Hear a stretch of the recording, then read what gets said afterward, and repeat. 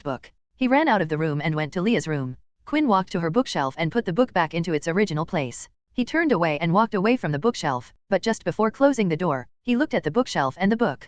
Quinn gave the book one last look before saying goodbye to his first magic book. Quinn knew it was just a book, but it still held a sentimental value. The door closed, and with that, he parted with the book. Scene break. The next day, Quinn and George West along with Elliot Dalton, George's butler, and Miss Rosie, who was coming with them to take care of Quinn. Ever since Quinn had come to this world, she was the first person who Quinn saw in the morning when she came to wake him up, and the last person he saw before he went to sleep. A kind but strict old lady who took care of Quinn and was the one who taught him dance, manners, and how to conduct himself in public. Their first destination was Italy. There they spent time in Rome. While in Rome, they paid the Vatican City, which even though was a hated spot for magic kind around the world was a beautiful destination. They moved on to Sorrento along with the island of Capri, Amalfi Coast, and historical ruins of Pompeii. They visited Tuscany, Pisa, Cinque Terre, Milan, Venice, and ended the Italy tour with the Dolomites. After Italy came Germany, Austria, Switzerland, and Liechtenstein, followed by France, where they visited Paris, St. d'Azur, Mont Saint-Michel, Provence, the Chamonix Mont Blanc in the French Alps, and ended the France tour with the beach town Biarritz.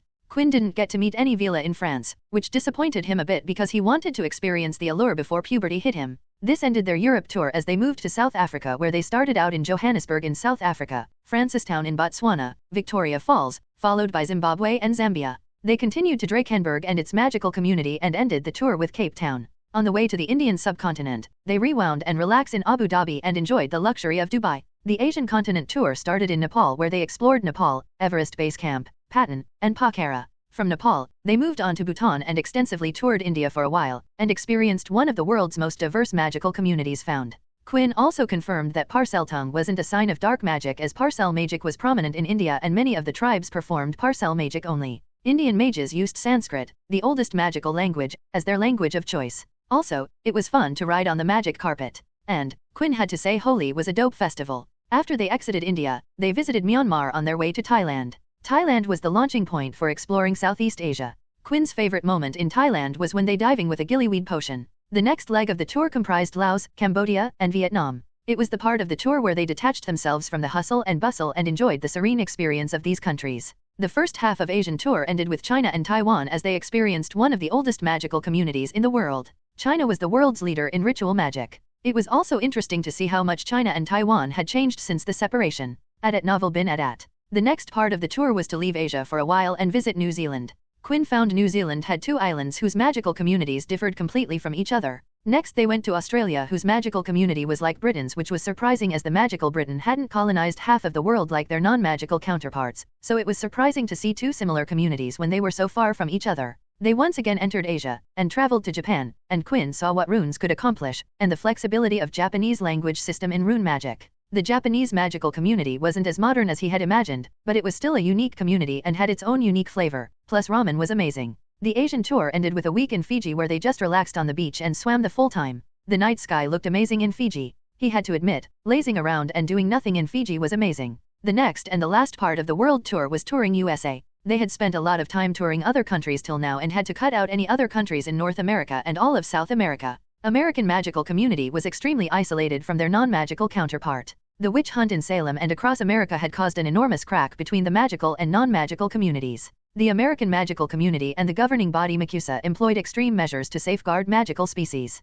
MACUSA allowed obligation of non-magical, no-mage/muggle, parents who mistreated their magical children. America's Ministry of Magic had passed a bill that would allow to the ministry to erase the memories of their children from non-magical parents' minds. It was a cruel practice, but American magical community made it up to the children who were taken away from their parents by treating their first-generation magicals, muggleborns, with the best care and provided them with free education and home until they reached majority. Quinn toured USA and saw the advancements in spatial magic and charms that had allowed them to create spaces with the sizes of small cities inside small buildings, and this wasn't accomplished with expansion charms but by creating gateways to artificially created dimensions. Quinn knew that as he had shown an American mage, the bag that Leah had given him, and compared it to one of the gateways, and the American had proudly explained the difference to him. After finishing the USA tour, it was time to return home. An 8-year-old Quinn stood in his room in West Manor. After 21 months of traveling, the tour had finally ended, and he was back in Britain.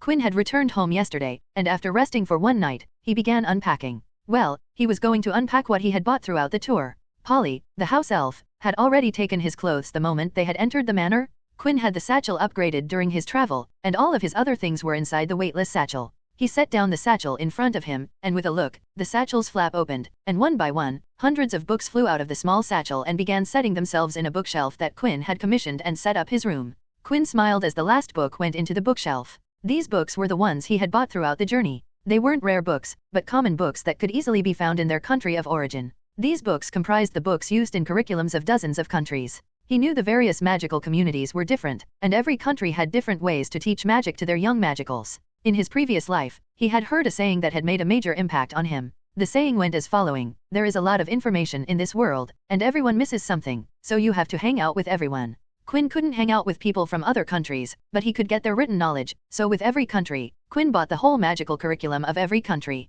Every country had its preferred medium of language, and Quinn didn't understand many countries' books, but Quinn still bought them as he would have them translated. Quinn also sighed when he looked at the books as he was quite nervous when he had requested his grandfather to buy the whole curriculum in Italy. But strangely, George hadn't even asked him the reason and directly bought him the books. He had even helped Quinn and helped him acquire the books so that nothing was missing. He had even promised to get the books translated after they returned home. After a few countries, Quinn didn't even need to ask and George directly bought him those books. Quinn was sure that neither George nor Leah knew he could perform magic without a wand, so George's actions greatly confused him. But he had gotten used to it after a few times. Ironically, Quinn still didn't have Britain's magical curriculum, but it didn't bother Quinn as he had plenty of things to read, and he wasn't sure that he could read all of this before entering a magical school when he turned 11 years old. Quinn hadn't been slacking off during the world tour. True, he had decreased the time devoted to magic as he was busy traveling different destinations. But he had read through all 3 years of the curriculum from English-speaking countries and from France as he knew how to read French. And after reading through all of those books of different branches of magic, it convinced Quinn that buying these books was the right decision.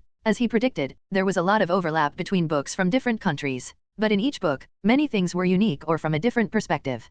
Quinn stood in front of the bookshelf. Quinn used his magic, and the chair behind him pulled itself out from under the table and stopped just behind Quinn, and he sat on it, admiring the view of the filled bookshelf. Quinn had experienced various things during his travels, and that experience had changed him a lot. Before the tour, he only had magic on his mind, and little had changed about it from before. Magic was still his top priority, but after seeing the world, he knew that there was life outside of magic, and Quinn wanted to develop himself outside of magic. He still didn't know why George had taken him out on that tour, but Quinn was thankful that he did. As Quinn was thinking about the tour, Polly appeared using elf apparition and informed him that his grandfather was calling him into his study. Quinn thought about what George might want from him. Maybe he will tell me why we on that trip. Quinn walked to the study, and at the study door, he fixed his appearance and knocked on the door, waiting for his grandfather to invite him. After a second, he heard his grandfather's voice calling him inside. He opened the door and entered the study, closing the door behind him. His grandfather's study was Victorian in design, and he had to say he preferred this design to the modern designs that he saw in his previous world. His eyes trailed to the door on the right wall that opened to the manor's library. He had been there a couple of times before going on the tour. There were magic books in there, but most of the books inside the library were about the family business, genealogy, family history, business laws in different countries, accounts, and his grandfather's collection of rare books. Quinn removed his eyes from the door and looked at the study table in the room. he saw George sitting behind the study table, and in front of the table sat his elder sister Leah. Leah had finally graduated from Bosbaton Academy of Magic and was ready for the next stage of her life. It turned out that you could study beyond the 7 years of education as seen in the series. After the initial 7, you could apprentice under a certified master, join a vocational school like Britain's Auror Academy, or you could end your education and join the workforce immediately. Quinn did not know what Leah was going to do after graduation, but from what he could see, even though Leah was good at magic, she wasn't that interested in it to start a career in magic. Quinn smiled at Leah and then addressed George from the door. "You called for me, grandfather?" George nodded and replied, "Yes, please sit down." Quinn obliged and sat beside Leah in the other chair and waited for his grandfather to speak. George looked at his 2 grandchildren and started speaking. Now that Leah has graduated from school, it is time for her to decide what she is going to do next. "Before we went on the trip, Leah talked to me, and she wanted to join the family business. At that time, I told her that if by her 7th year's Christmas break, she still wanted to join the family business, then I will groom her to be my successor." He looked at Leah and asked her, "We talked the last time we were home, and Leah said that she still wanted to join the business, so I decided I will groom her to take over the business someday." Leah nodded and spoke, "I want to work in the family business." Quinn looked at his sister and laughed. "Leah will be the best business lady in the world. I know it." Leah giggled and ruffled Quinn's hair. "Thank you for the vote of confidence, little Quinn. I will work hard to become what did you say? Yes, the best business lady." George had a hint of a smile on his face before it receded into his resting face and continued, "The grooming process is going to be like an apprenticeship. It will be extensive and will keep both of us busy for a long time. I decided that if Leah's final decision was to join the family business, then I would be busy and won't be able to spend a lot of time at home with Quinn, so I decided to go on a tour so that I could spend time with Quinn before Leah and I became busy, and I knew that before I could complete Leah's training, Quinn would be old enough to go to school and then he will be out of the house for most of the year."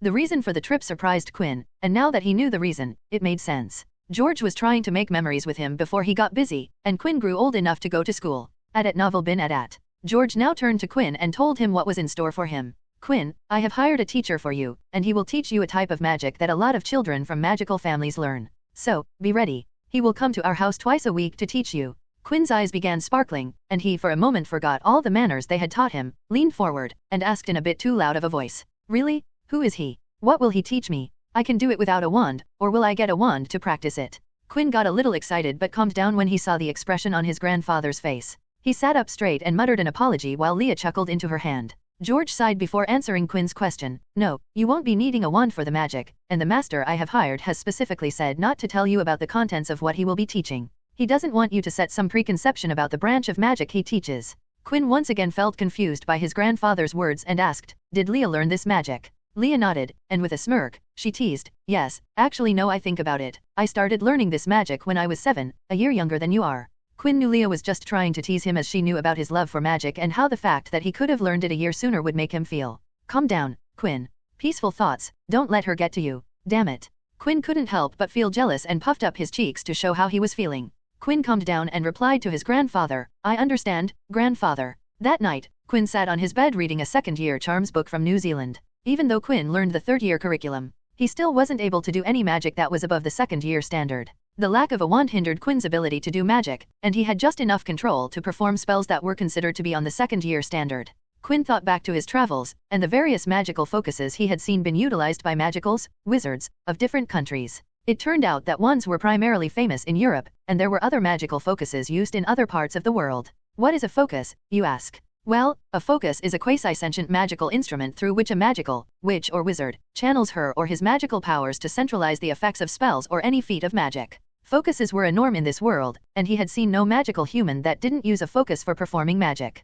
A magical focus could be crafted from magical woods, materials from magical beasts, magically conducting gems or special metals. A combination of those materials could be made into wands, bracelets, staves, staffs, ornamental daggers, or talismans. Some wizards or witches could perform magic without a focus, but that severely limited their capabilities. Quinn shook his head of thoughts about wands and focuses and looked at the light on his bedside table. It was a magical candle covered by a glass case.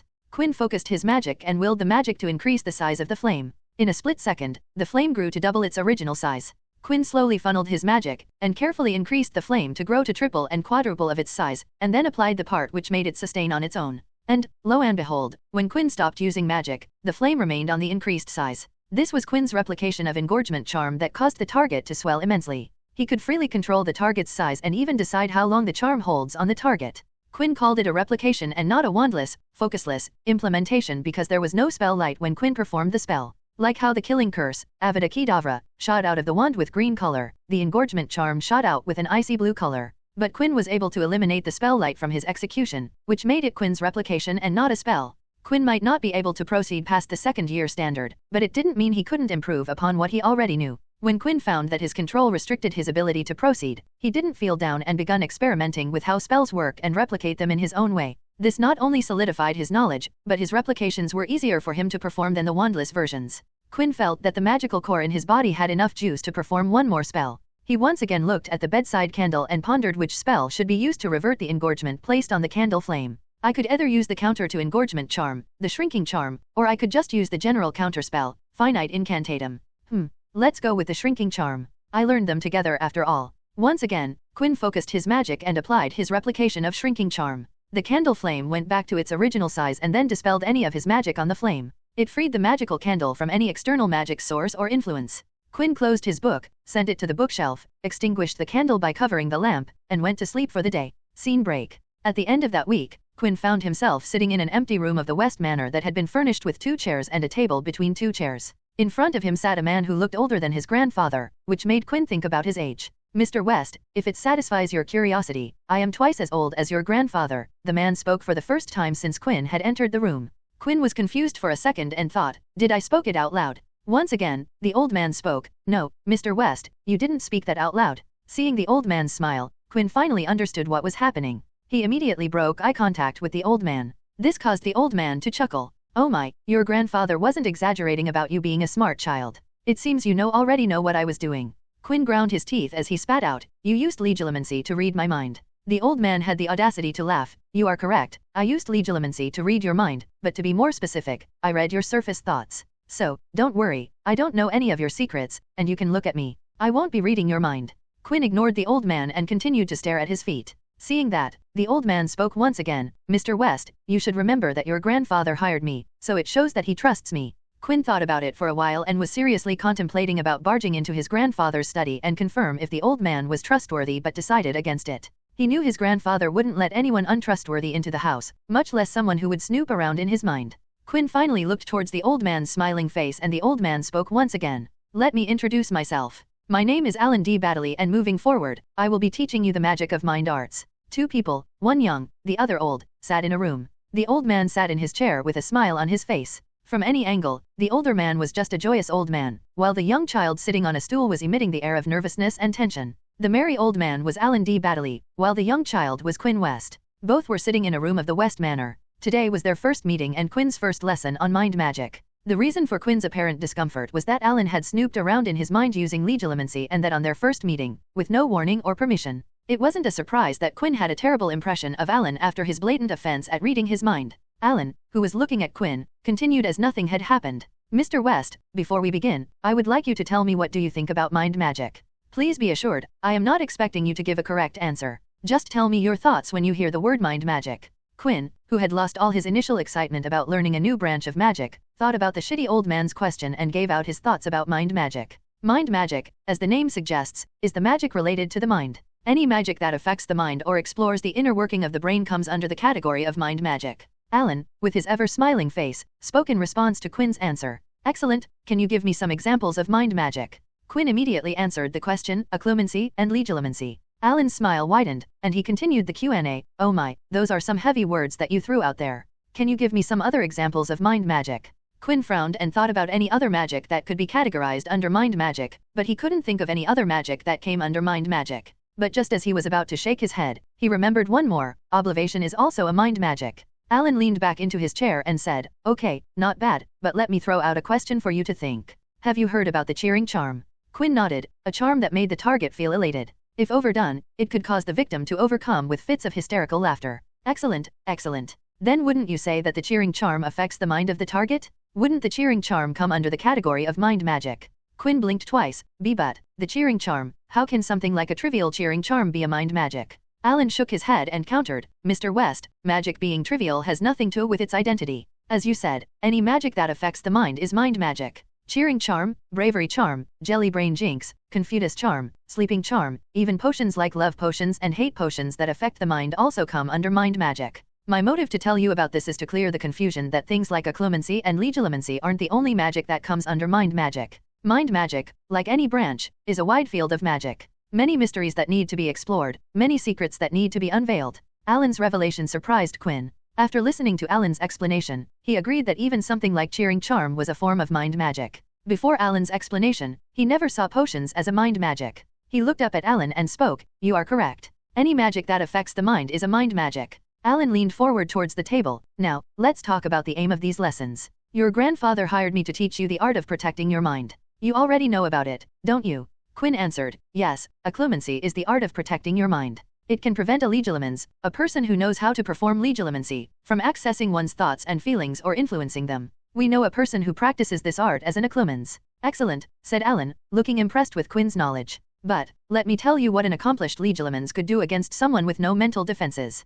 Quinn turned serious as he hung on to Alan's every word. A novice legilimens could perceive their target's emotions. That means that even though they couldn't look into their thoughts, they could still tell how you are feeling. An intermediate legilimens could perceive their target's surface thoughts. They could tell what you are thinking at the moment. Any intermediate legilimens could do what I did to you. A master legilimens could dive into their target's mind and see their memories, experiences, and anything that the mind offers. They could know your every secret in a matter of minutes. Quinn sucked in a sharp breath. He already knew what a legilimens could do, but listening to it from a legilimens' mouth was another thing. The thought that the person in front of him could know all his memories was a scary thought that was finally setting in, but it turned out Alan was just getting starting. Now above that. Quinn was shocked and ended up raising his voice. "There is more." Alan raised his eyebrows and exclaimed, "Of course, anyone with enough aptitude for mind arts could accomplish this with enough practice. Please, note that we base these categorizations on a legilimens performance against an unprotected mind." Quinn nodded, prompting Alan to continue. "There is no categorization above master legilimens, as legilimens take different paths after becoming masters in legilimency.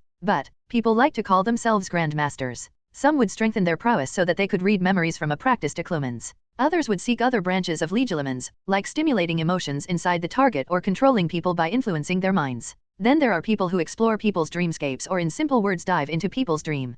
Quinn interjected with a query, "Controlling people like the Imperious Curse does?" Alan wasn't surprised hearing Quinn mention an unforgivable curse, as children from magical families were educated about them. In a way, yes, while Imperious Curse makes people do things against their will, a Grandmaster could plant suggestions inside their subconscious, making the target do their bidding and make it seem like the target did it out of their own free will. An Imperious Curse leaves traces on the mind, but a Grandmaster wouldn't leave any trace of their presence. Quinn felt goosebumps surface on his skins and chills going down his back. Alan didn't notice it and continued. "Just think what someone could do if they got hold of your grandfather's mind. They would have so much wealth and influence under their control, and that is why magical families train their young ones against the attacks of legilimens by training them to become occlumens." Quinn nodded, thinking about the dangers of legilimens having control of his grandfather's mind. "Now, I would be teaching you how to protect your mind. I will teach you the art of occlumency." Before Alan could continue, Quinn interjected and asked a question. "What is your level of legilimency?" Alan intertwined his fingers, his elbows on the table, and answered, "I am beyond the master level, Mr. West. I specialize in mind magic and could do stuff you can't even imagine." Alan stated as if not saying a terrifying fact. And Alan's slight smile made it much more terrifying. Quinn gulped but braved forward. "Then why did you take a teaching job, and that to a child who doesn't understand mind arts?" Alan laughed and spoke with joy evident in his voice. "Mr. West, you really are a smart child. You see, the people who study the mysteries of the mind and practice the mind magic often end up picking up a bad habit, an occupational hazard if that clears it. At novel bin at. To us, the average wizard seems like a mind begging to be explored and fiddled with. It is tantalizing to keep out of the minds of unsuspecting people, so they find various workarounds to suppress this urge to snoop around people's minds. I personally chose to teach mind arts to curb my desire to snoop around in people's minds. When I am teaching, it is expected that our minds will be connected, frequently at that. Teaching mind arts to someone while maintaining proper protocol is enough for me. So be assured, I will not snoop around your mind untamed." As to why I choose to teach a child? Mr. West, children are the best students for teaching mind arts. They are free and learn very quickly, and have the best imagination, which helps when practicing mind magic. Quinn knew Alan was trying to assure him that everything would be fine, but Quinn knew that if he learned occlumency, then a lot of Quinn's secrets would be revealed to Alan and then to anyone Alan shared that knowledge. But it seemed Quinn had been worrying for nothing as Alan pulled out a thin stack of paper and set it on the table.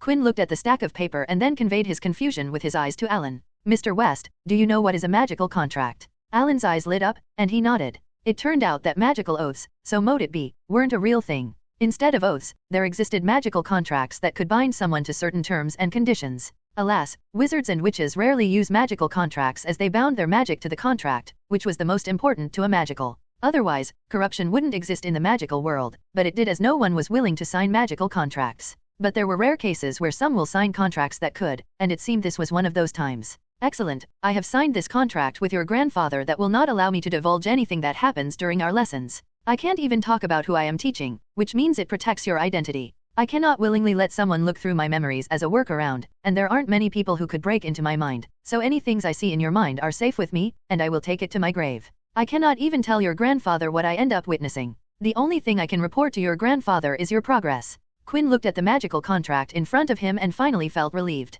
He would have leaned back into his chair if his stool had a backrest. Alan noticed his relieved demeanor and ended up commenting, Mr. West, I don't sign contracts on every job I take, but sometimes my employers insist I do, and your grandfather insisted. Even those rare times I sign a contract, I don't talk about it to my young students as they are too young to understand, but your grandfather told me I should let you know about this contract. Alan stared into Quinn's eyes as he continued, I am curious what makes you so different from my other students. Quinn, who had just finally relaxed, again stiffened up because of Alan's words and expression and up cursing him in his mind. This shitty old man. Is he trying to kill with anxiety and fright? Alan laughed and spoke, Mr. West, you need to relax. Quinn's eyes widened, and then his brows furrowed as he growled, did you just read my mind? Alan shook his head and teased, no, your expression tells it all. I have to say, I am already having so much fun. Quinn gritted his teeth but refrained from speaking as he knew that the old man was trying to irk him. Scene break. That day, Alan taught nothing to Quinn, and they just went over what he will teach in the future. After the lesson was over, Quinn felt exhaustion from all the shocks he had received today, and he dragged his body to the Manor's garden where he was told his grandfather was having tea. Quinn entered the garden canopy and sat in front of his grandfather. When he sat down, Polly popped near the table and asked him if he wanted any refreshments. Quinn was too exhausted to have an appetite and refused. He waited for his grandfather to speak up first, and George asked, how was the lesson with Mr. Baddeley? Quinn sighed and graced the question with a simple reply, it was stressful. Why so? George asked before placing a piece of scone in his mouth. It was stressful knowing that he could, and he did it the first thing I entered the room. Quinn felt tired just from thinking back to the lesson. George looked at Quinn before asking, didn't he tell you about the contract? He did, but he revealed the contract after thoroughly explaining what a legilimens could do with an unprotected mind. Quinn could swear that he heard his grandfather chuckle, but maybe he was mistaken because when Quinn looked up, George looked stoic as ever. Quinn thought about Alan and remembered why he came to see his grandfather. What can you tell me about Mr. Alan D. Baddeley? George sipped his tea and waited for a moment before speaking. Mr. Alan is a wizard from New Zealand. From what I have heard, he used to be very active in the mind arts community as a forerunner in research, but he distanced himself from the research community 2 decades ago and switched to teaching around 15 years ago. His track record has been excellent, which is very necessary for this line of work, so I hired him after asking around. Quinn noticed something and asked, he didn't teach Leah. George shook his head and revealed, I asked Leah who taught her as your parents chose her teacher. Her teacher wasn't available, so I had to find someone else. Quinn nodded. He had already asked all he needed to ask, so he excused himself. I will excuse myself. I want to take a brief nap before continuing my day. George nodded, and Quinn left. Elliot, who was standing nearby, approached George and asked, was it all right to hire Mr. Baddeley? The young master looked tired. George looked towards Quinn's retreating back and explained, I choose Mr. Baddeley because of his reputation. He doesn't have a family, and before switching to teaching, he had devoted his life to his craft. Even though Mr. Baddeley is a wizard from New Zealand, he traveled the world to hone his craft. He has traveled the world for around a century. Think about how much he would have learned from his travel. Now, think about Quinn's request for books from every country we visited. Even though the scale is completely different, both of them are similar in how they approach learning. So when I heard about Mr. Baddeley's life, I hired him after checking his reputation. Elliot's brows raised in surprise after listening to the reason for hiring Mr. Baddeley. He found his impression of the seemingly ordinary joyous old man changing. As for Quinn, he followed Ms. Rosie's daily instruction without a peep. Mr. Baddeley might be eccentric, but I doubt he will have anything on Ms. Rosie. Quinn will adapt after a few lessons. He turned his head to look at Elliot and instructed, when Quinn gets used to the occlumency lessons, you are to teach him about potion brewing. Elliot nodded and asked, am I to prepare the garden for some herbology to accompany the potion brewing? George nodded in response, and they spoke no more words. One thing was for sure, Quinn had a busy year in front of him. Like the first lesson, Quinn sat on a stool in front of Alan, who sat on a wing chair. A table in between separated them. The room's door was closed, and Alan allowed no one to enter the room unless it was an emergency or of utmost importance. Alan, with a smile on his face, began his lessons. Mr. West, before learning how to become an occlumens and learning occlumency, we would have to get you familiar with how legilimency feels like. Last time, you weren't able to feel me using legilimency when I was inside your mind, but this time I will make my presence known loud and clear. Even though Quinn knew Alan wouldn't divulge any information Alan saw in his mind, Quinn couldn't help but feel fear. After all, a secret remained a secret if only one person knew about it. Quinn took in a deep yet shaky breath and acknowledged. Good, rest assured, I will only read your emotions, so don't worry, for now, that is. Let's begin, Alan assured Quinn. Alan stared into Quinn's eyes, and Quinn clearly felt a strange pressure inside his brain. It wasn't like a headache but akin to a heaviness that spread throughout his head. Quinn heard Alan speak in a calm and baritone voice. Mr. West, can you describe to me how are you feeling? He nodded and replied, there is a heaviness in my head that started out in the back of my head but soon spread out my entire head. Excellent, this is how it feels to have a legilimens inside your head. But, keep this in mind, my current approach is a gentle one. If a legilimens, who doesn't care about his approach, could cause pain and damage to the target's mind. There was a pause before Alan continued. Would you like to tell me about your current emotions? Quinn froze but then nodded, so Alan complied. You are currently feeling panic, fear, nervousness, and a bit of excitement. Am I correct? Quinn nodded in agreement, and Alan spoke once again. Excellent, your current emotions are perfectly normal. Now, I am going to retreat from your mind, understood? After getting a confirmation, Alan smoothly retreated from Quinn's brain. I am out of your mind. You can calm down now. Quinn released a breath he didn't know he was holding and relaxed his shoulders. Alan once again leaned back into the backrest of his chair and spoke. How was it? Quinn closed his eyes and thought about his experience before speaking. It wasn't what I had imagined. I thought it would hurt. Alan chuckled and shook his head. Mr. West, I have been doing this for a while now. I know how to teach without causing pain. Quinn breathed a sigh of relief, but he froze when Alan continued. Of course, there will be a time when you have built your legilimency shields. At that time, I will introduce you to brute force legilimency, which might hurt if you aren't able to defend properly. Quinn glared at the shitty old man, Alan, to which Alan just laughed. Now that you know what legilimency feels like, I would tell you what legilimency can do for you. But, before I start, I would like to tell you that every teacher has a different way to teach legilimency. So my method of teaching will be different from another teacher. Quinn dropped his glare and intently listened to Alan. There are three basic facets of legilimency. First is the defense aspect, which will help you protect your mind from external mental attacks. With each point, Alan uncurled his fingers. Second, emotional aspect, which will help you control your emotions. And, the third and final aspect is the aspect of efficiency, which will increase your brain's productivity. Quinn remained silent as Alan continued. Your grandfather hired me to help you with the first aspect, the aspect of defense. I will train you to build your legilimency defenses. The strength of your defenses will depend on your comprehension and hard work. Quinn uncapped a pen and jotted down Alan's words. Seeing this, Alan waited before continuing. Now, let's finally teach you something. The first piece of your legilimency defense will be the outermost detection layer. This layer will help you detect a legilimency attack.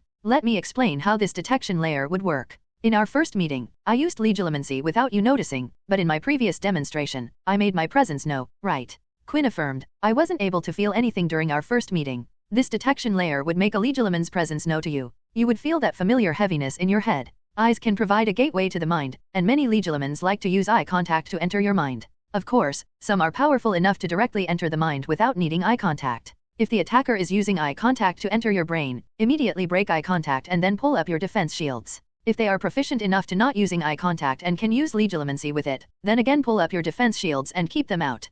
Quinn kept taking notes and asked a question that popped into his mind. If someone is using eye contact, and I break eye contact, am I safe from the attack? Alan shook his head and answered, no, sometimes just a split second of eye contact can give a trained legilimens time to latch onto your mind. With that, they could keep on attacking you even after breaking eye contact. So, always activate your defenses no matter what the situation. Quinn nodded and noted down the instructions and let Alan continue. Now, keep those notes aside. It is time to build your shields. I will once again enter your mind and make my presence known. Next, you will concentrate on that heaviness, focus your magic, and create a layer over the manifestation of your mind. And, while building that layer, create with the intent of detection. Your intention should be clear that you want to feel the same heaviness when someone attacks your mind. Quinn had another question for Alan. Do I need to imagine feeling heaviness? Can't I imagine some other sensation? Alan clapped his hands and praised. Another excellent question. The answer to your question is that you don't have to choose heaviness as the sensation of choice. You see, everyone feels a distinct sensation when facing mental attacks. This sensation can range from your heaviness, burning sensation, freezing sensation, slight dizziness, pricking sensation, buzzing sensation, pain from a choice of various options. When I was being taught, I felt a burning sensation. In my research, I found that even though it is not necessary to choose your natural sensation, it is easier to imagine when building your detection layer. Like a person who feels pain when attacked, no matter how gentle of an attack would have to choose some other sensation. So, because you felt heaviness, it is advisable to imagine heaviness as your detection signal. My detection layer makes me feel a subtle burning sensation on the inside of my head. Quinn felt assured about Alan's capabilities as he was able to explain his query flawlessly. Okay, I will follow your advice and build my detection sensation to be the feeling of heaviness. Alan nodded, and by Quinn's permission, he entered Quinn's mind and made his presence known. Quinn felt a heaviness throughout his head, showing that Alan was in his mind. He began imagining a layer over his mind and concentrated on the feeling of heaviness. After failing to create a layer for a minute, Alan spoke up in the same calm and baritone he used while using legilimency. Mr. West, calm down and stop concentrating on the feeling of heaviness. Quinn obeyed and stopped concentrating and soon felt Alan retreat from his brain. Quinn furrowed his brows and looked at Alan, who started explaining. We will try in another 5 minutes. Every attempt will be a minute long and a 5-minute interval between each attempt. When you are successful, both you and I will feel a layer over your mind. Now, relax till your next attempt. Quinn breathed out a sigh and thought back to his first attempt. He wasn't able to imagine a layer at all. He began contemplating how he could do it differently. Alan silently watched Quinn thinking and said nothing to disturb Quinn. Building an occlumency defense was a slow and steady process. Each piece of the defense needed to be built one by one and then connected to close any loophole and complete a system that would protect your brain. Mr. West, 5 minutes are up. We are starting again. Hearing that, Quinn once again felt the heaviness in his brain and concentrated his magic to construct a layer over his mind. Another minute passed, and Quinn yet again failed to construct a detection layer. By the end of the lesson, Quinn still had not created a detection layer and felt frustrated. Even though it was only his first day of constructing a detection layer, he felt like this was the repeat of his first year when he didn't have access to his magic. Mr. West, please don't feel disheartened. Occlumency is a gradual process. It will take time to build each individual layer. I am sure that you will build one, eventually. In his mind, Alan assumed that it will take Quinn at least a couple of weeks to build the detection layer. But that day, when Alan left, he failed to see Quinn's expression. When it came to magic, Quinn was competitive to a fault.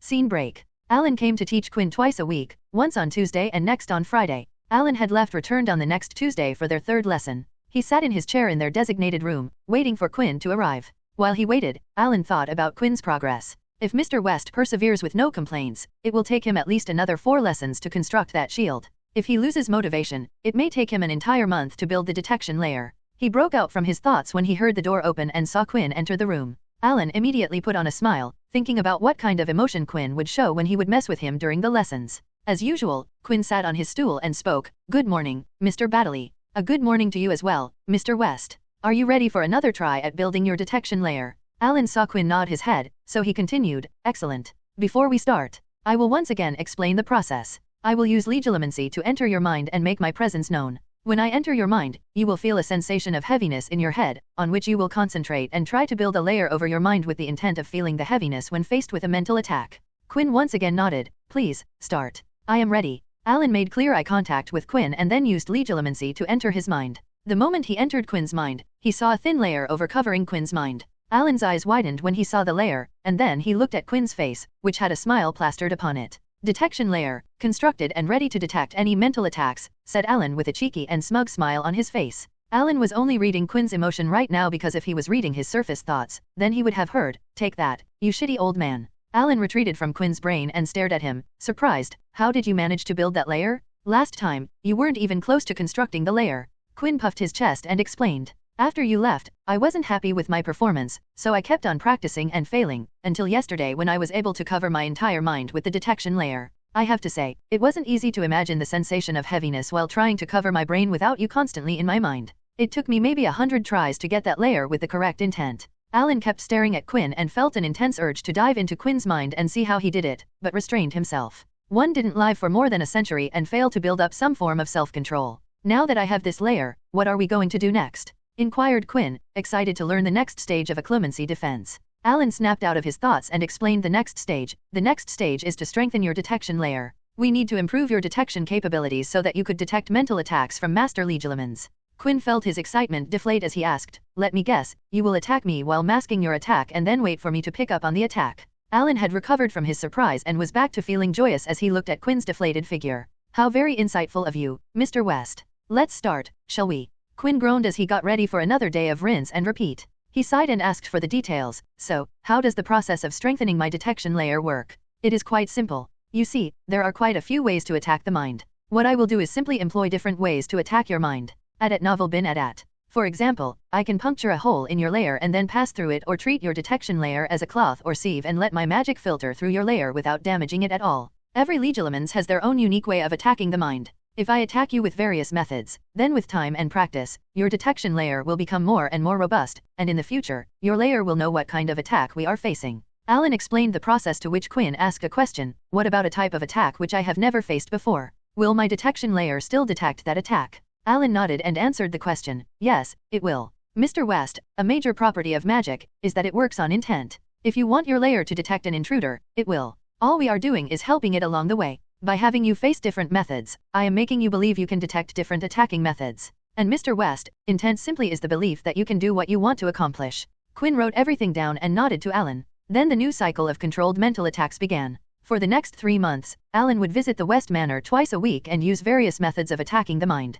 Quinn's progress continued to surprise Alan. In 24 lessons, Quinn had learned to detect 24 different methods of breaking into the mind. It was at that time when George asked Alan to give a report on Quinn's progress. Scene break. George and Alan sat in George's study to discuss Quinn's occlumency progress. How is Quinn doing with his occlumency lessons? Asked George to Alan, who sat in the chair in front of the table. Alan, with the usual smile on his face, reported, "Your grandson is extremely talented in occlumency." Alan looked towards the table as he continued, "Your grandson isn't a natural occlumens, but I have seen no one who isn't a natural occlumens showcase this level of progress. Natural occlumens/legilimens were people who through pure instinct learn how to perform occlumency/legilimency. If these people are taught mind arts, then their progress would be extremely fast. It was like teaching a metamorphomagus how to do self-transfiguration. They would learn it without even trying it." George tapped his fingers on the table and asked, "What are you implying?" "I am currently teaching your grandson to detect mental attacks and am using different methods to attack his defenses. My original plan was to teach him to detect 10 methods before moving forward to build his shields. But, in 24 lessons, he learned how to detect 24 different methods. If he was a natural occlumens, he would have some kind of rudimentary defenses, but Quinn had no defense. I could walk into his mind like I was in the park." Alan knew about this because he was a natural at both occlumency and legilimency. Before he even started learning both of these magic, he already had a rudimentary shield and could sense people's emotions when he looked into their eyes and concentrated. After he started learning, his progress was just as fast as Quinn's. After hearing, George asked, "Then, what do you think is the reason for Quinn's quick progress?" Alan shrugged while giving his reason, "I have no idea. It just amazes me how quick he has progressed from scratch. He went from having no defenses to now being able to detect an intermediate legilimens attack with ease. I am quite excited to see his future progress." After 3 months of slaving away at detecting mental attacks, Quinn was finally ready to move on to the next stage. But, Quinn had to admit that the previous 3 months, even though tough, were extremely productive. His detection layer had gone from being a flimsy film to a potent screen that wouldn't let a legilimency attack go unnoticed. Quinn felt excited as he was finally going to learn the next step.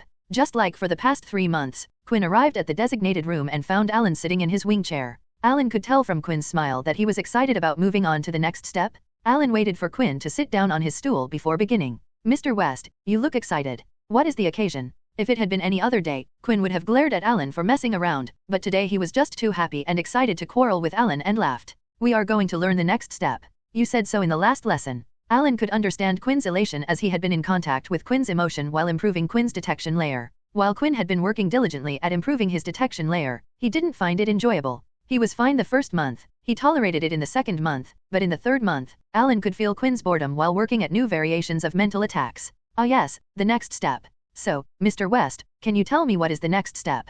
Quinn placed a book on the table and answered, "According to this book, the next step is building occlumency shields or simply mental shields." The book in question was a book on occlumency written by Alan. He titled it An Occlumen's Treasure Trove, Volume 1. Quinn was skeptical reading the title, but he knew better to judge a book by its cover, and he was right, as the contents of the book justified the gaudy title. Quinn hadn't completed reading the guide, but what he had read was insightful. The book was one of the reasons that Quinn could complete 24 methods in 24 lessons. The book was filled with theory, tips, tricks, and experiences.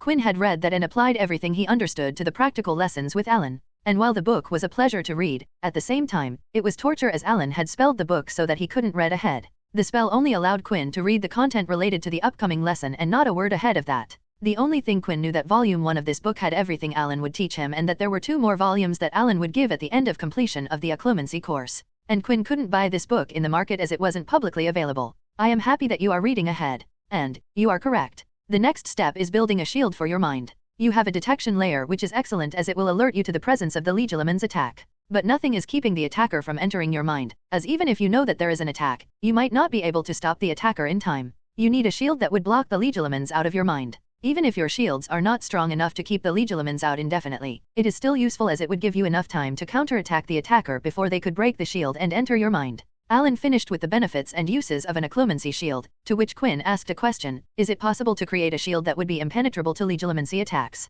Alan put his elbows on the table and rested his chin on his palm. "Mr. West, understand nothing is perfect. There will always be some way to break an occlumency shield. If a method is not found today, then it would be found in the future. I have a philosophy that has served me well throughout the world. I resent perfection. Attaining perfection means that there is no room to improve, that you have stopped growing and have reached a plateau in your development. Perfection stops you from exploring new ideas and hinders progress. That is why focusing on progress is the key. It motivates you to keep going and encourages a mindset of learning. When you make progress, it gives you a reason to celebrate and help you gain satisfaction from your work. Perfectionism isn't sustainable because life is ever-changing. There will always be new trials and tribulations that will sway you from your target. You need to be nimble and flexible to manage all the challenges life hands you. By focusing on progress, you can easily overcome obstacles because you know there will be ups and downs. No, you don't have to be perfect. Know that the path to success isn't a straight line. This knowing keeps you on the path to success. Alan's words mesmerized Quinn. He didn't understand the meaning behind Alan's words, but they sounded inspiring, and maybe someday he would understand them, but for now, he would just remember these words. Alan cleared his throat. Ahem, we got off topic. Let's return to the topic on hand. Quinn shook his head. No, that was inspirational, but yes, let's return to shields. Alan nodded and continued. Building a shield is a simple yet arduous process. Unlike the detection layer, where you had to complete building the layer in one fell swoop, we build the shield bit by bit. You need to cover the bottom side of your detection layer with a shield. How you want to build that shield is up to you. You can build the shield, like building a wall with layering bricks next to each other, or you can paint the inside of your detection layer until shield layers pile up and result in a thick shield. There is no fixed way of building a shield, and you have to see what suits you. In the book, I have mentioned many methods that you can use to build your shield, but you are free to think of a way of your own, and we can discuss it. For now, let's discuss how the process works. Scene break. After that lesson, Quinn opened Alan's book on occlumency and found that the section with shield construction was now readable, so he began reading the given examples. After reading through them, he didn't find a method that appealed to him. Thus began the find for a shield that would make Quinn believe it was strong and reliable. Alan had explained to Quinn that he needed his construction method to be strong, as the intent was important for the shield's success. So, after a few days of thinking, Quinn came with a method that he thought was best for him, and in the next lesson, Quinn relayed his thoughts to Alan via a drawing of his shield structure. Alan looked at the drawing and asked, Mr. West, why do you think this structure is best for you? I will be honest, my first impression of this structure is not positive. On the sheet of paper was a honeycomb structure. Hexagons lined next to each other, one hexagon covered by 6 other hexagons. Quinn nodded and explained, I took inspiration from the beehive. I know this structure is strong and very efficient to build. Alan sighed and argued, Mr. West, you might be true, but you are building a shield. Each of these hexagons is a hole through which a legilimens could drive his attack through. Quinn put out his counter-argument, who said that I am only building a single layer of this structure. I am going to build layers upon layers of this so that there is no gap left. I will connect each hexagon to 6 hexagons by the sides but also connect the layers to each other. He looked at Alan and said, and, Mr. Baddeley. Yes. Quinn smiled and declared, I believe that this method is strong. Adat novel bin adat. Alan's eyes widened, and he ended up smiling. If this is what you want, then we will proceed with this structure. The reason Quinn wanted to proceed with layered hexagon layers was not that bees used it in beehives, but because it was the structure of the strongest material known to man, graphene. He wanted to emulate graphene's structure and make an excellent base for his defenses. Quinn did not know why graphene was the toughest material and didn't understand the science behind it. He only knew that it was made of hexagons, so he chose multiple graphene layers as his shield. Quinn felt that he didn't need to understand the science behind graphene's strength and only needed to believe that it was strong, and Quinn did believe that graphene was strong, so he believed his shield would be effective. After finalizing the structure of Quinn's shield, Alan began explaining the process. Mr. West, you will start by focusing on your detection layer, then you will build a hexagon underneath the detection layer. Finally, you will build hexagons and interlock them with each other. One hexagon at a time, you will build the first level of your shield. Next, you will repeat this entire process again and construct another layer, which you will lie on the first layer and connect the 2 layers. Alan continued to explain the finer details of the process, and after he was finished, Quinn asked, how many layers do I have to build? Alan showed 3 fingers and said, you have 3 months to complete your shield. It will be up to your hard work and understanding how many you can build. Alan sat straight. Just like the detection layer, I will attack you with controlled legilimency, but it will be only on specific parts of your mind. This method is my own creation. Combining targeted legilimency and your completed detection layer would help you focus on those specific parts of your mind. I will stimulate specific parts of your detection layers, which will help you focus on those parts, and you will build hexagons on the targeted parts. Quinn nodded, and they began the process. When Alan used legilimency on Quinn, Quinn felt quite different, unlike the last 3 months, where the sensation of heaviness covered his entire head, but this time only a small part of his head felt the heaviness. Quinn didn't start the construction process and asked, how are you doing this? Alan spoke as they maintained eye contact. Mr. West, my legilimency skills are much greater than your occlumency skills. I can deceive your detection layer to make it think that only specific parts of your mind are being targeted. This method only works when there is an enormous gap between the legilimens and occlumency. If the legilimens and occlumens are closely matched in capabilities, then the legilimens won't be able to deceive the occlumens' defenses. Even if you have built a detection layer, I can bypass it without triggering any response. It will be years before you can keep me out of your mind. Quinn sighed at the implied meaning. He knew that if he kept on working on his occlumency skills, and then by the time Quinn was ready to join a magical school, he would be capable enough to protect himself. But Quinn had a hunch that even by the time he was ready to join a magical school, it would be exceedingly difficult to keep someone like Alan out of his mind. Alan was a mind art specialist, and that a century of experience would be difficult to catch up in a few years. Quinn began building his first hexagon, and just as Alan had said, creating shield hexagons was easy, but he knew that he had a long way to go as one layer of hexagons comprised of 10,000 hexagons interlocked with each other. So, a lengthy process of creating countless numbers of hexagons began. In 10 weeks, Quinn constructed 10 layers of hexagons. And in the remaining 2 weeks of the agreed 3 months, Quinn went through every single hexagon and made sure that they connected every neighboring hexagon. Every layer also needed to be connected to the neighboring layers in an offset manner. Scene break. Quinn groaned as he banged his head once on the table. The past 3 months were yet another kind of struggle as Quinn had become numb while building 100,000 hexagons over 3 months. He looked at Alan and asked, "Are we done? I don't think I can keep this up anymore. I would be happy to continue building more of my shield, but can we do it after some time? I am really sick of building hexagons every day." While Quinn's production was the best when Alan was using legilimency on him, Quinn had taken upon himself to build hexagon shield units outside of the lessons. He dedicated a couple of hours every day to his occlumency shield, and 3 months of this was Quinn's limit. He hadn't said a peep to Alan in these 3 months, and even though Alan could feel the complaint through Quinn's emotions, but hadn't heard a single word of complaint from Quinn's mouths. But, after completing and connecting 10 layers for his shield, Quinn begged for a change. Alan smiled and gave Quinn the joyous news, "Mr. West, I had set the target time for your shield as 3 months, and in the last lesson, those 3 months were over, and I am happy to inform you that you have created a respectable shield, so we would be moving on to the next step." Alan wasn't expecting Quinn to build 10 layers. He knew Quinn was talented, but talent wasn't everything, and talent needed hard work to show extraordinary results. He thought Quinn would begin slacking off, and that thought was reinforced because he was in contact with Quinn's emotion in every lesson, so it was no secret that Quinn wasn't particularly thrilled doing the mind-numbing task. But Alan was wrong. Even though Quinn wasn't thrilled about the task, he nevertheless did the task without slacking off. The result showed work put in as Quinn had constructed and connected 100,000 hexagons. "The next and the final step to your defense is the last line of defense," Alan said, revealing that they had reached the third and final part of an occlumency defense. Quinn tilted his head and said, "The final step." Alan nodded and explained, "Let's imagine that a legilimens attack you. He or she passes through your detection layer, detected or undetected. Then they break through your shield by either breaking it or bypassing it without you knowing. Now, what? We are at the mercy of the legilimens, so we will build a last line of defense. Something that will at least delay the attacker from accessing your mind." Alan pointed to himself and continued, "For example, I am a legilimens, and when a legilimens attack you, they create a connection between mind, and I can use that connection to stop them by deploying a counterattack. So, what will be my last line of defense?" Quinn asked with excitement laced in his voice. A smile appeared on Alan, which didn't bode well with Quinn, "Because I only trained you in the defense part of occlumency. Your last line of defense would be another detection layer and a thinner shield."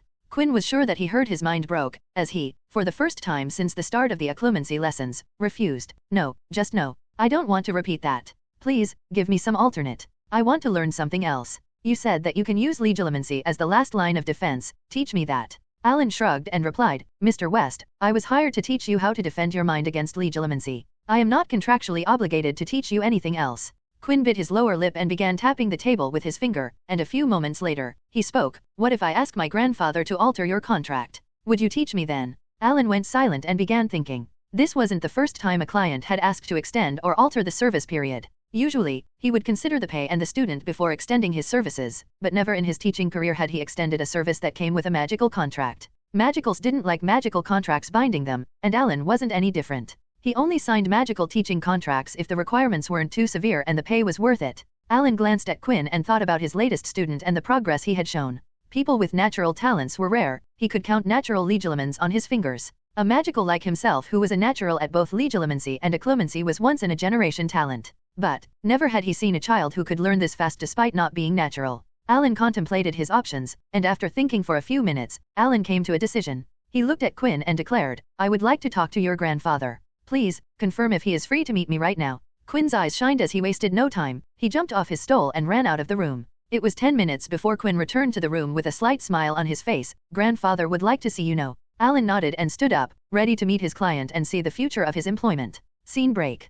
Quinn paced outside his grandfather's study. He didn't know what they were talking about as he wasn't allowed inside, so he could only restlessly pace outside the study, waiting for the two adults to come to a conclusion. Quinn had to wait for half an hour before he was asked to come inside the study. He entered the study quickly and saw them sitting in their respective chairs, waiting for him. He quietly sat on the empty chair before his grandfather asked, "Quinn, Mr. Baddeley, and I have come to a decision." Quinn gulped as he waited for his grandfather to continue. George stared at Quinn as he asked, "We have decided to extend Mr. Baddeley's contract, and he would be teaching you another aspect of occlumency." Quinn stayed silent. He was calm on the outside, but inside he was burning with curiosity and excitement. Alan turned to face Quinn and asked, "Mr. West, do you remember the basic aspects of occlumency?" Quinn immediately responded with the answer, "There are 3 basic aspects of occlumency: defense, emotion, and efficiency. I am currently learning the aspect of defense." Alan nodded and said, "As you heard, your grandfather and I have come to a decision that I would be teaching you another aspect of occlumency, but the choice of said aspect is yours, so tell us which aspect would you like to learn." Not a second had passed before Quinn blurted out his answer, "I would like to learn the aspect of efficiency." George and Alan watched Quinn, but they didn't ask him why. Instead, George put out some conditions. "Quinn, if you want to learn another aspect, you would have to complete your defense aspect training. I heard you refused to work on it today, so if you want to start learning another aspect, you need to complete the current task." Quinn fought the urge to groan and resigned himself to the conditions. "I understand." That day it was decided that Quinn would learn another aspect of occlumency. After Alan extended his contract with the West family, Quinn spent another 5 weeks completing his second set of another detection layer and a thinner 5-layer hexagon-based shield. Quinn, who had painstakingly completed his last line of defense, looked at Alan with expectation clear on his face. "Now that I have completed my last line of defense, are we finally going to learn the aspect of efficiency?"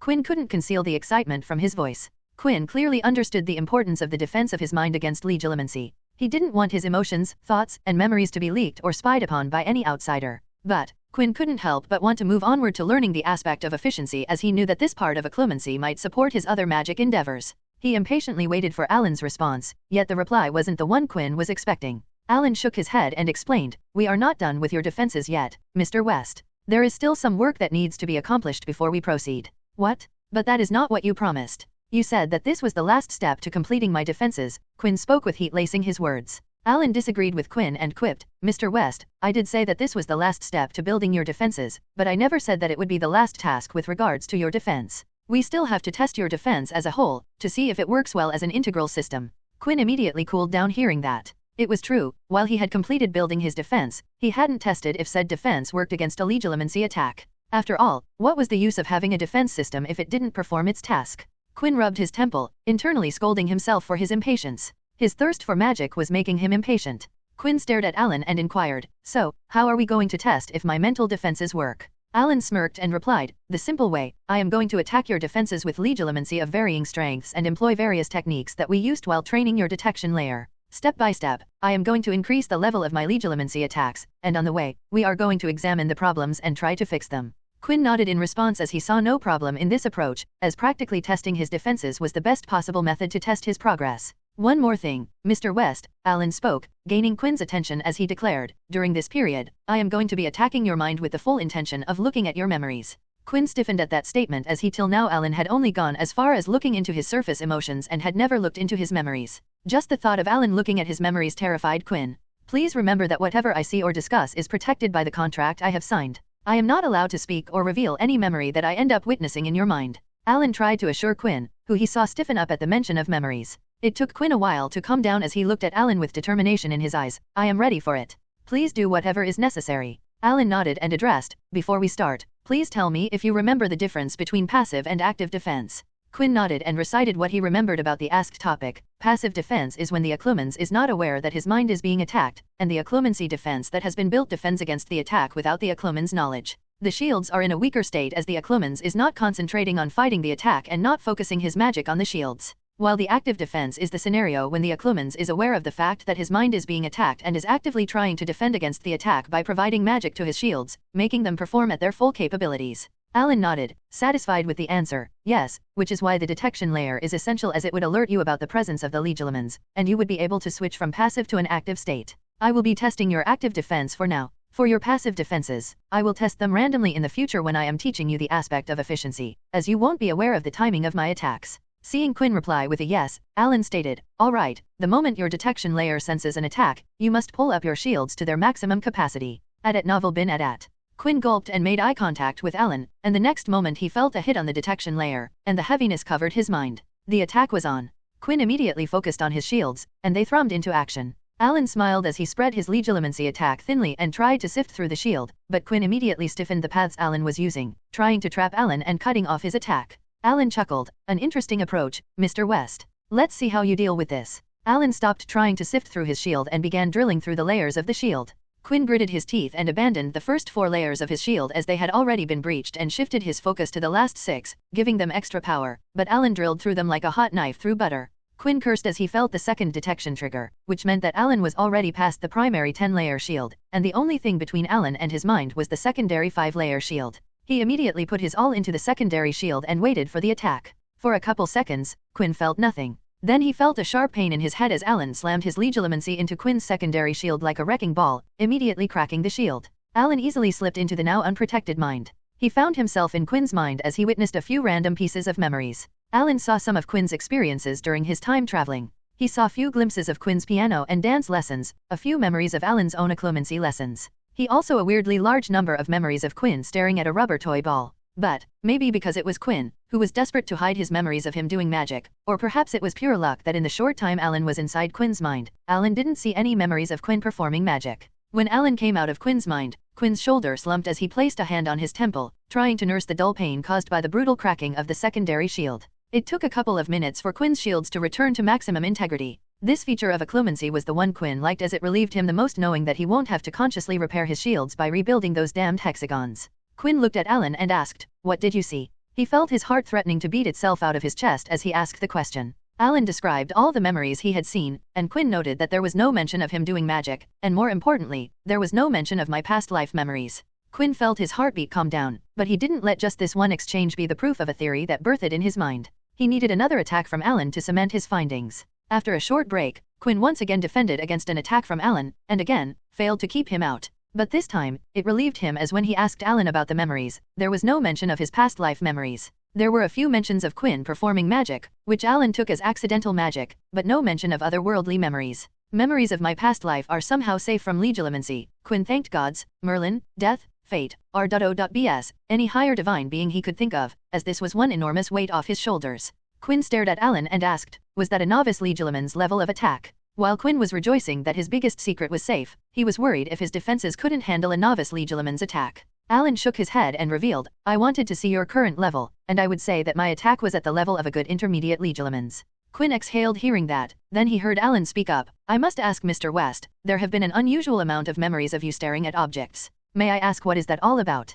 Quinn's eyes twitched. He knew it could take as little as another legilimency attack from Alan to rid him of his misunderstanding, that what he saw Quinn perform wasn't accidental magic but proper controlled magic. Quinn stared at Alan for a while. He contemplated how to reply before deciding that if the secret is going to be out, then it would come out as he wished. "Those were my attempts to use magic. I was trying to do magic without a wand," Quinn said, setting up a conversation that he was going to control. Alan laughed as he could understand Quinn's wish to do magic. Which magical child didn't want to use magic before turning 11? It was a part of most magical children's childhood. "I see. From the number of memories, I must say that you truly love magic, don't you?" Quinn nodded, to which Alan said, "Mr. West, magic without a wand, or a better word focus, is tough. It takes a lot of practice and skill to perform magic without a wand. This is why I love occlumency and legilimency. Even though only at a low level, both of these magic can be performed without a focus. It is said that a few can use magic without a focus, and none have been truly able to be free from using focus to perform magic. Only the best and the wisest succeed to perform magic without a focus." Quinn nodded, a smirk etching his face. Alan didn't notice the smirk as he was too busy staring at the jug of water that had suddenly floated from the table and was now pouring water into a glass. The glass then slid itself towards Quinn and stopped in front of him, who picked it and drank from the glass. "It was tough, you know. It took a year of staring at various things trying to move them, but nothing worked. It was pure luck that I succeeded." The smirk on Quinn's face widened as he continued, "Mr. Baddeley, you said the best and the wisest succeed to perform magic without a focus. I will take that as a compliment." "Thank you." Alan D. Baddeley stared at the boy who sat in front of him. He had just seen something that he hadn't seen in his life, and he was over 150 years old. A boy who was in the 8th year of his life had just performed magic without a focus. "How?" was all he could say. Quinn shrugged and spoke, "I have no idea. I don't know why magic responds to me as it does. Maybe one day I will know why, but currently, I am content just knowing that I can perform magic." Alan was still trying to wrap his mind around the concept of an 8-year child performing controlled magic, but he wanted to know more, so he asked, what kind of magic can you perform? Quinn revealed his capabilities to Alan as he was sure that Alan would with time. I can perform spells from spells on a second-year level. He explained to Alan how he studied material from all around the world, which impressed Alan as he traveled the world to improve his craft. The absence of focus hampers my ability. I have read the third-year material, but I am just only stepping into practically performing third-year magic. Quinn sighed as he finished. The progress has been slow. Quinn looked at Alan and said, Mr. Baddeley, you are the sole person on this world who knows that I can perform magic. Not even my grandfather and sister know I can do magic. And, the magical contract will keep it that way. Alan nodded and leaned back into his chair. He remembered something and questioned, is your ability to do magic why you choose the aspect of efficiency? Quinn nodded and explained, as I am reading material from various magical communities, it is becoming harder to keep track of things. I would like to improve my retention, and the aspect of efficiency would help me with that. Alan nodded but informed, Mr. West, you do know that even if you learn the aspect of efficiency, it will take at least a year before you could achieve noticeable gains. Quinn nodded, I am well aware of that face. As much as I would love to see immediate returns, I also know that if I put in the time, the return would be worthwhile and sweet. Alan looked at his students and found that his image of Quinn had changed. At first, he thought Quinn was just a talented child, but a child nevertheless, but now he saw a boy with wisdom beyond his age. Quinn also told Alan, I would like if we don't talk about my magic during the lessons. I would like it if we spent all our time learning legilimency. You can satisfy your curiosity by the memories that you chance upon when in my head, but I will not be talking about it. Alan nodded as he understood that talking about Quinn's ability would hinder the learning, so he agreed to not talk about the matter in the lessons. After the discussion was closed, Quinn and Alan got back to testing Quinn's defenses, trying to improve them by practical experience. It took another 2 months to solve all the kinks in Quinn's defense and gave Quinn crucial experience in the art of defending his mind. By the time they were done, Quinn could defend against a newly minted master-level legilimens. It took a whole 9 months for Quinn to become an legilimency who could defend against a new master legilimens from having no defense at all. He could also defend against various forms of attacks, which was impressive as most legilimens only knew and used 1 or 2 methods. Alan's experience and knowledge from around the world had given Quinn the knowledge of legilimency attacks from various magical communities. And, that had made Quinn's defenses might be the most adaptable in his age group. For a change in scenery, Alan and Quinn sat in the garden canopy for their lesson. Quinn watched as Alan waved his hand and performed a spell. Quinn noticed Alan didn't have a wand in his hand. So Quinn inquired, Mr. Baddeley, it seems you can also do focusless magic. What spell did you just use? Alan cocked his brow and shook his head. You are mistaken, Mr. West. I have spent my life pursuing mind arts. The art of focusless magic is not my forte. I can only perform mind magic without a focus, and even that in a limited capacity. I am still in need of a focus to perform magic. He raised the hand that he had waved to cast the spell and pulled his sleeve to show a silver bracelet fitted with an opal gem in the middle. I use a gem-fitted bracelet as my focus. Quinn stared at the bracelet and thought back to his travels. Gem-fitted bracelets were the norm around the continent of Africa. He had seen African magicals use various metals and gems to craft bracelets. The process was the same as their wand counterpart.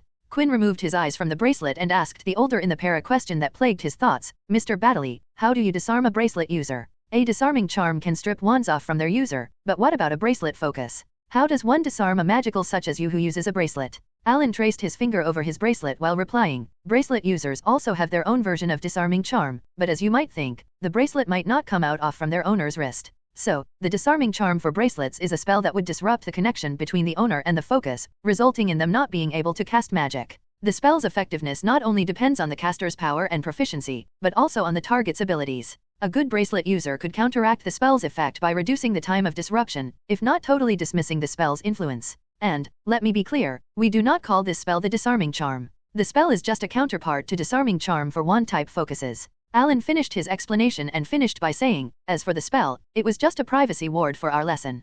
Quinn nodded and thought if, in the future, he would be able to recreate a spell that won't disarm a person but temporarily disrupt the connection between the target and the target's wand. Scene break. After the discussion, the pair returned to the legilimency lesson at hand. It was finally the time for Quinn to start with the efficiency aspect of legilimency. Alan, with his usual smile on his face, started. The efficiency aspect of legilimency is tremendously helpful to many people. A study done in Argentina showed that the efficiency aspect of legilimency is the most popular aspect among magicals around the country. And, people who know multiple aspects of legilimency are most proficient in the efficiency aspect. Magicals are more interested in the efficiency aspect than the defense aspects. Many professions require in magical research are proficient in the efficiency aspect. It helps them keep memories for a longer time and stimulates their minds to process things quicker. Many people in legal practice also learn this aspect. This aspect is prominent in any line of work that might have a requirement of a fantastic memory. He then pointed to himself and remarked, as you might know, magicals live longer than our non-magical counterpart. With old age comes memory problems. I am over 150 years old. How much of my childhood and youth do you think I would remember if I wasn't an occlumency master? But, because I am a master, I remember every single moment of my life. I can recall any moment of my life with a snap of my fingers. So, the aspect of efficiency is also popular with older people as it allows them to keep precious memories that they might forget with old age. He then gave another example. Your grandfather is an example of a master of efficiency aspect. He has a business empire to manage, so I am sure that as he worked on the business, he also worked on his occlumency. Quinn thought about his grandfather and remarked, my grandfather might be proficient in all three aspects. Alan nodded and noted, he has a defense. I confirmed that the moment we met. Quinn cut Alan and exclaimed, you used legilimency on my grandfather on your first meeting. The old master shrugged, it is an occupational hazard. Can't seem to get rid of this habit. Alan smiled and didn't look like he wanted to get rid of this particular habit. Quinn sighed and advised, you might get in trouble, you know. Alan scoffed in reply, I am an old man who has been doing this long before your grandfather was even born. I can check out a person's defenses without getting caught.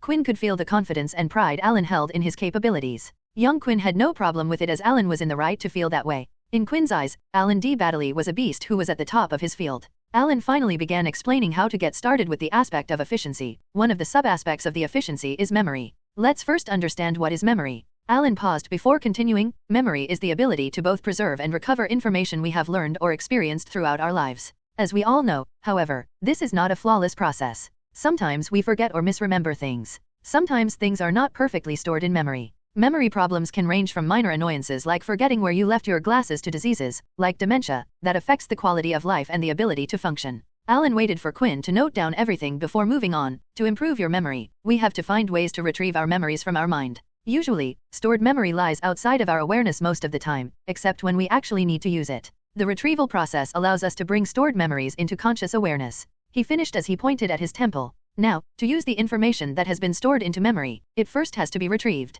There are many factors that can influence how memories are retrieved, such as the type of information being used and the retrieval cues that are present. Of course, this process is not always perfect. Have you ever felt like you had the answer to a question right at the tip of your tongue, but you could not quite remember it? This is an example of a perplexing memory retrieval problem known as the tip of the tongue phenomenon. Quinn clearly understood the feel of having the answer on the tip of the tongue but not being able to remember. You want to use memories, and your mind takes care of it by providing you information from your memories. But, can we do better? The answer is yes, we can do better. We can do much better. And, I will be teaching you how to get your memory better. Do you know what a mindscape is? Quinn shook his head in reply, and Alan described, the mind space is one of the most powerful memory techniques I know. It is building a space in your mind where you can organize and store your memories. You can strengthen the connection to your memories and improve your retention. Non-magicals use a similar method known as Mind Palace, but it is but a copy of Mindscape. A Mindscape is much more powerful. If developed properly, you can remember every single second of your life. Alan leaned into this chair and revealed, sometimes, I just kick back and dive into my memories, reliving good times. I can do it because I can recall every single thing that I have experienced in my life. He looked straight into Quinn's eyes and said, I can even remember what it was like to be in my mother's womb. A memory from before I was born. Quinn's eyes widened in shock at hearing the revelation. What kind of work did he put in to remember that? Magic can really make impossible things seem possible. Quinn once again felt that he had been underestimating magic. Alan sat up straight and taught, let's talk about how to build a mindscape. First and foremost, you will need to pick a place that you are very familiar with. The technique's effectiveness relies on your ability to mentally see and walk around in that place with ease. You should be able to be there at will, using only your mind's eye. Do you have a place like that? Quinn immediately turned to look at the West Manor before turning back to Alan. I have been at the West Manor for most of my life. I can walk here with my eyes closed. Alan nodded with a smile. One's house is usually people's first choice. Remember that the more vividly you can visualize that place's details, the more effective your technique will be. For the next lesson, I have some homework for you to do. I want you to roam your house and strengthen its picture in your eyes. I want you to remember every corner and corridor of your home. You don't have to memorize the layout of furniture in your house, only the paths and structure. Quinn nodded, and the lesson ended for the day. From that day, Quinn roamed the halls of West Manor, taking in every nook and cranny of his home. He reinforced the details of his home in his mind. He read Alan's book and saw what he needed to do to build a better mindscape. He spent hours walking around, stopping at every door, and memorizing the door. Quinn opened every door in the manor and did it multiple times. He had Elliot, butler, give him the keys to every room in the manor. Quinn visited rooms that weren't being used and opened every door so that he could remember every room. Quinn walked around the house early in the morning and in the night's cover. He walked with his hands brushing against the walls. He walked backward. Quinn tried writing what he saw, speak what he was seeing as he roamed the corridors of the West Manor. He even had Elliot take him up in the air with a broom so that he could have a look at the manor from the sky above. He memorized the scenery of the entire premise of the property. Quinn had to say it was fun to walk around the house. It felt that he was an explorer on an adventure, finding things that he never knew were in his house. Scene break. In the next lesson, Alan began with Quinn build his mindscape. He had Quinn lie on a sofa and relax. Mr. West, close your eyes, and focus on my voice. Quinn closed his eyes and focused on Alan's voice. Relax, Mr. West. Let your body relax. I want you to dive into your mind. Imagine a white space with nothing in it. Quinn didn't know if Alan was using any mind arts because he felt a strange appeal in his voice. It was a soothing, baritone voice that made Quinn relax his mind and body. He felt himself following Alan's instruction, and suddenly he blacked out. When he opened his eyes, he was in a pure white space with nothing in sight. He couldn't see any end to this white space. Mr. West, can you hear me? Quinn heard a voice but couldn't find the source of the voice. Mr. Baddeley, is that you? Quinn looked around expecting to see Alan but found no one in the white except him. Once again, Alan's voice entered his ears. There is no need to look around, Mr. West. You are inside your mind, and I am talking to you from the outside. Quinn sighed and spoke with a slight bitterness in his voice. You bypassed my defenses without me even knowing. Ugh. I swear one day I will make sure that you can't enter my mind. Laughter boomed around him as Alan spoke. I am sure that you will keep me out of your mind, but that will be after I am dead. I ain't going to be defeated by a wee little boy. The banter with his teacher had calmed Quinn. He felt comfortable in the seemingly infinite white space. So, why are we here? Alan's voice came from everywhere and nowhere. This white space is your undeveloped mindscape. As the first step of strengthening your memory, we are going to develop your mindscape. Quinn gazed at the endless white space and spoke. How are we going to develop this? There is nothing in here to develop. We are inside your mind. You can develop your mind any way you want. You are going to imagine the West Manor and give it shape in your mind, Alan's voice instructed. I want you to start by imagining ground. Imagine grass and dirt spanning across your mindscape. Quinn knelt on the white surface and placed his hands on the surface. He closed his eyes inside his mindscape. Visualize the feel of grass against your hands as you weave them through a patch of grass, the length of grass that you are familiar with. Imagine the scent of freshly cut grass. Think about the rustling grass makes. Underneath the grass, feel the ground on which the grass grows. Quinn followed his mentor's instruction, and in a span of minutes, Quinn felt the texture of grass against his hands, heard the rustling of grass through his ears, and could breathe in the scent of grass. Mr. Baddeley, I can feel grass and ground. Quinn was thrilled by feeling grass and ground, which was not there before. His imagination was roused as he was dying to open his eyes, but Alan had said not to open them till he said so. Excellent, now slowly open your eyes to see the great expanse of green grass. Quinn opened his eyes and saw grasslands that stretched to the horizons. The grass felt extremely real to all of Quinn's senses. The only thing that made the whole experience unrealistic was the white sky above that caused strife in the scenery. The white sky is weird, Quinn complained to the old master monitoring him from the outside. We are going to take care of that. Look at the white nothingness and imagine the sky. The color of the blue sky. If you want clouds, add them to the sky. Imagine the type of clouds you want. Quinn stared at the sky for another couple of minutes, and slowly the blue began bleeding into the white sky. Then came the fluffy white clouds that actually moved in the sky. Quinn looked at the horizon where blue and green met, and the whole scenery was perfect. No sense of strife or any unnatural feel to it. He took in the scene for a while before asking, okay, what is next? Alan instructed, we just completed the base for your mindscape. Now, let's create the structure that will act as the access point between you and your memories. Remember that your memories reside in your subconscious, and your mind provides them to you for use. The structure we will be building will expedite that process. A doorway to all your memories. A magic that will allow you to harness every single life experience you have. As we talked about in the last lesson, we are going to use West Manor, your home, as your mindscape. Once again, visualize the West Manor and wish it to appear in front of you. Keep in mind that you have to visualize your home from all directions. I want it to be an exact replica of your home.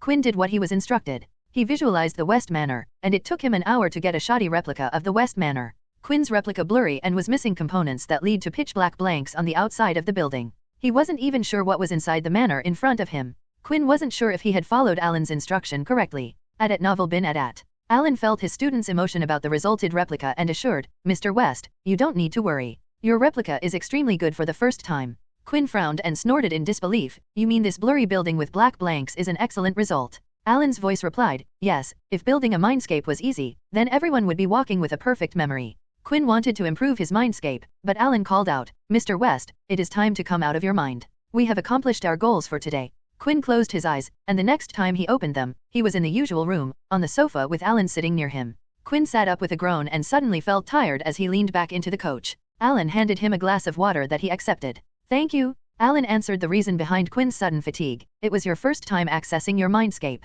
Feeling tired is perfectly normal. It will get easier with each successive try. Quinn downed the water in the glass and asked, what comes next? Alan chuckled at his student's eagerness. We are going to fix your replica till it becomes identical to the real thing. We are going to fix it bit by bit, bringing definition to the building and filling the blanks in your replica. Quinn nodded and immediately asked, "Can I do it on my own?" Thinking if he could improve his mindscape between lessons. Alan laughed as he was expecting the question. "Yes, you absolutely can. I will teach you how to enter your mindscape at will." Quinn nodded as he resolved himself to fix the replica West Manor by the next lesson. For the next 2 weeks, Quinn spent more and more time around the West Manor, staring and etching the manor's exterior into his memory and implanting it into his mindscape.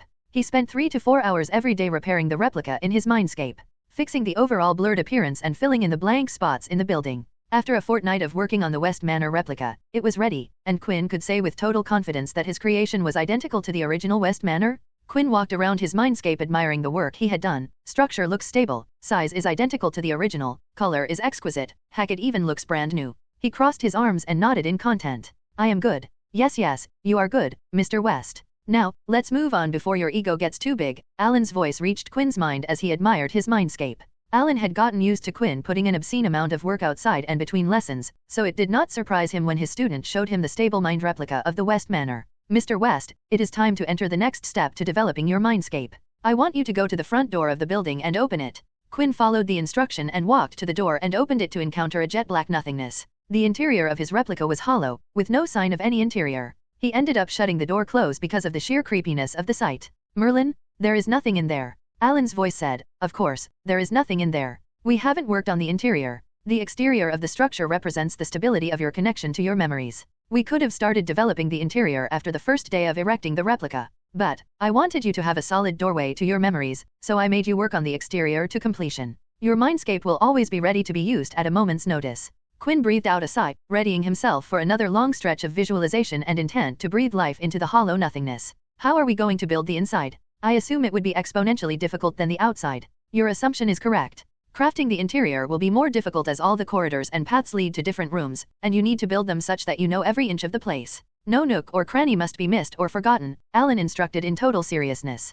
Quinn rubbed his chin as he commented, "I guess it is fitting. To improve my memory, I will have to memorize the layout of my home." Alan laughed as he agreed, "It is quite simple, isn't it? To improve your memory, you must memorize." Quinn nodded and clapped his hand as he closed his eyes. "Let's start, shall we?" For the next few months, Quinn spent a lot of time in the hallways. Except for eating and sleeping, Quinn did everything in the hallways. He did it to make himself familiar with the interior house. The first thing in the morning Quinn would do was stare at the part of the house that was being currently developed in the replica. He would walk up and down small areas to commit themselves to memory. Months passed, seasons changed, Quinn's birthday passed, he turned 9 years old, and Quinn kept marching on, little by little, building the interior of the house. Quinn felt like he was building a Lego model without Legos. The idea of a replica of the West Manor in his mindscape excited and motivated him onwards. After 6 months, he had finally completed the interior of the house. But, don't be mistaken, while Quinn worked on his mindscape, his other studies didn't take a backseat. Scene break. Potion brewing and herbology was the newest addition to Quinn's schedule.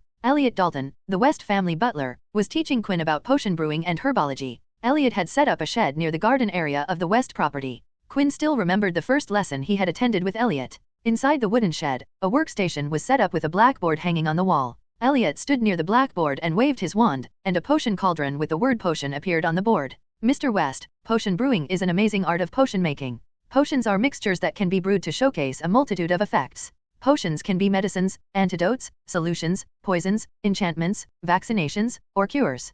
Potion brewing is an art form of transforming magical ingredients into amazing potions. Potions bring out the magical properties of those ingredients. Potions can be said to be the ultimate transformation magic. Even transfiguration isn't as transformative as potion brewing, as transfiguration always go back to their original form after a specified time. Transfigured objects are of lower quality, but potions give you a product that is better than the input.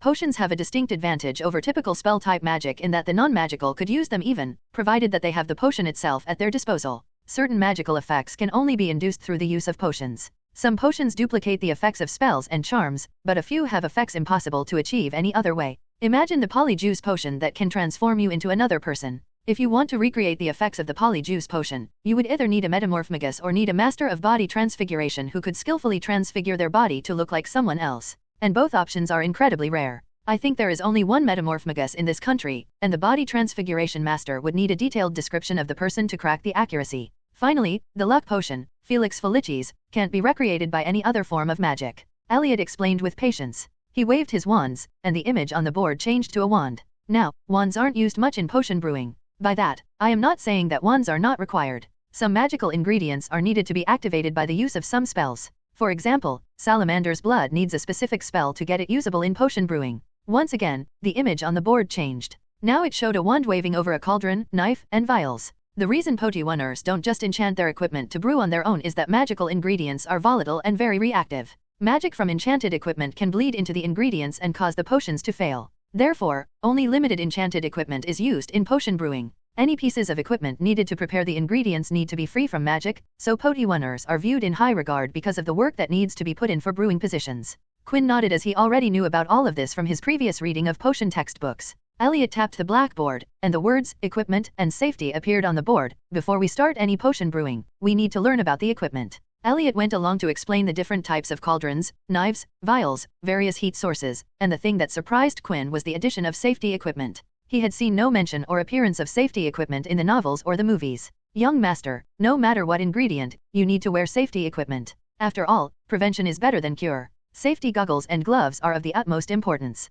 And, a coat is always helpful to prevent splashes that might ruin your clothes, the gentle butler explained with seriousness in his tone and expression. Quinn nodded, completely agreeing with him. He didn't need or want unstable potion sludge messing with his body. The picture on the board changed, and a knife appeared over a plant. Before and after every potion, we are going to do extensive research of the ingredients. Ingredients are the soul of potions, so we need to learn how different ingredients interact. Magical plants and creature parts react differently according to the situation. If we cut them differently, they will behave accordingly. Heat is crucial as it stimulates the ingredients, and with multiple ingredients, it becomes necessary to study heat control. The number and timing of stirs dictate how the potion is going to turn out. Young master, just memorizing the ingredients and process won't cut it. I am going to teach you how to build potions and understand the reasoning behind the recipes. Every step represents a transformation in the potion. Every step logically connects to another, so we can learn everything about a potion without speculating. It might seem complicated, but if we take it step by step, it is an interesting area of magic.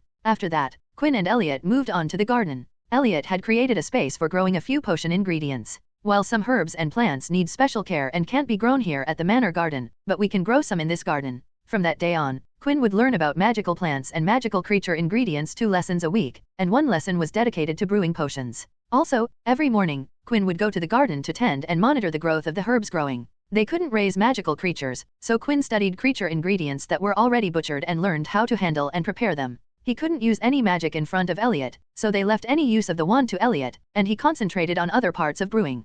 Quinn didn't attempt to improve or adjust any potion recipe by developing new techniques as Snape did under the moniker of the Half-Blood Prince. Quinn had potion books from dozens of countries and was too busy learning about the same ingredient from the perspective of different magical communities. Even the recipe for the same potion differed in different countries. Quinn was too occupied with the different recipes from various communities. As the saying went, don't fix something that isn't broken, so Quinn focused on what was already discovered and compiled different recipes to get a better recipe for every potion he learned to brew. Elliot supported this method, as it made Quinn think about the recipe and ingredients that went into the potion. The only downside was that Elliot had to brush up on his knowledge and keep learning new things so that he could answer Quinn's doubts and questions. It took anywhere from 3 weeks to a month for Quinn to learn a potion. It took such a long time as Quinn had to compile different recipes into one. Try to find the best recipe for the potions. Replace the missing ingredients that didn't grow in the area with the local ingredients. Experimenting to check if ingredients worked well with each other and didn't cause any negative reaction. Researching and trying out different preparation methods. With each potion recipe, Quinn began compiling his version of recipes in a book. Each chapter represented a potion with all his insight and research recorded into it. It would take years before this book would become public knowledge. The Simple Potion Book would become one of Quinn's earliest and greatest works. A text that brought the knowledge from all around the world into one. The first of its kind in the magical world. Scene break. 6 months. It took Quinn 6 months to complete the Mindscape replica. A magnificent building stood in Quinn's Mindscape, and inside the building, the owner roamed the newly finished halls of the buildings. Every single detail, from wall paintings to the false ceiling, everything present here was a perfect copy of the original. Quinn stepped out of the building and called out to Alan, "What's next?" Alan cleared his throat, which was weird as they were communicating through their mind. "We are going to activate your Mindscape and activate the gateway to your memories. So, close your eyes and focus on your intent to convert the replica into a gateway. Imagine that you want all your memories in there." Quinn took a deep and imagined that all his memories were in that house. He focused all his will into the house, wanting for his imagination to come true. In a few seconds, Quinn's Mindscape started shaking. Tremors caused the West Manor replica to shake. Quinn started frowning as it was becoming difficult for him to keep up his concentration and was about to stop, but Alan's voice warned him, "You must keep it up, Mr. West. We are very close. You must endure. Endure." Quinn groaned as he endured the pressure on his mind and gritted his teeth to keep up his concentration. Quinn didn't know how much time had passed, but the tremors subsided. Quinn let out a sigh of tiredness as he sat down in his mindscape. He looked up at the sky and called out, "Is it done?" Alan's voice replied back, "Yes, you endured well. The replica of the West Manor is now acting as a gateway to your memories. The building in front of you will become your strongest asset. Of course, you would have to develop continuously." Quinn nodded and asked, "Can I go inside?" "Yes, please do. You are in for a surprise," Alan replied, and Quinn could hear a smirk in his voice. Quinn frowned in apprehension and walked to the door. With a push, he opened the door, and his jaw dropped from the scene inside. Inside, he saw the entire house littered with books. The books were floating in the air, sticking out from the ceiling, protruding out from the walls, and sprawled on the floor. Books were everywhere. It was like an infestation. "What in the world is all of this?" Quinn exclaimed in shock. Alan looked from the outside and saw the same thing as Quinn and hummed, "It seems like your memories have manifested in the form of books." Memories manifest differently with everybody. Quinn quirked his head and asked, "What about you?" "Mine manifested in the form of envelopes. I used to send one every day to my mother back home." "I am assuming you have frequent contact with books, don't you, nerd?" Alan answered and teased at the end. Quinn ignored the jab and asked, "Why are the books everywhere?" "It is chaos in here." To which Alan replied, "As I said, the house is the gateway, you just opened it, and memories came spilling out. Now it is your job to sort them for easy access. Go to one of the rooms and look inside." Quinn followed the instruction and opened the room of the first room he found, and inside were multiple empty bookshelves arranged neatly in the room. "Your memories will appear in these bookshelves when you properly store them. Take one of the books in your hands," came Alan's explanation. Quinn stepped outside and pulled out one of the books from a wall. Immediately he was hit with a vision. In the vision, he saw a memory of himself watching a play with Leah. It was his first play, and Leah had taken him to watch it during her break. When he came out of the vision of his memory, Quinn asked, "You weren't joking when you said that the books were memories. Mr. West, notice any changes in the book?" Alan pointed out to Quinn, who was still relishing the new experience. Quinn looked down and found that the weightless book was just a tiny bit heavier, and one corner of the dull gray book had gained a splash of brown color. "The book has gained some color and weight. What is this about it?" Quinn asked, and Alan revealed, "When your books gain a quarter of the color and corresponding weight, they would disappear from their place and appear in a bookshelf somewhere inside the house. You would know where that memory book is, so you could find it easily." "How am I to return color to the memory books?" "Immerse yourself in the memory, and the more you immerse yourself, the more color would it gain." Quinn eyed the memory infestation and gulped, "I have to do this with every single book." The old master laughed, "Yes, my little student. Every single book," followed by hysterical laughter. Quinn knew he had a lot of work cut out for him. He gazed at the book in his hand and sighed, "Let's start with this one."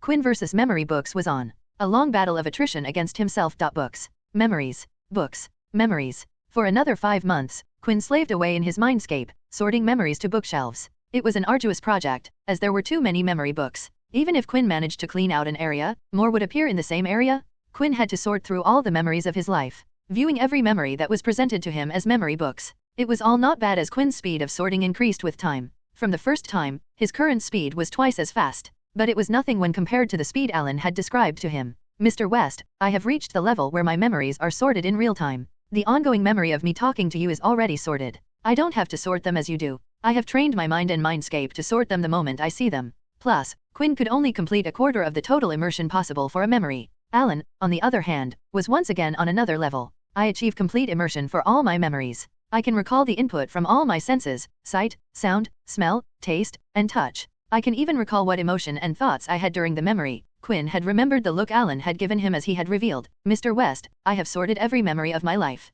Even the unpleasant ones, like the death of loved ones, fears, insecurities, and many more. I have relived those memories just so that I could sort them. You don't have to complete the immersion on those memories, but there will be times when you would chance upon those memories." It was one of those rare times when Alan was serious. "I would suggest that you at least sort them with minimum immersion. Otherwise, they would remain outside your bookshelves, and believe me when I say it would cause problems in the long term. Emotions are powerful, Mr. West. Magic responds the most to emotions. It would be difficult, but I have confidence that you would be able to power through." It was Quinn's first time hearing a somber side of the magic. He couldn't imagine what it would be like to relieve not so pleasant memories, to feel the emotions at their height. What about experiences from which you had moved on in life, but you had to go back and relieve them with a complete immersion and feel those heavy emotions? In 6 months, Quinn went through all of his memories. Because he wasn't aiming for feeling emotions and only had quarter immersion, he didn't face major emotional problems. It did bother Quinn when he found memories of his transmigration and the subsequent days. Plus, the various times he had slipped into guilt, shame, and depression.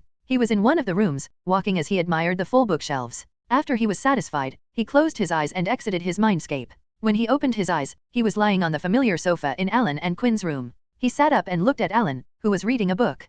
Quinn knew that even though Alan looked like he was doing nothing just a moment ago, Alan was with him in his mindscape. So, what is next? Quinn asked as he sat on his usual stool. Alan removed his eyes from the book and answered, "We are done, Mr. West." Quinn was confused as he titled his head, "What do you mean, we are done?" Alan closed his book and set it on the table. "I have taught you the basics of the aspect of efficiency. From here on out, you would have to carve out your own path."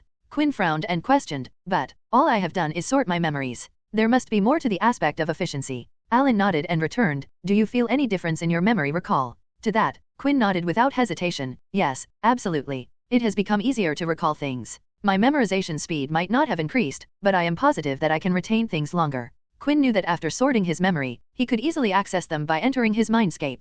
"Tell me, did you decide the bookshelves for the memory books?" Quinn shook his head as whenever a memory book gained quarter immersion, it would disappear from his hands and insert itself into a bookshelf, and he would know which bookshelf it was, but he could never decide which bookshelf should the books go to. Now that you have sorted all of your memories, you have the option to arrange the memory books in the bookshelves of your choice. How you sort is up to you. How you arrange books in your mindscape is important, as you would know where the books are and could find them much faster than now. There is more information in the book that I have given you. Reference sorting techniques from there, but do create something original. You would be the most comfortable with your own craft. The book mentioned by Alan was An Occlumen's Treasure Trove, Part 2. The book was based around the efficiency aspect and was an extensive text made from the result of Alan's knowledge and experience. Alan continued explaining, "After you have found a sorting scheme, learn how to dive into your mindscape without detaching yourself from the real world." It was a valid point as Quinn had to close his eyes and focus so that he could enter his mindscape. Currently, he couldn't do anything in the actual world while he was in his mindscape, which was very inefficient. There are many things that you could accomplish with both aspects that I have taught you, but it will be your decision what to learn, how to earn, and when to learn. I have given you the resources. Use them well. Alan had gifted Quinn the third and final volume of An Occlumen's Treasure Trove series, centered on the emotional aspect. According to Alan, after learning 2 aspects, Quinn had enough experience to get started on the third aspect without his guidance. Quinn bit his lower lip, and Alan could see the wheels turning in his student's tiny head. He could guess what Quinn was thinking, but he silently waited for Quinn to speak. Quinn made up his mind and asked, "I want you to teach me legilimency." Alan smiled in his mind but just stared at Quinn, watching as his student fidgeted in nervousness, as he stayed silent, enjoying the moment. Alan stayed silent for a couple of minutes before saying, "I will draft another contract extension with your grandfather. Of course, only if he agrees." Quinn nodded as if his grandfather refused. He wouldn't be able to learn anything from Alan. "And, if your grandfather agrees, I would start after a break of 3 months. I want to relax." Quinn stilled for a moment but then nodded as he understood the need for a break. Alan had been visiting the West Manor for around 21 months. "I understand. I would set up a meeting with my grandfather. You can discuss the details with him." In the meeting, they decided Alan would teach Quinn the art of legilimency after a 3-month break. He would visit thrice a week, one more than the previous twice per week arrangement. The new plan pleased Quinn more than anything. It would be the evening after the day of the meeting that Alan would call Quinn into his study. Study break. Quinn sat in his grandfather's study. Quinn liked his grandfather's study. It was an elegant room, and with grandfather in his seat, it looked like he was in control of everything. Quinn looked at his grandfather, who had a drink in his hand, and asked in French, "Why have you called me here, grandfather?" George West swirled the drink in his hand as he asked, "Quinn, why do you want to learn legilimency?" Quinn stayed silent for a moment, thinking about why his grandfather would ask him the question, before replying, "Mr. Baddeley is a brilliant teacher. After learning from him for such a long time, I thought I can learn more from him. He is an extraordinarily rare case of dual natural talent in both occlumency and legilimency. Plus, he is a master of mind arts. As for why I want to learn legilimency, I want to be an excellent occlumens, then it would be wise for me to learn legilimency, so I know how legilimens approach their craft." Quinn paused for a moment before adding in a slightly lower voice, "Plus, this is the only magic I can do right now." Occlumency and legilimency were the only magic that Quinn could do openly, but he couldn't tell anyone the truth, so he said it this way. He could brew potions whenever he wanted but had to call Elliot to prepare ingredients that needed wand work. The words gave George some clarity about Quinn's situation. He knew about his grandson's love for magic. In fact, Quinn had gone on another book shopping spree. He had bought books from the countries of the South American continent. So George had to commission another translation work for the new books. George nodded and ended that line of questioning. A silence fell upon the pair. Quinn knew his grandfather was a man of few words in his personal life. So, it was up to Quinn to initiate the conversation. "When is Leah coming back?" His sister had been out for work for a couple of weeks, and he had started to miss her. George thought about it for a while and replied, "She would be back within a week. She has done a good job at the project in Italy." He had a smile on his face as she praised his granddaughter. Leah had grown a lot in the time she had gotten involved in the family business. She traveled a lot and worked at different small family shops and businesses. Each time he would give her the task to make a positive and noticeable change. A/N, like in the stagiaire arc of Shokyuji no Soma. Quinn nodded and looked forward to reuniting with his sister. Maybe this time they would go out to play and have study break. Leah had returned home within a week. After giving her a couple of days for rest, Quinn dragged her out of the house to play in the non-magical, Muggle, world. The West family had been progressive in nature, and that progressive nature extended towards the non-magical, Muggle, world. Quinn's great-grandfather had expanded the family business from Britain's magical community to the rest of the European magical communities. Next, Quinn's grandfather, George West, had led another expansion to different continents. Quinn's father, Adam West, was the one to introduce the non-magical world to the family business. It was nothing radical or out of place, he only sold items that could be produced faster and cheaper with the help of magic. Adam West had drawn up yet another expansion for the family business, this time to the non-magical world. But he had met with an untimely death. Quinn's grandfather had worked to make his son's plans come true. Alas, the old man had limited knowledge of the non-magical, Muggle, world, so the progress was slow. This is where Leah came in. She wanted to continue her father's legacy, so she would regularly visit the non-magical world and had become quite comfortable with the culture. George was sure that she could expand the family business to the non-magical, Muggle, world. Quinn West, the youngest child of the West family, was like a fish in the water while in the non-magical, Muggle, world. Much more so than Leah. He could remember the days when Leah would stare at things like a country bumpkin, but Quinn took in things like he had been among them his whole life. Quinn had secretly helped Leah along the way. While he enjoyed the non-magical, Muggle, world, his principal reason for visiting it so often was to lead Leah in a world unknown to her. He would direct her to places and subtly show her how things were done. Credit to Leah, she was a quick learner. She picked up things quickly and now could seamlessly pass as a non-magical. Leah looked at her younger brother as they entered the non-magical, Muggle, world with appropriate clothing. Both the siblings loved Muggle clothes, they were distinct and comfortable. Quinn thought about the question and answered, "Let's go see a movie." Leah nodded. Movies were always fun. When they reached the theater, Quinn glanced upon a poster and his eyes shined as he had found the movie they were about to watch. He pulled Leah's hand and pointed at the poster. "I want to see that movie." Leah turned to look at the poster and spoke, "Die Hard." Fortunately for Quinn, the poster didn't have guns on it and only a burning building, so Leah did not know the level of violence and foul language in the movie. She cluelessly nodded and bought 2 tickets. The ticket checker, a teenager, most probably a part-timer, didn't even bat his eyes seeing Quinn enter the screening of Die Hard. And as it was expected, Leah's jaw dropped when she saw the contents of the movie, and tried to leave with Quinn, but he gently curbed her attempts and chuckled, "Come on, Leah. Don't be a prude." Leah, who wasn't able to make Quinn leave, sighed as she sat back down, and the siblings watched the movie as they munched on popcorn. After the movie, Leah glared at Quinn and declared, "I will be choosing the movies from now on." Quinn just cheekily grinned and offered a peace offering, "Let's go shopping." Leah's mood uplifted in a split second and Quinn followed Leah on her search for pretty clothes. While Leah picked out clothes for herself, Quinn was too looking at clothes, but not with the intention of buying. He was looking at the stitching on the clothing. Quinn, one day would like to make clothes for himself. At least, making clothing of magical culture that was more comfortable. He also wanted to have more pockets in his clothes to enchant them with expansion charms. There was nothing better than doing it yourself. While he was looking at clothes, Leah called him from behind. "Quinn, did you find something you like?" Quinn turned to face her and responded, "No, you find me something, I will pick from those." Leah hummed and spoke, "Only if you help me out with my shopping." Quinn shrugged as he had nothing better to do. Leah tried many dresses as Quinn gave his reviews. Leah, just like him, had jet black hair and stone gray eyes. She was charming, tall, and had excellent proportions with long legs. Even the employees in the store were actively helping her out with recommending dresses. Somewhere along the line, Quinn too was roped into trying so many clothes. Leah and the store employees were not even listening to Quinn and just began handing him clothes to try out and treating him like a mannequin. They spent an hour in that store and came out with a ton of clothes. Quinn glared at his sister and declared, "You totally went overboard." Leah giggled and said, "How about I treat you to Indian food?" Indian food is like takeout in England.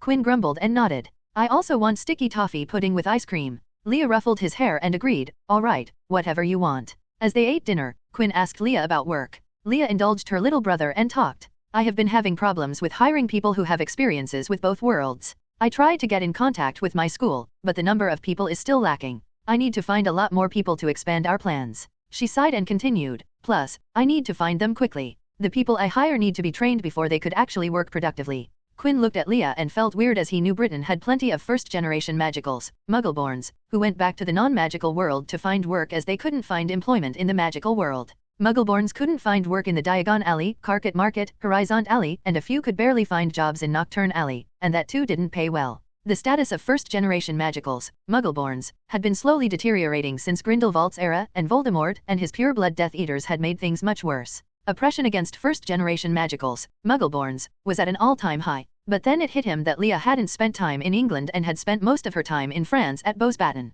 And as she said, she was recruiting from Beauxbatons and the French magicals and might have missed Britain. Leah noticed Quinn looking at her weirdly and questioned. Why are you looking at me like that? Is the food not good? Quinn gulped down the food in his mouth and replied, you can recruit from Britain, you know? First-generation magicals, or muggleborns as they call them here, can't get jobs here. Most of them go back to the non-magical world to find jobs. George West didn't care about the birth status of his employees. He employed anyone eligible, but he couldn't recruit every first-generation magical, muggleborns, so the unemployment problem was still prevalent. This fact also confused Quinn. Why hadn't his grandfather advised Leah upon this matter? Britain was a treasure trove of human resources in the form of first-generation magical, muggleborns. The answer to it was simple. George West wanted to see how quick his granddaughter would arrive at the solution. Leah was a bit too much attached to Beauxbaton and France. To run a business that had spanned across multiple continents, she needed to see the whole wide world. Leah was too engrossed in the new information that Quinn had provided her. She didn't think to ask him how did he know this. Which was good, as Quinn had no clue about the excuse he could have given. After snapping out of her thought, Leah was so happy that she allowed Quinn to buy another serving of sticky toffee pudding with extra ice cream. As he ate his second serving of dessert, Quinn thought, a good day indeed.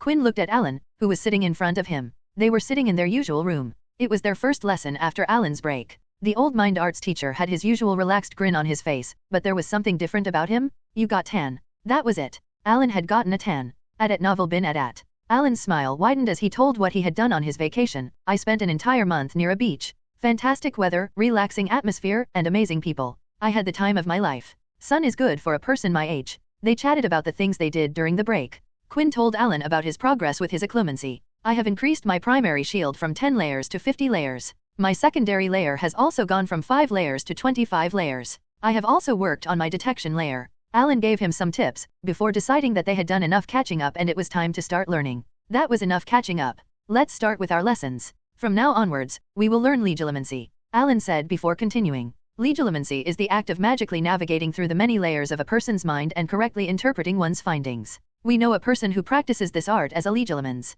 The uneducated might call this mind reading, but practitioners disdain the term as NAV. And legilimency isn't just restricted to navigation of the mind, but also affecting the same minds to an extraordinary extent. Alan spread his arms and declared, mind control, emotion manipulation, body possession, hypnosis, and many other things. Legilimency is a mind magic that strives to better understand the workings of the mind. A beautiful magic that has been tainted by uneducated people, who only think of it as a means to spy on others' thoughts. Legilimency can be used to help people. Do you know the profession of mind healer, Mr. West? Quinn nodded and answered the question. A healer who specializes in mind-related problems and diseases. They heal people whose minds have been disturbed. Alan nodded and shared, every mind healer is a legilimens. They know the mind from a healing point of view. A noble profession that shows and proves that legilimency can be a virtuous branch of magic. Mind healer brings their patients' minds to peace and helps them through the healing of the most intricate part of their being, their mind. He pointed at himself and revealed, Mr. West, I have made mistakes while pursuing the art of mind magic, and many times have caused damage to my mind.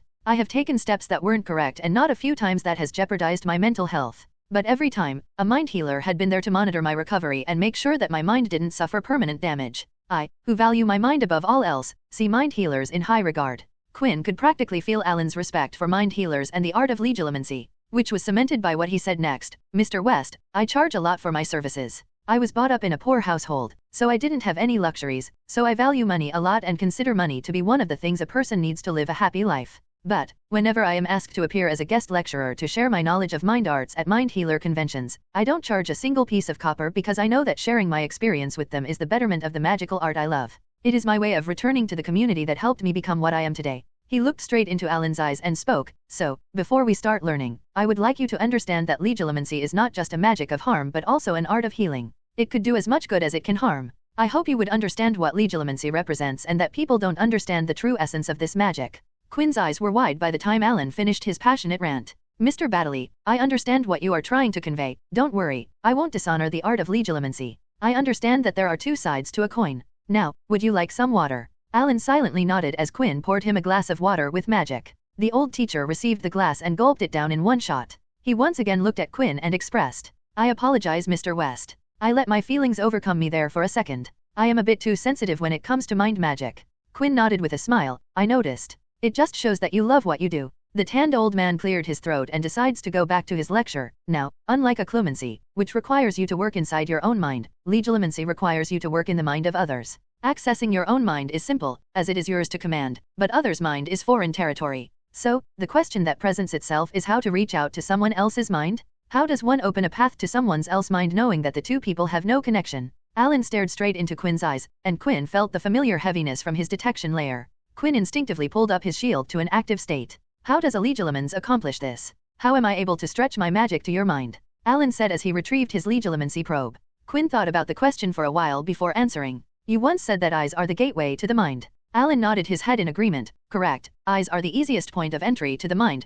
but if you are proficient, you can access the mind without going through the eyes. And, beginners start by trying to access the mind via a person's eyes. Alan pulled on his sleeve to reveal his bracelet. The only reason I agreed to teach you legilimency is because of your unique capabilities. He pointed at his bracelet and continued, beginners need a magical focus to perform legilimency, but I wanted to see if you could perform focusless legilimency right off the bat. Alan paused for a moment before remembering something. You know, you are lucky that your grandfather didn't study legilimency. Otherwise, you wouldn't be able to learn legilimency without arousing suspicion. Quinn's eyes widened like saucers as he slapped himself on his head. Damn it. Even though it had caused no problems and Alan had taken care of this problem, this could have turned into a big problem. If his grandfather had caught on to this fact, then Quinn wasn't sure how to explain things. And Alan couldn't tell the reason because of his contract. Quinn massaged his temple as he thought, I have to be more careful in the future. A sigh escaped him as he decided to triple-check his plans in the future. He looked at Alan and asked, I assume that you already knew that my grandfather didn't know legilimency. When Alan nodded, causing Quinn to sigh, I am not going to ask you how you know that. Alan shrugged and continued teaching. He instructed Quinn to follow his instruction. Mr. West, I want you to look into my eyes and try to sense my mind. It will take some time, but you will be able to sense it in time. You know that there is a mind that you can access. You just need to believe that you can reach my mind through my eyes, and find a way to connect to it. Now, please try it out. Quinn nodded and stared into Alan's eyes while trying to sense anything through his mentor's eyes, but he couldn't find anything. He tried to spread his magic, get it closer to Alan, molded his magic in different ways, but nothing happened. He continued to try, and somewhere along the way, Quinn started glaring at Alan, which made the older man joke, Mr. West, you are trying to find my mind, not drill a hole through it. If it had been any other time, Quinn would have laughed, but currently, he was concentrating, so Alan only got a grunt in response. It was an hour, multiple attempts, and Alan's patient guidance before Quinn got a hit. He had changed his approach 5 times, and the 5th time was the charm as Quinn felt the presence of something that felt familiar to his own mind. Quinn, who was concentrating on Alan's eyes, focused on his whole face before speaking a bit too loudly in exclamation, I felt something? Was that your mind? Alan smiled as he nodded, I felt your probe. It was weak, but an excellent result for your first time. And yes, that was the edge of my mind that you sensed. Quinn breathed out a sigh of relief. He looked at Alan and then frowned. Mr. Baddeley, did you blink because I can't remember you blinking? Alan chuckled and shook his head, I used magic to keep my eyes moist. A handy spell I learned to teach legilimency. Alan quirked his eyebrows and displayed a proud look on his face. For the rest of the lesson, they repeated the process so that Quinn could get used to it. That was the end of the first legilimency lesson. Scene break. It turned out that the decision of increasing the frequency of lessons from twice a week to thrice a week was a good one as, unlike occlumency, legilimency was tough to practice alone. Quinn couldn't practice legilimency on anyone in the house and could only wait for the next lesson. The only thing he could do was read the theory, and that too was restricted by Alan, who had spelled the legilimency book so that he could read what they were going to learn in the next lesson. For the next 2 weeks, Quinn trained with Alan to strengthen his legilimency probe, so that he could dive deeper and faster into others' minds. Lesson after lesson was dedicated to improving Quinn's legilimency. The result of the 2 weeks was that Quinn had gone from feeling the presence of a mind to finally finding the mind. The first time Quinn had chanced upon Alan's mind was surreal. It was a mental sight that awed Quinn. Quinn had looked into Alan's eyes, and the next second, his mental sense showed him Alan's occlumency defense. All he saw was the color blood red, a blood red semi-liquid sea as occlumency defense that covered Alan's mind. Quinn noticed how at equal intervals, there would be slight disturbances in the sea of blood red, and the semi-liquid would move in concentric circles, just like when you touch water, and it creates circle waves. Quinn wondered if Alan was using those disturbances as sonar used sound waves. Quinn didn't dare approach the blood red sea, as he didn't know what would happen if he made contact with Alan's defense. An occlumency at the level would have some counter-offense tactics built into his defense. How is it, Mr. West? He heard Alan's voice in his mind. Alan had gotten used to listening to Alan speak directly to his mind, which was disturbing as it meant he had bypassed his defenses and was inside his mind. Quinn took a moment to gather his thoughts and then spoke, I feel fear when I look at your defenses. Even though Quinn hadn't touched Alan's shield, it still scared him. Alan chuckled and revealed, you feel fear because it is a feature of my defenses. It induces fear in the attacker. I am using legilimency as part of my occlumency defense. As Alan finished speaking, Quinn found he was no longer feeling fearful and he was feeling normal. Did you just remove the fear inducer feature? He got a hum in response.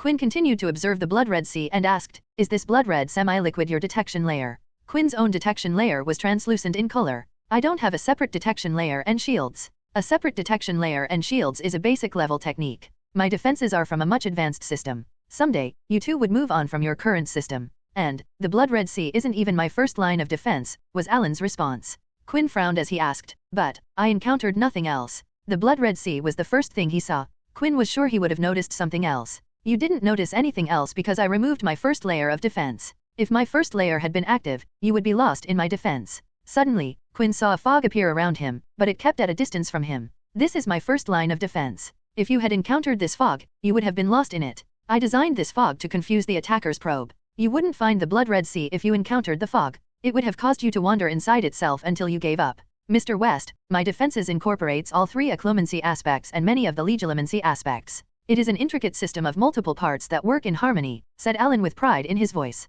Quinn wondered how much time would it take to reach this level? He wondered if he could ever reach Alan's current level. Unlike Alan, Quinn wasn't aiming to become a mind arts specialist, and that would divide his time between many fields, so it made him wonder when in his life would Quinn reach Alan's level. Quinn decided to end his legilimency probe, and when he did, Quinn couldn't help but ask, "How long did it take you to build your defense?" The answer Quinn got showed why Alan was one of the world's best mind arts specialists. His answer was, "From the day I started learning mind arts to this very day, it took me this much time to build my defense." He smiled softly before continuing, "I never stopped improving my defenses. It has been decades since someone had broken into my mind, but I still haven't stopped working on it. Mr. West, even I don't know what would it take to break into my mind." Alan paused before saying something that would stay with Quinn for the rest of his life. "In the past, I always wonder if those powerful ancient magicals could break into my mind if they were alive." Then his eyes glowed with confidence, and he declared, "But, then I concluded that no one could break into my mind, not even those ancient magicals. Do you know why I think that?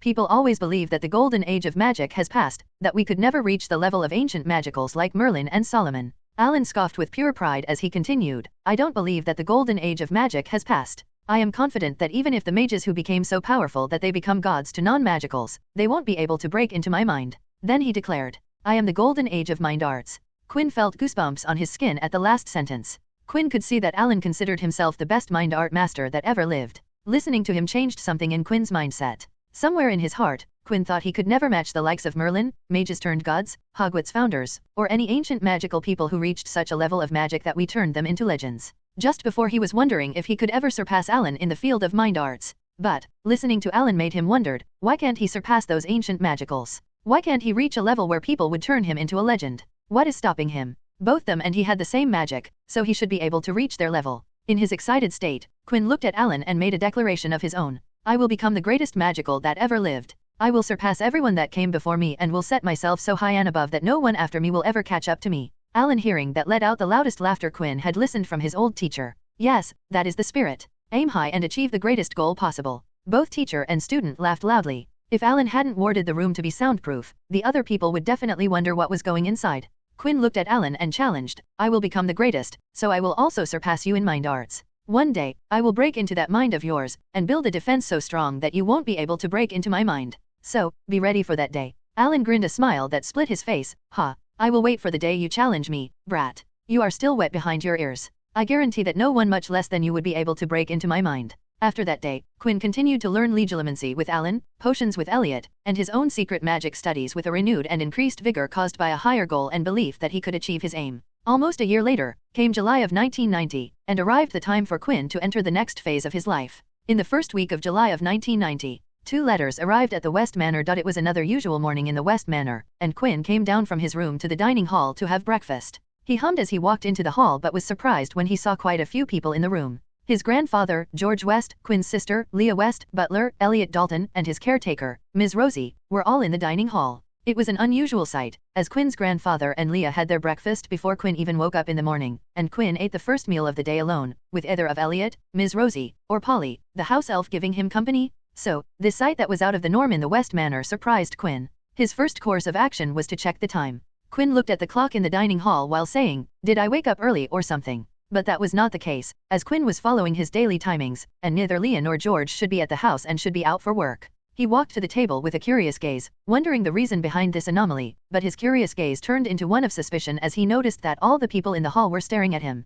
His first thought was that of a minor scare as he turned to Ms. Rosie and desperately tried to assure her, "Ms. Rosie, I properly brushed my teeth, properly took a bath, and combed my hair. I promise." Ms. Rosie had grilled Quinn about the importance of proper appearance, and Quinn, on multiple occasions, had failed to stand up to those expectations because he was too busy thinking/daydreaming about magic. The result of failing to comply with the standards set by Ms. Rosie were long dreadful lectures from her. And because of his experiences with Ms. Rosie and her lectures, Quinn wanted to avoid those. His suspicion got stronger when he saw Ms. Rosie smile. His caretaker smiled a little. She smiled when Quinn performed well, but currently, he was sure that he had done nothing of note that would make her smile. Plus, Leah was giggling in the corner. George decided to free Quinn of his suspicion and said, "Quinn, today we received 2 letters addressed to you," saying that he placed 2 letter envelopes in front of him. The left side envelope was made from thick beige stationery, and the one on the right was made from very royal blue stationery of similar thickness. Written on the envelopes was the address of the West Manor. Mr. Q. West. West Manor, West Estate,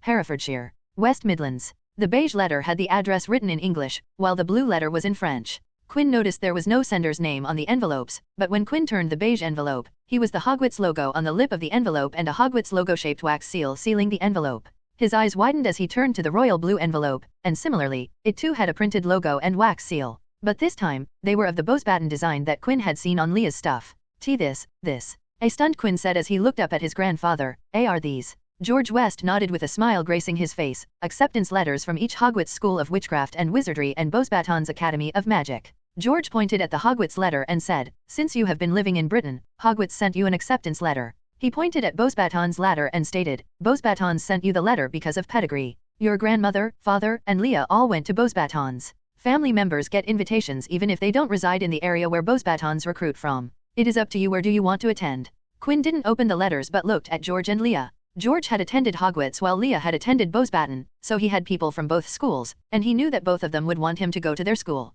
At novel bin at. Quinn breathed out and looked at all the people and said, "I will think about it." He looked at Ms. Rosie and asked, "Ms. Rosie, please send me my breakfast to my room." "Please, excuse me." Quinn collected both of his letters and walked out of the dining hall before Ms. Rosie could stop him. George looked at Mr. Rosie and stopped her from calling out to Quinn, "Let him go. He needs to think about it. Please, have Polly send food to his room." George gazed at the entrance of the dining hall from where Quinn had exited the room. He wondered what would be his grandson's choice. Scene break. Quinn always thought the day he got the acceptance letters from a school would be a happy one. He would be delighted, and it would be time for celebration. But currently, he was feeling down. He was in his room sighing. When he realized the letters were acceptance letters, his first thought was how he would have to leave his home and stay at a dorm for a major portion of the year. Well, actually, his first thought was how his letters didn't mention the specific room as they did in Harry Potter's letter. He isolated the reason and concluded that it must be because of the wards present around the estate. The wards around the estate didn't allow Hogwarts magic to find the interior of the West Manor. But then it hit him.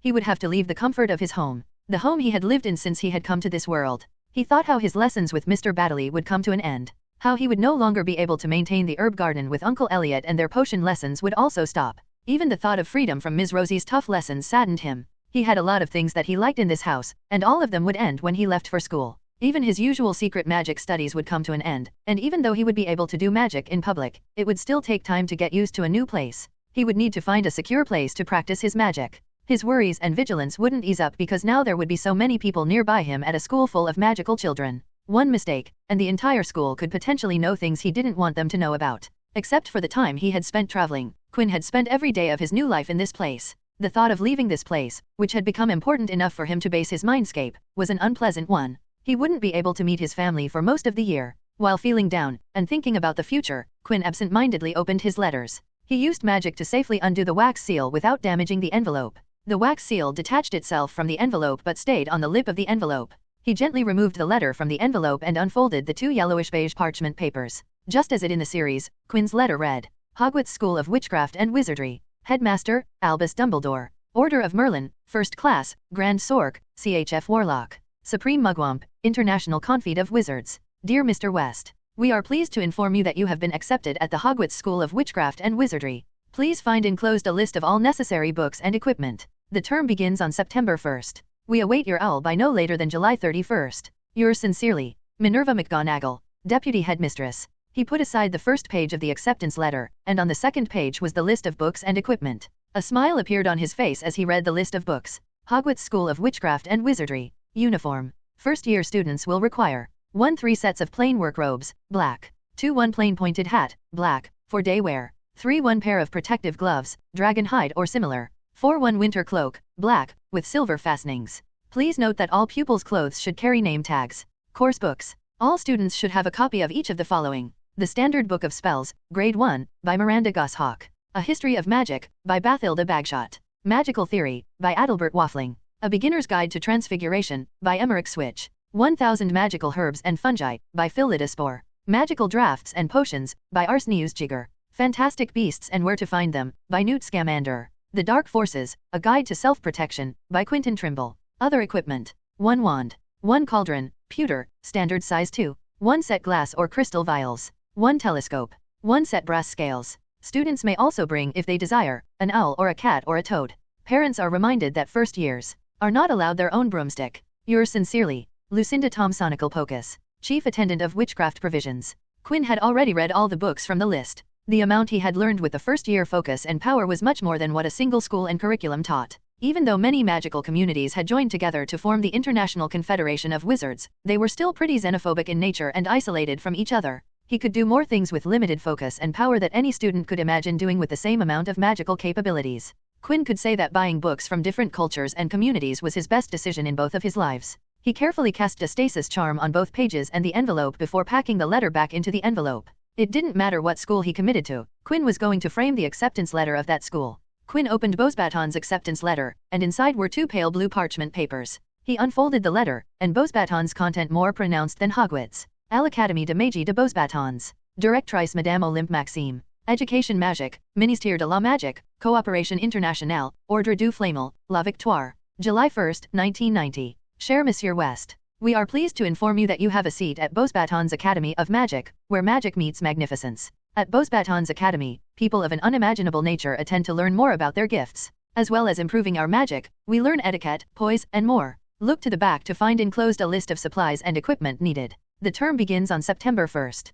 We await your response by no later than July 31st. On reception of your reply, we would book you a porte-caises for travel at the Ministry of Magic. Further details would be provided based on your response. Au revoir, Madame Rachel. Directrice adjoint. Quinn nodded as he read the letter, and it certainly had a better first impression than Hogwarts' letter. Even Beauxbaton's equipment list was extensive than Hogwarts and asked for things like dancing shoes and formal robes. Quinn repeated the same process of placing stasis charms on parchment papers and the envelope before repacking the letter. He left the letters on his study table and walked to the bed to lie upon it. He stared at the ceiling in thought. Choosing between 2 schools was an important decision. He was going to give the next 7 years of his life to one of these schools. Quinn wanted to make sure that his decision was the correct one. As he was pondering on his upcoming decision, Quinn heard a pop. When he turned his head to look, Polly, the house elf, was standing there with food.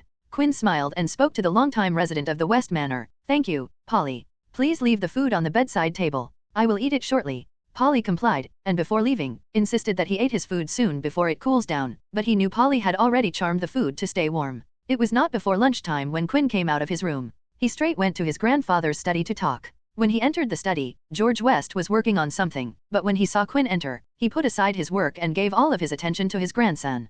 Quinn was the first one to speak. "I have looked at both of the letters. I read the equipment and book lists. It is an important decision for me. I would like to have some time before giving you an answer. I will tell you my decision after a week of thinking." George nodded and spoke. "Take your time." Quinn sighed before asking, "Can you tell me your experience when you studied at Hogwarts?" George leaned back, and a small smile of nostalgia surfaced on his face. "My time in Hogwarts was a joyous one. I made lifelong friends, built connections to different people, and grew as a person. I was in the Slytherin house. You see, there is a house system in Hogwarts." George went on to explain the house system in Hogwarts. Quinn said nothing and silently listened as he had never talked about Hogwarts with his grandfather, so there was no way he would know anything about Hogwarts. Plus, he was enjoying seeing his grandfather smile and recall his childhood. George also told him about the castle and its mysterious nature. "Your grandmother went to Beauxbatons, so we told each other our school stories, and if there is one thing that Beauxbatons would never beat Hogwarts is the castle. It is mystical in nature, and if you take time to explore the castle, you would definitely have a magical experience."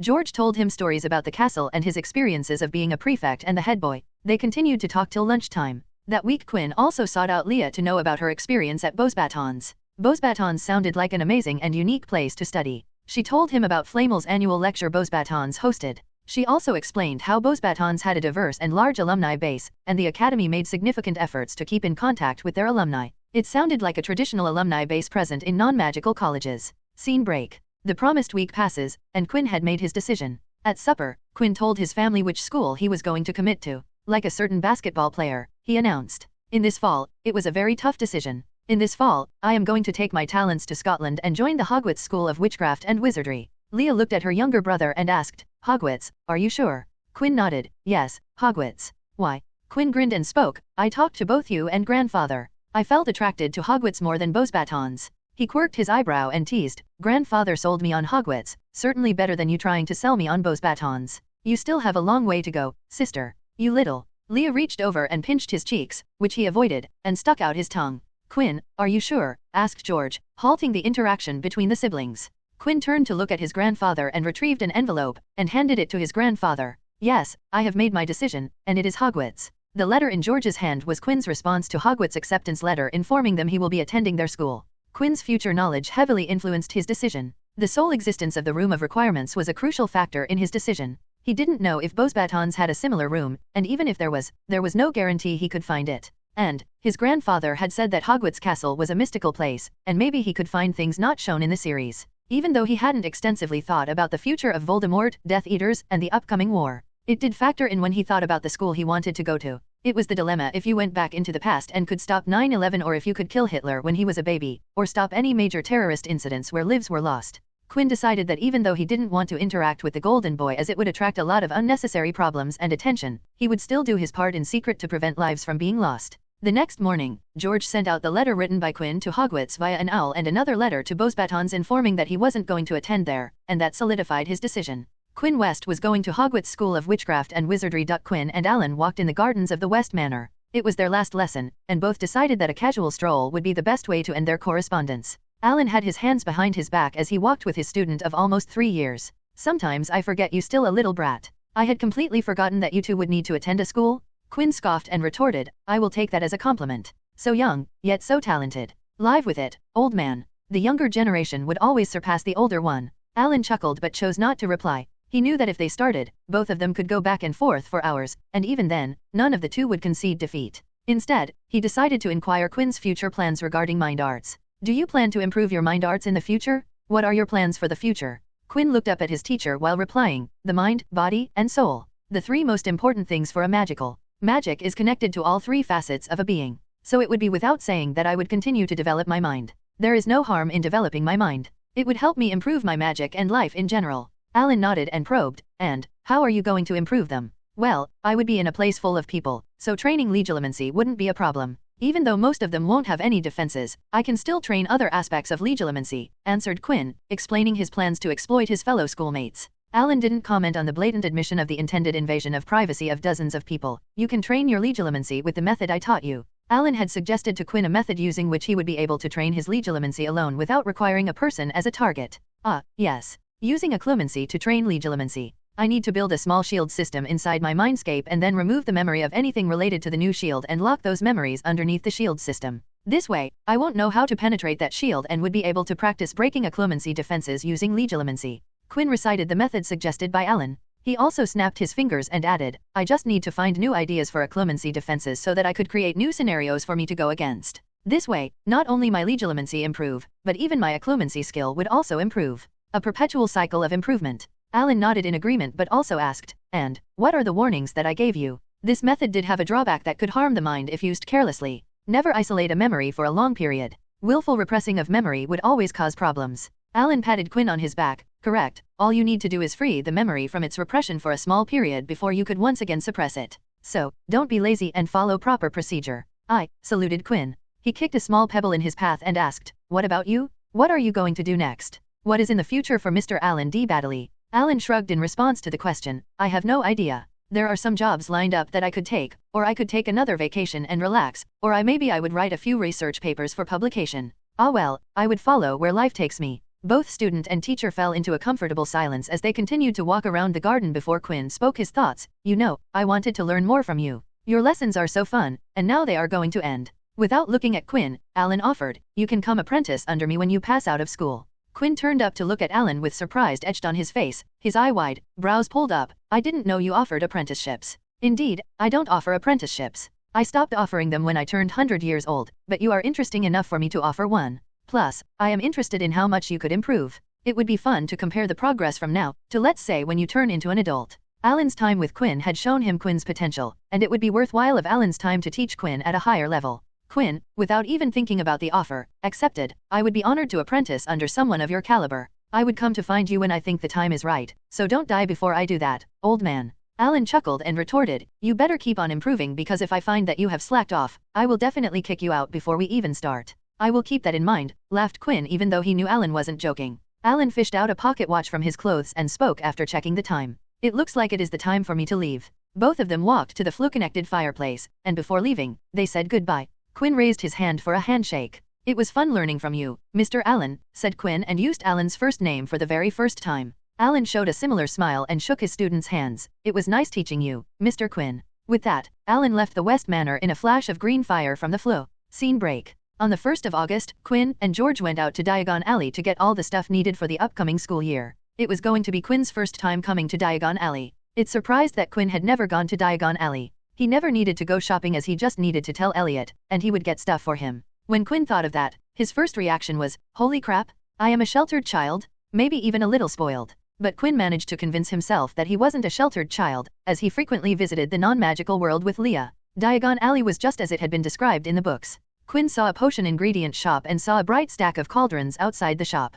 Cauldrons all sizes: copper, brass, pewter, silver, self-stirring, collapsible. Read a sign hanging over them. The shop was named Potage's Cauldron Shop. He saw a dark-colored building with a sign reading Ellipse Owl, Emporium Tawny, Screech, Barn, Brown, and Snowy, and many more shops like Slug and Jigger's Apothecary, Broomsticks, a store that sold brooms, Florian Fortescue's Ice Cream Parlor, the bookstore, Flourish and Blots, Madame Malkin's Robes for All Occasions, Magical Menagerie, the pet store, Ollivanders, the wand shop, and many more shops of many kinds. But George pulled Quinn, not stopping even at a single one. They walked straight to a snowy white building that towered over the other little shops. Carved into the white stone was the name of the building, Gringotts Wizarding Bank. Then his eyes found the two figures clad in scarlet and gold, standing in front of the burnished bronze door. Goblins. The identity of the figures escaped Quinn's mouth. They were about a head shorter than Quinn, had swarthy, clever faces, pointed beards, and very long fingers and feet. Quinn had seen goblin before in his travels.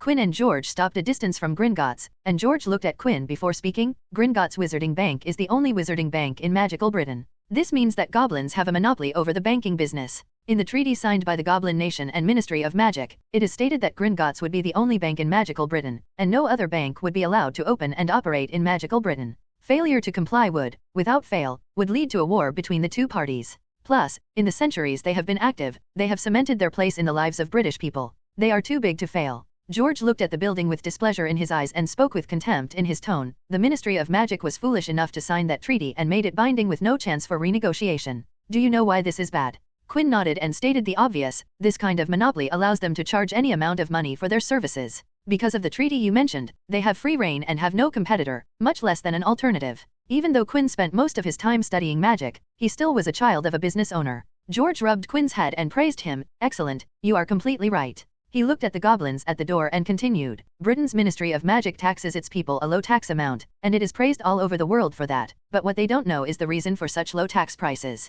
Goblins charge a lot to maintain the banking system and economy of this country, and that makes the ministry impose lower taxes, to even out the expenditure by the people. Then George smirked. An unusual expression from the usually stoic man. That is why I slowly moved all of our family money to Switzerland. It took me 10 years to move all our family money out of this damned bank. It was glorious when they realized what I had done, and they couldn't do a single thing about it. Then George sighed. Now, we don't use Gringotts for any financial services. It does cause us to spend an amount of money to transfer money to Switzerland regularly, for our business operated in Britain. Even then, it is much less than the amount that it would take to maintain our accounts at Gringotts. Quinn nodded with an "is that so" expression. So, why are we here? George revealed the reason with a sigh. Now that you are going to Hogwarts, you would be needing money for things. Knowing you, you would start ordering extra books and other things like potion ingredients via mail order. It isn't safe for you to have your entire allowance in person without security, and as Gringotts have regular contact with Muggle banks because of the Muggleborns, they have adopted a check service that would allow mail ordering businesses to retrieve money directly from Gringotts. You could send us the list of things, and we could buy them for you, but it would waste unnecessary time. So, I have opened a student trust vault for you. Now, let's go in and retrieve your key. The pair entered the bank, and the goblin guards bowed, and as they walked inside, they faced another door of silver, with words engraved upon them. Enter, stranger, but take heed of what awaits the sin of greed. For those who take, but do not earn. must pay most dearly in their turn. So if you seek beneath our floors a treasure that was never yours, thief, you have been warned, beware of finding more than treasure there. A pair of goblins bowed them through the silver doors, and they were in a vast marble hall. About 100 more goblins were sitting on high stools behind a long counter, scribbling in large ledgers, weighing coins in brass scales, examining precious stones through eyeglasses. Doors numbering an amount laborious to count exited the main hall, and goblins guided people in and out of these pathways. George and Quinn made for the counter. "Morning," said George to a free goblin teller. "We have come here to retrieve the keys and other items for Quinn West's student vault." The goblin looked down at the pair from his high desk, and Quinn could almost hear a snarl in the goblin's voice as he spoke. "West." "Yes, West." Once again, Quinn could almost hear the smugness in his grandfather's voice. And, Quinn had to say, he was loving this adventurous side of his grandfather. Quinn silently watched as the goblin glared down at his grandfather, and his grandfather smiled up at the goblin. "George West," the goblin identified George with a scowl on his face. "Goblin," replied George with the smile on his face deepening. After continuing the staring contest for another while, before the goblin harumphed, "Papers." George retrieved some documents from his robes and handed them to the goblin. The goblin studied them with the intent for a while before snarling something over his shoulder in gobbledygook. The goblin turned to the human pair and said, "Wait, you will have your items shortly." Then he ignored them completely. George and Quinn stood to the side to wait for their items, and while they were waiting, Quinn asked, "Grandfather, are you sure that they won't make trouble for me when I use their services?" George shook his head and explained, "Gringotts make sure that their services are always on point. Goblins work hard to make sure that there are minimal mistakes. They know if they make mistakes, the ministry will breathe down their necks because the ministry doesn't like the treaty and are actively trying to find issues to put the goblin nation and Gringotts on the back foot." While they were waiting for the goblins, Quinn heard someone call out, "Mr. West." Both George and Quinn turned to see who had called them out, to find a man and a teen walk towards them. George looked at the man walking towards him and said, "Diggory, Amos Diggory." The two men shook hands, but Quinn wasn't listening to them as he was too busy staring at the teen in front of him. "Holy, he is Cedric Diggory, isn't he? So, the characters will look like they're movie actors, huh?" thought Quinn as he observed a young Cedric Diggory. Cedric Diggory sensed someone staring at him, and when he turned to find out, it was the kid who was standing with the man his father was talking to. He decided to talk to the kid and introduce himself. "Hello, my name is Cedric Diggory." Quinn snapped out his thoughts and introduced himself. "Morning, my name is Quinn West." He put out his hand for a handshake which Cedric shook. "So, Quinn, how old are you?" asked Cedric. "I am 11 years old," replied Quinn, and from the question, he could guess where this conversation was going. Cedric perked up as he found something to start the conversation. "So you must be attending Hogwarts this year." Quinn nodded with a smile. "Yes, I will be a first year this year." "What about you?" "I will be a second year this year." "Have you decided which house you want to be in?" "I am in Hufflepuff," asked Cedric as they chatted. Quinn shrugged and replied, "I haven't thought about what house I want to be in. I actually don't know how houses are assigned. My grandfather wouldn't tell me anything about it." A full-blown smile appeared on Cedric's face as he said, "Then it is best if you get to know about it on the day itself. I assure you it will be a fun experience." Quinn nodded as he already knew the sorting ceremony and was just asking so that the conversation would go on. "So, did you buy your wand?" asked Cedric, knowing that getting a wand was the one thing all new students got excited about. Quinn shook his head, but Cedric could see the excitement in his eyes, so he gave Quinn a piece of advice. "When you to Ollivander's, the owner, Ollivander would try to surprise you, so look out for him, okay?" Quinn tilted his head in confusion for show and nodded. By then, Amos Diggory and George had caught up with each other and turned their attention to their children. "And, who might you be, little man?" asked Amos Diggory. Quinn turned to face Amos and introduced himself. "Morning, my name is Quinn West. It is a pleasure to meet you." Quinn once again put out his for a handshake, and Amos shook his hand with a smile. Amos looked at George and asked, "Dear Merlin, Mr. West, I didn't know you had another grandchild." George chuckled and said, "This one doesn't like to get out of the house." The goblin teller called for Quinn and George to take their items, and after that, they parted from the Diggorys. As they exited the bank, George told Quinn about Amos Diggory. Amos Diggory, pure blood, works at Department for the Regulation and Control of Magical Creatures at the Ministry of Magic. Amos is actually part of the Goblin Liaison Office. Though it is quite fortunate that he isn't the head of the Liaison Office, with his overly emotional personality, the goblins would have eaten him alive. George paused for a moment before stating, "He is barely competent at his job." Quinn thought about the discrimination in the ministry and the purebloods occupying most of the high-ranking positions. The half-bloods occupied the rest of the high-ranking positions and no Muggle-born representation. Quinn was a pureblood because neither of his parents and grandparents were non-magicals, Muggles, or first-generation magicals, Muggle-borns. But unlike most of the British pure-blood families, West family wasn't on their way to inbreeding. Quinn's grandmother was from France, and his mother from Italy, and that had provided the family with sufficient gene diversity. George looked at his grandson and smiled. "Come on, let's get to you all the stuff needed. Especially your wand." Quinn grinned broadly in response. As they exited Gringotts, Quinn turned to George and advised, "Grandfather, I want to go to the wand store at the end." If we go there first, I am sure that I won't pay attention to anything after. I want to go home straight home after we get my wand. Can we do that? George chuckled and replied, all right, then we will get your wand at the end. Let's get you all the stuff needed. Tell me, what do we need to buy? Quinn looked at the list of things from his Mindscape and listed off things. First of all, we need cauldrons. The Hogwarts list only asks for a pewter cauldron, but I require a copper and brass one as well. Similarly, we also need to buy stirring spoons of all the same materials, and all the other preparation equipment like knives, crushers, mortars, and pestles. Oh, we also need potion and ingredient vials of different shapes and shades. And at last, we need potion-grade protective gloves and safety goggles. George nodded, and the pair went to Potage's cauldron shop to buy the potion supplies. George ordered all the things and told them to deliver them to the West Manor. He also showed Quinn how to use his checks and pay for things. They came out, and George asked, what is next? Robes. I need 5 sets of plain work robes in black, 2 plain pointed hats in black, and 3 winter cloak in black with silver fastenings. In addition, all clothes need a tag with my name on them, replied Quinn. All right, let's go to Madame Malkin's. That shop the best when it comes to Hogwarts uniforms, replied George before supplying. Do you know Madame Malkin's has been open since the time of my grandfather? When they entered the store, an assistant greeted them, welcome to Madame Malkin's. How may we help you today? We need 5 sets of standard Hogwarts robes and uniforms, please make them in raw silk. 2 black pointed hats, made from a raw silk and cotton blend, and 5 pairs of white socks. 3 sets of sweaters, made from a wool and silk blend. 3 sets of winter robes made from your best material. George paused for a moment before adding, please line the insides of both summer and winter robes with pockets, and I want individual threads to be charmed with suitable charms instead of the final product. The assistant jotted down all the requests and replied, certainly, there is a 5-minute wait. Please, wait in the seating area. I will call you in when it is your turn. George and Quinn sat in the seating area, and Quinn asked, there was nothing of that mentioned in the letter. George smiled and answered, if you go to any clothing store, the employees will walk you through the entire process when you ask them for Hogwarts robes. But, it helps if you know the things to expedite the process. Now, all we need for clothing are leather belts. We will get them at another store in Carpet Market. The assistant called Quinn for the measurement, and Madame Malkin used her charmed measuring tapes to take measures and then asked them to return in half an hour to get their clothes.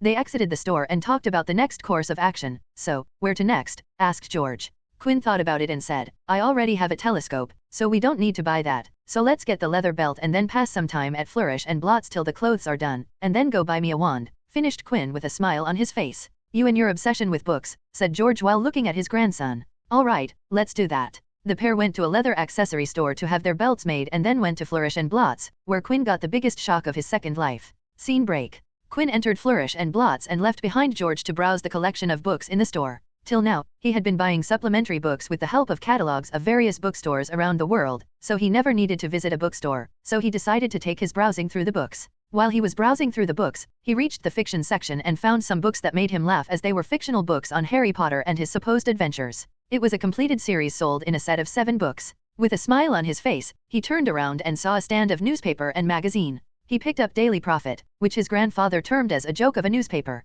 When he looked at the first page, his body and brain froze. On the first page of the Daily Prophet, in bold words, the headline said, Potter seen at the ministry. Quinn's jaw dropped when he saw the accompanying photo, and in it, he saw 4 people, 2 adults and 2 children. He immediately recognized the boy child in the photo as the Golden Boy, the boy who lived, chosen one, Harry James Potter, with his glasses and the lightning bolt scar on the forehead. He looked like a near-spitting image of the man in the photo who Quinn guessed was the supposed to be dead, James Potter. Quinn focused on the other 2 people in the photo, and while he couldn't make out the color of the lady's hair in the black and white photo, Quinn was ready to bet his whole book collection that the lady was Lily Potter, nay, Evans. The only one he didn't recognize was the girl in the photo. He didn't know if the girl was a twin or a little sister, but he had to find out about this whole situation. Merlin's balls, is this an O or parallel universe? No wonder things were going too smoothly. Fate was waiting to be a B***TCH, and now she struck me with a sledgehammer like this, thought Quinn, as he stared intently at the paper. He clutched the paper in his hands, and with a quick thumping heart, Power walked around the store to find books related to the boy who lived and you-know-who.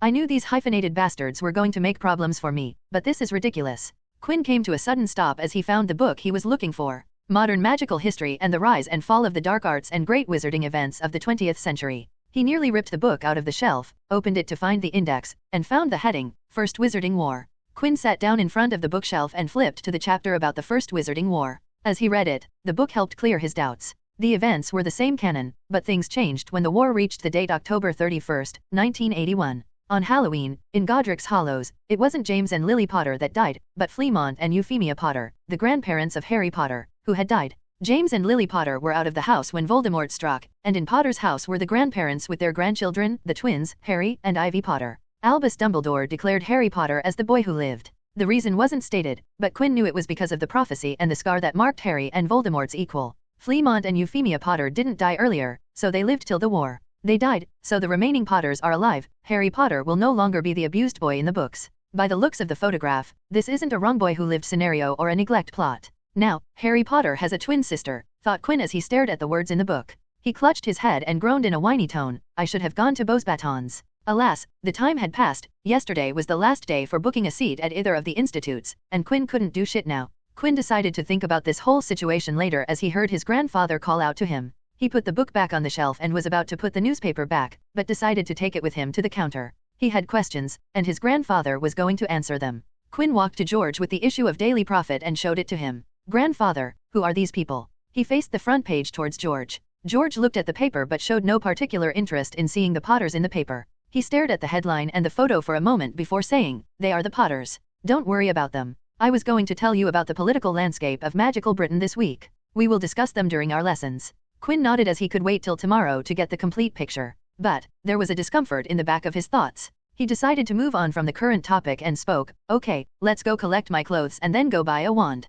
Quinn thought that getting a wand would cheer him up. George agreed, and the pair collected Quinn's clothes and moved on to Ollivander's. Ollivander's was narrow and shabby. Even the golden sign on the place was peeling. Ollivanders, makers of fine wands since 382 BC. A single wand sat on a faded purple cushion in the dusty window. When Quinn entered the shop, a tinkling bell rang somewhere in the depths of the shop greeted them. He forgot about every warning and scene he had read in various fictions and just took in the quiet vibe of the shop and the thousands of narrow boxes piled neatly right up to the ceiling. The thought of thousands of wands in this store was a sight of awe. It took a soft, good morning from behind to snap Quinn out of his daze. Quinn shivered, hearing the voice, and with a frown, looked back to see an old man with wide pale eyes that shone like moons through the gloom of the shop. You must be Mr. Garrick Ollivander. Good morning to you as well. My name is Quinn West, and I am here to buy a wand. Like a champ, Quinn stuck out his hand for a handshake. Ollivander stared at Quinn's hand for a moment before shaking it. Then he turned to face George and spoke, George West. Redwood, 13½ quarters long, flexible, with a dragon heartstring core.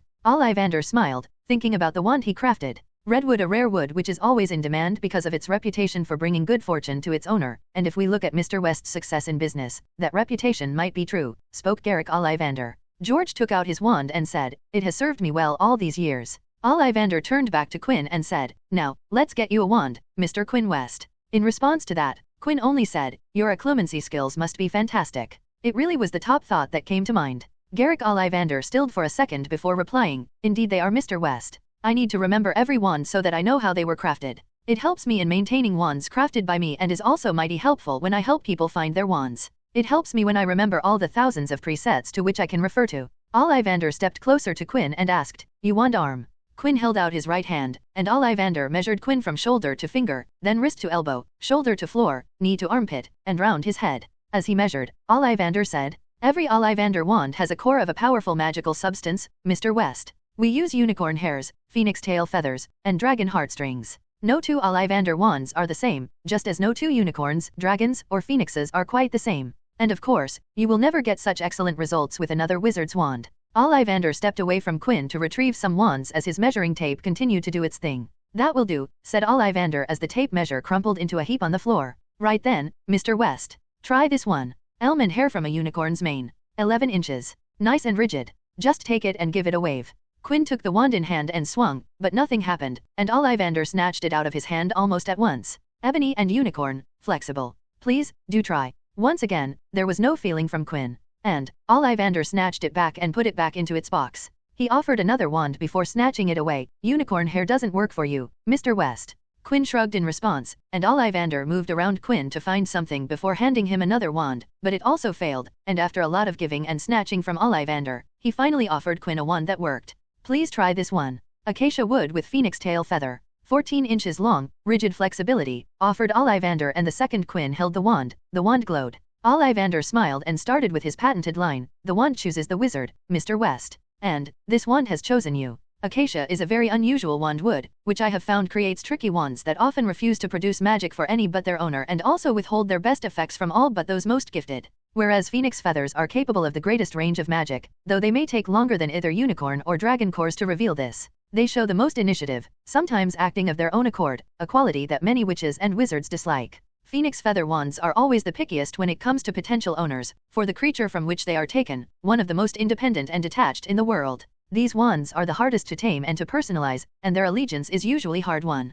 Ollivander stared without blinking at one of his works in Quinn's hand and spoke. This results in a wand with the stringiest condition to master, and that kind of wand has chosen you. Be proud, Mr. West. George simply smiled as they saw Quinn stare at his wand. It was his grandson's first wand and if Quinn was lucky, the only wand. But Quinn was not smiling. He wasn't even feeling happy. Quinn's current feeling could be most closely described as pure dread. The moment he held the wand, it filled him with an intoxicating feeling. The wand provided him with magic focusing abilities far more potent than his natural capabilities. But he also felt the threat the wand brought him. Quinn's entire being was screaming at him, warning him that if he continued to use the wand, his natural focus would stop growing at his current speed, and it would come to a plateau. With time it would become more and more difficult to perform focusless magic. His instincts were screaming at him to drop the wand at the very moment. It took Quinn every ounce of his self-learned emotional aspect legilimency to detach himself from his overflowing emotions to look up at Ollivander. He did not forget to put up a smile before asking, "Do you sell wand holster and wand maintenance kits, Mr. Ollivander?"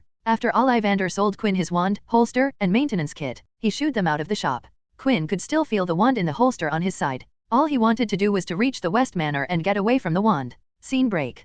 Quinn and George reached home, and after showing everyone the wand, every second of which was very despairing for Quinn. The second Quinn reached his room, he shut and locked the door, then threw the wand with the holster on the bed, and stared at it from a distance while sitting in front of his study table. His heart was still beating at a higher rate than usual. Quinn was feeling two opposite feelings at the same time. He was feeling despair from the consequences of using a wand, but at the same time, he still wanted to hold the wand and feel the heightened control over his magic. For Quinn, the wand was a poison. A sweet poison, but a poison nevertheless. At that moment, Quinn realized why magical focuses had taken over the world. After what felt like days but were only a few minutes, Quinn made his decision. He opened the window to his room and then ran out of his room to the backyard. In the backyard, Quinn retrieved a small log of wood. He levitated it to the area outside of his room window. Then he sent the log of wood into his room via the open window. In his room, Quinn set the log of wood on the floor. He was going to use his favorite branch of magic on the log of wood, transmutation.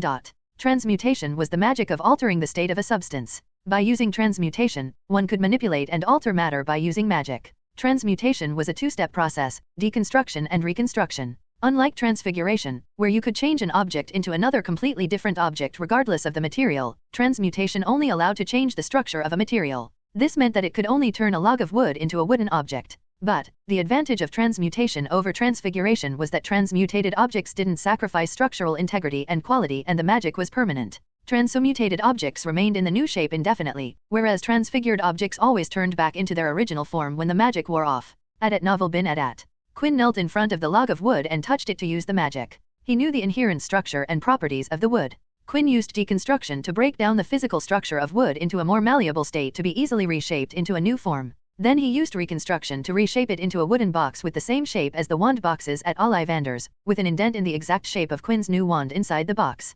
A/N, similar, key, similar, to transmutation in Full Metal Alchemist, but I will be limiting the capabilities. A watered-down version of FMA's transmutation. I am not categorizing it under alchemy. Harry Potter's alchemy is closer to potion brewing. He looked at the wand on the bed and levitated it into the wooden box, fitting it inside the wand-shaped indent, wincing while doing it as his magic coming in contact with the wand was enough for Quinn to feel the temptation of the wand's abilities. He shut the lid on the new housing for his wand, picked it up, and placed it in the deepest corner of his cupboard. Quinn exhaled a sigh of relief, but he knew that the work wasn't complete. He needed to craft a replacement for his wand. With the remaining log of wood, he crafted a replica of his wand. Quinn's new wand had an extremely simple design. It was a relatively thick wand with a very low difference in the radius of the tip and butt of the wand. The only design on the wand was a crisscross pattern etched into the wood for better grip. Other than that, the wand was bare. Quinn picked his replica and cast the color-changing charm to complete the look. Now, he held a blank piece of wood shaped into a wand that he bought today and had held for just a few minutes. On the very first day of buying a wand, Quinn had locked the real wand into a box and placed a replica into his newly bought holster. As Quinn collapsed on his bed, he only had a single thought. Today was a terrible day. Quinn didn't sleep well at night after buying the wand. Even after his usual routine of exhausting his magic that leaves him dead tired at night, he couldn't sleep. Knowing that there was a wand in his cupboard kept him up all night. Quinn spent the whole night staring at the cupboard or trying to look away from the cupboard. There were times when Quinn sat up on his bed and was tempted to open up the cupboard and take out the wand and hold it one more time. The temptation of once more feeling the heightened focus gripped Quinn all night, but in the end, Quinn didn't open the cupboard and didn't see the wand. He could only get a brief rest after the sun came up. The next day, Quinn had to pretend to be all giddy and joyous for finally getting his wand. In the morning, Quinn, before exiting his room, wore his wand holster with the fake wand replica in it. He had to play the part of the cheerful kid who got his wand. So he did. Quinn pranced around the house, showing off his fake wand to all the people and swinging it, pretending to cast spells with whoosh-whoosh noises. To distract himself, he threw himself into all his usual activities. He kept himself busy. That day, he played the piano and his second instrument, the violin. He practiced ballroom dancing, brewed potions and tended to the herb garden, researched occlumency/legilimency to create an alternative model of defenses to practice against, and practiced other fields of magic. Anything to keep himself from having free time. It wasn't till the evening when Quinn was called into his grandfather's study. When he entered George's study, Quinn asked, "Why have you called for me, grandfather?" George gestured to Quinn to take a seat before speaking. "We would be discussing the political landscape of Britain and the notable families inside Britain." Quinn's eyes widened as he had forgotten all about it. The wand incident had taken all his attention, and the realization that this world may be being an alternate universe or a parallel universe had completely slipped his mind.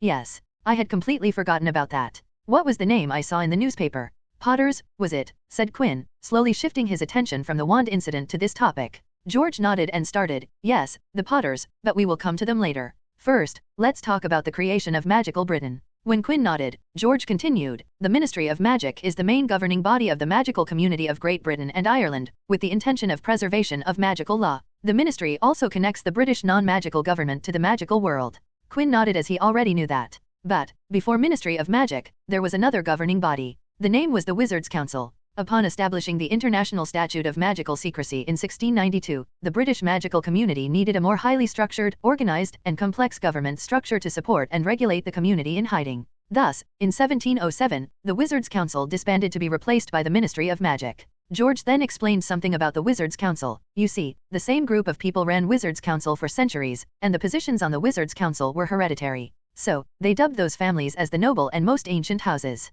Quinn nodded with interest. He hadn't known the reason behind the creation of the noble and most ancient house. Now, when the Ministry of Magic was founded, the ministry dubbed plenty more influential families as noble houses, explained George. Now, you might wonder what this has to do with anything. The thing is that many the noble and most ancient houses and noble houses hold positions in Wisengamot. The Wisengamot was magical Britain's high court of law and parliament and predated the Ministry of Magic itself, dating back to the days of the medieval Wizards' Council, and currently had a lot of power in the governing of magical Britain. Please note that not all the noble and most ancient houses and noble houses hold positions in Wisengamot, but all the families that occupy seats hold the title of the noble and most ancient houses or noble houses. George opened a book and showed him a crest. This is the crest of the Weasley family, and they are a noble house, but they don't hold a seat in Wisengamot. He flipped a page and showed another crest. Burke is a noble and most ancient house, and they don't hold a seat in Wisengamot. He closed the book and continued, "The point is that families can hold power in the Wisengamot, and they are very active in politics. Another noticeable point is that the title of noble and most ancient house can't be revoked, but the title of the noble house can be revoked."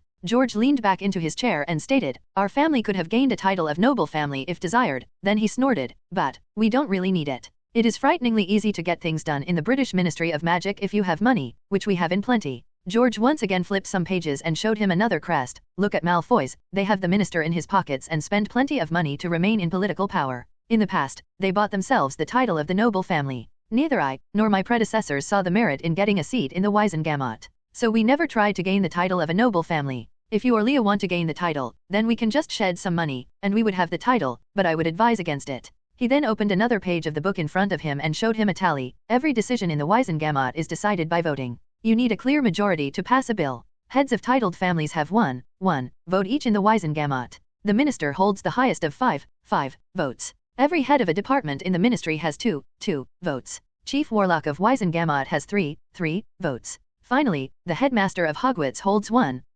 vote." George placed a blank sheet of paper on the table, drew a circle on it and then divided it into 3 parts. With a swing of his wands, one part turned black, the other part turned grey, and the third part remained blank. "I divide the current political landscape into 3 factions, dark, grey, and light. The dark faction is pure-blood supremacists and tries to keep the power within the pure-blood community. The light faction tries to keep the power away from the dark faction and their pure-blood propaganda. They have a liberal mindset that supports half-bloods and muggleborns. The grey faction acts with the motive of self-interest. They would support anyone if they are benefiting. But they also keep the other 2 factions at bay. The grey faction rejects any outlandish, extremist ideas from either party. This is assuring because I hear some really ridiculous ideas presented at the Wisengamot. Quinn stayed silent and just took in the information provided by George. Now, before we dive into the leaders of the factions, I would like to talk to you about the Wizarding War from 1970 to 1981. In that war, a Dark Lord rallied the pure-blood supremacists and declared a war against the Muggles and Muggleborn. He took advantage of one of the Wizarding world's greatest weaknesses, the beings and creatures they had outcast. The Dark Lord recruited the giants, who had long ago been driven by magical humans into the mountains, and werewolves, who were persecuted by most magic kind. George explained in detail about the war. Then George looked at Quinn and said, "People even feared saying the name of the Dark Lord, and called you-know-who or the one who must not be named. Do you know why people feared saying his name?" Quinn shook his head, even though he knew the reason behind the hyphenated alternatives. The taboo is a powerful spell, which designated a word as a key to revealing the speaker's location. They used this spell during the war. During the said war, saying the Dark Lord's name was made taboo. George solemnly continued, "I had already left Britain with your parents and newly born sister, so we were never near the war, but even then, we would hear stories of people getting captured by the Dark Lord's Death Eaters." George wrote the words on the paper and recited the name on the sheet. The name of the Dark Lord was Voldemort. Quinn knew the name was an anagram from Voldemort's real name, Tom Marvolo Riddle. Then on October 31, 1981, Halloween, the Dark Lord died at Godric's Hollow. He died at the hands of a 1-year-old babe. The name of that babe was Harry Potter, popularly known as the boy who lived. But, not before killing off Harry Potter's grandparents, Fleamont and Euphemia Potter. George sighed once before continuing. "I wouldn't call Fleamont and Euphemia friends, but they were easy to do business with. I lost potential business that day. Their son, James Potter, isn't one bit interested in business." Quinn nodded. It was surprising that his grandfather had contact with the Potters. But when taking in the fact that his grandfather had his hands in every possible business opportunity in Britain, it made sense that he knew many people. Potters were, as George said, business opportunities. From that day onwards, Potter became extremely famous, and Harry Potter became the savior of magical Britain. That fame has lasted till this day, as the Potters used that fame to enter politics and rallied all the Light families under the Light faction. Currently, the Light faction is led by Albus Dumbledore. You must know this name, correct? Quinn affirmed, Albus Dumbledore, the headmaster of Hogwarts School of Witchcraft and Wizardry. He also holds seats in Wizengamot as Chief Warlock, head of the noble house of Dumbledore, and the headmaster of Hogwarts. He paused for a second before continuing. Doesn't that make his vote count equal to the minister's 5 votes? George chuckled. Yes, it does. Albus Dumbledore works hard to keep all those positions. Along with his 5 votes, the entire Light faction's support, and all their votes. Potters follow him, and so does the rest of the Light faction. We can say Albus Dumbledore is the Light faction. Quinn thought about something he wanted to ask. Do we have some business in Hogwarts? George's eyes sparkled and enthusiastically answered, yes, we do. We own Scrivenshaft's quill shop in Hogsmeade, so all the school stationery for all Hogwarts students and professors is supplied by us. Plus, we also cater a portion of the school's potion ingredient and food supplies. Quinn nodded and curiously asked, why do Hogwarts still use quills and parchment instead of pen and paper? I truly do not know, but they don't want to change, so we supply what they demand. George spoke while shrugging. I guess they are trying to keep up an old tradition alive, or maybe they don't want to adopt non-magical advancement. George brought back the conversation to the track and spoke, now, let's talk about the Dark faction. The Dark faction is the remnants of the Dark Lord's Death Eaters, George scoffed. After the war, most of them pleaded the case of being under the influence of Imperious curse, and with a lot of bribery, Wizengamot acquitted them with heavy fines that went into ministry coffers. During the war, the Dark Lord led the Dark faction, but before the war, the dominant force was the noble and most ancient House of Black.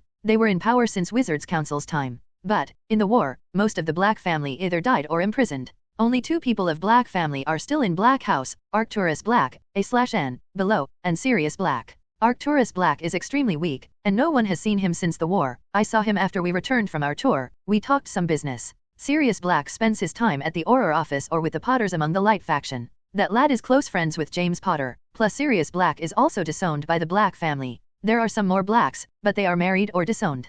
Quinn wasn't surprised when he heard Sirius Black was out and not in Azkaban, because if the Potters were alive, they would have spoken for Sirius at his hearing. That probably meant that Peter Pettigrew was either in Azkaban or maybe even dead. George sneered before flipping some pages and showed Quinn another crest. Now, Malfoys lead the Dark faction. They were the main sponsors of the Dark Lord after the Blacks, and with so much money funneled into the corrupt ministry, the Malfoys got out scot-free. Now, they are in power because a lot of Dark families had to pay a lot for getting out of Azkaban, and Malfoys were the best prepared for it, so they are the strongest among the Dark faction in the post-war times. At novel bin at. Malfoys in power was not surprising, as the power of money was very potent in magical Britain. Malfoys had the minister in his pocket. And, from listening to George, the West family also had a considerable amount of money in the ministry. Now, the last faction is the Grey faction, with the noble and most ancient House of Greengrass leading them. Jacob Greengrass is a cunning man. He is a smart man and an excellent leader. After the war, he held the Grey faction together without any internal turmoil, and just like me, he saw the profit after the war subsided. I was a little upset when he tried to compete with me for resources, post-war. He and Lucius Malfoy are the two people who can rival my business in Britain. George laughed and spoke as if looking down on the two heads of houses. But that only means that they earn as much as our business in Britain. They wouldn't even touch the solace of my feet if I took into account our business from overseas. Quinn held back a hell yeah and just smiled as he listened to his grandfather boasting about his earnings and accomplishment as he compared himself to two men who would be younger than Quinn's father if he was still alive. George closed the Book of Crests, and he was back to his usual stoic self, and with a caution staining his voice and words, he warned, "Beware of Albus Dumbledore. Anytime I have met the man, he has tried to get me to join his cause. The man had tried to make me sponsor his vigilante group before I left the country, and when I returned, he once again tried to get his hands in my wallet by trying to have me sponsor the Light faction. Albus Dumbledore is too manipulative, and even though I am no stranger to manipulation, I just don't like it when it is done against me. Your future headmaster holds too much power, which might haven't been bad, if he was putting it to good use, and even if his reputation is positive and people think that he is the next big thing since Merlin, that man has been through 2 wars and was at the forefront in both of them.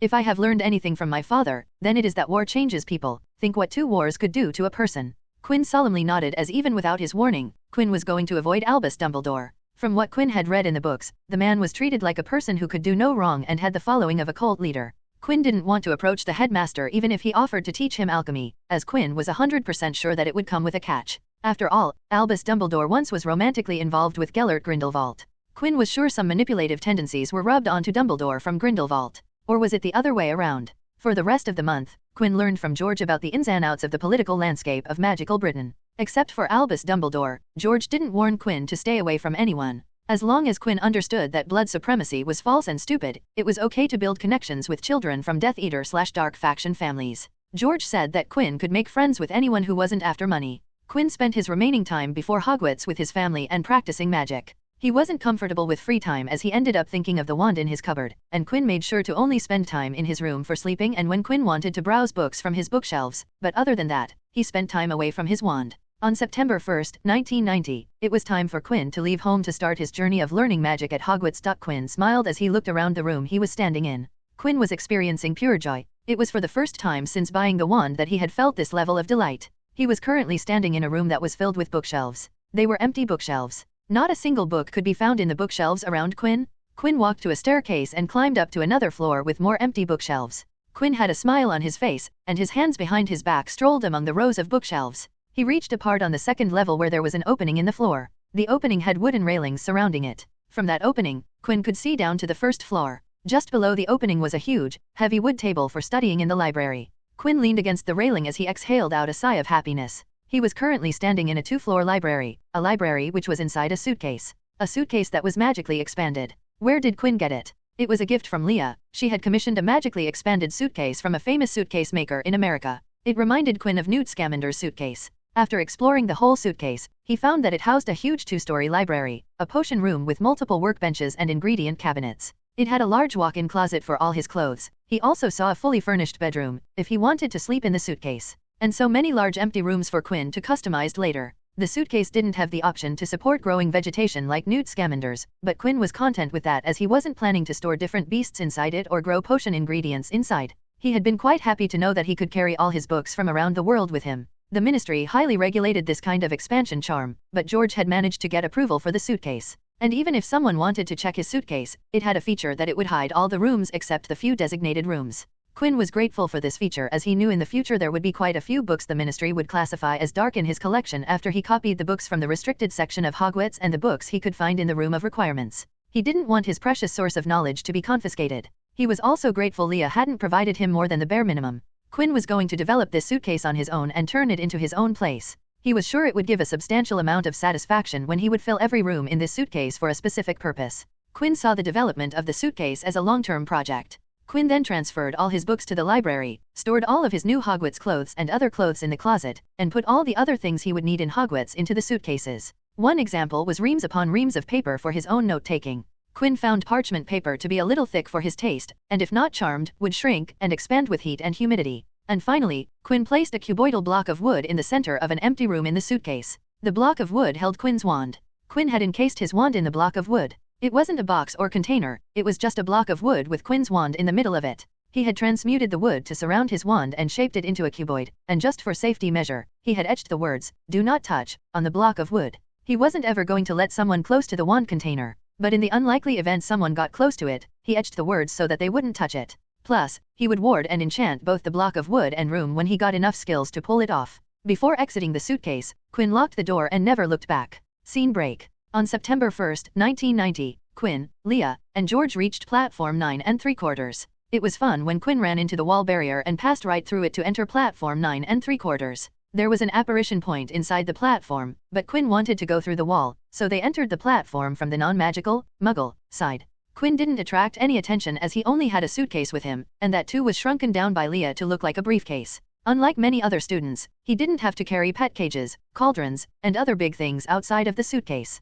Plus, all three members were wearing appropriate clothing, so there wasn't a problem on their part, and ministry employees were stationed around the train station to fire memory charms to alter memories of the people who noticed the weird presence of owls in cages on carts. The side of the inside of the platform 9 3/4 was just as the books had described. The same Scarlet steam engine train, with Hogwarts students and their guardians on the platform. When he looked up, he saw the overhead sign that read Hogwarts Express, 11 o'clock. Smoke from the engine drifted over the heads of the chattering crowd, while cats of every color wound here and there between their legs. Owls hooted to one another in a disgruntled sort of way over the babble and the scraping of heavy trunks. As Quinn and his family had arrived early, and only a few carriages were filled, and he could see students hanging out of the window to talk to their families. Quinn asked Leah to undo the shrinking charm by using the counter charm, engorgement charm, and then turned to both of his family members and said, "I guess I will see you at Christmas." George knelt on one knee and hugged Quinn. "If you have any problem, just owl me, and I will be there to help you. Don't hesitate to ask for help." With one last squeeze, George released Quinn and stood up.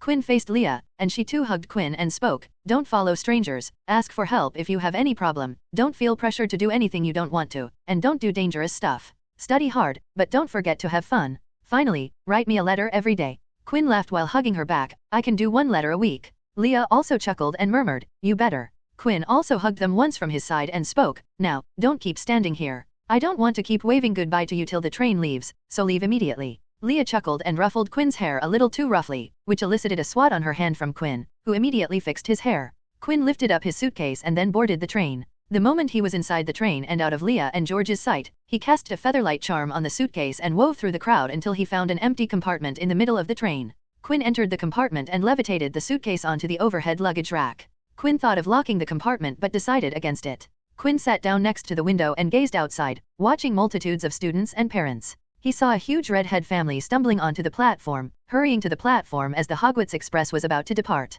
He recognized the Weasley family, the two parents, Arthur and Molly, one mid-teen boy, who Quinn guessed was Charles, a pair of twins, Fred and George, another tween boy, Ron, and a little girl, Ginny. Quinn heard a knock on his door, and when he turned to look, there was a girl, same age as him, standing at the door. She opened the door and asked, "Hey, can I sit here? The rest of the compartments are either filled or people who are saving seats for friends. I can't find a seat." Quinn nodded and stood up to help the girl with her luggage. "Thank you, my name is Katie Bell," said the girl. It inwardly surprised Quinn for a split second before he introduced himself. "You are welcome. My name is Quinn West, first year." He also put out a hand for a handshake. Katie Bell shook Quinn's hand and replied, "Yes, what about you?" Quinn nodded and spoke while returning to his seat, "I am a first year as well. Please take a seat." Katie took the seat opposite Quinn, next to the window. "So, are you excited for Hogwarts?" Quinn smiled and replied, "Indeed, I am. It would be fun to live in the castle. I read that the grand staircase in Hogwarts is ever-changing. An entire flight of stairs that was charmed to move and change paths." Katie was amazed, and with plenty of excitement accompanied by slight fear in her voice, she asked, "Really? That is mad, but what happens if someone falls from it?" Quinn put a hand on his chin before pondering out loud, "I am not sure, but I have heard that the steps of the grand staircase can sink to trap people. Maybe the staircase traps people who are about to fall, or maybe the professors have set some measures." Quinn smiled before saying, "Hogwarts is proud to say that they have 0 stairs-related deaths." Katie giggled at the joke. "What about you, Ms. Bell? What are you most excited about?" Quinn asked as he set up an elbow on the table in between them. Katie's eyes sparkled as she babbled, "Quidditch. I love Quidditch. I want to join a Quidditch team." She had a dreamy look on her face as she talked on and on about Quidditch, though Katie did stop after a while when she realized she had been speaking without stopping. "Sorry about that. I got too excited." Katie blushed in embarrassment as she apologized. "Don't mind it. So you said you want to join a team. Which house's team do you want to join?" asked Quinn as he tried to ease her embarrassment. "My mother was from Gryffindor, and my father was a Hufflepuff, so I am fine with either of the two. What about you?" Quinn shrugged as he talked. I am cool with either of the 4 houses. My parents didn't attend Hogwarts, but my grandfather did, and he was in Slytherin. But, he said that all houses are good, so I will be good with any of the 4. Katie nodded and continued to talk with him. It didn't surprise Quinn that Katie didn't show any dislike when Quinn mentioned that his grandfather was from Slytherin. Not all children were raised up like Weasleys and grew up with prejudice against Slytherin part of their life. An hour into the ride, the trolley lady came knocking on the door and asked, anything off the cart, dears? Quinn hopped off from his seat and picked a chocolate bar from the trolley. He turned to Katie, do you want something? Katie gazed at the trolley and said, 2 cauldron cakes, please. Quinn nodded and paid for a chocolate bar and 2 cauldron cakes, and before the trolley lady left, he asked, ma'am, when would the buffet cart open? The trolley lady smiled and informed, it will be open from 1:30 and would remain open for 2 hours, dear. Thank you, Quinn thanked before closing the door and walking back to his seat and placed Katie's cauldron cakes on the table. Katie handed Quinn the money for the cauldron cakes and asked, what is the buffet car? Quinn placed the chocolate bar aside and explained, the train ride is long, so the students must get hungry, and just sweets won't help, so there is a car on the train where you can buy lunch. It is actually written on the backside of the ticket. It is, Katie said as she fished out her Hogwarts Express ticket and looked at the backside. Oh, there it is. You are correct. Hogwarts Express provides lunch for students on the buffet car of the train. Why is the print so small? After having lunch, Quinn bought out one of Alan's books on occlumency from his suitcase when Katie was out of their compartment and started reading it. Quinn started reading, and sometime later, he heard the door open up and Katie standing at the door. She looked at Quinn but didn't enter. What is it, Ms. Bell? Asked Quinn. Hey, I made a friend and was thinking if she could join us, said Katie. Quinn saw no problem with it, so he nodded, but he was impressed by Katie's ability to make friends. Even when they visited the buffet car, she started talking with a group of people she had just met. A minute entered later, Katie entered the compartment with another girl. Once again, Quinn helped with the luggage and got a thank you in return. Hello, my name is Cho Chang. Nice to meet you, introduced the new girl. For the second time today, Quinn felt surprised hearing the name and thought, what are the chances to meet 2 named characters before even entering Hogwarts? Quinn offered his hand for a handshake while introducing himself. It is a pleasure to meet you, Ms. Chang. My name is Quinn West, first year. Cho shook Quinn's hand and added, me too, referring to her status as a first-year student. The 3 students sat down and talked for a while before Quinn went back to his book, while Katie and Cho continued to talk to each other. After a couple of hours, Quinn looked at the time in his pocket watch and turned to the 2 girls. Hey, the train will be reaching Hogwarts soon. We should change into our uniforms. Both girls nodded, and they decided that one by one, they would change in their compartment, while the other 2 would wait outside and guard the compartment. All 3 of them changed into their uniforms, and now they truly looked like first-year students. Unlike all older students, the first-year students' robes, pre-sorting didn't have house colors and crests. Their neckties and other clothing also lacked house colors. Just before reaching Hogwarts, a voice echoed through the train, we will be reaching Hogwarts in 5 minutes. Please leave your luggage on the train, it will be taken to the school separately. Quinn's heart started beating faster, and when he looked around, he saw both Katie and Cho were looking nervous as they joined the crowd thronging the corridor.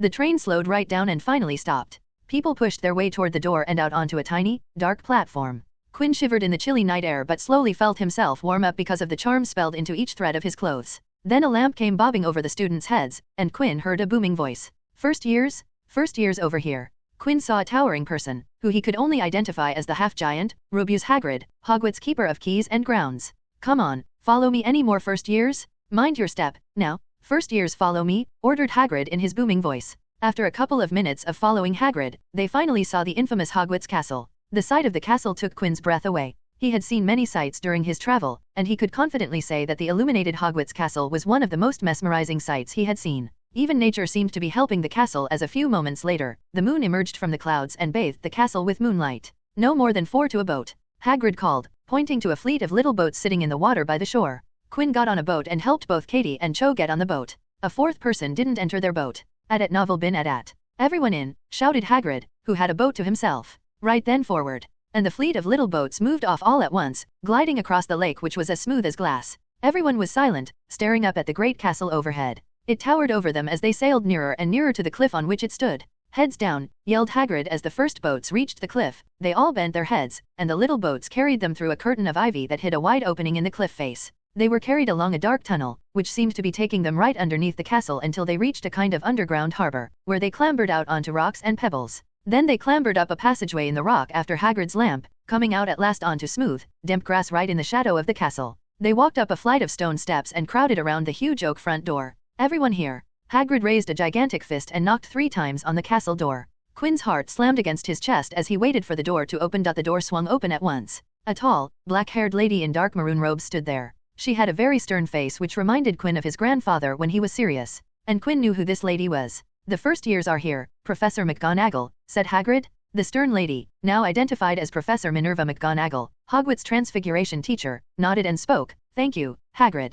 I will take them from here." She pulled the door wide to the entrance hall, which was absolutely enormous. The stone walls were lit with flaming torches like the ones at Gringotts, the ceiling was too high to make out, and a magnificent marble staircase facing them led to the upper floors. The gaggle of first years followed behind Professor McGonagall across the flagged stone floor. They reached a doorway, and Quinn could hear the drone of hundreds of voices. That must be the Great Hall, thought Quinn as Professor McGonagall led them into a small, empty chamber off the hall. Quinn felt a little uncomfortable as the first years huddled together with each other a little too close than he was comfortable with. All of them were peering about nervously. "Welcome to Hogwarts," said McGonagall as she spoke to the nervous first years. "The start of term banquet will begin shortly, but before you take your seats in the Great Hall, you will be sorted into your houses. The sorting is a crucial ceremony because, while you are here, your house will be something like your family within Hogwarts. You will have classes with the rest of your house, sleep in your house dormitory, and spend your free time in your house common room." She stood a little straighter, and with a hint on her face, she continued, "The 4 houses are called Gryffindor, Hufflepuff, Ravenclaw, and Slytherin.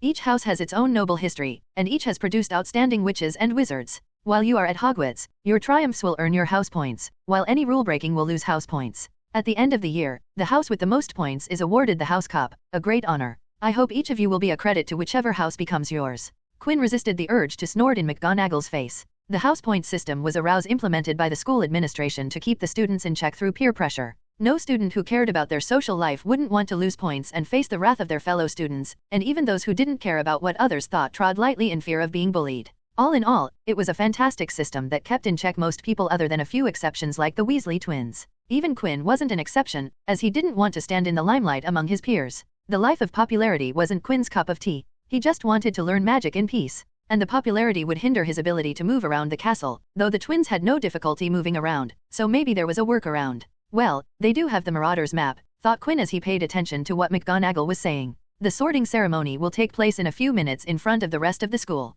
I suggest you all smarten yourselves up as much as you can while you are waiting. Her eyes lingered on a few people's clothes, silently telling them to smarten themselves up. I shall return when we are ready for you. Please wait quietly, finished Professor McGonagall before leaving the chamber. Quinn looked at his clothes, and with a slight use of magic, his clothes straightened up. He then turned to Katie and Cho. "Hey, how do I look?" Both the girls looked over Quinn. He had jet black hair and stone gray eyes. He styled his hair in a simple yet neat Ivy League hairstyle. He had been taught to take good care of his body, so nothing felt out of place. He was tall for his age, and because of years of posture training, his body language exuded confidence. His clothes, even though a simple school uniform, looked good on him. Finally, Quinn was comfortable with his own skin, and that added another layer of charm. Both girls nodded and gave him thumbs up, and in return, Quinn complimented them. "You two also look good. So, please don't be nervous. Everything will be fine, and every house would be happy to have guys. I am sure that you would get into the house you want." Quinn complimented the girls and said words of comfort to calm them down. He could see that most of the first year were nervous being sorted in front of the whole school, and some didn't even know the sorting process.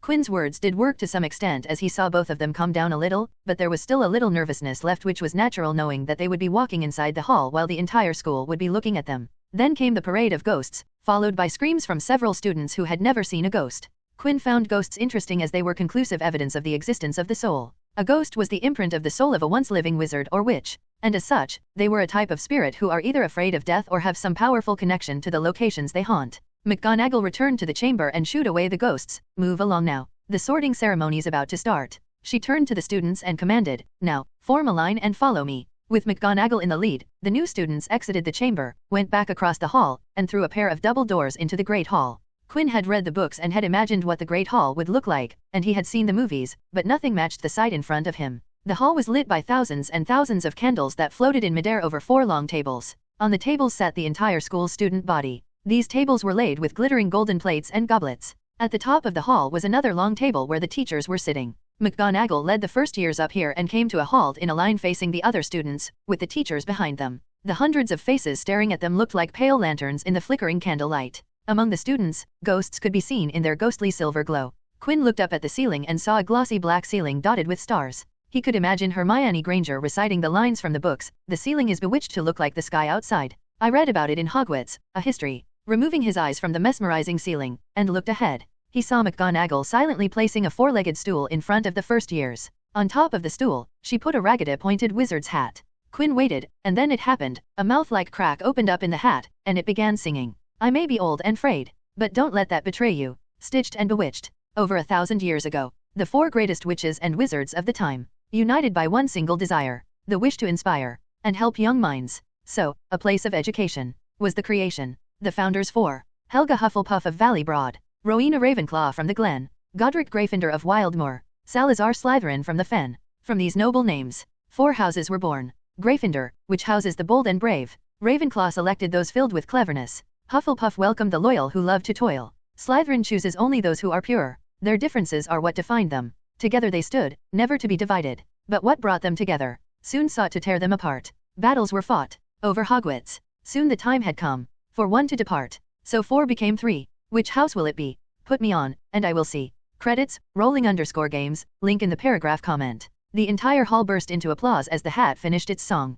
It bowed to each of the 4 tables and then became quite still again. Murmurs went spreading through the first-year students like wildfire. Many were relieved to hear that they only had to put the hat on their head. Professor McGonagall now stepped forward, holding a long roll of parchment. When I call your name, you will put on the hat and sit on the stool to be sorted. Then started the sorting ceremony of the students. Quinn heard a few recognizable names, and their houses were the same as canon. Marcus Belby, Eddie Carmichael, Cho Chang, Marietta Edgecombe went to Ravenclaw, while Katie Bell and Cormac McLagan went to Gryffindor. Finally came Quinn's turn. He was the last person to be sorted because Quinn's last name was West, and W was the last letter in this year's list, with no surnames from letters X, Y, and Z. McGonagall looked at Quinn and announced, West, Quinn. Students who had gotten bored because of the long process once again focused on the ceremony knowing Quinn was the last student. Quinn climbed the shallow ladders and nodded to McGonagall before sitting down on the stool. The last thing Quinn saw before the hat dropped over his eyes was most of the students looking at him, and the moment the hat covered his eyes, Quinn closed his eyes and pulled up his occlumency shields to the limit.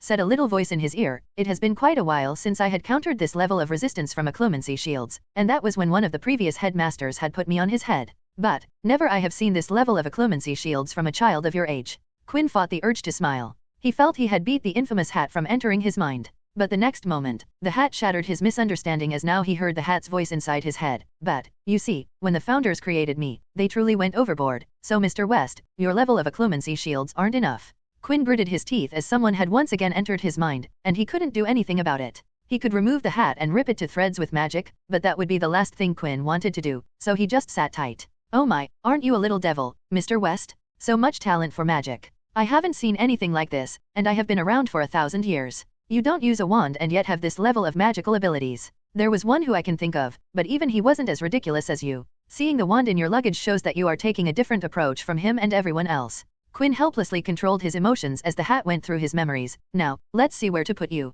You are ready to showcase plenty of courage when it comes to the pursuit of magic. You have already shown hard work and tolerance by learning magic the way you have. The immense thirst for knowledge is evident from your personal library. Finally, you have some grand ambitions, dear child. The greatest wizard of all times. Quinn was getting impatient, so he just came out and said, put me in Ravenclaw so that we can end this. I am extremely uncomfortable with you on my head. Your mere presence in my mind displeases me like never before. The hat laughed in his head and spoke, if that is what you wish for. Don't worry, Mr. West. Your secrets will remain safe with me. No one will ever know what I saw in your mind. Not even my creators, the founders would know if they appeared in front of me. The next moment the hat shouted to the entire hall, Ravenclaw. It took every single drop of Quinn's self-control to normally remove the hat from his head and not rip it from his head. He took a deep breath before moving to the Ravenclaw table and smiled when he reached the table that was clapping for him and congratulating him for being a hat's tall as the hat took some time to make his decision. He sat down and turned to look at the high table while trying to calm down his turbulent emotions. He didn't like when his mind was invaded like now.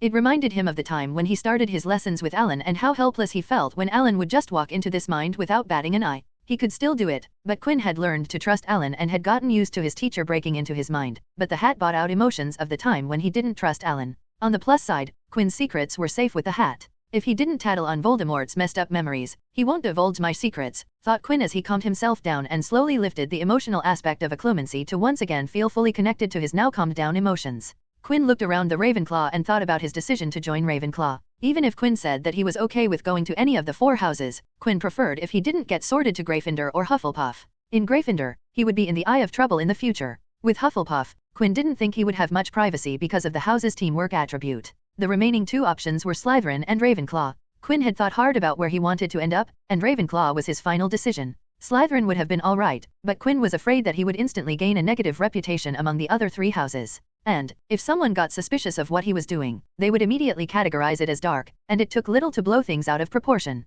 Even inside the Slytherin, blood purists were always in power, and in the future, Voldemort would start recruiting mini Death Eaters from there, and Quinn didn't want to face the harassment known as recruitment. So, Quinn came to a logical conclusion to join the House of Bookworms who had their heads into books and where he could operate in peace with no politics, disturbances, negative reputation, and needless nosy people. He just needed to blend in as your average Ravenclaw, which was too easy for Quinn. A loud clinking of cutlery broke Quinn from his thoughts and looked at the head table where he saw Albus Dumbledore had gotten to his feet. He was beaming at the students, his arms opened wide as if nothing could have pleased him more than to see them all there. Welcome, he started. Welcome to a new year at Hogwarts? Before we begin our banquet, I would like to say a few words. And here they are: nitwit, blubber, oddment, tweak, thank you.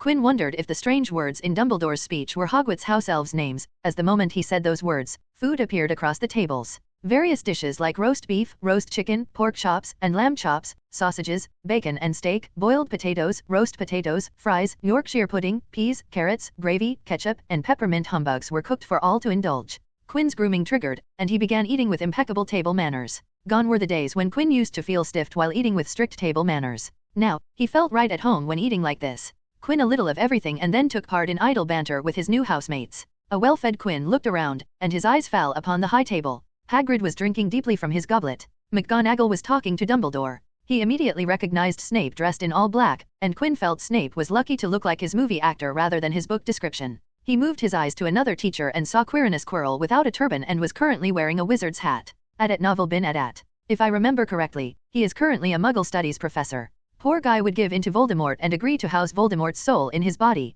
thought Quinn. He saw Quirrell happily chatting with a squat little woman who wore a patched hat over her flyaway hair, who Quinn could identify as Pomona Sprout, the herbology professor. Quinn figured out the names of the other professors with the help of a senior. When the desserts disappeared from the tables, Dumbledore stood up from his chair and asked for the students' attention in the hall. He cleared his throat before speaking. I have a few start-of-term notices to give you. First years should note that the forest on the grounds is forbidden to all pupils. And a few of our older students would do well to remember that as well. Mr. Filch, the caretaker, also asks me to remind you all that no magic should be used between classes in the corridors. He pointed at Rolanda Hooch and continued, Quidditch trials will be held in the second week of the term. Anyone interested in playing for their house teams should contact Madam Hooch. The dinner ended with Dumbledore urging students to stand up for the school song, after which, Quinn followed behind the Ravenclaw prefect with the other first years to the Ravenclaw Tower. Quinn made sure to memorize the path they took, as he would need it from tomorrow onwards. The entrance to the Ravenclaw common room was on the west side of Hogwarts. At the top of a spiral staircase was a door without a doorknob or keyhole,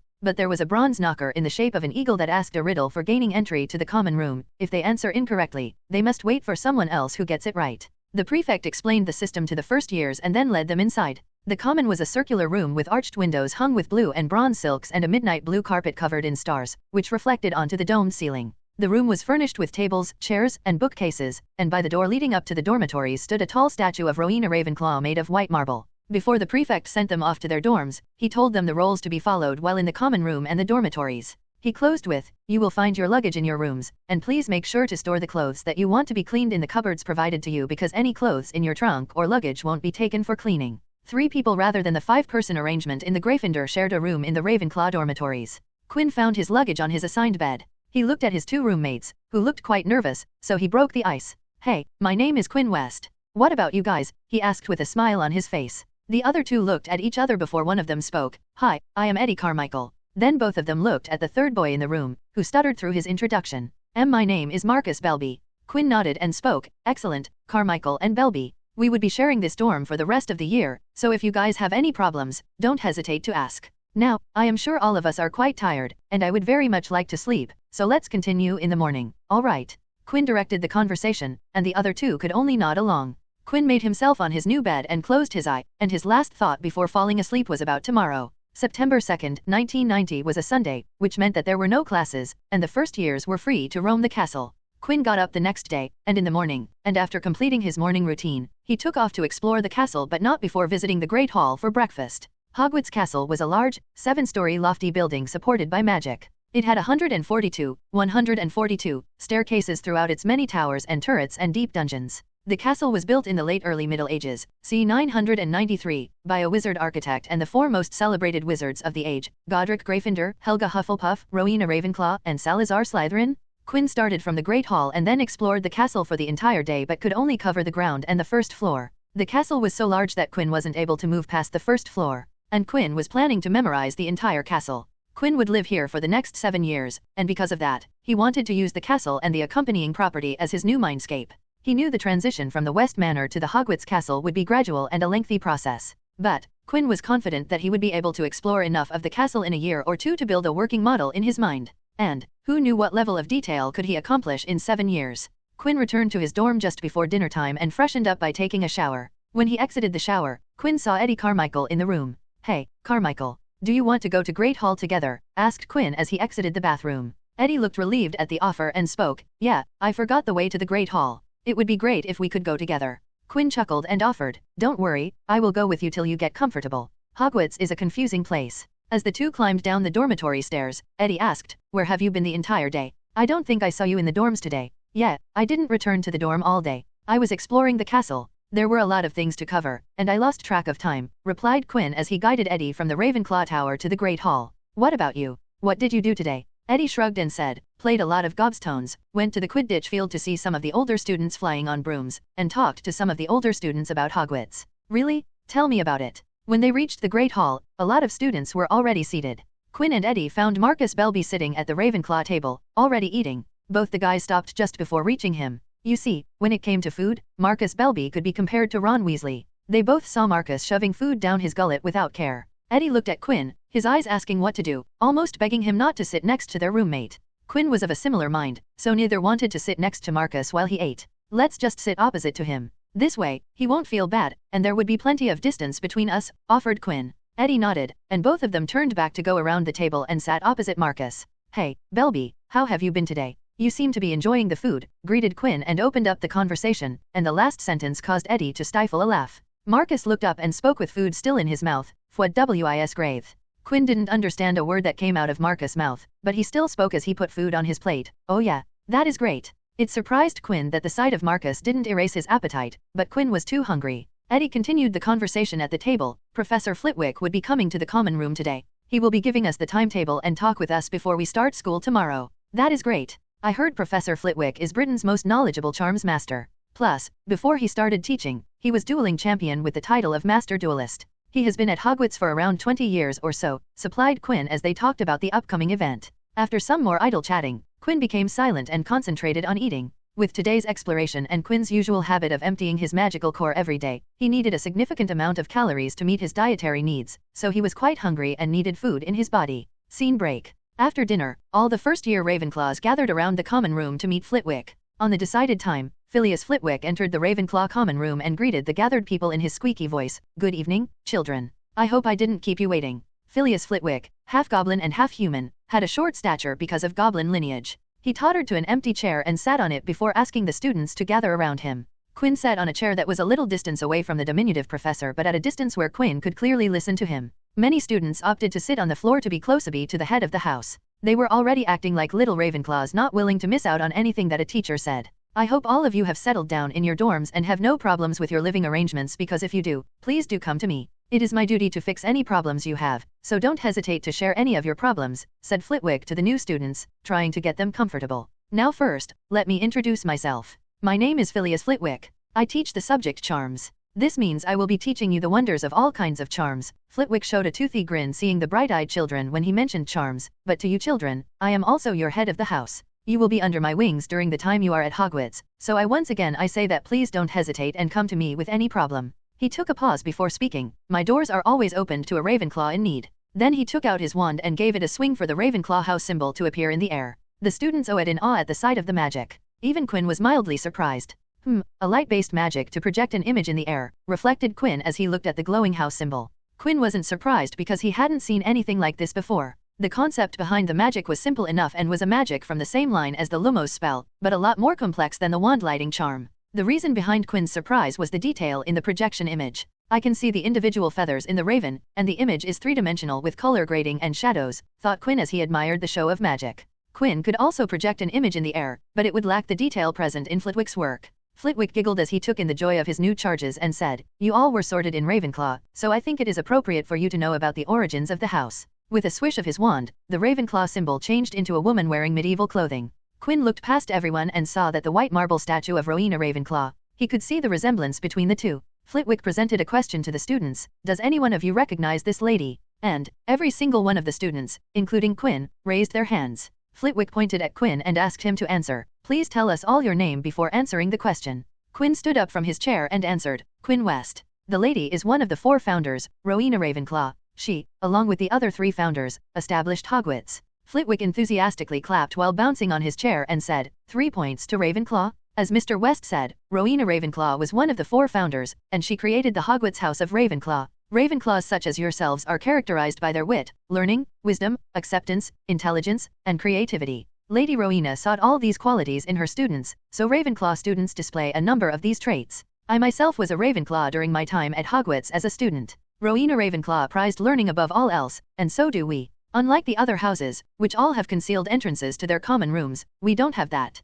Ours has no handle but an enchanted bronze knocker in the shape of an eagle. When you rap on the door, this knocker will ask you a question, and if you can answer it correctly, you are allowed in. This simple barrier has kept out everyone but Ravenclaws for nearly 1,000 years. The last sentence did cause some first years to worry, but Flitwick assured them, "I can see some of you who are scared by having to answer the eagle's questions, but don't worry. Ravenclaws learn quickly, and you will soon enjoy the challenges the door sets." It is not unusual to find 20 people standing outside the common room door, all trying to work out the answer to the day's question together. This is a great way to meet fellow Ravenclaws from other years and learn from them, although it is a bit annoying if you have forgotten your Quidditch robes or books and need to get in and out in a hurry. In fact, I would advise you to triple-check your bag for everything you need before leaving Ravenclaw Tower. Flitwick was laughing hysterically by the end. He truly was as eccentric as people made him out to be. Flitwick disappeared the projection and continued, "Sometimes our pursuit of knowledge may come of a being as bookish, and my peers at my time at Hogwarts as a student called me a bookworm among other things." When Flitwick said this, many students showed sad faces as a lot of them had been called similar words. Flitwick smiled gently and spoke a little louder, "But don't let any of those words deter you. They are just jealous of our knowledge and wisdom and say mean things because we have things they don't have. So, be proud of being smart, and don't feel embarrassed by your love of knowledge. Wear it like a badge of honor. Know that if Rowena Ravenclaw was alive, she would have chosen you all from all the students. Be proud because you are the smartest of the bunch." He stood upon his chair and exclaimed, "Always remember this, wit beyond measure is man's greatest treasure. Repeat after me, wit beyond measure is man's greatest treasure. Wit beyond measure is man's greatest treasure." Every student in the common room repeated after Flitwick, and the collective voices of the students sound like a war chant. Even Quinn chanted the infamous quote with his fellow students and could feel the confidence that Flitwick given many students. It made Quinn think that Flitwick could have a great career as a motivational speaker. After everybody calmed down, and Flitwick was sitting on his chair rather than standing on it, he took out a matchstick-sized stack of parchments and waved his wand above the stack, and the stack enlarged to a standard stack of parchments. With another wave, a sheet each flew to every student in the room. Quinn gracefully received the sheet and read it. On the parchment was a timetable. "These are your timetable for the year. You will all follow this schedule every week till the end of the year. Please note and remember the room numbers as they won't change, and I would recommend that you reach your class 5 minutes before time," said Flitwick as Quinn read the timetable, and he was surprised to see that in a day he only had to attend 2 to 3 hours of classes. Quinn calculated, and the time allotted to classroom studies was only 14 hours a week, 15 if you added the weekly flying lesson with Madam Hooch. Quinn was totally down with this schedule, as it would give him more time to study magic on his own. He was sure that the workload would increase from the 3rd year onwards, but he would worry about that when the time came. Quinn looked up when he heard Flitwick clap his hand and asking the students to look at him. "If you would turn your sights to the library in the common room." Quinn and the rest looked at the library present inside the Ravenclaw common room, a feature unique to the Ravenclaw common room. The library has many books that would help you increase your knowledge. I am in charge of selecting the books on the shelves of the library. I constantly keep note of the progress of every class that is taught in Hogwarts. So I know what is being taught to every student of the school. Because of that, I place complementary and supplementary material related to the topics currently being taught in your classes in our library. For example, if first-year students are learning how to brew the sleeping draught in potions class, then I would place books related to the draught and its ingredients in our library for students to read. Then there are my weekly and monthly recommendations, which are not related to the course material but are always an interesting read. There is also a rule that the books often change on the shelves of our library, to keep those who want to learn on their feet. So even if you can't read them, please note the titles, as you would be able to find all these books in the Hogwarts library. Of all the things Flitwick had said today, this interested Quinn the most. Supplementary material and additional reading were always in better understanding things. Quinn made a note to take full advantage of the in-house library. At the end of the talk, Flitwick asked, "Now, other than Mr. West, who gained Ravenclaw their first points of the year, congratulations to you, Mr. West all the first years, please introduce yourselves. I want to match the names to the faces, and it would also help your housemates to know your names." Quinn looked at Eddie and said, "Yeah. Then Quinn paid attention to his year mates introducing themselves. Quinn too wanted to match faces to names. It would not be well if he could not recall his housemates' names. Before sleeping that night, Quinn wrote a letter to his family. He described his first day at Hogwarts, his sorting ceremony, what he found in the castle, his living arrangements, among other things. Sealed the letter in an envelope and put it into his dorm's desk drawer, ready to be mailed tomorrow via a school owl. Scene break. During Quinn's first week at Hogwarts, he attended all the lessons and performed all the tasks taught to him. They were easy for him, and like the typical Ravenclaw, he was among the first ones to complete the practicals. Actually, he was the first every time, but he just didn't raise his hand to show that he was done with a task. Unlike Hermione Granger, he didn't jump to every answer that the professors asked. He only answered the questions that were too easy or when nobody had the answer to the question. It did cause some teachers to call out Quinn to answer questions which didn't bother him as Quinn knew all the answers, and because he didn't jump to answer all the questions, he wasn't tagged as a know-it-all. Because Quinn already knew all the stuff in the classes, he would efficiently make use of his time by sneakily completing all his homework in class time itself, so he had more time to himself. He even completed his potions homework in Snape's class itself, which Quinn thought deserved at least 50 points. But Snape did pay attention to Quinn because his potions were way better than the rest of the class, and by a huge margin. When Quinn told Snape that he had learned about potions at home, he just sneered but said nothing as this practice wasn't uncommon for magical households. But Quinn didn't know that Snape was now paying extra attention to him. Even though learning potions before coming to school wasn't uncommon, the quality of potions that Quinn brewed was not common at all, especially for someone his age. Even the other professors remembered Quinn fairly well, and he was among the students that stood out from his batch. Quinn's practical work was just too good for a student who had been in school for a single week. But because Quinn did nothing extra other than what was asked, he was just seen as a very talented child and not the freak of nature that Quinn was. Plus, being a Ravenclaw helped Quinn's image as Ravenclaws were always good at academics. At novel bin at. Quinn had no idea what was going through his professors' minds because he was too busy with another problem. A major problem. Quinn's current capabilities were on the level of a fourth-year student. His level of ability to focus magic was stuck at his current level for a half year and had improved little. So, he had begun working at more efficiency and speed of casting, hoping that it would help, but nothing particularly helped. He did everything to improve what he already knew and could do with his level of focus, but his focus didn't improve by much. This was the reason that Quinn was excited about turning 11 and getting a wand. But both of those events caused him disappointment. The reason why a child started attending a magical school at age 11 was that the magic inside a child switched from a turbulent state to a state of growth. A person with magic entered a time of exponential growth from age 11 that continued to age 17, and a magical's ability to focus magic would increase naturally. The ability to focus magic would increase even if they didn't use magic, and if they worked hard during this time, they would reap added benefits. The term magic is muscle, applied heavily from ages 11 to 17 as a person saw the most growth in this time period, and that applied to the ability to focus magic. But nothing happened when Quinn turned 11, there was no jump in focus for him. Time passed, but nothing changed in his magic. Then he looked forward to getting a wand. He wanted a wand to aid him by supplementing his focus, but it turned out that if he used a wand, he would become dependent on it, and it would take an exponential amount of work to perform focusless magic. Now, his wand was encased in a block of wood and locked inside a room in a suitcase. But Quinn was forgetting an important event. A date that came every year, and after so many years Quinn had forgotten about it, but this year it was going to be different. Quinn didn't know it, but this day would be a turning point in his life. The working days of Quinn's first week passed, and the weekend arrived. Quinn sat on his bed, reading a book on magic theory he had borrowed from the Hogwarts library. Since the wand incident, Quinn had been growing increasingly worried about the progression of his magic. He wanted to improve his ability to focus his magic, but as nothing changed with turning 11, he looked for alternate methods but had little success finding a way. At novel bin at. My current level of focus is fine for this year and maybe even the next year, but after that, I would be in trouble if I can't improve my ability to mold and focus magic, thought Quinn as he read the book in bed. Quinn sighed as he failed to find a method in this book as well. He closed the book, and after a mental session of legilimency practice and making sure that his magical core was drained, he went to sleep.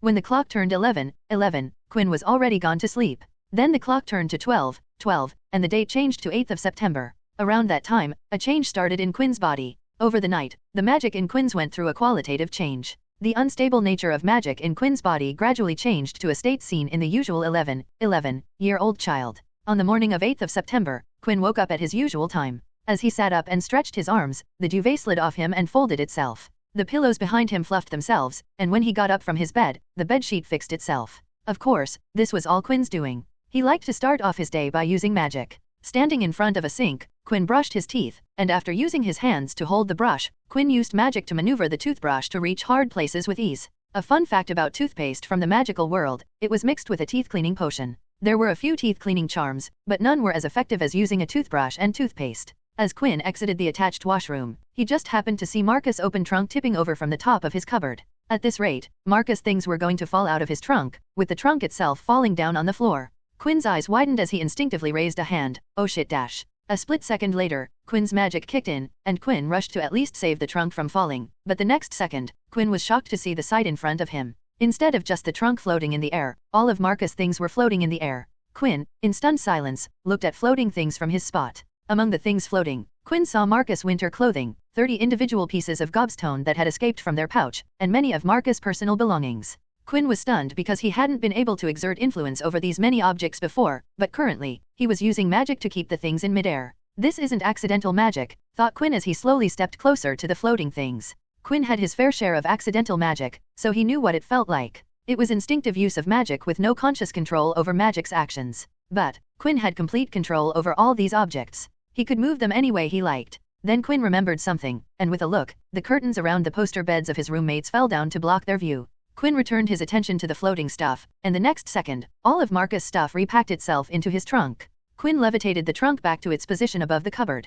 Quinn smiled and thought, I know what is going on. With a smile, he turned to Eddie's desk, and with the use of magic, Eddie's desk drawer opened, and a single gobstone shot towards Quinn, who caught it, and he set it onto the floor. Quinn took a deep breath to calm down his nerves, focused his magic, and pushed it towards the gobstone. The next second the gobstone transfigured into a cat. Quinn smiled as he put the transfigured cat into a full-body bind before it could hiss at him. Quinn, with a smile, picked up the magically bound cat to observe it. Yes, yes, yes. It finally happened, exclaimed Quinn as he moved the cat around to check all the detail. Transfiguration of an inorganic object to an organic being with a different size and weight was at the 5th tier level. Quinn pumped his fists in the air as he returned the cat back into a gobstone. My focus increased overnight, said Quinn, and after the excitement and elation passed, Quinn began thinking about the reason behind it. He thought back to yesterday. If he did something different, something that could trigger the change in his body. But, nothing came to mind. After having breakfast, Quinn went to the library to think in peace. He wanted to know the reason behind this change. His magic had changed, and Quinn wanted to know everything about it.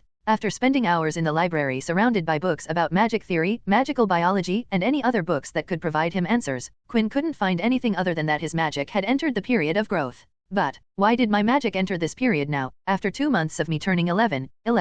Quinn sighed as he climbed the stairs of his dorm. It wasn't that the change happened precisely on a person's birthday, and it could occur anytime between before or after a fortnight of a person's 11th birthday. But 2 months didn't make sense.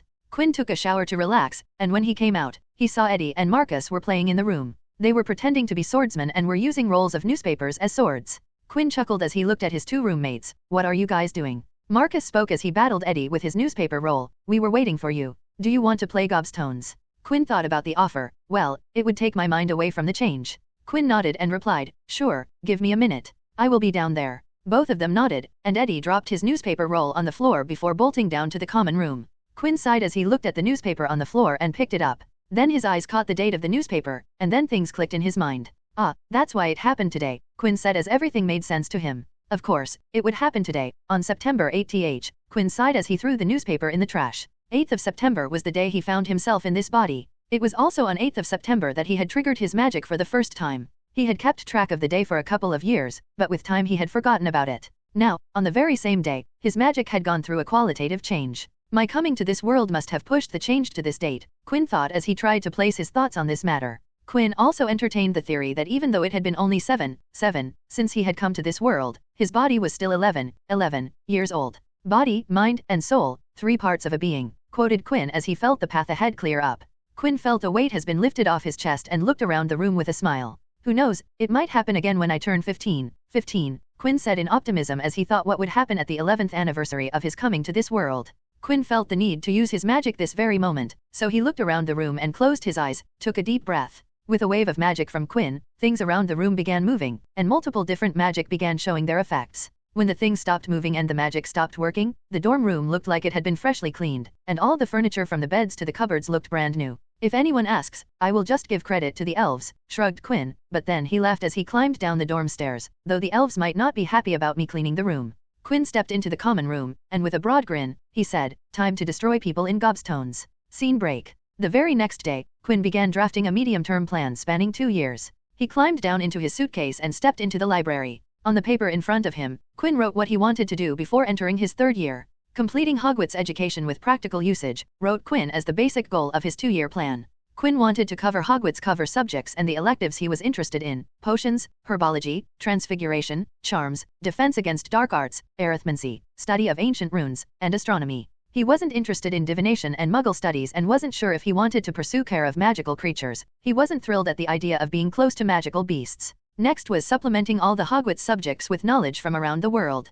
Quinn's approach had always been to expand his knowledge from reading books from all around the world. From his experience of learning the first 4 years of Hogwarts curriculum, he knew the curriculum was missing several things that text from other schools could supplement. It was the same with every school and region in the world. Everybody was missing something, but at the same time, everybody had something to offer as well. The 3rd goal was learning new branches of magic that were taught in other schools. There were other branches of magic like transmutation, illusion magic, dark arts, alchemy, elemental magic, warding, soul magic, healing magic, abjuration, body magic, to name a few. Quinn wanted to learn these magics to the N.E.W.T level or equivalent. Coming to mind arts, he wanted to set some goals. Quinn decided he wanted to build the highest level of occlumency defense in his current system. He wanted to make sure that his defense would stand firm against a master occlumens. Plus he wanted to increase the immersion level on his memories. On the legilimency front, he wanted to become a master legilimens by the end of the 2nd year. Quinn was planning to use the entire school body to explore the insides of a mind.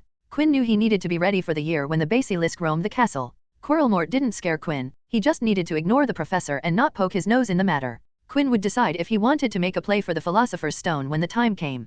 Currently, he wasn't sure if he wanted to go against a professor of defense against dark arts with a master of dark arts stuck to his head. After Quinn decided his plans for the next 2 years, he thought about the immediate plan. With Quinn's increased focus, he wanted a place to practice magic, and the best place for doing so would be the Room of Requirement. Quinn hadn't gone to the 7th floor because he was too busy getting used to the new lifestyle at Hogwarts, but now that he had spent a week at the school, he was ready to go to the mysterious room. It was time to the greatest room in Hogwarts known to Quinn. Scene break. On Monday, Quinn had a history of magic class at 9 o'clock in the morning, and after that, he had 2 hours of free time and 1 hour of lunch. Quinn decided to skip lunch and spend 3 hours in the Room of Requirement. The room was located on the 7th floor in the left corridor of the Hogwarts castle. Quinn looked at the tapestry depicting the attempt of Barnabas the Barmy to teach trolls ballet. He recalled the method to enter the Room of Requirement and walked past the tapestry 3 times, thinking about a place to practice magic. Immediately after the 3rd time, a door appeared opposite the tapestry. Quinn, with a beating heart, pushed the doors open and entered a spacious room. In one corner of the room, he saw dummies to practice charms and jinxes. In another corner were objects of different shapes, sizes, and materials to practice transfiguration. He also a potion workstation for brewing potions. He was also surprised to see a comfy chair for sitting while practicing mind arts. Quinn walked around the room and saw the details in the room. He found that the room had everything he wanted, but Quinn also noted that the room specifically provided things related to the magic he wanted to practice today. On the transfiguration corner, he saw a sizable amount of mercury. Quinn had planned to study how mercury reacted to transfiguration, and the room had read that from his mind and provided him with mercury. On the charms corner, he saw a fast-moving golden snitch as he had imagined wanting a snitch to practice the slowing charm. On the potions workstation were copper cauldrons and the tools he needed to brew a befuddlement draft. The room provides what I need. Quinn dropped his book bag on the comfy chair and walked to one of the dummies and cast an exploding charm, Bomarda, on it, and the dummy exploded, and Quinn smiled when the destroyed dummy didn't disappear or fix itself. Quinn was happy to see the damaged dummy not because he enjoyed seeing the mutilated dummy but because the room had even picked up on the finer details of his request. Quinn had also wished to practice his mending charm, so he requested the dummies to stay damaged. Quinn swept an eye over the broken pieces and levitated them near the dummy. He began casting several simultaneous mending charms on the dummy, and before he knew it, the dummy was like it never exploded. Quinn nodded before his smile disappeared, and he said to himself, "Let's get to work." He removed his robe and levitated it to the chair and thus began the repeated explosion of dummies. Quinn experimented with the strength and accuracy of the explosion charm. For Quinn, there was no difference between Bomarda and Bomarda Maxima as he didn't rely on chance and understood the essence of magic before practicing it. When Quinn used the explosion charm, he was the one who decided the configuration of the spell and not some words in Latin. Quinn decided when to explode the whole dummy or when to only take its head off. Quinn tried simultaneous casting and continuous casting of the charm and how it would affect him. Quinn found that he was at an acceptable level in continuous casting but lacked efficiency while he cast simultaneously. In between explosions, Quinn experimented with the mending charm. Quinn checked if it could mend the dummy if he completely eradicated a part of the dummy. The answer was no. The mending charm could only fix the available parts. He also found that if he trapped one of the parts, then the mending charm would mend the object and leave the trapped if it couldn't get to it. There was also a distance restriction, where if a piece of the broken object was farther than a certain distance, then the mending charm would ignore the part. After half an hour and 100 exploding charms, Quinn decided he had enough practice with the exploding charm and moved on to the potions part of the room to brew a befuddlement draft. Befuddlement draft was a potion that caused the drinker to become belligerent and reckless. He donned his gloves and protective goggles and got to brew the potion. It took an hour to brew the potion. Quinn withdrew his potion notes and began preparing the ingredient as he experimented for best efficiency. After starting the brewing, Quinn took out a stack of paper and started documenting every change in the potion, cross-referencing it with listed changes. Quinn observed his potions with an almost obsessive hawk-like gaze. Quinn had learned that some stages of different potions required constant attention, and not many books mentioned those stages, so Quinn had made it his goal to document every change of every potion he learned. After an hour of careful brewing and close observation, Quinn had 10 standard doses of the dark acid green high-grade befuddlement draft. Quinn poured potion in vials and packed 3 vials to send to Elliot at home, and packed 5 for long-term storage, and the last 2 doses he was going to use on the stuck-up prefect, who scoffed while telling Quinn and his roommates that they couldn't gobstones in the common room. "Let's see if he can still have a stick up his butt after I give him this," said Quinn with an evil smirk on his face. Finally, Quinn stepped into the transfiguration corner to work on mercury. Mercury was a poisonous metal, so with the utmost care, Quinn transfigured the given material into different things. He also boiled and froze the mercury and then transfigured it at those temperatures. Quinn tried to turn into different materials like other metals, rubber, wood, and many other organic and inorganic material. He even turned small droplets of mercury into tiny ants and relatively bigger cockroaches. He turned larger amounts of mercury into more complex things.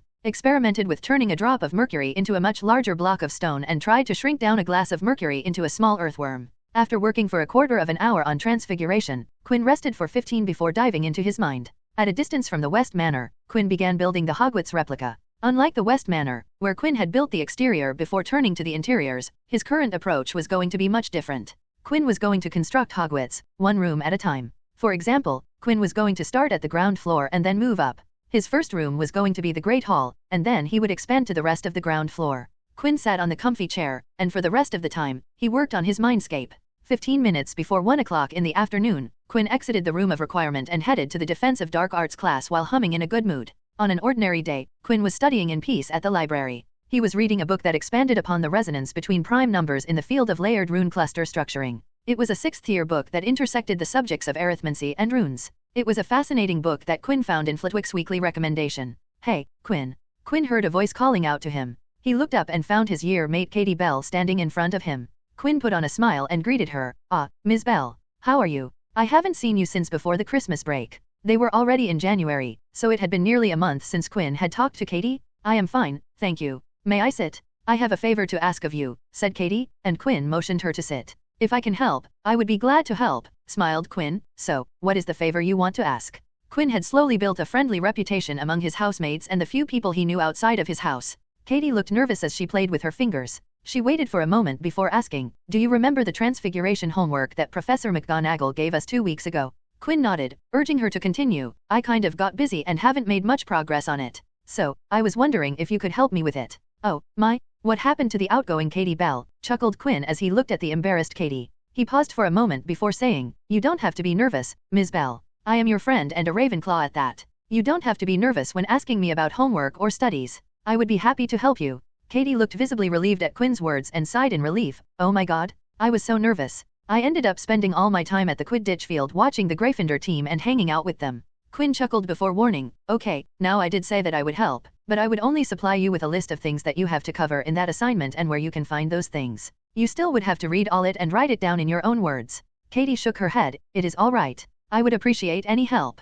Quinn nodded and took out a sheet of paper and split it in half. On the split paper, Quinn wrote the topics that one needed to cover for the assignment, then he mentioned the books and the chapters in the books where Katie could find the points. He mentioned the chapter, so she didn't have to flip through whole books, given that she was short on time. After finishing writing, he slid the paper to Katie's side and said, "If you read everything on there, you would be able to complete your assignment in no time." Katie looked at the paper weirdly as she was used to parchment instead of paper. After holding the sheet of paper and feeling the thinness of it, she read the contents. Her jaw dropped when she read it and gawked. "You remember the chapter number?" Quinn shrugged and gave the one excuse that always worked when it came to academics. "What? I am a Ravenclaw. Plus, I revised the assignment yesterday, so I remember it. No big deal." Quinn lied through his teeth. He had completed the assignment the day McGonagall had assigned it and hadn't even touched the parchment it was written on, much less revise it. Katie nodded dumbly and spoke, "Anyway, thanks for this. This would make my work so much easier." "Seriously, thank you?" Quinn shook his head and spoke, "Don't mention it. You can come to me if you ever have a problem with studying. I will be glad to help, but please don't tell anyone. I don't want random people coming to me asking for help. I am only doing this because you are a friend." Katie nodded and then excused herself. Quinn looked at her retreating back and thought, maybe I will start it next year. Quinn had an idea he wanted to try, but he decided to wait till the next year before starting the plan he had in mind. Quinn was about to get back to reading when someone once again heard someone call out to him. He looked up and saw Marcus Belby standing with nervousness clear on his face. "Belby, what is it?" Quinn questioned his roommate. Marcus fidgeted and softly asked, "Hey Quinn, you know the homework McGonagall gave us 2 weeks ago? You too? Come on, man, you are a Ravenclaw," joked Quinn as he gestured Marcus to sit down. "So, why didn't you do the assignment?" Marcus scratched the back of his head and answered, "I found a great book on herbology and forgot to do my homework. I am embarrassed." Quinn fought the urge to laugh. Of course, he forgot his homework because he found a book. Such a Ravenclaw reason. Quinn took the other part of the split page and wrote the same thing as he had written for Katie. He slid the page to Marcus. "Here you go. Read this, and you will be able to complete the assignment." Marcus picked up the sheet and read the contents. "Interesting, I have read one of these. Don't you find it interesting how the density of an object affects the wand movement of the transfiguration?"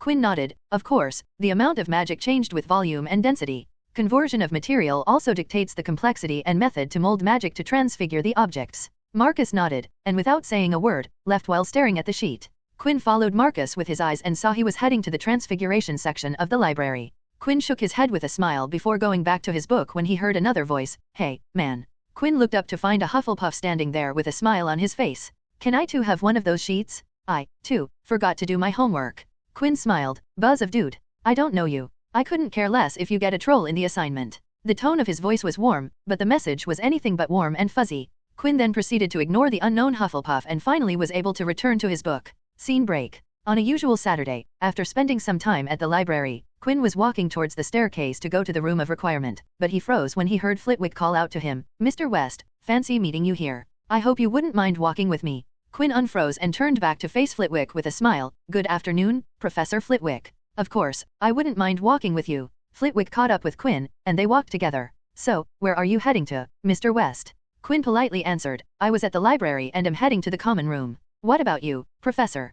Quinn was going to the 7th floor, but there was nothing above the 4th floor that would have anything to do with a first year like Quinn. There were arithmancy and runes on the 6th and 7th floor, but Quinn wasn't a third year. So, he could only saw the Ravenclaw common room that had its entrance on the 5th floor. "Excellent, I am heading to my office, so we are going to the same floor. I have something to talk to you about." Quinn mentally groaned as he now had to walk to the common room before going to the room of requirement. But he was curious what Flitwick wanted to talk to him about. "What is it, Professor?" Flitwick looked at Quinn with twinkling eyes and asked, "Have you finished the homework that is due this coming Monday?" Quinn nodded with a smile. "Yes, Professor, I have completed it and can give it to you right now if you want." He had completed the homework on the day it was assigned, in the class itself. Flitwick chuckled and spoke, of course, you are never late on assignments. Why would you be? You complete the homework in the very same class it was assigned." Quinn's breathing hitched as he froze for a step before speaking awkwardly. "Ah, so you knew about that, huh?" Flitwick laughed in his squeaky voice. "Of course, all the professors know that you do your homework in the class. It was one of the first things we talked about you during the faculty meeting. All the prof dash. I mean, you talk about me." Quinn was shocked to hear that all the teachers knew he did homework in class. But then he finished with a joke and instantly regretted it. "Why did I do that?" Quinn berated himself. Flitwick laughed and revealed, "Of course, we noticed. You don't take more than a single attempt on any spell that is taught in the class. In potions, you know exactly when to pay attention while brewing." Flitwick paused before continuing, "My mistake. I don't think Professor Bin knows that you do your homework in the class. He usually sleeps in our faculty meetings." Quinn sighed and asked, "If that is true, I am truly curious why Professor Snape never said something about it." Given Snape's reputation, Quinn was sure that he would have had at least gotten a month's worth of detentions. Contrary to popular belief, Professor Snape doesn't enjoy tormenting his students. He simply doesn't want any mishaps happening while brewing. It irritates him when students can't follow simple instructions, so Professor Snape is extra tough in his class.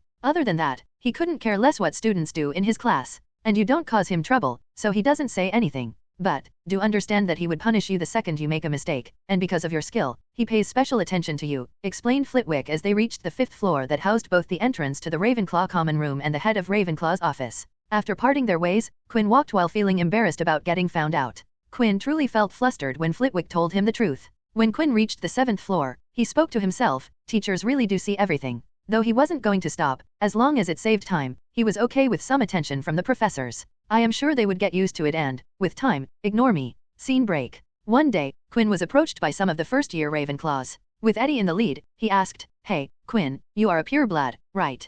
Quinn quirked his brows and thought why they were asking, so instead of doing the obvious and asking why, he used legilimency on every single one of them and read their surface thoughts. "Ah, so they are wondering why I use paper and pen, huh?"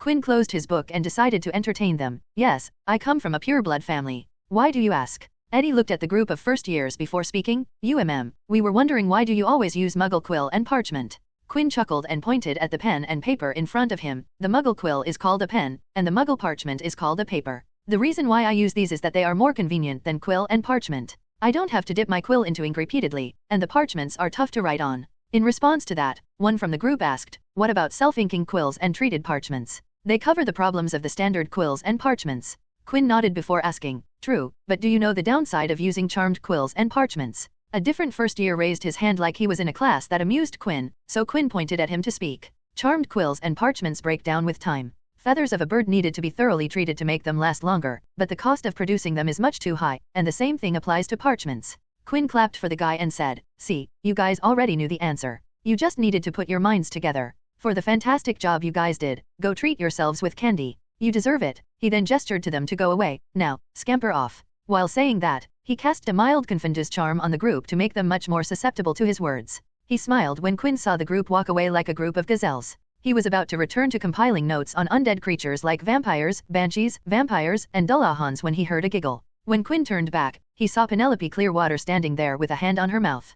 Quinn tilted his head and asked, "What is it?" She shook her head and laughed. "The way you talked to them was funny. You coaxed the answer out of them and then sent them away." She also narrowed her eyes and asked, "Their behavior was also unnatural. Did you cast a confuse charm on them?" Quinn's fake wand was in his room above in the dorm, so he grinned at her, and with a twitch of his finger, conjured a wand replica in his right hand, which was not visible to her. "Yeah," saying that, Quinn raised his right hand to show Penelope Clearwater the conjured replica. "Confuse charm is an advanced skill, Quinn. It is in the 5th year charms curriculum, and you are in the 1st year." Penelope stared at Quinn, curiosity apparent in her eyes. Quinn stared back at her and considered using legilimency to scan her thoughts but decided there was no need and spoke shyly. "I learned it from the 5th year book I took from our library. I was curious and tried casting it, and it worked. Though I wasn't able to make any other spells work, he. Penelope stayed silent before smiling. "Is that right? Sometimes a wizard or witch can use a spell beyond their capabilities. At novel bin at." Quinn smiled but didn't say anything as he didn't want to continue the conversation with her, but just to be sure, he changed the subject. "So, how are your OWL preparations going?"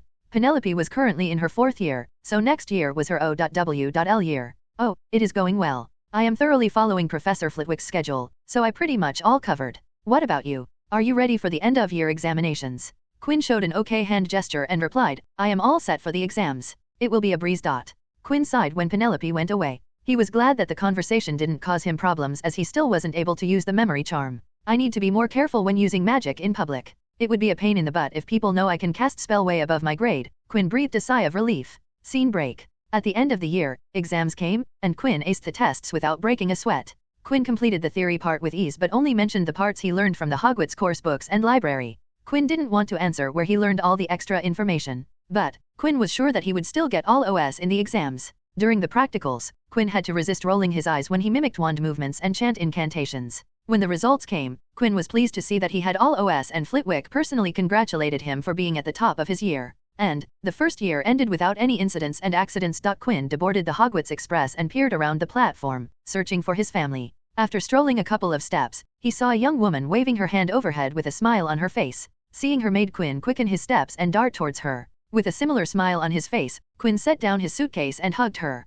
"I missed you, Leah," spoke Quinn into the hug. He felt his sister tighten her hug around him and say, "Me too." After a few seconds, they parted, and Quinn was widely smiling as he looked up at her. "Did grandfather come?" Leah shook his head and answered, "He is waiting for you at home." As the two walked to the apparition point, Leah asked Quinn to point out the people he knew. "Okay, that is Eddie Carmichael, you know, my roommate. Oh, there is Marcus Belby, my other roommate. See that girl over there? Yeah, that is Katie Bell, I met her on the train." Quinn sighed at a comment from Leah. Yes, she is my first friend. Moving on. There are Cho Chang and Marietta Edgecombe, also from Ravenclaw, but I don't talk to them much. Oh, those are the Weasley twins I told them about. I don't like them that much, but I guess they are fine. Other than those, Cedric Diggory, Roger Davies, Penelope Clearwater, Adrian Pusey, they are a year older than me. Though Quinn pointed the people out, he didn't introduce them to Leah as he wasn't particularly close to any one of them. Quinn had spent most of his free time in the library and room of requirement, so his interactions with people were not extensive. But Quinn had cultivated the reputation as the helpful guy among his acquaintances.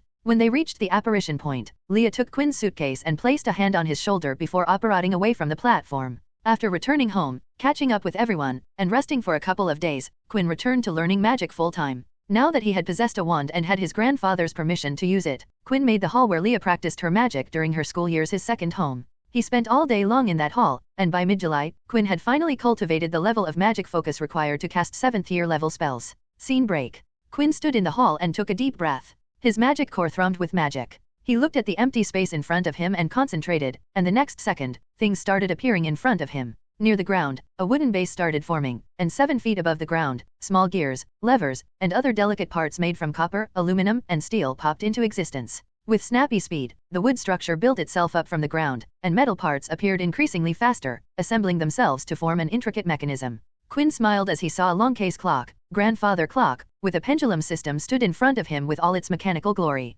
A conjuration with so many moving parts, it required both magic and mental focus to conjure out of nothing. This was Quinn's best level of transfiguration/conjuration at the moment. Feeling confident, Quinn spread his arms, and dozens of butterflies appeared in the air. Another wave of conjuration and dragonflies mingled with the butterflies. Quinn looked at the ground, and squirrels ran around the hall, climbing the clock in the middle of the room. Quinn still had to work on organic conjurations and could only conjure smaller animals. When Quinn was admiring his work, he heard a knock on the door. When Quinn turned back and saw Elliot opening the door and entering the room with a pitcher of lemonade. When Elliot looked inside the room, he saw nothing but Quinn standing in the middle of the room looking at him. "Young Master Quinn, it is quite hot today, please drink something," said Elliot as he poured a glass of lemonade for Quinn. Quinn received the glass from Elliot. "Thank you." Elliot looked around the room and asked, "What are you doing, young Master Quinn?" While taking a sip from the glass, Quinn raised his fake wand and created a small block of ice on the floor. "Just practicing some charms." But then Quinn thought of something and excitedly asked, "Hey, would you duel with me, please?"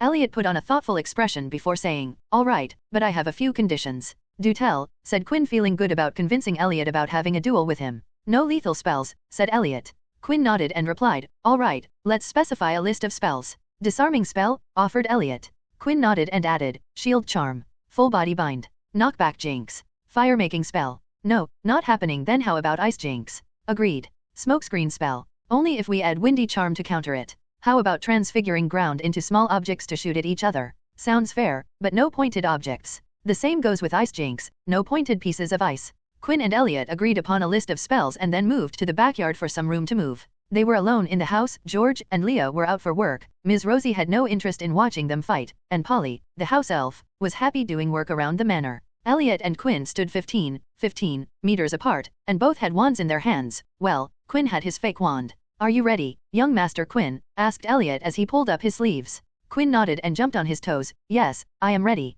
What should be the signal for us to start?" Elliot waved his wand, and a conjured feather appeared in his hand. "I will levitate this feather and then let it go. The moment the feather hits the ground, we start." Quinn nodded and took a stance. Elliot levitated the feather to 4 meters and then let it go. Both of them waited for the feather to touch the ground. Quinn started grinning in excitement as the feather got closer to the ground, and magic started to come to life in his body. Elliot stood calmly in his spot and followed the feather from his peripheral vision. The moment the feather touched the ground, the two cast Stunning Spell as the first spell of choice. The flying jets of magic cancelled each other. Quinn got ready to cast another spell but saw Elliot was one step ahead and had already cast a spell towards him. "Oh shit." Quinn used the shield charm, Protego, to block against the spell. An invisible shield appeared in front of Quinn, but the moment Elliot's spell hit the shield, the impact made the shield visible with silverish tremors. From his spot, Elliot kept on casting Stunning Spell towards Quinn and spoke, "Young Master, isn't it a little too earlier for getting pushed to the back foot? I heard that the young were aggressive."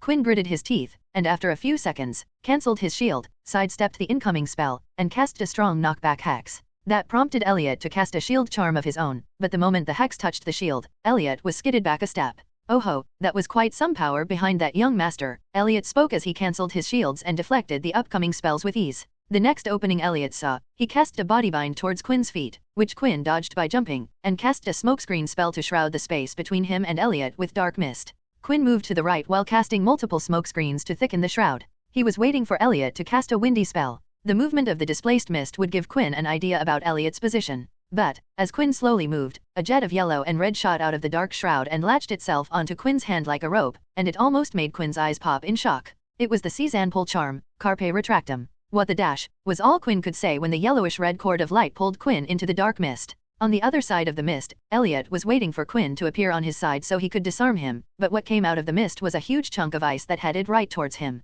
The huge chunk of ice made Elliot drop his Season pull charm and cast a shield spell to protect himself. Just behind the ice, Quinn got up from the ground. Whew, that was some quick thinking I did. When Quinn was pulled, he used the ice hex to create a block of ice and shot it towards Elliot. Quinn looked around and saw the mist disappearing and decided to get aggressive. He stepped outside of the disappearing mist, and the moment he saw Elliot, he cast a spell chain of full body bind curse, petrificus totalis, stunning spell, stupefy, and disarming charm, expelliarmus. Elliot had just recovered from his surprise when he saw Quinn's spell chain. He sidestepped the full body bind curse, deflected the stunning spell, but the disarming charm caught him dead on and forced the wand out of his hand.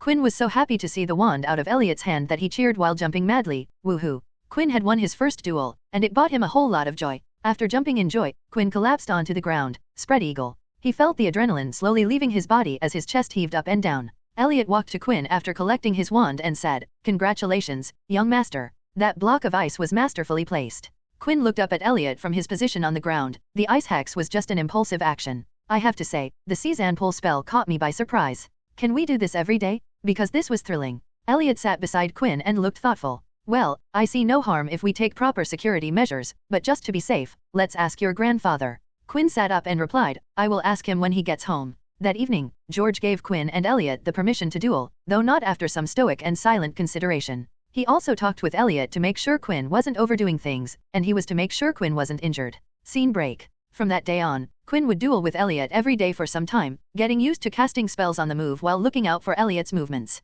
Elliot also helped out Quinn with his words of wisdom. Young master, I am no dueling champion, but I can point out some obvious things that are common knowledge while dueling, spoke Elliot as the two met in the backyard for their daily dueling sessions. Elliot waved his wand in a pattern, and slowly, a substantial amount of ground transfigured itself into a real-life lion that roared at Quinn, causing him to flinch and back away a few steps. Just as the lion came to life, Elliot cancelled the transfiguration, and the lion turned back to dirt. Transfiguration can be used in a duel to cause harm or buy time, but let's say I used this transfiguration in a duel. If I chose my opportunity, I could order the lion to attack my opponent, and it would at the very least serve as a distraction. But, what if I did this? With a much simpler wand movement, the same ground changed into a lion, but it was not a real lion, it was the ground in the shape of a lion. The mud lion roared all the same and once again caused Quinn to flinch. When the lion collapsed back into dirt, Elliot asked, Young master, did you notice something different? Quinn nodded and pointed at Elliot's wand and spoke. The wand movement was much simpler. He pointed at the pile of dirt and continued, and the mud lion came to shape much quicker than the real lion.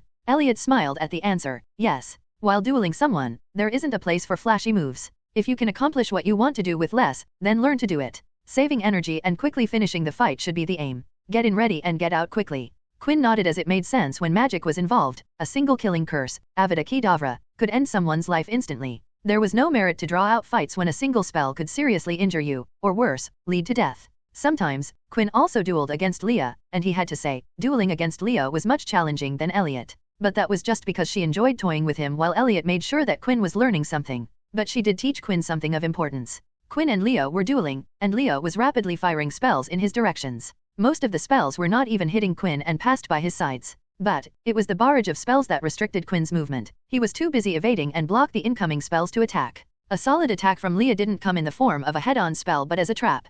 Quinn moved a couple of steps to the left when his left foot sank into the ground and stumbled to the ground. Immediately after that, he was hit by a disarming charm, Expelliarmus, from Leah and was stripped of his fake wand. Damn it. Quinn pounded the ground as he stood up and removed his foot from the soft patch of land. Leah giggled in victory as she walked to Quinn and cast a cleaning spell on his clothes. Did you like that? It was clever, right? Quinn stared at the soft ground before looking at Leah. All of those spells were just a cover-up for this trap. When Leah nodded, Quinn once again spoke, what if I had gone to the right? Leah smirked while answering, as long as you didn't go back, you would have still fallen for my trap. I set up multiple of these all around you. She cast at multiple patched of ground, and all of them sank. See? Any direction, and you were toast.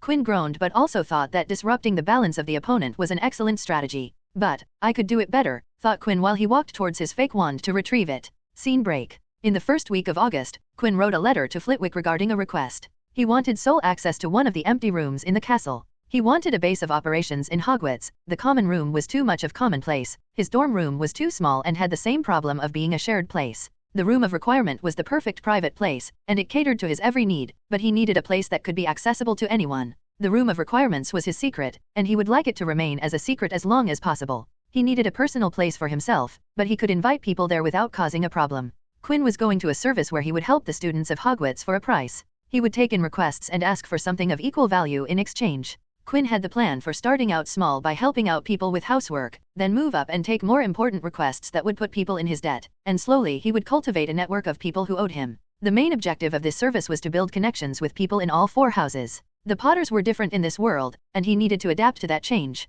He needed eyes and ears to know what was happening in Hogwarts and stay ahead of the curve. Quinn was going to use this service to accomplish that. It was a week later when Flitwick replied with a letter. The response brought a smile to Quinn's face. In his letter, Flitwick agreed to provide Quinn sole access to a 5th-floor room as long as he assured it was to be used professionally and no improper activities would take place in the room. Quinn immediately replied with a stern promise that he won't misuse the room and would honor the trust Flitwick was placing on him. Quinn eyed the letter and smiled. With this, I am one step closer to becoming the most influential student in Hogwarts. Now, he just needed to wait for the school year to start. In the 2nd week of August, Quinn decided to go to Diagon Alley for his annual visit. He didn't have to buy the books, but he did want some potion supplies like cauldrons of different sizes and materials and rune equipment. Near the flue fireplace in the West Manor, Quinn stood with George and Elliot. Are you sure you would be fine on your own? Asked George as he was worried about Quinn going to Diagon Alley alone without any supervision. Quinn nodded and assured him, yes, I will make sure to be careful. I have the portkaya that you gave me. Quinn fished out a thin silver chain necklace from under his shirt. I will immediately activate it if I get in trouble. All right. And, you have your wand? Don't worry about the underage magic restriction. Use magic in case of emergency. I will handle the ministry if they send you a notice. George didn't know that Quinn's real wand was locked in his suitcase, and the fake wand with him didn't have a trace on it. As long as Quinn was considered, he could do magic all day long in public, and he still won't get a single notice from the ministry. Finally, George nodded and nudged his chin towards the fireplace. Quinn acknowledged, and with a last look of goodbye, he threw the flue powder in the fireplace, watching it turn green, and spoke, Diagon Alley. Then he stepped in and disappeared from the West Manor into the green jets of flames. Elliot looked at George and comforted, he will be fine. Quinn is a responsible child and wise beyond his age. George sighed and replied while staring at the flames of the fireplace, I hope so, old friend. I am just nervous because it is his first time going out on his own. Elliot smiled and recalled, if his letters from Hogwarts are any indication, then he loves to roam around the castle, exploring. It was just a matter of time before Quinn would have explored outside. And you are forgetting how much he pulled us during our travel with him. He wanted to see everything. George fondly remembered the memories and chuckled, I thought I was getting on with the age because the little fella never got tired and always wanted to do something new. Elliot and George exited the room while reminiscing about the past. Scene break. On the other side, Quinn was walking among the crowd of people in Diagon Alley. It was nice to be among this many people after being at the West Manor for a month. He missed being able to just look at a person and read their surface thoughts. Now, in Diagon Alley, Quinn had access to so many unprotected minds. Mr. Allen was right, this can get addictive. Quinn smiled as he heard random strangers' thoughts. Quinn had discovered that people's thoughts at a market could be a fine source of humor. Some ladies were bitching about other ladies, children, and men were pinning after Quidditch brooms, and vendors/shop owners were mentally smirking about ripping off customers. Quinn could hear all sorts of fun things from the crowd as he weaved through the waves of people. First, Quinn went to Gringotts to withdraw money and then went to the potion store to order cauldrons of different configurations and crystal vials. Crushers, made from different metals. Mortar and pestles of specific stones. Quinn was in the process of expanding his potion repertoire, and the ingredients and preparations were getting complicated. After bargaining the price to the lowest price by reading the shop owner's mind and getting free shipping, Quinn skipped to the rune supplies store. Runes was an application of magic that utilized magic by means of language. Runes were symbols, graphemes, morphemes, logograms, hieroglyphs, and all kinds of scripts that supported magic. Each rune had its own name and a variety of esoteric meanings that represent the metaphysical concepts, the so-called genetic code of the universe. The user must understand the meanings of the runes and how they apply to their intended use. But, you couldn't just take a pen and write runes on paper and expect it to work. No, you needed specific materials to make runes work. If you were writing runes on paper/parchments, you needed special parchment that sustained magic and specific ink blends that conducted magic. If you were etching runes into metals or wood, you needed carving tools that would help precisely etch symbols into the material. Staining solutions that would bind magic into the wood or mixtures that prepared metals for sustaining and holding runic magic. Quinn also realized that a lot of magic branches crossed each other at some point. Charms coincided with potions in ingredient preparation. Transfiguration concepts were used in transmutation and vice versa. Dark arts and defense against the dark arts were two sides of the same coin. Arithmancy was used in almost every field of magic. You needed to know how to brew potions for solutions to draw runes, so on and so forth. Herbology was used in potions and then in turn in runic magic. Alchemy was even more complicated, but that would be a discussion for a different time. After yet another victory in bargaining by employing legilimency, Quinn happily exited the rune equipment store in Diagon Alley, thanking the lax behavior of the magical world. He pitied the people who didn't know occlumency and were clueless to the dangers of being their minds read. He looked around and thought, well, I am done. I guess walking around wouldn't hurt. See if something catches my eye. As he was walking the street, Quinn saw a crowd standing in front of the Flourish and Blots. Quinn got curious and walked to a person in the crowd and asked, hey, what is going on? The adult took a single glance at Quinn before turning back to look into the bookstore. They are saying that the boy who lived is in the store. People are waiting for him to come out. Quinn raised his eyebrows at this piece of information. Potter? Huh. The reputation of Potters was much more prominent than Canon Harry's fame. Potters have been active in the Britain magical world, so they had been in the public eye, unlike when Canon Harry was isolated from the magical world. Quinn thought about what he should do, and after thinking for a few moments, he smiled and yelled, make way, Hogwarts student incoming. Let me through. Yeah, I am talking to you, get out of the way. Hogwarts students, Hogwarts students. A Hogwarts student wants to buy some books. Get the hell out of my way, people. Quinn shamelessly pushed his way through the crowd and knocked on the door to get the manager's attention. The manager looked at the door, thinking it would be a person from the crowd, and wanted to scold them, but then he saw Quinn waving his hand at him with a smile. The manager cracked the door a little and heard Quinn speak, Hogwarts, want to buy books. I am alone, so don't worry about me bringing someone in this door. The manager smiled apologetically and let Quinn in and spoke, sorry about all of this. I can't do much about the crowd outside. Quinn shook his head and said in understanding, don't worry, I understand. Your business would go under if you refused to sell to the boy who lived. The manager smiled a little before asking, do you need help with finding something? Quinn shook his head and replied, I am fine. You should stay here at the door. I would rather take time in peace than shop with people flooding into the shop. After conversing with the manager, Quinn headed into the bookshop and made his way to the magazine section. He wanted to grab a copy of the magazines, Transfiguration Monthly and Popular Potions before taking a look at this world's Harry Potter, and if he was here, then the rest of the Potters would be here too. He grabbed the magazines and was going to go search for the Potters, but the cover of Popular Potions caught his interest. Oh, they found a use for Doxy's saliva? So interesting, but then Quinn stopped and reprimanded himself. No, what are you doing, man? You can read this later. Quinn slipped the magazines under his arms and then set out to get a look at the Potters. The first person he found was surprisingly not a Potter, but a Weasley. Quinn saw Percy Weasley browsing through a bookshelf, and it made him wonder, are Weasleys friends with the Potters? Both the parents were in Dumbledore's Order of Phoenix.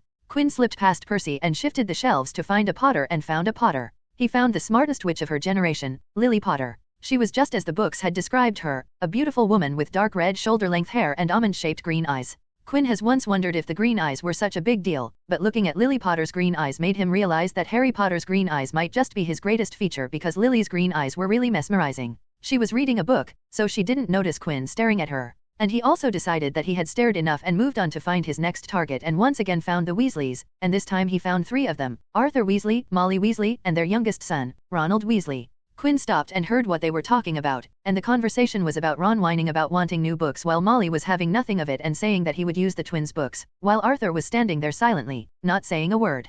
Quinn could understand Ron not wanting hand-me-downs from his brother. No young child wanted to use hand-me-downs. But with the Weasley family's financial situation, new books were not an option. Education was an expensive affair, after all. Quinn sidestepped the heated family discussion and walked to the next row of shelves. He immediately came face to face with the Weasley twins, and they recognized him. They walked close to him and spoke, Quinn West, Ravenclaw, smartest in his year, top of his class, and, we meet him here at the bookshop. Not a surprise at all. Quinn smiled at the twin talk and greeted, it is nice to meet you two as well. The crowd outside is insane, isn't it? The twins nodded and answered, the boy who lived is here. The people want to see their savior. To think they don't tire of surrounding him after 10 years. Speaking of, did you see him? At novel been at? Quinn shook his head answered, not yet, but I did see Mrs. Potter. She was reading a book. Who else is here? Potter twins. Mr. and Mrs. Potter. Us, Weasley twins. Percy, our brother. Ron, our younger brother, and our parents spoke the twins with perfect synchronicity. Do the Potter twins speak like you too? Asked Quinn, to which they snorted in unison. No, those two are opposite to each other. You will understand when they come to the school. We are one of a kind. It is a pity. We could have used them to prank McGonagall. Alas, it is not possible. Quinn chuckled and thought about something before fishing out a business/calling card from his pocket and handed it to the twins. The card was black in the background with gold writing. It was the card for Quinn's consultation service that he named as AID. It was a simple card with the letters A, I, and D, and under it was the room number and floor of Quinn's new room of operation. What is this? Asked one twin. If you want a solution to a problem or any task that needs assistance, or if you want any information you want to know, come to this room, and I would help you for a price. It doesn't have to be money. I can work with IOU. Just make sure to only come to this room when there is a golden in written on the backside of the card, explained Quinn. He had charmed the card to show an in when he was available for consultation. The twins tilted their heads and asked, how do we know you can get the job done? And, keep things a secret. How will you gather information? Are you any good? Why should we come to you? Quinn smiled and motioned them to come closer and whispered, I am good. Do you know why? Because I know about the map that you guys have. What was it? Marauder's map, and what were the words? Quinn smirked and quoted, I solemnly swear that I am up to no good. Quinn felt elated seeing the twins' stunned and silent faces and continued, think what would happen if one of the people you pranked know about the map and tattled to the teachers. The map must be quite important to you, right? The twins looked at each other, and one of them spoke, the map is useful, but we don't need it that much. They had turned defensive and were trying to not seem nervous. Quinn's smile widened and continued, oh well, then you won't mind if McGonagall knew about the secret passages, would you? Or, are they also not important? The twins sucked in sharp breaths and blurted, okay, we understand. You are good. No, you are great. We kneel before your prowess. We will come to you if we have any problems. Quinn chuckled and finished, good, now if you see someone having a problem, come to me, and I will give you one of these cards to give to them. Only people with the card would be able to enter the room. He patted them on their shoulders and said, now I will go and get a look at the rest of the Potters. See you later. Let's hope we can work together in the future. He walked past them and waved them goodbye without looking at them. In one aisle, Quinn came to find the Potter father and son duo. Quinn could see the stunning similarity between them. The only difference Quinn could see was their eyes. The father-son duo was looking at the book, Curses, and Counter-Curses. Bewitch your friends and befuddle your enemies with the latest revenge, hair loss, jelly legs, tongue-tying, and much, much more. It was a classic book for a prankster, and from the look on their faces, Quinn could understand the personality of this iteration of Harry Potter. He is going to be a pain in the ass, isn't he? If Harry Potter was anything like the younger James Potter, then there were chances that Harry would go around the school pranking people. I wonder if this Harry would have a saving people thing, wondered Quinn. Harry Potter's willingness to help people and charge into dangerous situations was one of his good qualities, but Quinn also thought, but, if he doesn't head into those situations, maybe it will be easier to solve those problems all by myself. One less variable less to worry about. He left them alone and headed to find the brand new unknown addition to the Potter family. Lily and James were dead in the canon, but this one didn't exist at all. And, in the deepest corner of the bookstore, Quinn found her. He had seen photos of her, but all of them were black and white in color, so Quinn noticed she had the same dark red hair but longer than her mother's and stopped above her mid-back, and her eyes were startlingly green. Ivy Potter, the twin of Boy Who Lived, the Potter princess, was sitting on the floor holding a book in one hand and imitating wand movements with her other hand. She was engrossed in her book, just like Quinn had seen her mother do a few minutes ago. If Harry Potter was going to be like James Potter, then from Quinn's first impression of Ivy Potter, she was definitely going to be Lily Potter. Quinn didn't say and just observed the anomaly in front of him, wondering what role she would play in the future. But if one thing was for sure, then it would be that she would be an integral part of the future. All Potters would be. They were at the center of things in Britain. Quinn snapped out of his thoughts when he heard footsteps heading his way and decided to leave the spot and walked away. He didn't notice that the red-haired girl also heard the footsteps, causing her to look away from her book. When she looked up, she was able to get a clear look at Quinn as he was leaving. She wondered who he was, but her mother's voice interrupted her thoughts. Ivy, it is time to go. And she wouldn't recall the black-haired boy until she would see him at Hogwarts. Time passed, and it was once again time for going to Hogwarts. Time for Quinn's second year had come. On September 1, 1991, Quinn decided to get to the train station early. He told his grandfather the day before and gave him the reason. The Potters are going to be there tomorrow, and I am sure that parents of the children are going to stay and crowd the platform. Plus, reporters are going to be there to click photos for their articles. I don't want to get in the middle of all that chaos and would prefer to get a compartment before it gets too crowded. So, can we go early, please? So, on the day, Quinn reached the platform early and got himself a compartment. When Quinn saw outside from his window and saw reporters standing around the platform waiting for the Potters to arrive. And as time passed, Quinn also saw parents of students not leaving and staying at the platform. Quinn sighed and thought, poor people, most of these people won't even get a look at the Potters. Then there would be the nervous non-magical parents. What would they think when they see the crowd of people and reporters? Quinn also thought about how some of the parents would ask about the Potters. He could imagine the horrified look on the parents' faces while listening about the war and Voldemort. Quinn was sure that Hogwarts faculty didn't share that information with the parents as it would be terrible publicity. One thing was for sure, some parents were going to have one hell of an experience, and that too just before sending their children off to a strange and unknown world. After a while, Quinn got bored and took out a book on healing magic from Egypt. And Quinn began reading a chapter on bones. It had all kinds of information on bones, the composition of different bones, herbs, and magical beast organs that facilitated bone healing, potions recipes for various bone anomalies, and healing charms that repaired bones. The information in the book impressed Quinn. So you don't need to use Spellwork for every bone injury. Now, where do I get people with broken bones? It was then that Quinn heard the crowd outside become noisy and made him look outside. The Potters are here.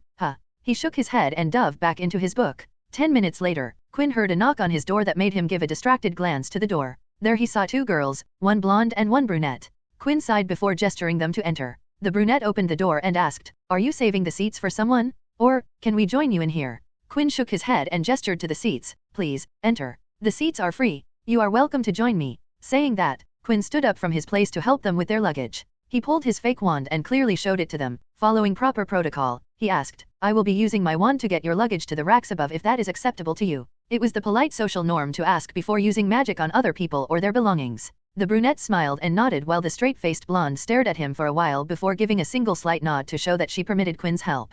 Quinn pretended to follow the luggage with his fake wand even though he wasn't using pointing to direct the luggage. After he placed their luggage on the luggage racks, Quinn asked, "I haven't seen you 2 at Hogwarts. Are you 2 by any chance first years?" The brunette excitedly answered, "Yes. It is all so exciting. You must be a senior. Can you tell me about Hogwarts? Is it true that there is a giant squid at Hogwarts? At novel bin at." Quinn chuckled in reply, "Yes, there is a giant squid in Hogwarts, but it is quite difficult to see the squid. It doesn't emerge from the Great Lake for long periods." He paused before continuing, "By the way, my name is Quinn West. May I get your name?" "Oh, my name is Tracy Davis. It is nice to meet you," answered the brunette with an ever-present smile on her face. Quinn smiled and held out his hand that Tracy took. Quinn turned her hand to kiss her knuckles, causing her to giggle. "It is a pleasure to meet you, Ms. Davis." Quinn usually shook hands as a greeting but changed greeting according to the person in front of him, but he switched it to this style seeing their attire. He could clearly see that they were from traditional, old-school British magical families. A traditional greeting was much appropriate for these 2. Then the 2 turned to the straight-faced blonde, and Quinn thought, "No way is she who I think she is." But, blonde, straight-faced, no expressions, and she clearly is from a pure-blood family. Friends with Tracy Davis, yup, she is the child of Fanon. The expressionless blonde critically stared at Quinn's outstretched hand and finally spoke her first words since entering the compartment while gracefully allowing Quinn to hold her hand, "Daphne Greengrass." Quinn repeated the same action of kissing her knuckles. "Nice to meet you, Ms. Greengrass." He was once again met with silence, but Tracy chatted with him. "Which house are you from, and what year are you in, Quinn? And, can I call you Quinn?" babbled Tracy, full of energy. "I am from Ravenclaw, 2nd year, and yes, you can call me Quinn," answered Quinn before asking, "You must be excited to get to Hogwarts. Have you thought about which house do you want to join?" Tracy shrugged in response, "I don't know. I am fine with any house." Quinn turned to Daphne Greengrass, expecting an answer, but she didn't say anything, and Tracy spoke, "Sorry about her, Daph is really shy. And to answer your question, she wants to be in Slytherin." The blonde Greengrass snapped her head towards her friend and glared, "I am not shy, don't speak nonsense."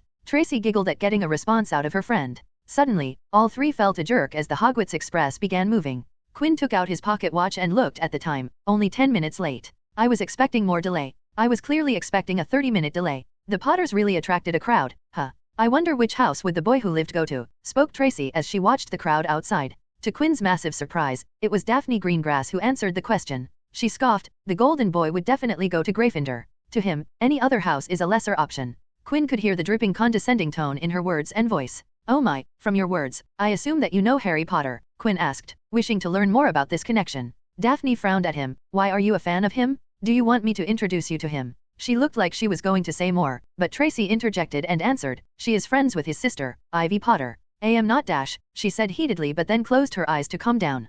Quinn seriously wanted to read Daphne Greengrass's mind, but he could see the telltale signs of occlumency in use. Her expressionless face was a clear sign of emotional aspect occlumency, and it wasn't far-fetched to assume that she had defense shields up. He didn't want to risk getting caught and decided to use legilimency at a later date when he was better prepared. But all was not finished. Quinn had gathered enough information to deduce Daphne Greengrass is at least acquaintance with Ivy Potter, so there might be a connection between the Potters and Greengrasses. From what grandfather has told me, the Greengrass family is firmly planted in the Grey faction, which means the connection is not political, which indicates a personal relationship. But of what kind? I doubt James Potter is friends with Jacob Greengrass, they are too different. What then? What prompted Daphne Greengrass and Ivy Potter to meet? Self-note, find more about this connection. Quinn also thought about Daphne's words about Harry Potter. She clearly doesn't like Harry Potter. Any other house than Gryffindor is a lesser choice were her words. Does that mean this Harry Potter thinks less of people in other houses? That is not good, is it? Oh Merlin, don't let him be like Gryffindor's Draco Malfoy. Quinn looked at Daphne, who had calmed down and spoke, a snappy one, aren't you? I have no need to go through you to get to Potter. If I wanted to meet them, I would have approached them myself. But, thank you for the offer. After saying that, Quinn changed the topic and talked to Tracy about Hogwarts as Daphne listened. The next part of the train ride was quite similar to last year's. When the trolley lady came, he ordered the same bar of chocolate just as last year and asked for the buffet car timing. But then Draco Malfoy came into the compartment. He was walking to the back of the train when something caught his eye, and he barged into Quinn's with his two bodyguards, Vincent Crabbe and Gregory Goyle. Hey, Greengrass, you are friends with Potter. Do you know where he is sitting? Asked. No, demanded Draco. Quinn slightly tilted his head and looked at the scene with interest. Daphne looked at Draco and spoke. No, I don't. Now, don't disturb me and get out. She didn't give him a second look and returned to the book she was reading. Draco seemed miffed and then looked at Tracy and sneered while speaking to Daphne. It looks like you are still hanging with your filthy half-blood pet. Tracy's face darkened as she looked down, and Daphne snapped her book close and confronted Draco. Dare to say that again, Malfoy, and I will hex you to tomorrow. Tracy is my best friend, and you would treat her properly. Speak to her like this again, and I will make your life miserable. By the end of her rant, Daphne had her wand out and was pointing it at Draco. Daphne's momentum overwhelmed Draco. His face turned red, and he spluttered, and my father will hear of this Greengrass. That prompted a laugh from Quinn. The whole scene was just too damn funny. Seeing Draco splutter in a panic about his father was comedy gold. Quinn's stifled laugh reached Draco's ears, and when he saw Quinn, Draco decided to save some dignity by targeting Quinn. He looked at Quinn and spoke. What are you laughing at? Do you know who I am? Quinn gently closed his book and stood up. He walked closer to Draco and held out his hand for a handshake, and Draco actually took Quinn's hand. Draco didn't know why he was holding Quinn's hand, but something compelled him to shake Quinn's hand, and it wasn't magic. It was pure body language and confidence that allowed Quinn to command the room. Quinn squeezed Draco's hand firmly and answered, I know who you are, Mr. Malfoy. For who I am, my name is Quinn West. You asked me what I was laughing at? I was laughing at you. Now, why don't you apologize to Ms. Davis, and we can call this over. I would rather not look at you more than the bare minimum. All of Draco's plans or quips were already out of his head. He was just staring into Quinn, who was smiling, but the smile seemed discordant to Draco and made him uncomfortable. Haha, what will you do if I don't apologize? I will have you know that you are talking to a Malfoy. You are in the presence of someone better than you, spoke Draco, hoping that he would scare, but it didn't. I already told you that I recognize you, Mr. Malfoy. As for what I would do, you will only leave here if you apologize to Ms. Davis, or I will hold you for the rest of the train ride. And, trust me, I am not joking. And, for you being better than me, yeah, that is a good joke, spoke Quinn in a humorous tone, but everybody could decipher the true meaning from his words. My father will know of this. He is close to the minister. I will have your wand snapped, spoke Draco, pulling out the daddy card. Quinn nodded and replied, sure, you can write to your father, but for now, you are still apologizing, saying that Quinn tightened his grip on Malfoy's hand and gave a stern look to Crabbe and Goyle, warning them not to interfere. Draco winced, feeling the grip on his hand. He looked at Tracy and murmured an apology, I am sorry. Now, repeat that again and add that you won't do it again, instructed Quinn. Draco wanted to protest, but a look from Quinn made him stop. I am sorry. I won't do it again, spoke Draco with a face flushed red with embarrassment. Quinn smiled and released Draco's hand, who quickly put it behind his back. Quinn patted Draco's clothes in a cleaning motion and said, that wasn't difficult, was it? Now that you have apologized, please leave. You were talking about Potter's cabin, right? Go find it, go on, hurry along. After saying that, Quinn shut the door close and ignored the stunned and embarrassed Draco. Quinn walked back to his seat and sat in the now silent compartment. Tracy looked at Quinn with an amazed and thankful look. Thank you. It truly amazed her at how Quinn had handled Draco. It was quite a sight to watch. Quinn smiled and replied, please, it was nothing. He made you uncomfortable and was about to get on my nerves, so I made him leave, but not before teaching him a lesson. And overall, it was a fun experience. Daphne humphed and interjected, we could have taken care of it ourselves. You didn't need to interfere. She was unhappy that she was not the one to make Draco apologize to her friend. Quinn slightly tilted his head in confusion. Us? You must be confused, Ms. Greengrass. I only stood up for Ms. Davis. I wasn't thinking about you at all. That is why I only asked Mr. Malfoy to apologize to Ms. Davis and not you, remember. Hearing Quinn's words made Tracy giggle, and Daphne frowned and glared at him. Quinn looked at the time on his pocket watch and asked his two companions, would you two like to accompany me to the buffet car for lunch? Tracy jumped at the invitation. Sure, we would love to join you. Daphne was about to say something, but Tracy pinched her to get her to stop talking. Daphne could only rub the pinched spot and relented in silence. Scene break. After they returned from lunch, the peace of Quinn's compartment was once again interrupted. A person opened the door, causing all three people to look up at the person. Oh boy, were they surprised to see Ivy Potter standing at the door. Ivy was about to say something when she met eyes with Daphne and said, oh, Daphne, didn't see you there. How are you? Daphne quirked her brow and replied, your eyesight must be getting worse. Why don't you get them checked? Maybe then you and your brother would match. Ivy narrowed her eyes and countered, or maybe it was because I mistook you for a statue. There isn't much difference between you and a statue, you know. While they were arguing, Quinn nudged Tracy and asked, Ms. Davis, what is happening? Didn't you say these two were friends? Tracy giggled and replied, oh, they are friends, all right. They just don't know how to express themselves. They are cute like that? Quinn could tell that there was more to this story, but he let it go and commented, if you say so, and I would have to say this is much more interesting. Tracy smiled brightly and responded, I know, right. The two girls exhausted their insults for each other, and Ivy turned to Tracy and asked while waving her hello, hey Tracy, I am looking for a toad. Have you seen one? Tracy waved back and shook her head, no, I haven't seen a toad, sorry. Just then, another person came, and Quinn recognized her as Hermione Granger. Looking at her, Quinn had one thought, yeah, that is Emma Watson, all right. She looked at Ivy and asked, did you find Neville's toad? Ivy shook her head and replied, no, not yet. Quinn decided to offer them some help. You should approach one of the prefects and tell them about the missing toad. Ask them to relay the message to the driver, who would announce it over the speakers across the train. That way, you would reach all the students in the train.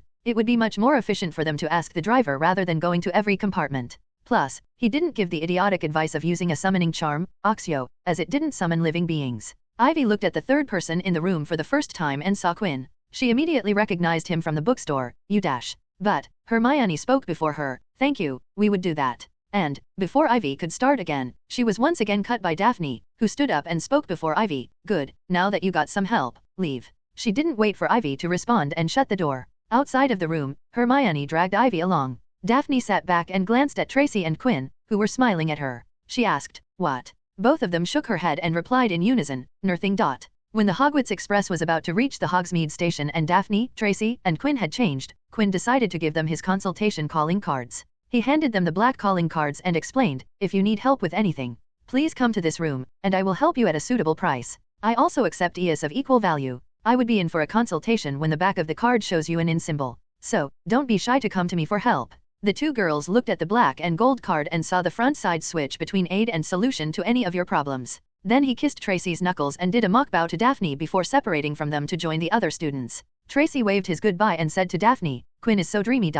Daphne just stared at her friend like she was crazy, but she did look at the card he had handed to her. Quinn walked into the Great Hall, once again taking in the grandness of the hall, and made his way to Ravenclaw bench. He looked at the long bench of Hogwarts robes customized to contain Ravenclaw colors. Robes had blue linings, a Ravenclaw symbol on the left chest, and a blue tie with white and silver stripes. Quinn, too, was wearing the same robes. Last year, the house elves had customized Quinn's robes on his first night at Hogwarts. Quinn had taken a liking to the Ravenclaw blue after wearing it every day. Quinn searched for his roommates and found them. Eddie Carmichael and Marcus Belby, Ravenclaws from the same year as Quinn. He made a beeline towards them and smiled when he saw their seating arrangement. As usual, Eddie was sitting opposite Marcus, prepared to stay away from his terrible eating habits. Quinn also made the same decision and walked to Eddie's side. He patted Eddie on his back as he sat beside him. Good to see you again, guys. How are you two? Said Quinn in greeting. Hey, Quinn, where were you? I didn't see you on the train, asked Eddie from his side. Oh, I got early and sat down before the Potters got to the platform, answered Quinn.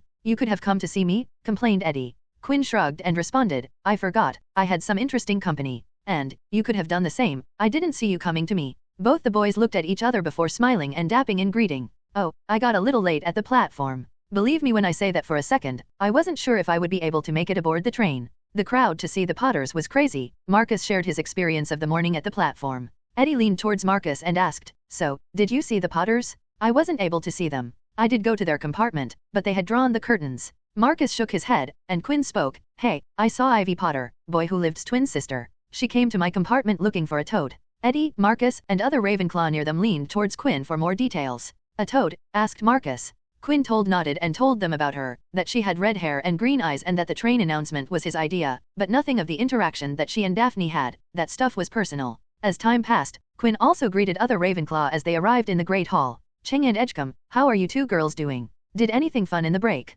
Quinn made small talk with Cho Chang and Marietta Edgecombe, who stopped by for saying hi. I went to Italy with my family. How about you? Chatted Cho. Oh, Italy, beautiful country, isn't it? Did you go to the Vatican? Asked Quinn and shrugged in response. I didn't go anywhere this year. My family was busy this summer, but I did have a lot of fun. Did a lot of reading. He also congratulated Penelope Clearwater when he saw her. Clearwater, is that a prefect badge I see? Congratulations, you deserve it. Penelope smiled and replied, thank you, Quinn. I hope I won't be seeing you out after curfew. Quinn put on an innocent expression and said, "What? I am always in the common room after curfew. You know I love to follow the rules." She swatted his shoulder and shoulder, "Stop with that look. You are always the last one to enter the common room. Most of the time, you come back in is after curfew. So, please don't let me catch you, or I would have to give you a detention." Quinn shrugged and proudly said, "Oh, come on. I start my day early and end it late. You should look at with positivity, recognize my hard work that would make a Hufflepuff proud." She shook his head and commented, "Or, a silver tongue that would make a Slytherin proud."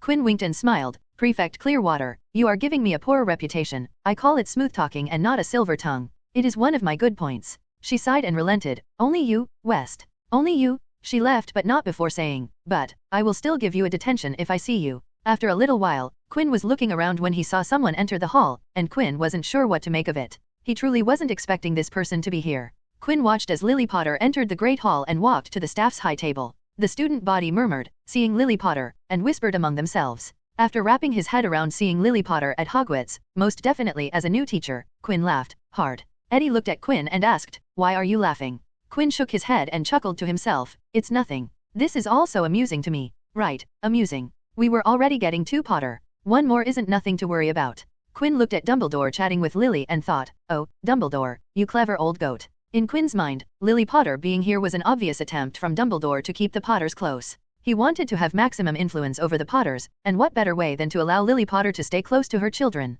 Potters already held Dumbledore in high regards, and with this, he had done them another substantial favor. Quinn also glanced at Quirinus Quirrell. He was wearing a turban and fidgeted in his chair. Quinn looked at the turban and could imagine Voldemort's face on the back of Quirrell's head. The cannon was afoot, and Quinn was here at Ground Zero. Scene break. When all the students, second year and above, settled down in their house-long tables, McGonagall came to the Great Hall and announced, "The new first years are ready and waiting in the antechamber, so please behave and support them as they get sorted." And then McGonagall led the new students into the Great Hall. With McGonagall in the lead, the new first years walked in a line, taking in the grand sight of the Great Hall, forgetting their nervousness for just a moment. When the students reached the front of the hall, they gathered just below the steps that led to the high table. Seeing them look all nervous made Quinn's heart swell. "Look at their expressions, they all look so nervous," said Quinn as he smiled. Marcus looked at him with doubt and asked, "And that makes you happy?" Quinn nodded and smiled widely, "Yeah." The Sorting Hat sang its introductory song, but Quinn didn't join the rest of the school in applause as he associated the hat with bad memories, and last year on that stool made him feel exposed.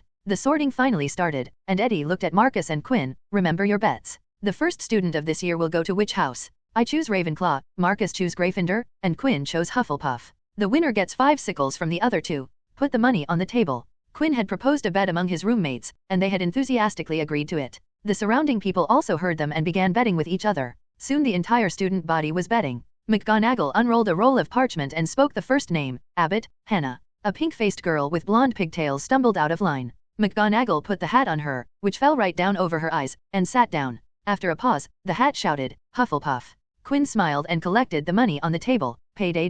Then he looked at his 2 friends and purposed another wager. "How about this? If I guess 30 students' houses correctly, you 2 will give me half galleon, but if I get even one less than 30, I will give you both a galleon each. How about it? Deal." He placed 2 galleons on the table. The 2 looked at each other and nodded. Both pulled 8 sickles and 15 newts out of their pockets and placed them on the table. Eddie looked at Quinn and repeated, 30 and no less. Quinn smiled and said, "Get ready boys, you are about to see something truly magical. Also, the first girl that went Hufflepuff is included." Quinn rubbed his hands. He saw Susan Bones go up the steps and said, "Hufflepuff." The next moment the hat yelled, "Hufflepuff." Then Quinn advantage of his knowledge and nailed the houses of every character he recognized. Ravenclaw, Boot, Terry. Ravenclaw, Ravenclaw, Brocklehurst, Mandy. Ravenclaw, Gryffindor, Brown, Lavender. Gryffindor, Slytherin, Bulstrode, Millicent. Slytherin. "Oh, I am not sure about this one but, Slytherin. Davis, Tracy. Slytherin. Another Badger, Hufflepuff. Finch-Fletchley, Justin. Hufflepuff. Gryffindor, Finnegan, Seamus. Gryffindor. Definitely, absolutely, 100% sure, Gryffindor. Granger, Hermione. Gryffindor. Ah, she is the classic Slytherin material and the better kind. Greengrass, Daphne. Slytherin. Sigh, the big guy is going to Slytherin. Goyle, Gregory. Slytherin. Our housemate, a prestigious Ravenclaw, Lee, Sue. Ravenclaw. He looks like he is about to wet his pant. You know what, Gryffindor. Longbottom, Neville. Gryffindor.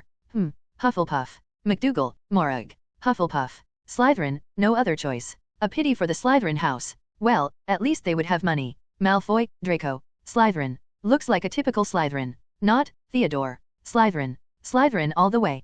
Parkinson, Pansy. Slytherin. She feels like a Ravenclaw. Padil, Padma. Ravenclaw. Twins, huh? Gryffindor. Padil, Parvati. Gryffindor. By the time Quinn had gotten 10 students correct, the entirety of Ravenclaw table was hanging on to his every word. Quinn's predictions were passed on to the entire table via word of mouth. Because of Quinn, the Ravenclaw table had the most fun during the sorting ceremony. On the staff's high table, Lily Potter was sitting beside her favorite teacher, Phileas Flitwick. She noticed how the Ravenclaw table was awing, and clapping for every student. Even for those who were being sorted into Slytherin. She knew how intense the house rivalry could be. In fact, the cheers were increasing with every student. Lily turned to the Flitwick and said, "Professor, your students are showing great inter-house unity. They are cheering so enthusiastically for every student. It is quite nice to see it. In my time, only the house cheered for their sorties. I am impressed that you were able to teach them to rise above house rivalry." Flitwick also noticed his house table, and after listening to his new former student now colleague's praise, he felt pride as Ravenclaw's head of the house. He didn't know what was the difference this year, but he was happy about it. It would be quite a shock for him when he would later learn that the Ravenclaw students weren't cheering for the new students, but for Quinn, who was on a roll of guessing the sorting of the new students. Finally, it was Potter's turn on the sorting chair. McGonagall looked at the scroll and then looked at the new students before announcing, "Potter, Harry." While everybody on Gryffindor, Hufflepuff, and Slytherin tables were standing and craning their necks to get a look at the boy who lived, the Ravenclaw table was watching Quinn, who had his elbows on the table, fingers interlocked. He looked left and then right before speaking, "Gryffindor." A series of nods and murmurs went through the Ravenclaw table as the Ravenclaw students turned their eyes to Harry Potter, who was climbing the steps to the stool. Quinn observed this version of Harry Potter and, for the first time, took note of the difference between him and the canon Harry. This one looked confident unlike the nervous canon Harry. He was smiling as he sat on the bar stool, and his eyes were looking at the Gryffindor table. The moment the hat dropped on Harry's head, it shouted its decision, "Gryffindor." The Gryffindor table went wild, and Harry also stood up from the bar stool with a bright smile. But, he stopped in confusion when the Ravenclaw table's cheers drowned the Gryffindor table's cheers. Harry was confused. Were they happy that he didn't come to Ravenclaw? The staff and faculty, along with the other 3 houses, also felt puzzled. What was wrong with Ravenclaw this year? Quinn didn't feel surprised at the swift decision. This version of Harry differed from the canon version and wasn't a hat stop. He turned his eyes to Lily Potter. She was looking at Harry and fondly smiling while clapping. She must be quite happy to have her child in the same house as herself, thought Quinn. His friends prompted him to make the prediction, and Quinn looked at McGonagall, who said the next name. Potter, Ivy. Quinn wasn't sure about this one. He had seen her at the bookstore Lost in the Book, but she was also raised in the Potter household with 2 Gryffindor parents and Sirius Black as a frequent visitor. Quinn looked at the galleon on the table. He picked one and tossed it into the air. He caught the coin when it came down and looked at it. He looked at the people around him and said, "It was a close decision between Gryffindor and Ravenclaw, but the galleon has spoken. Ivy Potter will go to Gryffindor." The hall went quiet as everybody waited for the hat's decision. The hat stayed on Ivy's head for almost a minute. Everybody saw the hat move and knew the time had come. Gryffindor. It was followed by a chant from the Weasley twins, "We got Potters, we got Potters." Quinn pumped his fist and spoke, "Yeah." Quinn knew that not all studious people went to Ravenclaw. It was a person's beliefs and choices that decided their house in Hogwarts. He didn't know Ivy Potter well enough to know where she would end up, and Quinn solely based his prediction on what he had seen and heard of her. Ivy going to Gryffindor was pure luck and speculation. For example, Quinn knew Hermione Granger is smart and studious, but her beliefs weren't the same as a Ravenclaw. She didn't hold a Ravenclaw's values of being clever, scholarly over Gryffindor's bravery and courage. In the books, Hermione herself had said to Harry, "Books, cleverness, but there are far more important things like bravery." The hat also added his own thought to the decision, like where the child would grow the most. If Hermione had gone to Ravenclaw, she might not have been able to make friends. When it comes to academics, Ravenclaw is a cutthroat house. There are plenty of backstabbings and betrayals in Ravenclaw, thought Quinn as he looked around the joyous house that became ultra-competitive during examination time. He looked at Gryffindor and Hermione and thought, maybe that is why Hermione was sorted into Gryffindor. At novel bin at. The sorting continued, and only one person was remaining. McGonagall called him to the barstool, "Zabini, Blaise." Quinn stared at Blaise and announced, "He will go to Slytherin." The Ravenclaw house waited with bated breath for the hat to announce its decision. Slytherin. The second the hat announced the sorting, some of the older Ravenclaw students lifted Quinn and threw him in the air to celebrate. "Whoa, this is somewhat wacky. Hey, do it more." But they had to stop when McGonagall yelled at them. Albus Dumbledore was chuckling when he got to his feet. He beamed at the Ravenclaw student before looking at all the students, his arms opened wide. "Welcome all," he said. "Welcome to a brand new year at Hogwarts. Before we start the banquet, and I get to know about all the fun the House Ravenclaw is having, I would like to say a few words. Here we go, Nitwit, Blubber, Oddment, Tweak." Previous year Quinn had taken a trip to the kitchens and confirmed his theory. Nitwit, Blubber, Oddment, Tweak were indeed the name of the house elves, and they were the oldest house elves in Hogwarts and took care of the first meal of the year. After the meals were done, Dumbledore made his annual announcements. I have a few start of term notices to give you. He looked at all the student body and continued, first years should note that the forest on the grounds is forbidden to all pupils, and a few of our older students would do well to remember that as well. He repeated the same words as last year before saying, and finally, I must tell you that this year, the third floor corridor on the right-hand side is out of bounds to everyone who does not wish to die a very painful death. Quinn, who had just finished his pudding, put his spoon down and sighed as he heard those words. Lovely. Absolutely lovely. Marcus looked at Quinn before asking, what is? Quinn sighed before smiling towards his roommate, the pudding, of course. Dumbledore continued as he had said nothing out of order. Lastly, I would like to introduce you to a new addition to Hogwarts. He gestured towards Lily Potter, who stood up and smiled at the student body. From this year onwards, Madam Lily Potter will be joining Hogwarts staff. She would take the position of Professor of Muggle Studies. Please, give her a warm round of applause. Quinn looked at Lily Potter and then the Potter twins before finally looking at Quirinus Quirrell, Voldemort's host. Potters and Voldemort, both are here, and so is the Philosopher's Stone. All the players have gathered for the first time. The game has begun, thought Quinn, giving Dumbledore, Quirinus Quirrell, Lily Potter one last glance before walking and fading away in the crowd of students stood in Ravenclaw common room. Every complimented Quinn on his predictions. Then the prefects asked them to leave the common room for the first year's inauguration to Ravenclaw by Flitwick. Quinn checked the assignment chart for the dorm room and climbed the boys' dorm stairs to his new dorm. He found that Eddie and Marcus were already there. We are roommates again this year. Nice, said Quinn to his first year and now second year roommates. After getting changed, Quinn retrieved two A.I.D calling cards and presented them to Eddie and Marcus. At novel bin at. Eddie looked at the black and gold card in his hand and questioned, what is this? Quinn moved his hand behind his back and explained, if you ever need help with anything at all, come to this room, and I will help you for a suitable price or an IOU. In this room, you would find the solutions to all of your problems. Marcus looked away from the card and asked, even for homework? Quinn chuckled and waved his hand. No, you can ask me about homework here. I won't charge you guys for homework, just think of it as roommate perks. But, anything other than that, come to that room, and I will give you a roommate discount. Do you have permission to use this room? Asked Eddie as he placed his card in his dorm desk drawer. Quinn nodded and replied, yeah, I have Flitwick's permission. Wrote him a letter in the break. Quinn was transferring his clothes to his dorm cupboard when he heard a knock on the door. He looked up to see one was one of the Ravenclaw prefects at the door. Yes, asked Quinn as he walked towards the door. The prefect handed Quinn 3 sheets of parchment. Here you go, this is the timetable for second-year students, take one and pass the others to your roommates. Quinn received the sheets from the prefect and spoke, thank you. He dropped the other sheets on Eddie's and Marcus's bed and climbed his own bed to check the timetable. Oh, this is great. I have the whole of Friday free. This is much better than last year, Quinn spoke with delighted in his tone. With the Friday free, Quinn would have 3 straight free days. After sorting his memories for the day in his Mindscape by memory immersion, Quinn decided to turn in for the day and sleep for the first working day of his second year at Hogwarts. Scene break. The next day, Quinn got up nice and early for his day. After brushing his teeth and washing his face, he took out his running shoes and changed into sportswear, and headed to one of the grounds in Hogwarts premises. Mind, body, and soul were 3 facilities for magic. Quinn had been developing mind since he was 8 and met Alan D. Baddeley. He took on developing the body, the second facility, when he was 9 years old and started exercising outside of his dance lessons with Ms. Rosie. Every morning he would go out for a run and run a 5K, 5km/5000 m/3.1 mile, every day. It would usually take him around 22 minutes every day to complete his track, in which he would think about the upcoming day and what he wanted to do on that day. Quinn found that going on a run was an excellent way to start his day with a clear mind. So after roughly a quarter of an hour after waking up, Quinn would be back in his dorm room, getting ready to take a bath. After spending 15 minutes in the bathroom, he would come out refreshed and wake his roommates. Marcus would wake up with a light nudge, but Eddie wouldn't wake up with anything less than a kick. By 7:10, Quinn would be out of his dorm room and the Ravenclaw common room and would be on his way to the Great Hall for breakfast. Today, Quinn was eating his breakfast like usual when he heard Flitwick calling out to him from the high table. Mr. West, please come here when you have finished your meal, said Flitwick from his chair at the high table. Quinn nodded in response, and he especially noted that no one else heard Flitwick. His voice only made its way to my ears. Now, how did he accomplish this? Sound isolation? No, that would restrict the movement of voice in an area. He must have used a sound spell that allowed him to target his voice to the listener. But then how did he make sure that his voice didn't leak as the distance increased? Quinn thought as his hands moved automatically to feed himself as he thought about the concepts behind Flitwick's show of magic.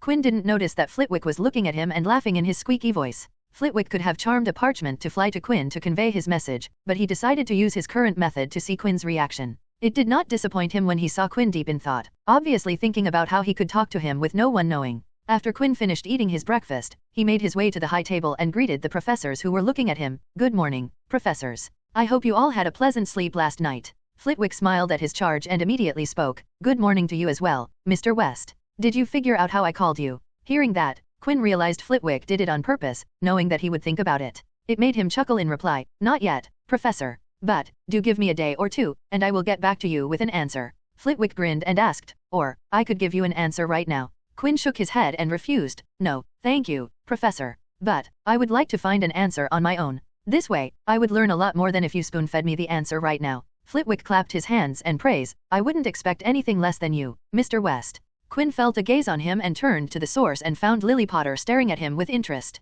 He decided to ask, is something wrong, Professor Potter? She shook her head and responded, oh, it's nothing. I was just listening to your conversation. Flitwick jumped in and introduced Quinn to Lily. Lily, meet Quinn West. He is at the top of his year, the smartest of his class. He scored number 1 around all the subjects. Quinn smiled in humbleness. You exaggerate, Professor. Lily looked at Quinn and asked, so, Mr. West, do you have plans to take Muggle studies next year? The question elicited a laugh out of Quinn. Oh God, no. No offense to your teaching capabilities, Professor, but the Muggle studies subject at Hogwarts is worthless. Lily Potter frowned as she heard Quinn's response. Do you consider Muggles lesser than you, Mr. West? Quinn laughed a little louder and responded, of course not, Professor. The magical kind is just a minor part of the world. The non-magical kind outnumbers us in population by an extremely large margin. I don't consider any non-magics, the Muggle, the No-Mage, the Canti spells, lesser than me. I do not. I believe the Muggles are not lesser, but others. Not worthless, but of other value. Not disposable, but of a different disposition. Magic is a gift that blooms in rare individuals, and even among them, a few really appreciate it. I don't look down on non-magicals, but I do consider them different from me, a person who can use magic, not because I can do magic, but because of the society I was raised in. Quinn gestured at the great hall behind him and continued, most of the people from magical families have no connection to the world outside the magical community. They do not know how large the world is, and the class at Hogwarts will not help them understand that. Quinn turned back to Lily and asked, Professor, you are a first-generation magical, right? Lily seemed confused and asked, first-generation magical? Quinn understood her confusion and answered, a Muggle-born, Professor. Oh, yes. I am a Muggle-born, answered Lily after she understood what Quinn meant. I have read the curriculum of Muggle studies. Do you as a Muggle-born really think that the severely outdated curriculum would help them understand them about the big world outside? Professor Potter, I am a pureblood with no non-magical ancestors for generations upon generations. But, I know the non-magical world, I visit it frequently, I love watching movies, eating at fast food joints, trying out their clothes, and experiencing many other things the magicals couldn't even imagine. The architecture, the technology, they have things we haven't even started to dive in. I know how different it is from this one, and I can, at this moment, leave the magical world and be a part of the non-magical world. It is because I genuinely gave it a chance. Opting for Muggle studies isn't giving the non-magical world a chance. So, my final answer? No, I am not going to join the Muggle studies class next year. Quinn immediately turned to Flitwick and asked, Professor Flitwick, why did you call me? Flitwick snapped out of his trance and took out a key from his pocket, and spoke while giving it to Quinn. This is the key to the room you asked for. Quinn took the key and smiled brightly. Thank you, Professor. It was really kind of you to accept my request. I promise I will use the room properly. Now, please excuse me, I have to prepare for my classes. Quinn was going to leave but decided to say one last thing to Lily. Professor, if you really want to introduce the non-magical world, then I would suggest that you change diverge from the curriculum and teach what you think would help. It probably won't help them pass their exams, but it would help them understand the non-magicals. He smiled before finishing. Professor Potter, I hope that you would have a great time at Hogwarts. And with that, Quinn left. Flitwick and Lily sat in stunned silence about what had just taken place. It was a while before Flitwick spoke. Last year when I had just met Mr. West, I thought he was like you. Bright, smart, intelligent, but as I came to know him better, I realized Mr. West differed greatly from any student I had ever taught. He is smart, he is bright, intelligent, and much more. From what I have seen, Mr. West truly loves magic. As long as it has something to do with magic, he would be interested in it, but he doesn't ignore the things that have nothing to do with magic. He loves new experiences. Do you know he explores the castle every single day? To him, this castle isn't just a building but a magical marvel that needs to be studied and explored. He just doesn't learn a spell's incantation and wand movement, he dives deep into the concept behind the spell and works to truly understand the magic from its very core. Flitwick smiled before continuing. He is polite and curt. He knows how to hold a conversation and has excellent social skills. He is quite popular among his peers because of his personality and how he handles himself. He chuckled before continuing. Mr. West is the only student in Hogwarts that Severus doesn't dislike, and that is quite something. If it wasn't for his obsession with magic that keeps him busy and gives him barely enough time to socialize with others, I would have considered Mr. West to be a perfect child. I really look forward to his growth. Mr. West is an enigma, and I want to see him grow. Flitwick didn't comment on what Lily should do with her subject as it wasn't his place to tell her, and Flitwick himself didn't know too much about the non-magical world. But he understood what Quinn was trying to say as he himself had to navigate between two different worlds because of his ancestry. Lily Potter just stayed silent as she thought about the things Quinn had said to her. She had imagined a lot of ways her first day as a teacher at Hogwarts would go, but one thing was for sure, that what happened now wasn't one of them. Scene break. Quinn didn't have his first class till 11 o'clock, so he decided to visit his newly acquired base of operations for A.I.D and set it up for business. Quinn was excited to see the classroom and excitedly climbed the stair to the 5th floor. He was so excited that he almost got caught in one of the trap stairs in a staircase. The allotted classroom was in the opposite direction from the 5th floor entrance to the Ravenclaw Tower, so there weren't many students loitering around in this area. Quinn found the room quite easily, as it was on the main corridor of the 5th floor. Hats off to Flitwick, he gave me a prime piece of property, thought Quinn as he used the key to unlock the door to the classroom. The door unlocked with a thump, and Quinn entered the classroom by pushing the door open. Age-old dust immediately greeted him and prompted Quinn to fan the area in front of his face. He saw a large classroom caked with dust. In the room were a few desks and chairs piled in the corner and blackboards on both sides of the room. The floors near the walls where the blackboards were hanging were raised to form platforms for teachers. It had no windows because of its location, and the only source of lighting was the 3 candle chandeliers hanging from the ceiling. Quinn walked to the center of inside the empty classroom and closed his eyes. He began concentrating his magic, gathering more and more magic from his magical core. When he thought the magic was enough, he cast an abnormally powerful scouring charm, Scour Jiffy, for cleaning the layers of dust and dirt in the room, and a Scourge charm, Scourge, to clean the sticky green ectoplasm created by passing ghosts. The wave magic emitted from Quinn as the center, and inch by inch the grim dirt and choking dust cleared out of the room, leaving squeaky clean surfaces all around the room. The green ectoplasm was eradicated from existence by the Scourge charm. Quinn looked around the room with a smile. Much better. The room still needed a lot of work. He needed to polish the floors, touch up the walls, and ask the house elves to provide magic candles for the chandeliers. Quinn roamed the room and decided how he was going to use it. He decided to partition one part of the room near the door for the meeting room for A.I.D and use the rest of the wide classroom as a workshop to work on projects. I would need a big table, some chairs, and decor for the meeting room. He turned to look at the rest of the room and noted a lot of workstation tables to line the walls, cabinets to store the paperwork, maybe a center island. He stepped back a few steps and continued. The partition would go right about here. Quinn tapped his chin with a finger and said to himself, I could get most of the stuff I need from Room of Requirement. The Room of Hidden Things would have all the furniture I would need, and I could use the glass panes in the Room of Hidden Things for the partition. A little transmutation to make one huge glass partition, unbreakable charms to strengthen the glass, and maybe frosting it to make it opaque. Quinn took out his pocket watch and considered, I still have time. Okay, I will go to the Room of Hidden Things to get the stuff. Scene break. It had taken Quinn quite a while to find the appropriate furniture for his new base, and all of it was broken in some way. Quinn would have to fix every piece of furniture to make it usable, but overall it was a great find. He shrunk all of them down and transferred them to the new A.I.D base. He looked at his pocket watch and thought, I will return after school to fix all of this. It had taken quite some time to find the things as the Room of Hidden Things disabled the use of Summoning Charm, Oxio, to find objects. Quinn had to manually find all the furniture he needed. He was also very grateful that he didn't find Voldemort's diadem Horcrux, as he was neither equipped nor confident to deal with a Horcrux. After his classes for the day were over, Quinn went to his dorm to get changed, and then instead of going to the new base, he went to the outskirts of the Forbidden Forest to collect wood scraps and swiped wood used for lighting the fireplaces. He needed the wood to fix the furniture. They were missing parts that couldn't be restored with the repairing charm, Reparo, so he needed extra wood to substitute missing parts. In the base, Quinn began fixing the wooden furniture by using the repairing charm and used transmutation to add wood to the broken furniture and finished the furniture with liberal use of color-changing charm to give the repaired furniture an even color. Next, he dumped all the glass he had found in the Room of Hidden Things on the floor. Quinn didn't care if it broke, it was all going to be broken down by transmutation.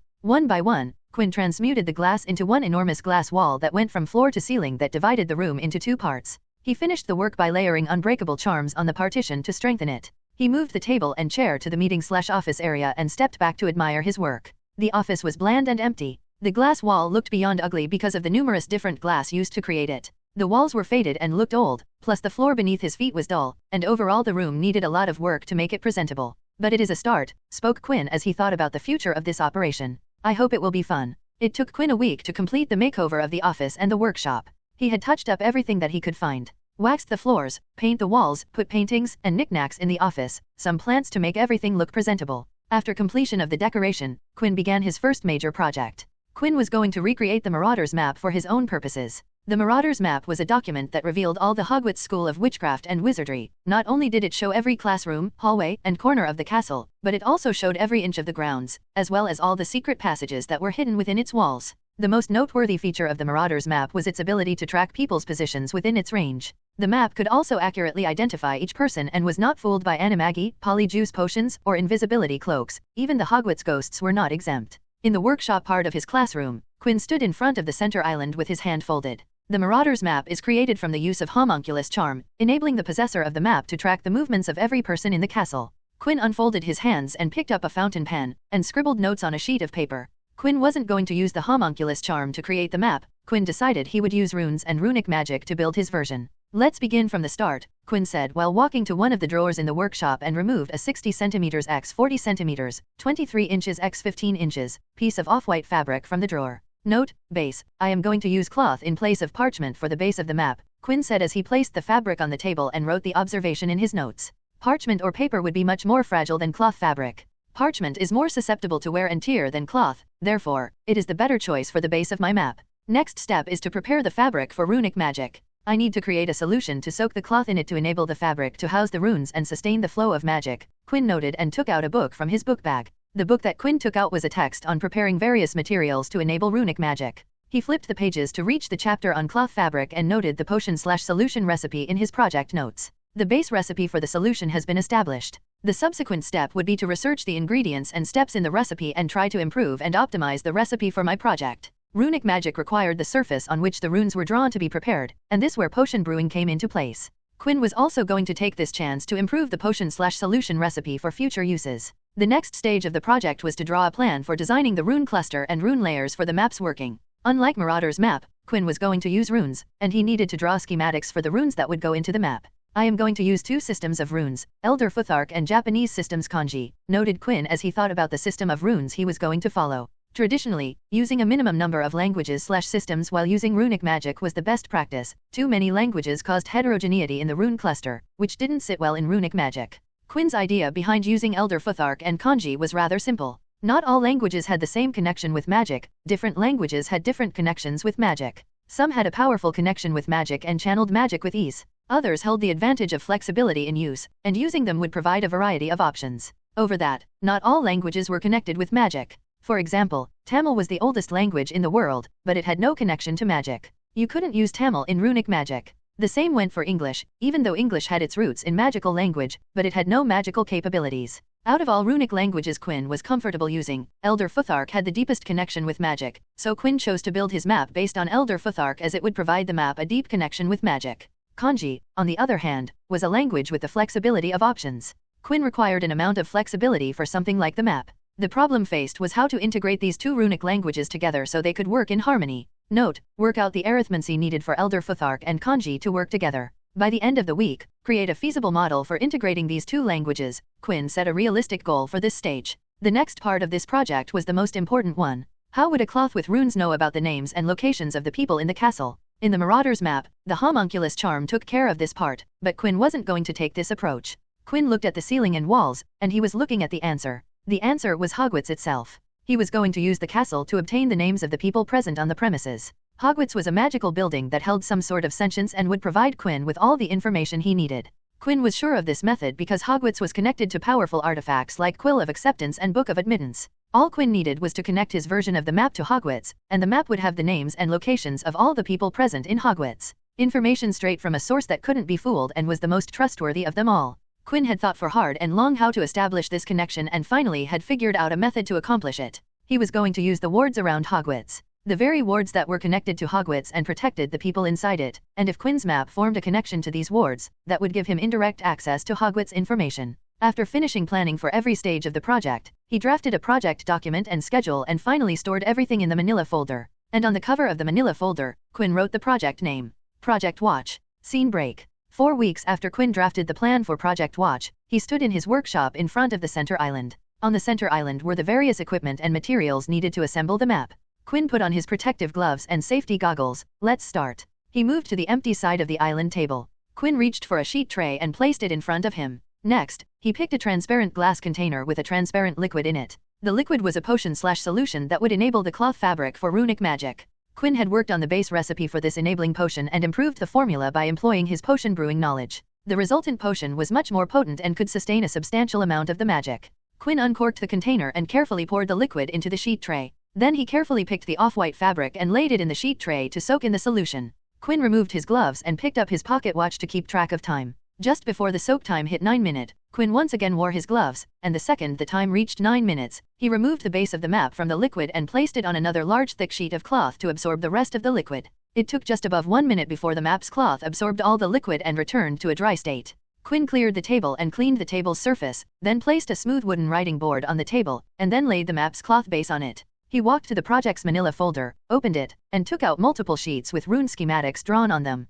These were all the runes that he had to draw on the map's cloth base. He had researched and experimented with Elder Futhark and Kanji to create a working rune model for the map. He walked back to the wooden writing board and laid the schematic papers around the board for an unobstructed view. Then Quinn picked up his roll-up brush bag that held all his calligraphy brushes and rolled it open. He also screwed upon multiple small bottles of runic inks for writing runes on the cloth base. Quinn wore his artist's glove and began the long process of drawing runes on the cloth with brushes. Each rune was carefully drawn, just as Quinn had practiced drawing in calligraphy. From time to time, he would change brushes and inks. Rune by rune, he built up the rune cluster for the map. With each layer of runes, Quinn would wait for the ink to dry and then activate them by running his magic through them, and then they would glow before disappearing into the fabric. Halfway through painting runes, Quinn retrieved the Hogwarts floor plans he had drawn from exploring the castle and its grounds for a whole school year. Quinn wasn't able to find the floor plans from the library or the room of requirements, so he had produced his own set. It was time to lay the Hogwarts floor plan into the place created by the runes to record the structure of Hogwarts. When Quinn finished drawing the runes and recording floor plans into the map, it was time to connect the map to Hogwarts. Quinn cleaned the table and the surroundings once again so that only the map was on the table. He took a deep breath and placed his whole hand on the map. Quinn pushed his magic into the cloth base, and both his magic and the cloth thrummed. Runes started to flicker on the cloth base, Quinn's magic activating every single rune in the layers upon layers of clusters drawn into the cloth, and suddenly Quinn felt a foreign wave of magic wash over him. Quinn knew the source of this magic. It was Hogwarts. It was scanning him, deciding if Quinn and his map should be allowed to be connected to the wards. He had expected this, but experiencing it was another thing. Quinn felt nervous and just silently waited, hoping that it would give him access. After a few seconds, the wave of foreign magic disappeared, and Quinn looked down to see the cloth base glowing. Quinn removed his hand, and when the glow subsided, the map came to life. Quinn smiled as he saw the words appear on the cloth. Welcome to Recon. Quinn's smile reached his ears and his eyes wide in glee as the words disappeared and the map showed him in the center, with the 5th floor schematics surrounding him. A blue dot showed his position on the map. Quinn had constructed his map, Recon, to be much better than Marauder's map. He had color-coded the map for different people: blue for students, deep violet for teachers, yellow for ghosts, green for elves, orange for portraits, and red for outsiders.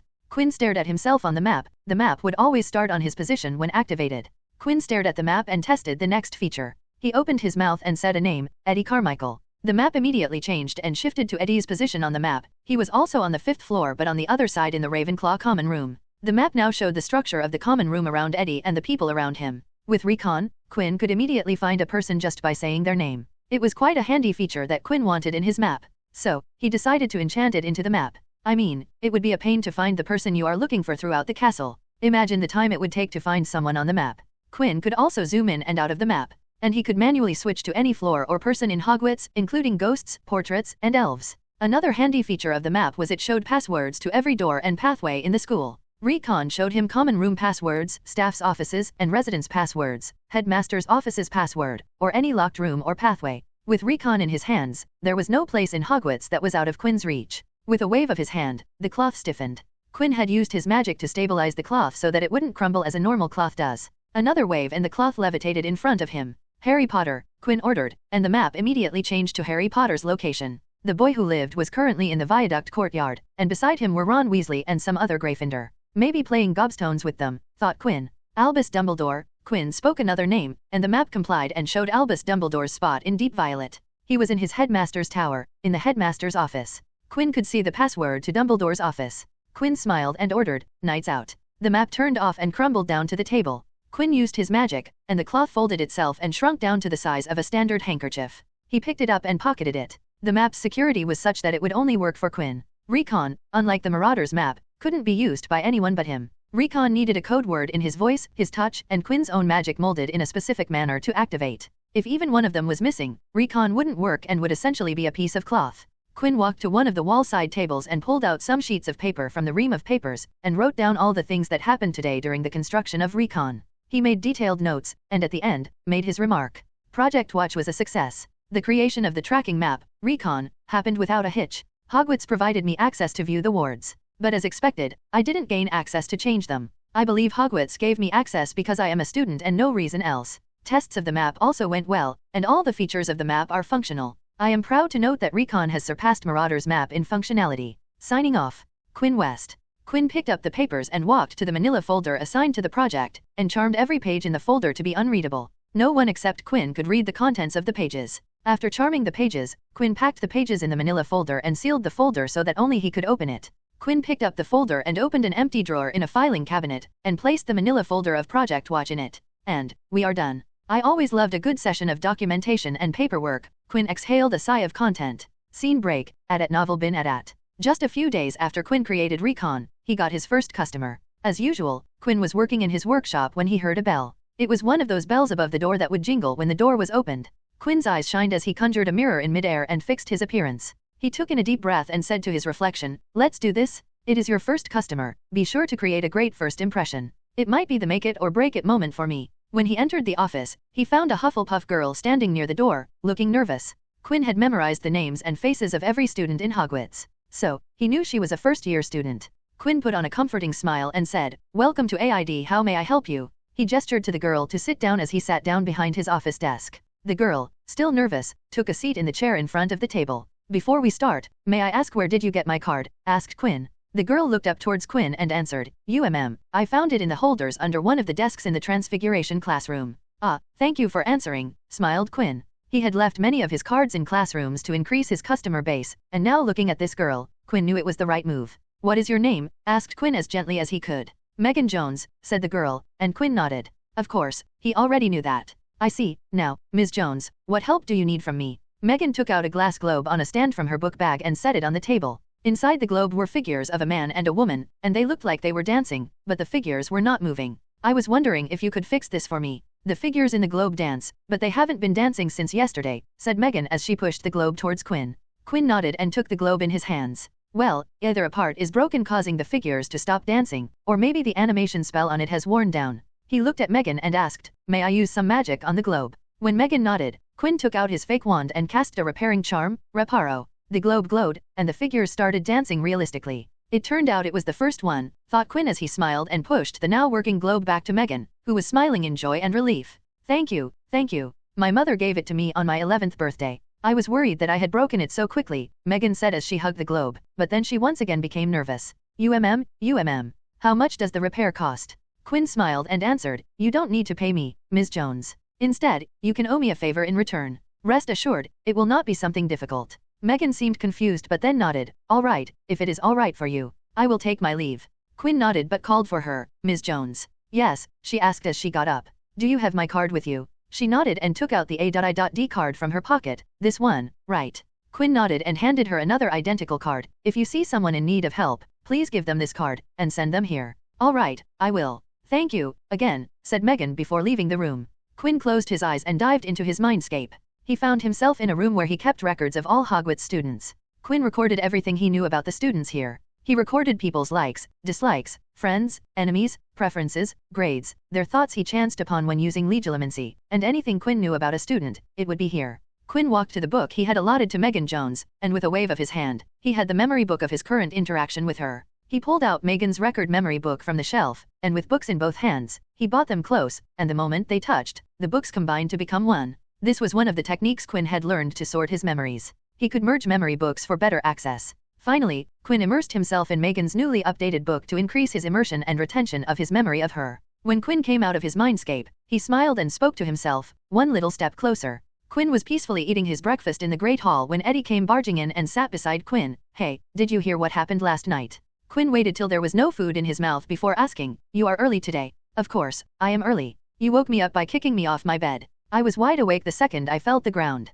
"Thanks for being gentle," grumbled Eddie as he piled food on his table. Quinn laughed, "Sorry about that. I misjudged my strength, and you were sleeping too close to the edge of the bed. Don't sweat the small stuff. So, what was the thing you were talking about?" Quinn took a bite from his food. Oh, yeah, excitement clear in his voice. Yesterday, Harry Potter was caught roaming outside after curfew. Then he tried to blame Draco Malfoy for tricking him into breaking the curfew, something about a wizard's duel. I am not really sure. Oh, really? That is really interesting, said Quinn as he recalled the book's event of the Midnight Duel, where Draco tricked Harry and Ron into coming to the trophy room on the 3rd floor for a wizard's duel but didn't show up as part of Draco's plan and tipped Filch so that Harry would get in trouble. In the canon, they didn't get caught, but this time they did. I wonder if they still found the Cerberus behind the locked door on the 3rd floor corridor, thought Quinn before asking, was he alone? Eddie shook his head, and with food still in his mouth, spoke. He had Weasley twins' younger brother, and a Gryffindor girl with them. Who caught them? They were caught by Filch just outside the Gryffindor common room. Apparently, they were returning from the so-called duel farce, revealed Eddie. I heard they got a stern scolding from Professor McGonagall and Professor Potter and they say the girl was so scared that she cried, like really hard. Ouch, Quinn uttered with a smile on his face. Being scolded by a professor for breaking rules was probably the current Hermione's biggest fear. Professor McGonagall said if he did something like this once again, his Quidditch privileges would be taken away, and he won't be allowed to play this year. Here I was thinking McGonagall was becoming what Snape is to Slytherin, scoffed Eddie as he thought about the blatant favoritism given to the boy who lived. Yes, even in this timeline, Harry Potter had managed to get a spot on the Gryffindor Quidditch team. If he was good on a broom without ever holding it in 11 years of living in the non-magical community, then this time where he was raised in a magical household, he was just too good to ignore. Lily did try to forbid Harry from joining the Quidditch team in his first year, but McGonagall was able to convince her to let him join. Quinn wondered what McGonagall say to convince Lily. Quinn turned to look back towards the Gryffindor. He searched and found Harry Potter and Ron Weasley sitting together. Where is Hermione? Wondered Quinn as he searched for her, and to his surprise, Quinn found her sitting with Ivy Potter far away from Harry and Ron. This is new. From what he knew, the Potter twins weren't like the Weasley twins and didn't hang out together all the time. The Potter twins were more like Poddle twins, where they talked to each other when they got time but mostly did their own thing and sat in different circles. Quinn watched as both girls talked to each other in hushed tones. From where Quinn could see it, Ivy was consoling a clearly upset Hermione. I wonder how would the future pan out for the Golden Trio. Quinn looked at Ivy and Hermione and thought, I wonder if there will even be a trio this time. Scene break. On a Thursday, 1 hour after the curfew, Quinn was on the tallest tower of Hogwarts, the astronomy tower. The highest height one could be in Hogwarts. He was here with his telescope, mapping the star and planet's position for a potion brew that required a specific celestial positioning in one of its steps within the recipe. He had been coming to the astronomy tower for a week to note the position to get some observations required while brewing. Quinn had his eye looking into the eyepiece of the telescope when he heard a voice that startled him. Child, you do know that it is after hours, right? A startled Quinn almost knocked down his telescope when he turned to see how it was. It slightly relieved Quinn when he saw the Hufflepuff ghost, Fat Friar, floating behind him. Friar, you almost scared me to death. What are you doing here? Asked Quinn as he patted his chest to calm down his beating heart. I should be the one asking that question, little Raven. It is after curfew, you should be in your common room and not outside, said Friar as he watched Quinn. I was just doing some work with my telescope, said Quinn, not wanting to give out much information. Friar stared at Quinn before smiling. You know, we wondered if you had stopped roaming Hogwarts after curfew, but seeing you here shows that you still have that exploring spirit in you. What do you mean? Asked Quinn in confusion. What does Fat Friar mean by that? He thought. Oh, you know, last year, you spent every night outside your common room walking around the castle. We ghosts saw you plenty of times, laughed Friar. We even saw you earlier this year, but then a few months ago, you stopped appearing, so we wondered where were you. Quinn realized what Friar was talking about. After creating Recon, Quinn made sure that no portrait, ghost, house elf would ever see him in the castle, but before Recon, he didn't have the best sneaking tool, so it wasn't a surprise that some ghosts saw him roaming the halls of the castle. Quinn sat down on the floor of the tower's roof and spoke. No, I still come out every day, but I have gotten better at not being seen, haven't I? Friar sat down beside Quinn and answered, yes, you have. Tell me, why do you hold such interest in the castle? I traveled many places throughout the world, saw many intriguing and magical sights in those places, but I never stayed more than a few days. Hogwarts is a wondrous place, and in my mind, it would be an utter waste not to know more about it. I have time, so why not explore it? Quinn looked at Friar and said, you studied here when the founders were alive. Has it changed since then? Friar hummed in thought before saying, oh yes, it has changed. The castle wasn't as great during the founders' time. The castle has aged well with time, as wine does. I have been here for so long and have seen the change. It has gone from being a building built by the founders and the architect to become a magnificent and magical place, full of life and joy. Magic is a great thing and it breathed life into the castle. Quinn stared at the stars and thought, it is indeed a mysterious place. I have learned a lot from it, full of knowledge and wisdom. There has been chatter among the ghosts that you have been helping students. That room of yours on the 5th floor. You have been doing a lot of good, said Friar. Quinn chuckled at Friar's words. Now I know I have made it big if even the dead are talking about me. Quinn's consultation service business has been coming along quite nicely. Even though the requests he was getting were minor repairs, help with homework, and other menial tasks, his customer base was still growing steadily. But these minor tasks were enough for Friar, as it was his nature to look at people's good qualities and ignore their faults. I think that you have been doing an excellent job, and I appreciate your services to your fellow students, so I will give you a gift that you will like, Friar said in a joyous tone.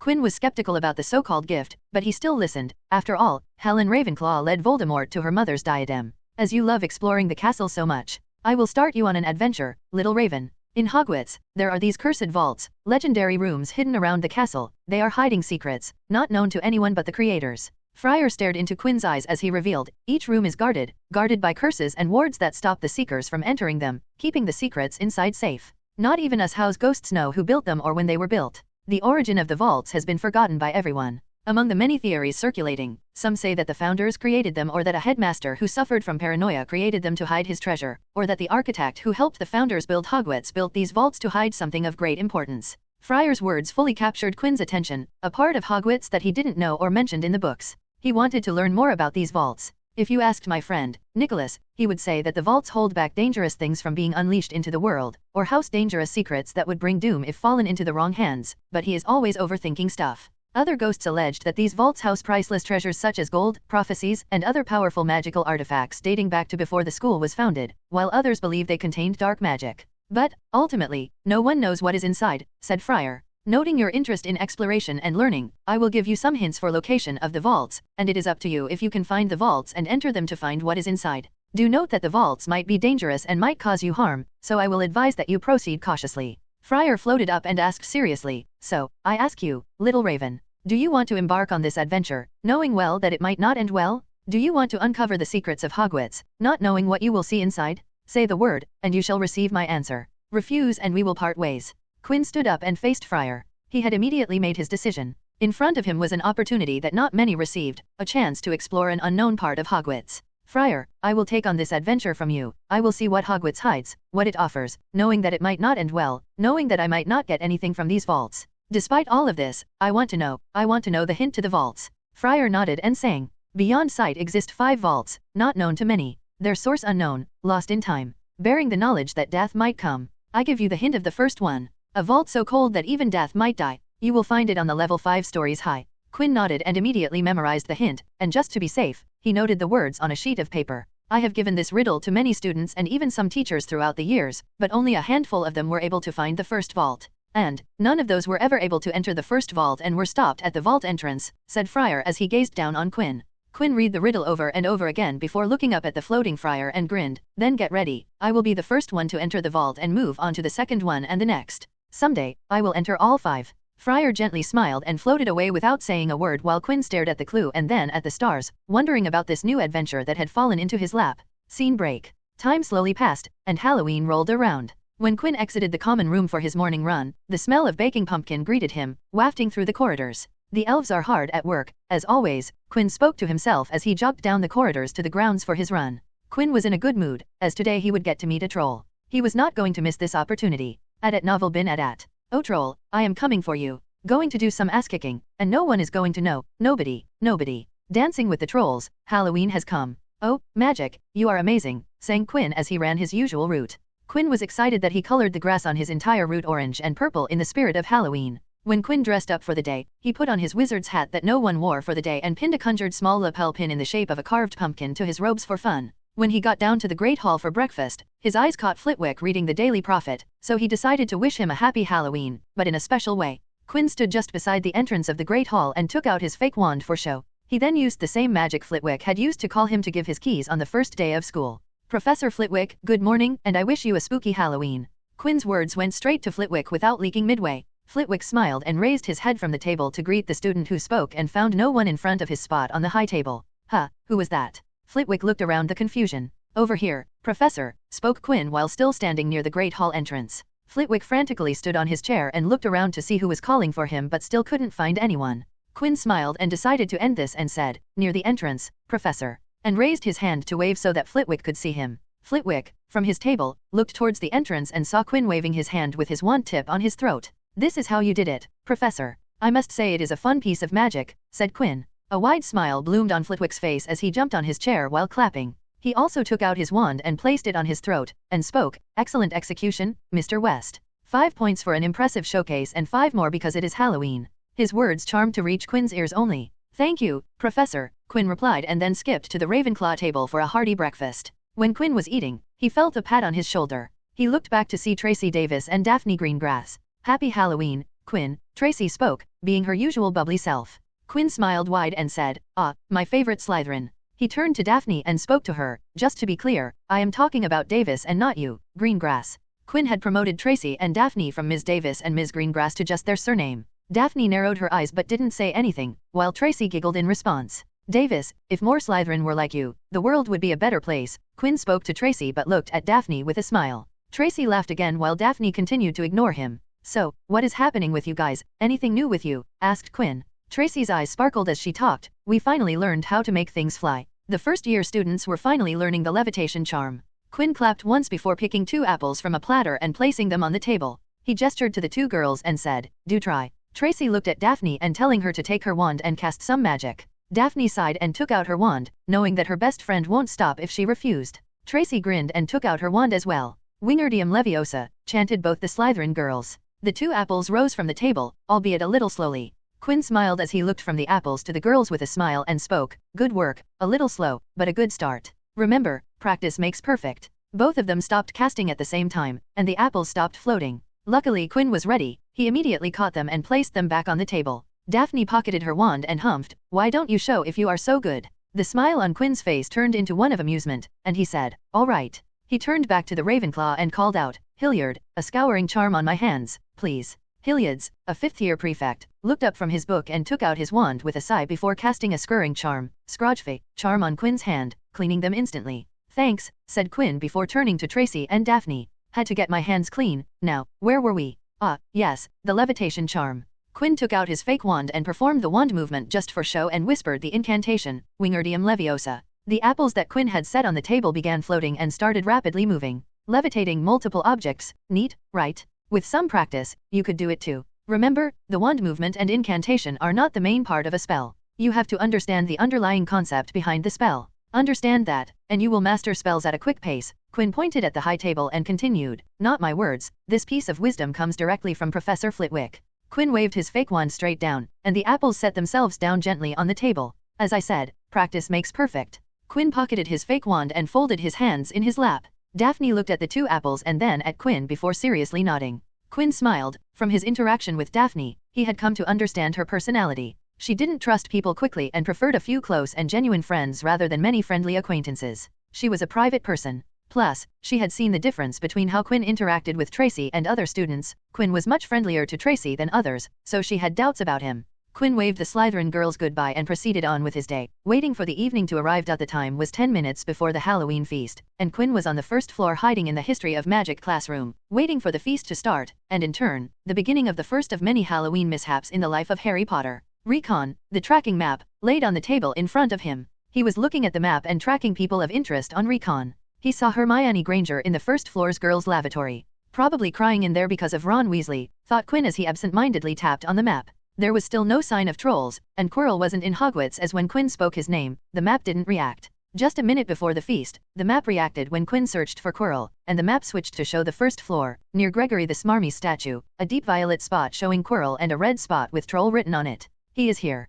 Quinn stood up from his chair and looked at the map. Gregory the Smarmy's statue, that is a secret passage, isn't it? Was he hiding a troll in that passage? Is this why the troll didn't show up on the map? The secret passage's entrances and the part of passages within Hogwarts premises were visible on the map, but the outer part of the secret passages wasn't part of Hogwarts, so they didn't show up on the map.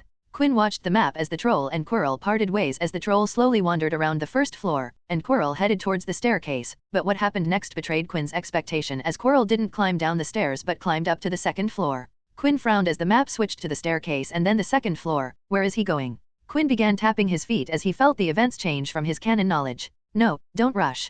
Quirrell might have something to do and might get back to the feast after this. The books didn't specify when Quirrell entered the Great Hall to reveal the troll. Quinn's hunch turned out to be correct as Quirrell stopped next to the stairs to the Defense Against the Dark Arts professor's office. He disappeared into the secret passage there, and a minute later, Quirrell emerged with another troll. Another troll? What is happening? Quinn pounded his fist on the table as he decided to look at the first troll and got another shock when he found Ivy Potter in the girl lavatory with Hermione Granger. What is she doing there? Come on, people, why are you doing this to me? Quinn whined as he didn't know what to do. Which troll should I go to? Quinn needed to decide quickly, and after thinking about it, he decided to go to the new troll on the second floor. The second troll was hanging out near the staircase, and if it made its way to the stairs, the troll might meet the Gryffindor and Ravenclaw students when they are going to their common room. He decided to leave Hermione and Ivy in the hands of fate. He convinced himself that they won't be harmed and would come out of this unharmed. Fate's a bitch, but she has her moments. Let's hope she doesn't screw this up, Quinn thought as he levitated Recon beside him, and the second quirrell was on the ground floor. He ran up the stairs to the second floor. Let's take down a troll, shall we? Quinn looked at Recon, and before proceeding forward, turned himself invisible. He didn't want any ghosts, house elves, or portraits seeing him fight a troll. He smirked and quoted a line from the books, "I don't need a cloak to become invisible." Quinn followed the path to the troll by observing Recon and stopped just a turn away from the troll. He deactivated Recon and stored it in his clothes. He walked ahead, and after turning right on a corner, saw Quirrell's second troll. The troll was 12 feet tall, its skin was a dull, granite gray, its great lumpy body like a boulder with its small bald head perched on top like a coconut. It had short legs thick as tree trunks with flat, horny feet. The smell coming from it was incredible. It held a massive wooden club, which dragged along the floor because its arms were so long. A terrible sight right out of a horror movie, but Quinn had been in the magical world long enough to have seen a lot of magical beasts, and the sight of troll didn't disturb him, but the smell sure did. It was so bad that Quinn wanted to leave right away, but he had work to do. Let's get this over with, you smelly bastard. Quinn primed his magic for battle, and for his first course of action, immediately sent a highly charged dark arts version of explosion charm toward the troll's groin, aiming for the delicate part of a male's body.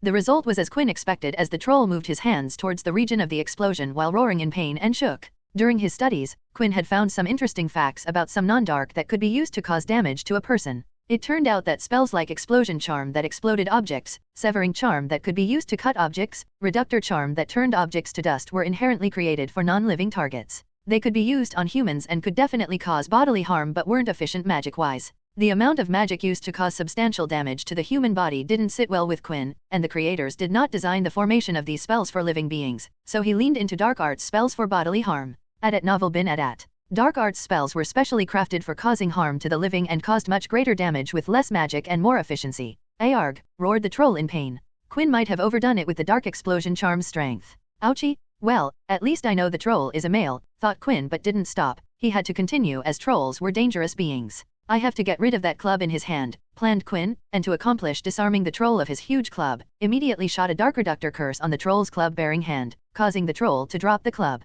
Quinn noticed why the trolls were classified as highly dangerous magical beings. The heavily charged dark reductor curse Quinn just shot right now would have turned a person's hand to a bloody pulp, but all it did to the troll was causing a flesh wound. Need to practice the dark spells to increase my mastery, analyzed Quinn, not considering that he was basing his standards on a tough-skinned troll. Quinn's eyes flashed as he sent a banishing spell towards the fallen club to distance it from the troll. The club went flying away from the troll, and with the club away from the troll, Quinn raised his hand and aimed towards the troll. Taking a deep breath, Quinn started a continuous spell chain of dark explosion charm and dark reductor curse on the troll's body. Arg. Oh. Rar. The troll's scream echoed in the corridor as the spell did damage to the troll. In the empty corridor with fire torches as the only source of light, every other second, a dark spell would be shot from Quinn, illuminating the surroundings and zap towards the troll, aiming for weak spots like the face, neck, kneecaps, and not the least the groin. Quinn, without mercy, ripped the troll's body bloody, not stopping until the troll fell down to the ground with a heavy thump, causing slight tremors to pass through the floor. From the groans and grunts of agony coming from the troll, Quinn could hear that the troll was alive, but having been the one to do damage, Quinn was sure that it won't be standing up anytime soon. And Ron Weasley knocked the troll down with a blunt blow to the head, speculated Quinn as he compared his method of dismantling the troll to the cannon's troll fight. Taking out his pocket watch, Quinn looked at the time. He had spent a considerable amount of time here. He needed to join the other students to avoid suspicion. Quinn turned away from the troll and ran away. As he ran, Quinn activated Recon and looked for the Ravenclaw students. He found them moving up the staircase and decided to blend in with the crowd at the stairs. Quinn waited until they were a little ahead of him and then lifted his invisibility. Making sure that he wasn't seen, he entered the crowd and pushed his way into the horde of students to reach Eddie and Marcus. Hey, mates, casually greeting his roommates as nothing had happened, and Quinn hadn't just returned from a fight with a troll. Eddie grabbed Quinn by the robes and harshly whispered, "Where in the world were you? Do you know what is happening out there? I was worried about you, man." If they weren't on the stairs, Eddie would have pulled Quinn into a hug.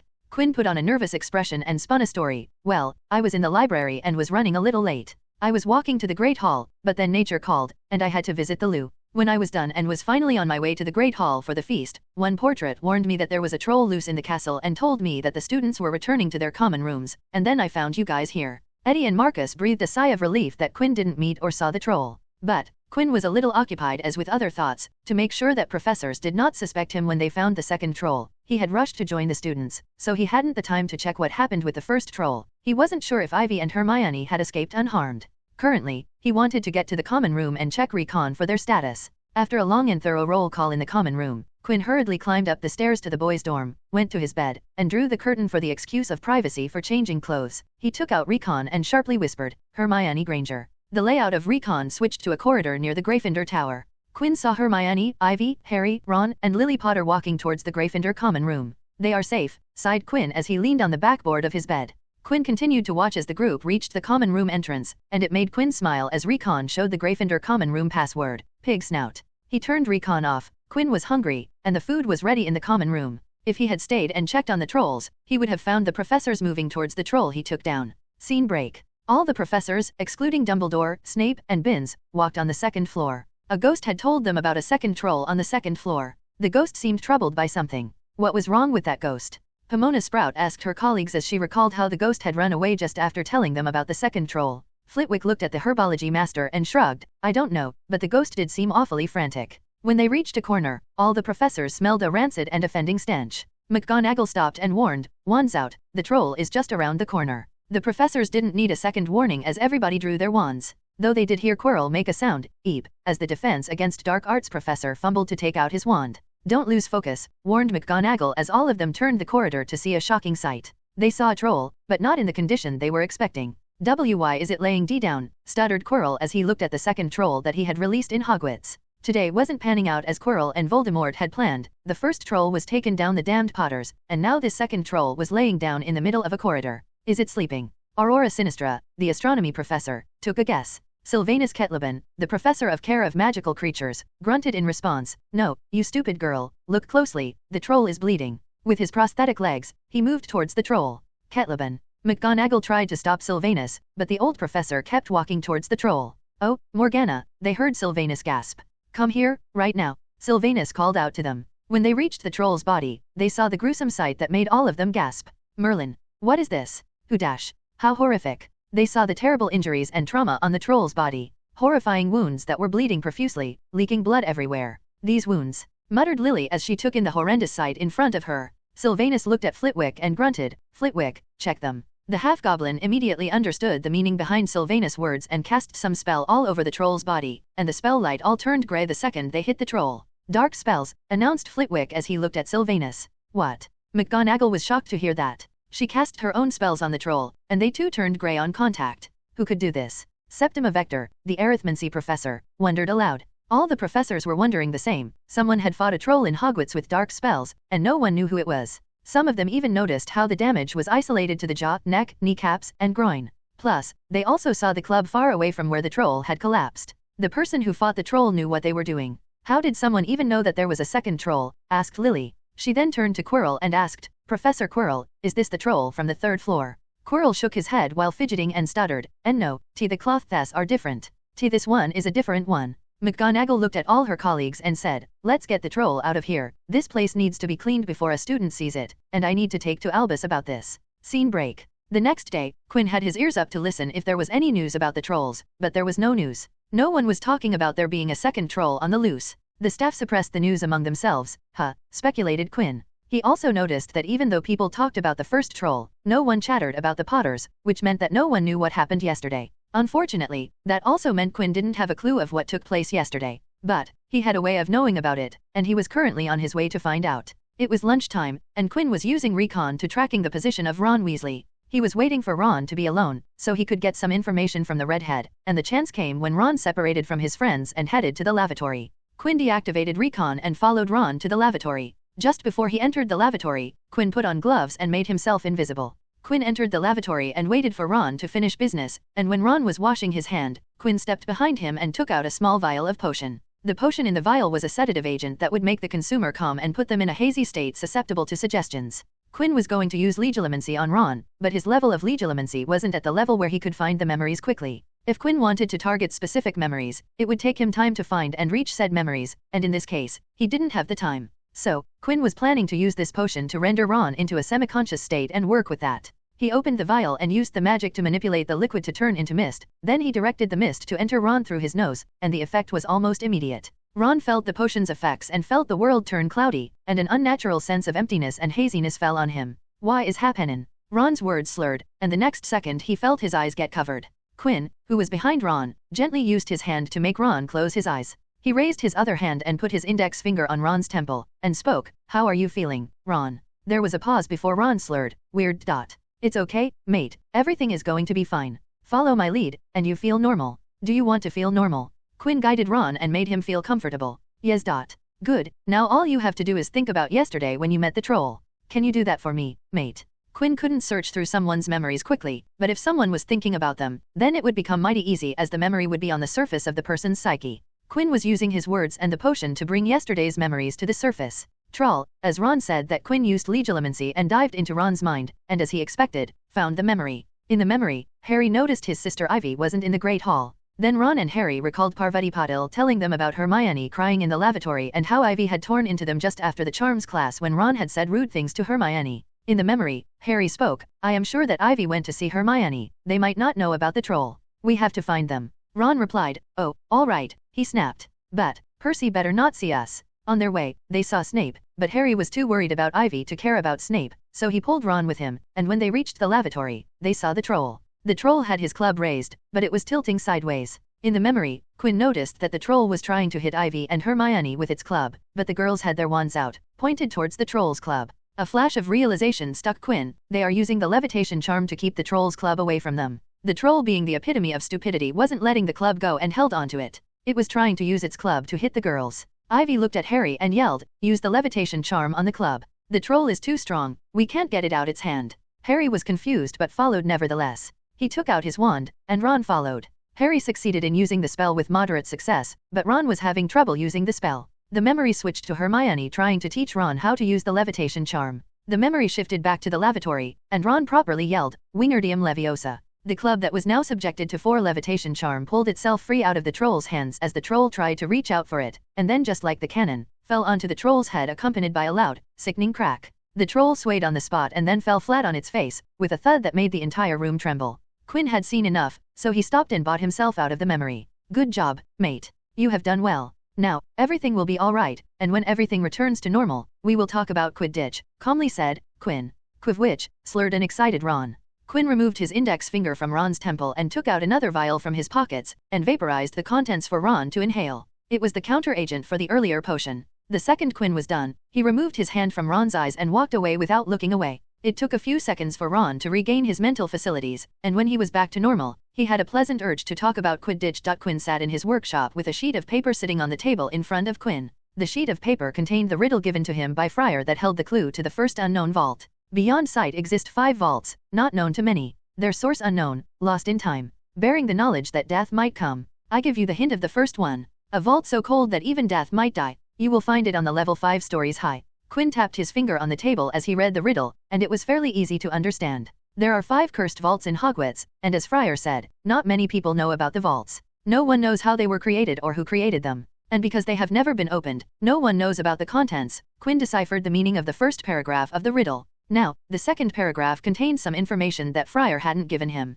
Now, how does Friar know that there is danger in the vaults? He has never been in there, which could mean that the entrance of the first vault holds some sort of danger, and people have died attempting to enter the vault. This part of the riddle did worry him a tiny bit. Quinn wasn't a fearless person, he worried about his health and safety and wanted to be perfectly safe before proceeding forward. But, in this situation, he didn't know how to ensure his safety. There were no precedents for Quinn to reference, he was going in blind this time. Until now, Quinn had been preoccupied with preparing for the troll incident, but he had tried to collect some information about these vaults from any source he could, but he wasn't able to find anything. The room of requirement didn't have anything on the vaults, neither did the library. The ghosts couldn't tell him anything regarding the vault. He even went to the kitchen to talk to the elves, but they too had nothing to inform him. "This will be a new challenge for me," muttered Quinn as he exhaled a sigh. The last paragraph of the riddle was the real clue. The lines represented information about the first vault. "A vault so cold that even death might die," recited Quinn as he tried to understand the meaning behind the sentence. "A vault so cold," murmured Quinn as he tapped his finger on the table. "What can that mean? Is the room freezing? Is it a room with an alternate environment, a tundra, or a permafrost-type environment? Quinn had read about artificially cultivated environments with enclosed spaces. The best example he could give was Newt Scamander's trunk. It had various habitats for different magical beasts. The second part of the sentence was also intriguing, that even death might die. Quinn wrinkled his nose before clinking his tongue. I hate metaphors. Death might die, what does that mean? From the top of his head, Quinn could only think that the room was North Pole cold. Maybe whatever is in the room is encased by an ice cap. Is that it? Quinn scribbled some notes before moving to the final line. You will find it on the level 5 stories high. Quinn smiled when he read this line. Now this is much better. On the level 5 stories high means the 5th floor, but if we count the basement, then it might be the 4th floor. 2 whole floors worth of search area. Recon didn't show any sign of vaults, just like it didn't show the room of requirements. Well, Quinn had tried to enchant the position of the room of requirements in the map but didn't achieve any success as any person inside the room was invisible. When Quinn opened the map inside the room of requirements, he didn't show up on Recon. The vaults were unplottable. Or, at least Quinn couldn't plot them with his current capabilities. I have been on the 4th floor and 5th floor a lot, but I haven't felt any unnatural cold on any of the floors, pondered Quinn. Quinn had mapped out Hogwarts' entirety for Recon, and he had memorized every inch of the castle for his Mindscape transition. Quinn had given himself 2 years for replicating a working model of Hogwarts in his mind, and his current progress covered floors ground till 6th. Only the dungeons and 7th floor were remaining in Quinn's mind replica. But despite this, Quinn had no clue about there being a vault on the 4th or 5th floor. This demands another round of late night, after curfew exploration. Quinn opened a new project in his workshop and named it Project Vaults. Under the project Vaults he opened a chapter. Chapter Vault 1, TEMP. From that day onwards, Quinn combed through the 2 floors at night, after the curfew. Scene break. At night, Quinn searched for vault number 1. But, during the day, he was still a student of Hogwarts, attending class, learning magic, practicing magic in Room of Requirements, working at the A.I.D office, and monitoring what was happening around Hogwarts. As the year entered November, the weather turned frigid. The mountains around the school became icy gray and the lake like chilled steel. Every morning the ground was covered in frost, and students had to walk carefully to not risk slipping. Quinn created an exercise out of the frosted surface. In the morning, during his run, Quinn would turn all the ice he encountered into ice objects like flowers, ravens, snakes, lions, badgers, and anything that came into his mind. An exercise designed to exercise his focus and control over his magic. But, enough about that, and back to the next key event of this year, Harry Potter's first Quidditch event. In the canon, Quirrell and Snape were locked in a battle of cursing and counter-cursing Harry's broom, and Hermione had unknowingly knocked Quirrell while trying to get to Snape. Speaking of Harry and Hermione, the Golden Trio didn't form in this world. Quinn had observed them and found that Hermione and Ivy had gotten really close, whereas Harry and Ron were already friends from before. Harry Potter in this world was confident and outgoing. He was also involved in pranks, so he was always butting heads with rule-loving Hermione, so their relationship was quite rocky in this world. But after the troll incident, they had mellowed towards each other and were much more willing to tolerate each other. Ron had also toned down his insults towards Hermione and only provoked her if she berated Ron's intelligence and manners. Instead of Harry and Ron becoming best friends with Hermione, Ivy had become best friends with Hermione. The two girls did everything together, and it reminded Quinn of Tracy Davis and Daphne Greengrass. Still, Quinn was relieved by this outcome. At least with this, Hermione would still be in the loop regarding things around Harry as the boy who lived was close to his twin sister, and Hermione was close to Ivy Potter. Quinn was sure that the challenges they had ahead of them would help these four build a bond similar to that of the Golden Trio of the canon. Coming to the present time, Quinn was standing near the restricted part of the third-floor corridor, the part that held the entrance to the Philosopher's Stone chamber, guarded by the creations of the Hogwarts professors. He was going to enter the special chamber and try to look at the Philosopher's Stone. It was broad daylight and not the usual hour of operation for Quinn, who liked to pretend as a normal student during the day and do his extracurricular work after school during the evening and night. But, the opportunity was perfect as today was the first match of the Quidditch season, and the boy who lived, the youngest seeker in Hogwarts history, was playing. A great majority of the school population was at the stadium to see the game. This game was also the one where Quirrell tried to curse Harry's broom so that he could injure Harry, and Snape fought against Quirrell by counter-cursing to save Harry. In the canon, Hermione thought Snape was trying to harm Harry and took action to stop him but unknowingly knocked into Quirrell, who was the real preparator. Quinn didn't care for this event and was going to leave Harry's protection to Snape. He will work harder. I am sure he doesn't want his love of life to see her child get gravely injured in front of her, thought Quinn as he prepared for infiltration. Quinn was going to use the game and infiltrate the defenses guarding the stone. Quinn really wanted to observe the stone for educational curiosity. With the whole school there, Quinn had plenty of time to go in and out. Quinn stood in front of the door, and before opening it, he checked it out for wards. He shot out detection spells all around the locked door but didn't find a single ward on the door. This is reckless carelessness. Did Dumbledore really not put a single ward on the door? What was he thinking? Or, maybe there are wards, and I just can't detect them, wondered Quinn. He hesitated about there being high-level wards he couldn't detect but decided to risk it. Whatever, let's enter this thing. Quinn silently cast an unlocking charm, Alohomora, and with a click, the door opened. Before entering the room, Quinn made himself invisible and took a deep breath before entered the room. He was greeted by low, rumbling growls. Quinn saw the first challenge/defense, set up by Rubius Hagrid. The obstacle was to get past Fluffy was a gigantic, monstrous male three-headed dog, a magical beast species known as Cerberus who was once cared for by Rubius Hagrid. Fluffy was raised by Hagrid and loaned to Albus Dumbledore to aid in guarding the Philosopher's Stone. Fluffy's greatest weakness was the inability to resist falling asleep to the sound of music.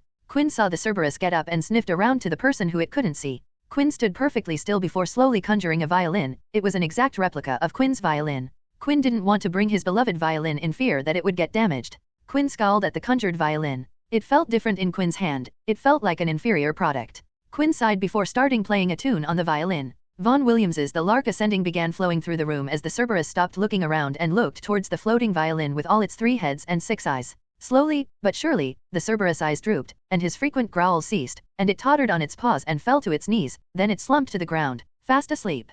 Quinn moved through the room while playing the violin, and after walking by one of the Cerberus' paws, he found the trapdoor. With a look at the door, the ring handle pulled itself up, followed up by the trapdoor itself. Quinn stopped playing the violin, vanished it, and immediately jumped into the darkness inside the trapdoor. The Cerberus slowly woke up, shaking off the sleepiness, and looked around but saw no one, its 3 heads and 6 eyes missing the swiftly closing trapdoor. Quinn landed on soft ground. The cold, damp air surrounded him as he felt plants around him. Devil's Snare, thought Quinn. The second challenge/defense, set up by the herbology professor, Pomona Sprout. Devil's Snare was a magical plant in the shape of a mass of soft, springy tendrils and vines that possess some sense of touch with the instinct to constrict or strangle anything in its surrounding environment or something that happens to touch it. Devil's Snare wasn't a carnivorous plant and didn't consume its victim. The plant used its creepers and tendrils to entrap anyone who touched it, binding their arms and legs and eventually choking them. The harder a person struggles against Devil's Snare, the faster and more tightly it binds them. Quinn felt the Devil's Snare creep up his body, but he didn't move or even try to use magic. He just stood there, waiting for the Devil's Snare to surround him, and it did, slowly creeping over his overbody, entrapping him in its vines and tendrils. Quinn had read about the Devil's Snare and how if you stayed relaxed, it wouldn't suffocate a person, and Quinn wanted to see if it was true. He waited for 30 seconds, and the vines didn't tighten around him and just covered him, treating him like a wall or an immovable object. Okay, this is enough. Thinking that he charged up his magic, and multiple balls of harsh light appeared in the room full of Devil's Snare, scaring them as the vines hurriedly retreated from Quinn's body as it tried to shield itself away from the light. Quinn didn't use fire to not wanting to damage the vines. He didn't want to leave any evidence in case the professors came to check on the defenses. Wasting no time, Quinn walked towards the stony passageway free of Devil's Snare. The passage was dead silent as Quinn walked down the downward slope towards the next room. At novel bin at. Quinn knew he was near the next obstacle as he heard the rustling and clinking sounds from ahead. He reached the end of the passageway and saw a brilliantly lit chamber, its ceiling arching high above them. It was full of small, jewel-bright birds, fluttering and tumbling all around the room. On the opposite side of the chamber was a heavy wooden door. The winged keys, muttered Quinn as he took in the sight of at least 100 winged keys. The flock moved randomly and rapidly, making it hard to keep track of an individual key. Quinn looked at the old wooden door and then back to the flock of key birds. An old key for an old door, thought Quinn, but before that, he tried to summon the ring by using a summoning charm, Oxio, but alas, Flitwick had charmed them impervious to being summoned. Quinn glanced at the brooms in the room, put there to chase the correct winged key. He scoffed and looked back at the crazy flock of winged keys. Yeah, right. Like I am going to use a broom to chase the correct key. Quinn trained his eyes on the flock, trying to spot the vintage-styled key, and the second he spotted it, Quinn never let his eyes wander off it. He raised his right hand, and the next second, a jet of yellow and red shot out of Quinn's right palm and latched onto the winged key. He had just used the Sezan pull charm, carpe retractum. Quinn grinned, and with another thought, the cord of light started becoming shorter as it pulled the key towards Quinn, and within seconds, Quinn had the vintage-fashioned key in his hand. Now, that is how you do it. Didn't have to move at all, Quinn praised himself as he walked to the wooden door. While humming, Quinn inserted the key into the door and turned it to unlock the door. The next room was Minerva McGonagall's handiwork. A game of giant chess set with cool-looking chess pieces. Quinn stopped for a minute and observed the chessboard, admiring the work of masterful and artistic transfiguration. Quinn looked for clues and signs for what went into creating this work. A prolonged work of transfiguration was a difficult job. The chess pieces are transmuted into their shapes. I can't decipher the original material of the pieces, but they are transfigured into stone. Quinn squatted and further examined. Oh man, the animation charms are brutal on this one. Hot stuff? The swords, axes, shields, and even the bodies. Like a student in front of a work of a master, Quinn spent some time examining the chessboard till he was satisfied. Good, now let's bypass, said Quinn as he stood up and started pilling on charms on himself. First, he made himself invisible so that the chess pieces couldn't see him. Then he cast a charm on every article of his clothing so that they didn't make a sound. Just for safety, Quinn erased his scent in case McGonagall had charmed them to sense smells. Let's go, thought Quinn as he walked on to the chessboard, and step by step, he walked from the white side to the black side, carefully, looking at the chess pieces to see if they would move and attack him, but they didn't. His heart was pounding when he reached the rows of black pieces and slowly, awfully slowly, stepped between a black pawn and the black queen.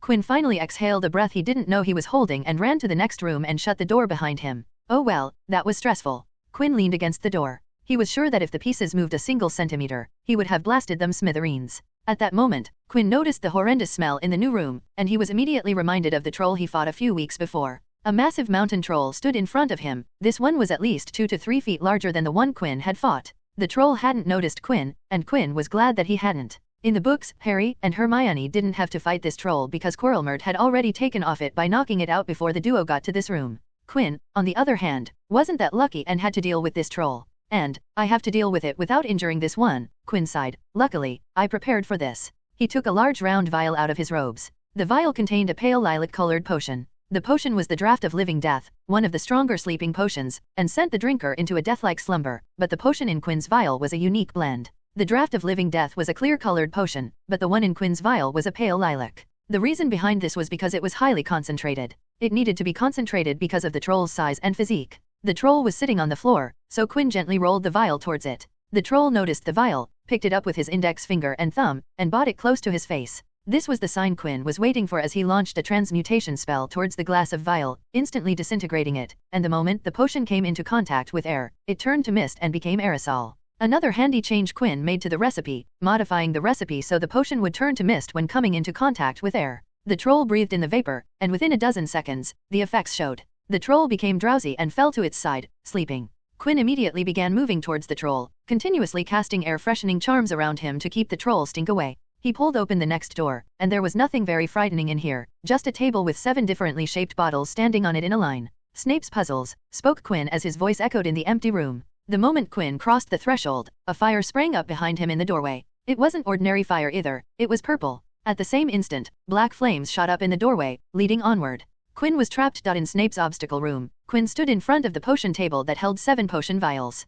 The room had 2 handles, 1 entry and 1 exit. A purple fire covered the room's entrance, and jets of black fire blocked the exit. This all was part of the room's defense. The enchanted fires trapped a person inside, and the potions on the table contained the antidotes to both fires. Quinn looked at both the fires before shrugging and walking to the potion table. If I cannot solve the puzzle, then I would just try to undo the charms on the fires. Quinn was sure that he could figure out the charms on the fires. It would take time, but Quinn could do it, and a good puzzle was always welcome. Quinn conjured a bar stool in front of the table and sat on it while picking up the parchment. The parchment contained the riddle for the antidotes that allowed Quinn to pass the fires without harm. The riddle read, "Danger lies before you, while safety lies behind. 2 of us will help you, whichever you would find. 1 among us 7 will let you move ahead. Another will transport the drinker back instead. 2 among our number hold only nettle wine. 3 of us are killers, waiting hidden in line. Choose, unless you wish to stay here forevermore. To help you in your choice, we give you these clues for. First, however slyly the poison tries to hide, you will always find some on nettle wine's left side.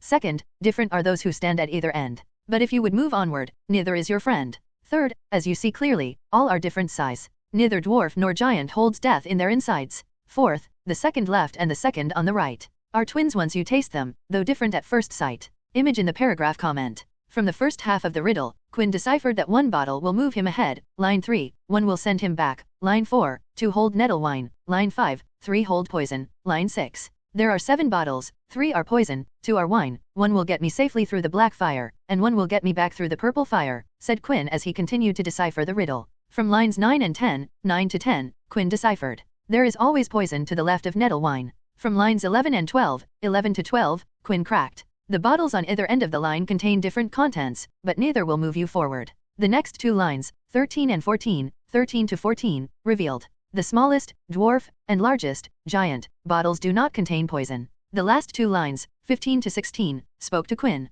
The second from the left and the second from the right is housed in different sized bottles, but they hold the same contents. Now, Quinn had all the clues from the riddle, and he could start solving the potion identities. First, let's set the with unchangeable constants, Quinn said as he numbered the positions from our left to right. 1, 2, 3, 4, 5, 6, 7. Now, insert the constants. The elements second from the left and second from the right are identical, though in different-looking bottles, and poison will always be to the left of nettle wine, said Quinn, but he stopped just before marking things. There are two possible ways to arrange these bottles, depending on whether to nettle wine bottle's left side means from our left or from the wine bottle's left. But both arrangements ultimately lead to the same end solution of the puzzle, said Quinn as he finally marked the potions. First combination. 1. Poison. 2. Wine. 3. X. 4. Y. 5. Poison. 6. Wine. 7. Z. Second combination. 1. Wine. 2. Poison. 3. X. 4. Y. 5. Wine. 6. Poison. 7. Z. Quinn smiled as he noted, whichever way I do it, I satisfy the requirement that the elements second from the end, position 2 and position 6, hold the same contents, 2, wine, 6, wine, or 2, poison, 6, poison, and I also satisfy the requirement on either end. Poison will always appear to the left of the wine, depending on whose left I am using. Quinn began swinging his legs as he continued to solve the riddle. Okay, so now that I have positioned the poison/wine sequences, the constants, we now have 3 bottles remaining. One is poison, one moves you backward, one moves you forward. Poison cannot be in either giant or dwarf bottle. The bottle on one end of the line cannot hold the same contents as the bottle on the opposite ends, and neither of the bottles on end will move you forward. Now, I am going to use that nettle wine's left means our left. Poison is always on nettle wine's left, so we can erase the second combination, noted Quinn from clue number 1. 1. Poison. 2. Wine. 3. X. 4. Y. 5. Poison. 6. Wine. 7. Z. The second clue says that bottles at the ends have different contents and won't help me move forward, which means that it can't be poison and won't be the forward potion, said Quinn, so he noted. That means it can only be the backward potions? Alright. 1. Poison. 2. Wine. 3. X. 4. Y. 5. Poison. 6. Wine. 7. Backward. Finally, 3. X. And 4. Y. Can either be poison or forward potion, clapped Quinn and finally used the third clue that says that dwarf and giant potions don't have poison. While the books didn't show the readers the layout, but Quinn could see the layout, and 3X was the shortest bottle and thus the dwarf bottle. If it isn't poison, then it is the forward potion, and the remaining 4Y is the remaining poison, solved Quinn, and the final result was as follows. 1. Poison. 2. Wine. 3. Forward. 4. Poison. 5. Poison. 6. Wine. 7. Backward. Quinn folded the sheet of paper and pocketed it. He took out 2 vials and poured the contents of the forward and backward potions into them. He placed the now empty vials back on the table and looked to see if they would fill themselves up, but nothing happened. At novel bin at. Quinn shrugged. I will break one leg of the table, so it would seem that the potion drained when the table broke. He walked to the black fire and chugged down the forward potion. He pocketed the bottle and walked forward. He braced himself, saw the black flames licking his body, but couldn't feel them for a moment. He could see nothing but dark fire. Then he was on the other side, in the last chamber. The chamber was empty, not unlike the previous one, and in the center of the room stood a mirror. The mirror was on the base level of the floor with steps leading down to it. Quinn climbed down the steps and approached the mirror. The writing engraved on the frame of the mirror said, Ariststra eruoidu bekafruoid on wosi. Quinn smiled softly and repeated, I show not your face but your heart's desire. Quinn's heart beat faster as he shifted his eyes from the frame to the mirror itself. He was a little nervous about what he would see in the mirror. Quinn closed his eyes before opening them to see what his heart desired. In the mirror, a version of Quinn stared back at him. The mirror Quinn was exuding a humongous amount of magic. The current Quinn had large magic reserves, but mirror Quinn was on another level. To Quinn, it seemed that mirror Quinn could never run out of magic. Quinn also saw that mirror Quinn's eyes were a deep violet instead of his usual stone gray eyes. Quinn found himself staring into the deep violet eyes, wondering the reason behind the color change. From what Quinn could decipher, the mirror Quinn was a master at magic, a powerful magical at that. It had always been one of Quinn's top goals. Quinn looked around the mirror Quinn and saw his family, all smiling. He saw Leah, George, Elliot, Ms. Rosie, and Polly. Even Alan D. Baddeley, his mind arts teacher, was present in the mirror image. In the background, Quinn could see a globe turning slowly. It signified Quinn's desire to learn magic from all around the world. Quinn finally looked at Mirror Quinn wanting the Philosopher's Stone, but Mirror Quinn smiled apologetically and shook his head. Quinn frowned and asked, why? Mirror Quinn took out a ruby red stone from his robes and showed it to Quinn. It was the Philosopher's Stone. Then Mirror Quinn took out his fake wand and then stared at both of his hands. Quinn watched as the fake wand in Mirror Quinn's hand turned into gold. Mirror Quinn didn't stop and took out a potion vial and put the stone on the vial, and Quinn saw the vial fill up with a crystal blue liquid. It was the elixir of life. Quinn ruefully smiled and spoke, if I get the stone, I will end up using it, aren't I? Albus Dumbledore had charmed the mirror so that only those who wanted to find it and not use it for themselves. The mirror Quinn nodded in agreement, and that made Quinn sigh. All this work was for nothing, exasperated Quinn and ran a hand through his hair. He backed away from the mirror and sat on the steps, sighing. He looked up at the dark ceiling and pondered.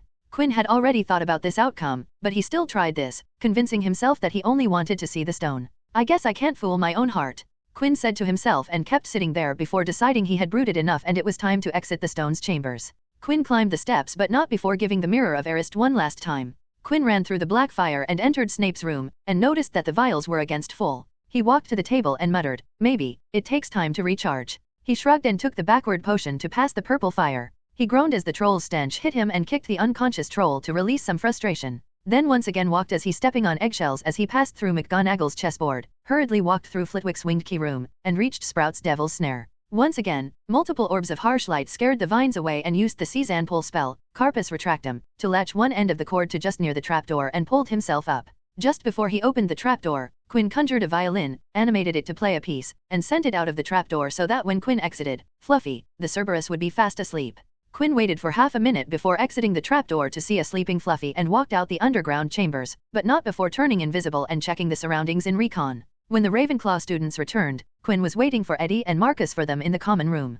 Quinn asked the moment Eddie and Marcus walked to him, how was the game? Marcus looked excited and answered, it was one exciting game, you should have seen Harry Potter on the broom. He was weaving through the chasers, beaters, bludgers, and quaffle. Quinn turned to Eddie when he spoke, he was pretty good. No, he was mad good for his age. His broom did give him some problems during the game, but he still managed to snatch the snitch. He scoffed, you would think that Nimbus would make good brooms. Quinn absent-mindedly nodded and thought, no change in this event. I see. Scene break. A few days later, Quinn had an interesting conversation with someone he wasn't expecting to talk to.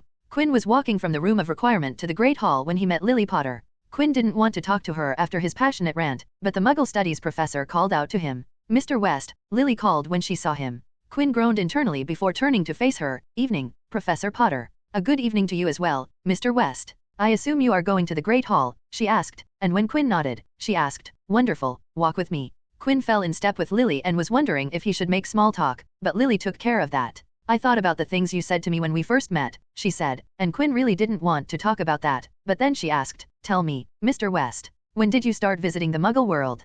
Quinn wondered why she was asking that but then shrugged and answered, I have been in contact with the non-magical world as long as I can remember. I, with my sister, regularly spend our time together in the non-magical world. I have also been to various parts of the world and have experienced both their magical and non-magical parts. Now that the conversation was on a roll, Quinn decided to ask, what about you, Professor Potter? How did you raise the twins? Are they familiar with the non-magical world? Yes, they are. Both of my children attended Muggle schools before coming to Hogwarts, Lily smiled as she revealed. Quinn nodded in appreciation, is that so? I never did that. I was homeschooled, but not in non-magical subjects. Maybe one day, I will study those subjects. He looked up towards her and asked, what about you? Did you catch up with your non-magical studies? Lily shook her head while chuckling, oh, no. I was too busy with the twins, and now I am teaching here at Hogwarts. She hesitated before asking, may I ask how did you build such a good rapport with Professor Snape?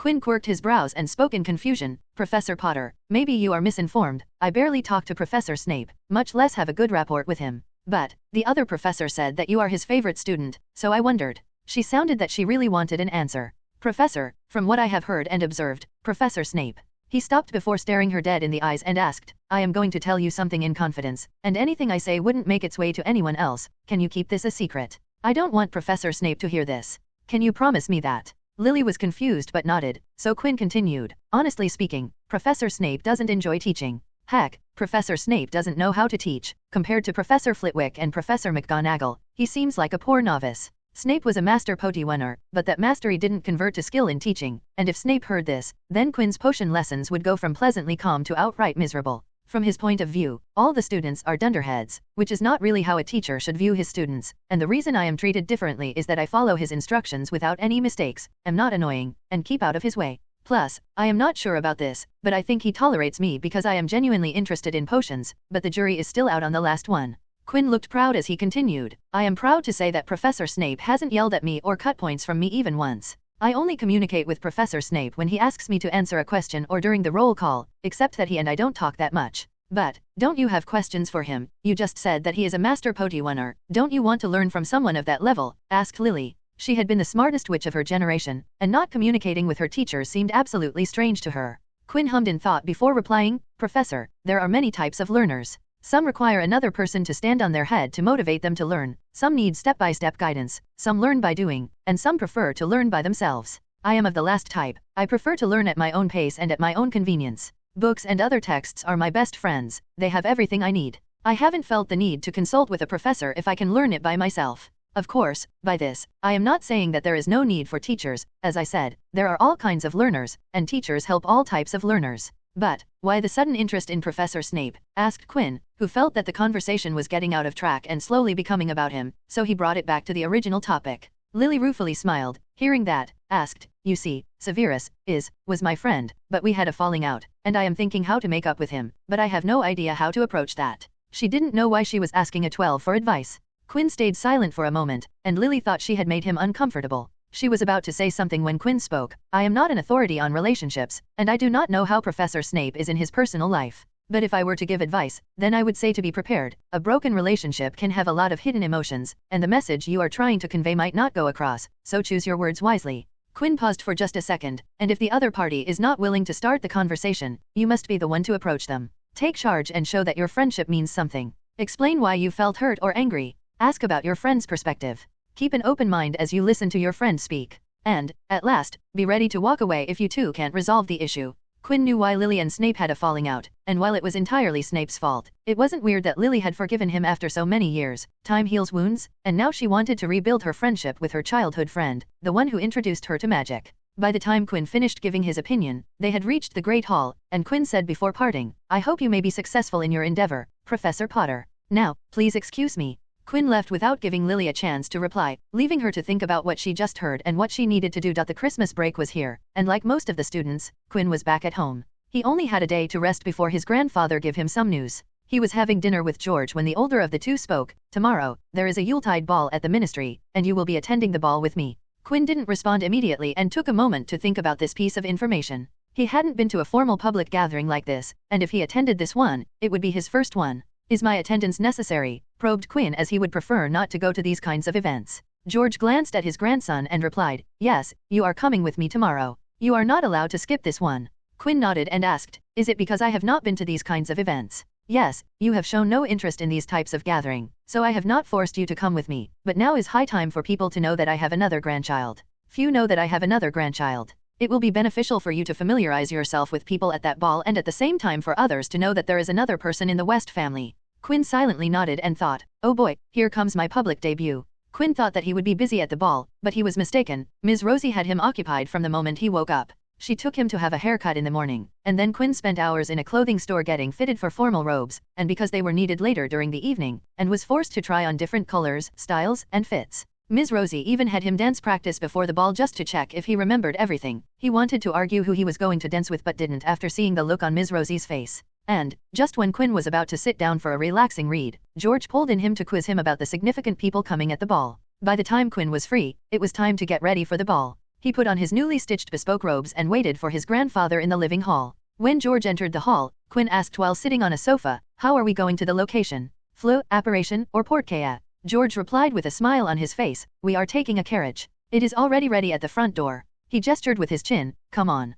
Quinn got up from his seat and said, oh, is it a flying one? Because I haven't gotten on one for a while. Quinn had been on Thestral-pulled carriages at Hogwarts, but they didn't fly for safety reasons. Students could be rather stupid and reckless. Yes, it is a flying carriage. I ordered it for a change, said George as Quinn fell into step with him as they walked to the front door, where Elliot waited to bid them farewell. Elliot smiled towards Quinn and said, young master, don't be pressured. You just have to be your usual charming self, and everything would be all right. He then frowned and whispered, don't tell Ms. Rosie about any of this, she will not agree with me at all, and then I would have to sit as she reprimands me. Quinn chuckled and nodded in reply. Elliot opened the door, and the grandfather-grandson stepped out as Elliot followed them. In front of the manor stood a carriage with winged horses attached to it. Quinn moved close to the winged horses and noted, judging by the chestnut color, they are of the Athonan breed. The winged horse was a magical species of horse, distinct for possessing wings that enabled them to fly. Winged horses were found worldwide, with many different breeds existing, including the Abraxan, Athonan, Granian, and Thestral. Law required owners of winged horses to cast disillusionment charms on them regularly.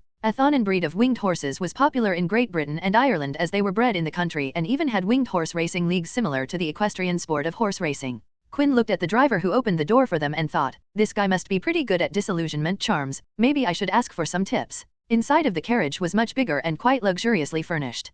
Quinn sat opposite George, and the driver opened up a window from the front and pointed his wand towards the half-glass globe, and a white fire appeared inside the glass globe. Quinn looked at the white fire and thought about the candle chandelier in his A.I.D. office and all other rooms he frequented. All the sources of light are flames. Maybe I should design a light artifact that uses lighting charms. Now, what would go into creating something like that? Elliot peered inside the carriage and wished, I wish you a safe journey, and I hope you will enjoy the ball. Quinn smiled and said, thank you, Uncle Elliot. Elliot stepped back and nodded towards the driver, and Quinn heard the crack of a whip.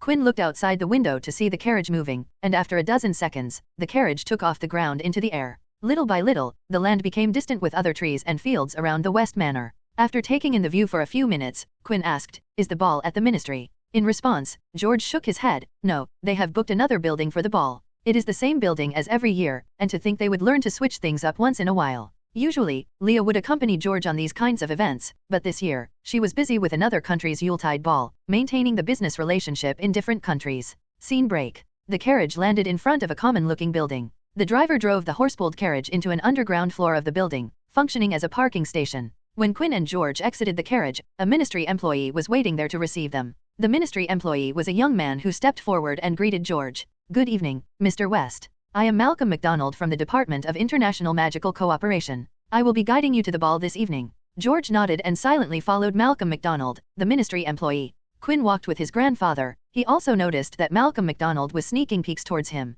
Well, it is my first time here. I guess Malcolm MacDonald didn't know about me, thought Quinn, and also made eye contact with Malcolm once, and because of habit, Quinn extended his magic towards Malcolm's mind and felt no shields around his mind, but held back from reading his mind. After walking for a couple of minutes, they reached the hall. Quinn took in the hall room with its silverish and golden decor, shining every corner of the large room, velvet curtains framing the sides of the hall, and tens of circular tables set up in the hall with a large empty area in the middle for dancing. In the hall, multiple people dressed in robes and dresses mingling together, talking and laughing with each other. Malcolm MacDonald turned to face George and said, I hope you enjoy the evening, Mr. West, and gave Quinn a light nod before leaving the pair. Quinn followed him with his eyes and saw that he was making a beeline towards a crowd of people, most probably alerting the minister that George West had arrived. Quinn looked up at George, asking with his eyes about what he should do. George smiled and replied, you have to follow me for a while, and after introducing yourself to some significant people, you can relax and do whatever you want for the rest of the evening.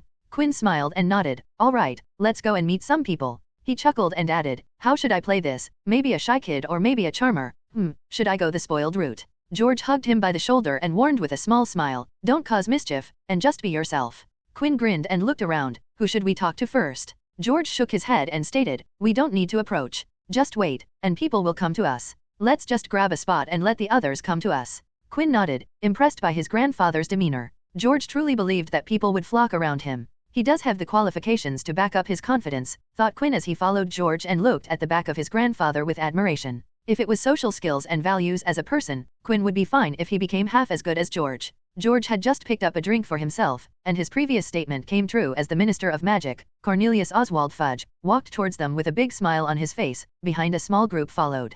Quinn noticed a woman who looked like a toad, but decided to ignore as long she didn't talk to him. Mr. West, you made it. I wasn't sure you would be showing up. I am immensely delighted to see that you are here, the minister said in his most flattering voice. It made Quinn smile a little when he heard Fudge addressing his grandfather with Mr.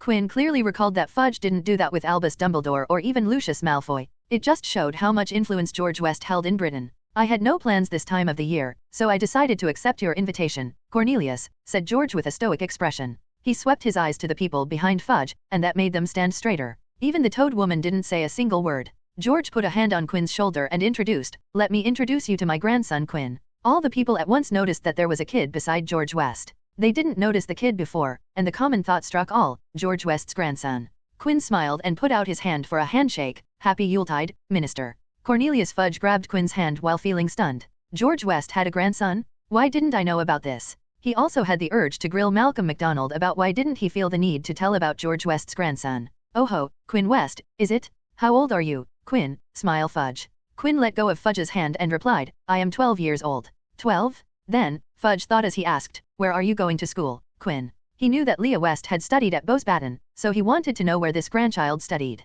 I study at Hogwarts and am in my second year, Quinn offered politely. Oh, this one goes to Hogwarts? Excellent, thought Fudge as he thought about West family money staying in Britain. I see, how are you liking it? It has been learning about magic. The castle is also quite fascinating, replied Quinn. George decided to brag about Quinn. Quinn is at the top of his class. He scored above 100% in transfiguration, charms, herbology, defense against dark arts, and astronomy. Fudge clapped and smiled. Excellent. Excellent. It is important to be a good student. With that, Quinn spent some time standing by his grandfather while George chatted with the minister. After that, George allowed Quinn to leave his side and do whatever he wanted. Just come see me once in a while so that I know you are still in the hall, warned George before letting him go. Quinn had met the minister, so it wouldn't be long before he would be known throughout the ball and later to more people. Quinn nodded and decided to see if there was something for him to drink here. He walked to the bar and got a glass of a pineapple orange punch to drink. Quinn walked across the hall and looked at people to see if he recognized someone, and as he was sipping from his glass, he heard a startled voice, "You."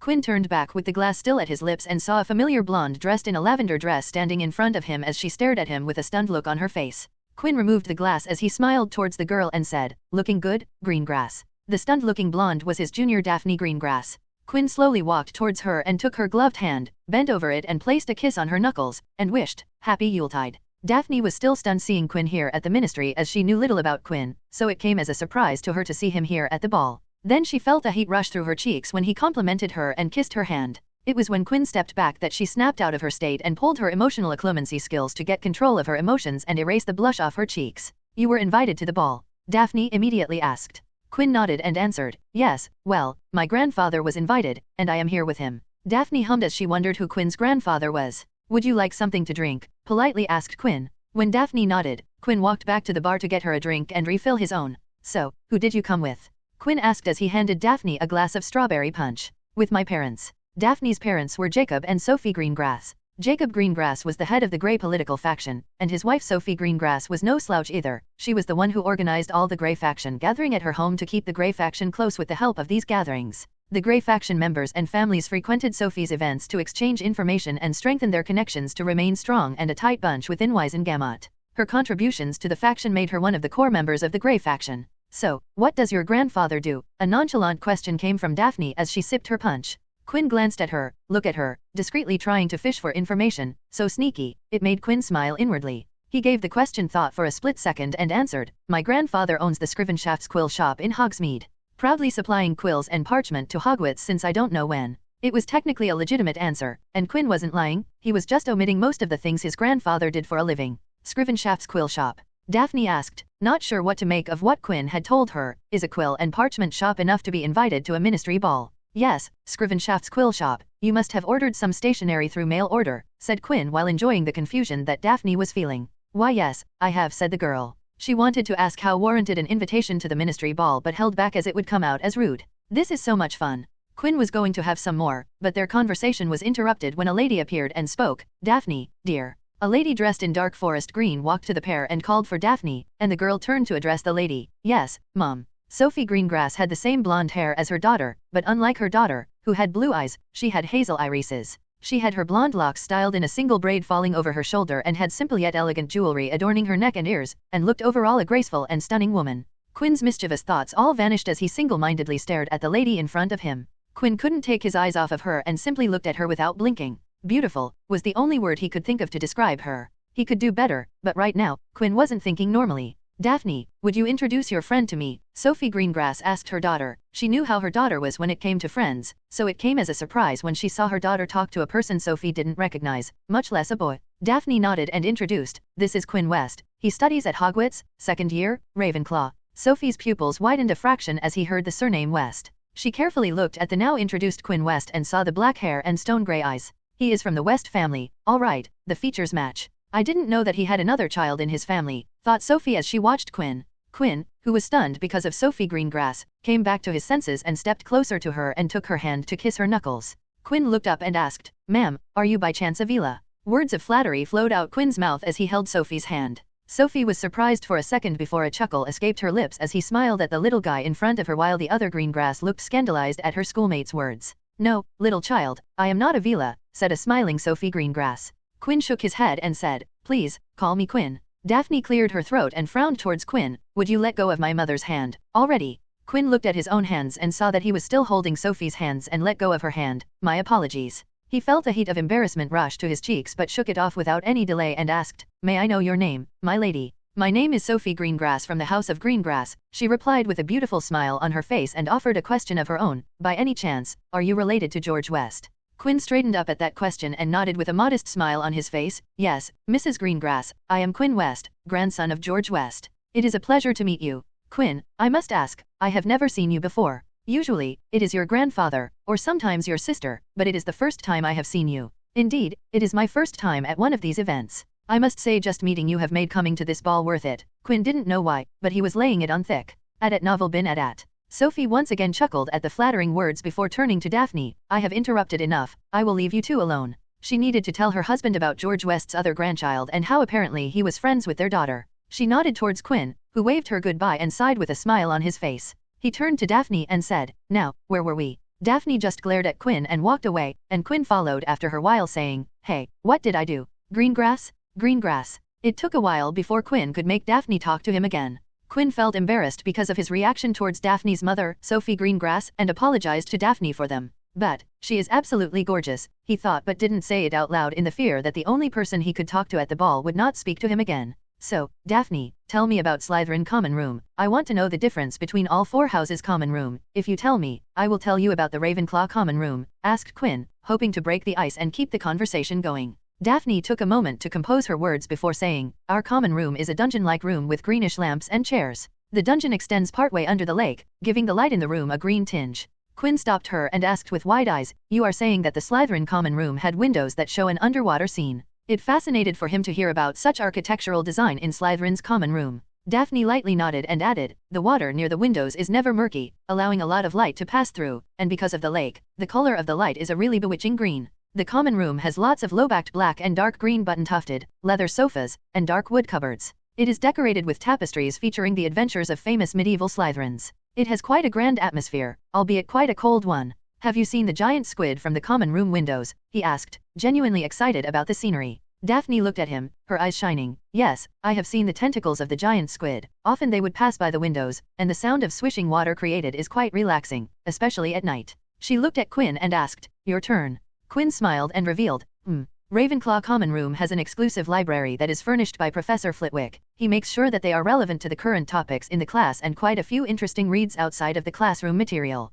That sounds like a significant advantage to the Ravenclaw students, said Daphne, showing a glimpse of her competitive side. Quinn shrugged and countered, Professor Snape gives private potion and defense against dark arts lessons to Slytherin students. That is also a significant advantage. I have heard that a lot of Slytherin students perform well in exam practicals. How did you know that? We aren't allowed to reveal that to anyone outside the house, Daphne asked with suspicion evident in her turquoise blue eyes. Quinn scoffed, Not all Slytherin are secretive. Some of your housemates can be quite braggy when they think no one is listening. When Daphne quirked her brow, Quinn winked mischievously. Quinn looked at Daphne and said, My grandfather said to show up to see him once in a while. How about we go see him? You seemed interested in meeting him. Daphne nodded, thinking about when her mother asked Quinn if he was related to George West. Excellent, let's see, where is he? Quinn looked around the hall, spotted a small group, and saw his grandfather standing tall among the people. There is he, let's go. Scene break, at novel bin at. George West was mingling with other people at the ball, listening to their offers of so-called once-in-a-lifetime business opportunities with one ear and zoning out their actually third-rate business plans with another ear.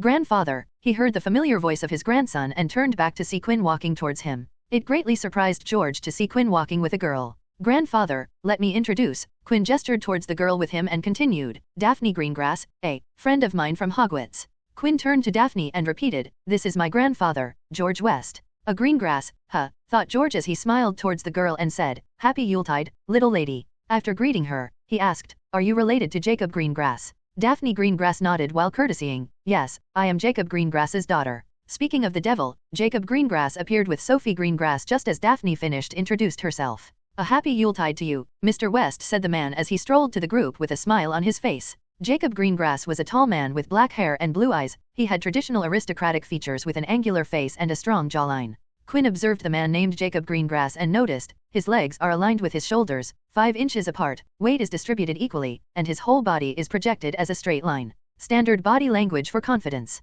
Jacob had a glass in one hand, and his other arm was looped with his wife's arm. Quinn moved his eyes to look at the Greengrass couple as a whole and saw comfortable chemistry between the two, none of the pair overshadowing each other. Yeah, this guy is set, thought Quinn as he concluded studying Jacob Greengrass. George greeted the man with a firm handshake. Jacob. Jacob freed his arm from his wife's and shook it back. George looked at Sophie and smiled while kissing her knuckles. Sophie. He looked at the pair, greeted them together. A prosperous Yuletide to you as well. Did you meet my eldest daughter? Said Jacob while glancing at Daphne with a warm smile. George nodded in response. Yes, my grandson introduced me to her. He patted Quinn's shoulder. Quinn stepped forward and shook hands with Jacob Greengrass. Happy Yuletide, Mr. Greengrass. My name is Quinn West. He turned to Sophie Greengrass and smiled. We meet again, Mrs. Greengrass. So, I hear you study at Hogwarts. How are you finding studying? Said Jacob as he observed Quinn. Yes, sir. I am a second-year student, Ravenclaw. As for studying, it is quite exciting to learn magic every day. The teachers are talented and helpful. Well, most of them are.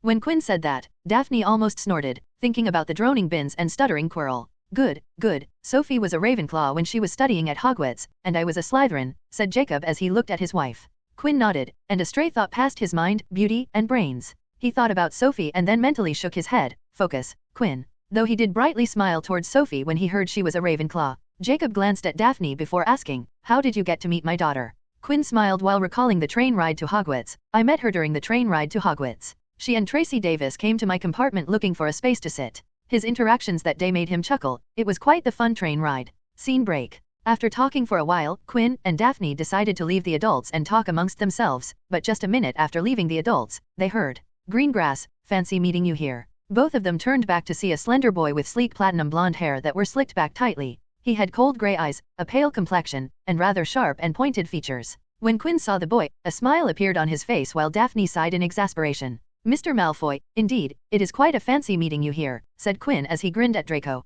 Looking at the smiling Quinn made Daphne calm down and made Draco frown. You. Draco immediately recognized Quinn and was shocked to see him here. What are you doing here? Quinn looked around the hall before answering. You know, attending the ball, enjoying some delicacies, what people do at balls. I mean, what are you doing at the ministry ball? Draco's eyes narrowed. Who would invite someone like you? Quinn shrugged. It is the ministry ball, so I guess the ministry. Why, where did you get your invitation? Mr. Malfoy, you might not like to hear this, but if you got your invitation from somewhere else, it might not be valid. It could get you into trouble. By the end, Quinn had a look of fake worry on his face. He thoroughly enjoyed Draco's red face. Greengrass, why would you like to hang with someone like him? He has no respect for his betters, asked Draco, not answering Quinn's retort. Better him than you, was all she said in response. Hearing that, Quinn voiced his discontent. Hey, that makes it sound as I am on the same level as him. Not cool, and I bought you a drink. Daphne said nothing in response, and Quinn crossed his arms in mock anger. Seeing the two ignore him, Draco stomped in rage and stormed off. Quinn looked back towards Draco, not hearing him, but didn't see him in front of them.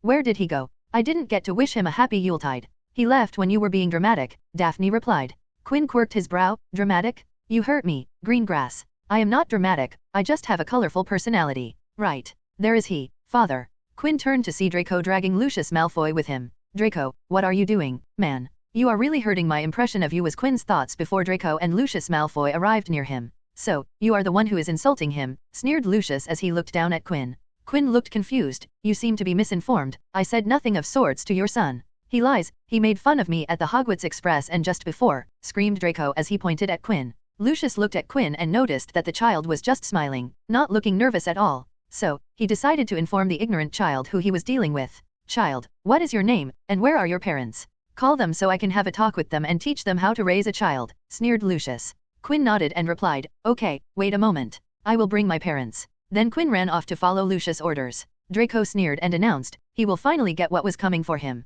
After a minute, Quinn back and called out to Lucius, I brought him. Lucius smirked as he thought about ripping into some chump, but when he turned back, Lucius froze. The person he saw shocked him out of his mind. What is this I hear, Lucius? You are taking part in children's squabble, said George West as he stared at Lucius with a seemingly bored expression. Lucius stared wordlessly at one of the people he feared. If Lucius Malfoy considered Jacob Greengrass his rival, then George West was another level than him. George West was a sleeping threat to his political and financial authority in Britain. When he was young, his father, Abraxas Malfoy, had told him that when it came to money, West family outclassed every other family in Britain, including the Blacks, when they were at their highest point. He had told Lucius that, unlike the other British families, the West family business spanned across continents. If they deployed all their resources, they could take over magical Britain's economy. After that, Lucius Malfoy had first-hand seen George West's viciousness in business. George West had left the country before the war got worse. When it ended, there were opportunities to make money, and Lucius wanted to use this chance to recover the wealth he had lost in the war. But by the time he was done with his trials at the ministry, George West had nonchalantly returned to Britain and took advantage of the aftermath of the war before Lucius could even start. Even Jacob Greengrass had difficulty competing for resources, even though Greengrass was the first to start. Mr. West, I heard you were at the ball. But, why are you following this child? Asked Lucius, praying that it won't be what he was thinking. Alas, it was the thing he was fearing. This is my grandson, Quinn West. You asked for him to get his parents, so I came. Now what is it you wanted to talk about? Said George. Lucius looked down towards Quinn and saw the striking similarities between him and George West. Both had black hair and stone-gray eyes. I didn't know you were his grandfather, said Lucius, not knowing what to say next. Now you know, so what is it you want to talk about? Asked George. Lucius cursed his luck that brought him face to face against this man. It is nothing. I just wanted to solve this children's fight peacefully. You know how children can take things too far. I see, then I proclaim this squabble over, said George and turned to Quinn. Quinn, behave and get along with others, but he didn't sound serious at all. Come now, Lucius, accompany me for a drink. Let's talk business. I have been doing some stuff you would absolutely love to hear about, said George with a smile that didn't fit well with Lucius at all. Quinn watched as the two adults walked away, and Lucius was not looking enthusiastic at all. He turned to face Draco and said, Mr. Malfoy, I missed the chance, but I wish you a happy Yuletide. Malfoy looked awkward, standing in front of Quinn and Daphne, not knowing what to do. He had called his father to take care of Quinn, but somehow his father had been taken away by another man with his father not being able to refuse. Listening to Quinn wish him a happy Yuletide was all the humiliation he could take for the day and stumped away. Daphne turned to Quinn and asked, Do you dislike Malfoy? Quinn shook his head, answering, Not at all. It takes a lot more than that to make me dislike someone. Maybe a couple more years of this on a regular basis would be enough for me to develop a dislike for him. I don't even consider him an annoyance at this point. Quinn cared little for Draco's attitude and found it not worth his time to care for his silly, spoiled behavior. He turned to Daphne and asked, Do you want to dance? Daphne stood still and blinked a couple of times. Why? I have been learning to dance for so many years, it would be a waste not to make use of it, said Quinn while shrugging.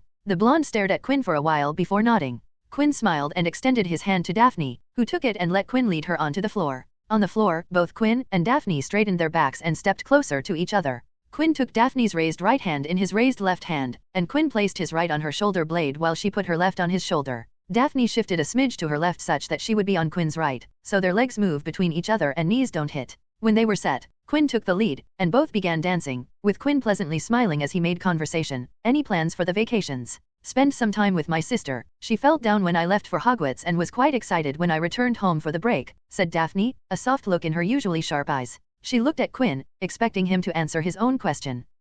I will probably remain at home for the break, doing nothing interesting. Oh, yeah, I am going to learn how to make clothes. Daphne tipped her head to the side. You mean sewing? Quinn nodded enthusiastically. Kind of. I found a book list on tailoring charms and how to make all kinds of clothes from different fabrics like cotton, wool, even leather. I schemed through it, and the books also show how to weave various charms into threads or clothes. He remembered how Madame Malkin's shop had prepared his clothes in such a short time. Even the robes he was wearing today were made within hours. I am most excited to work on the leather of different animals and beasts. Oh, goody. Quinn finished with a twinkle in his eyes. You are weird, was all Daphne said in reply. She also complimented him. You are a good dancer. Quinn smiled, only because you are making leading so easy. Complimenting her in an offhand way. Scene break. Look dear, Daphne is dancing, said Sophie Greengrass, getting the attention of her husband. Jacob Greengrass turned his head to see his eldest daughter dancing on the floor, with the West boy. He looked closer and added, and, she is talking with him. Sophie rested a hand on her cheek and commented, they look cute. Maybe, I should ask the person with the camera to snap some photos.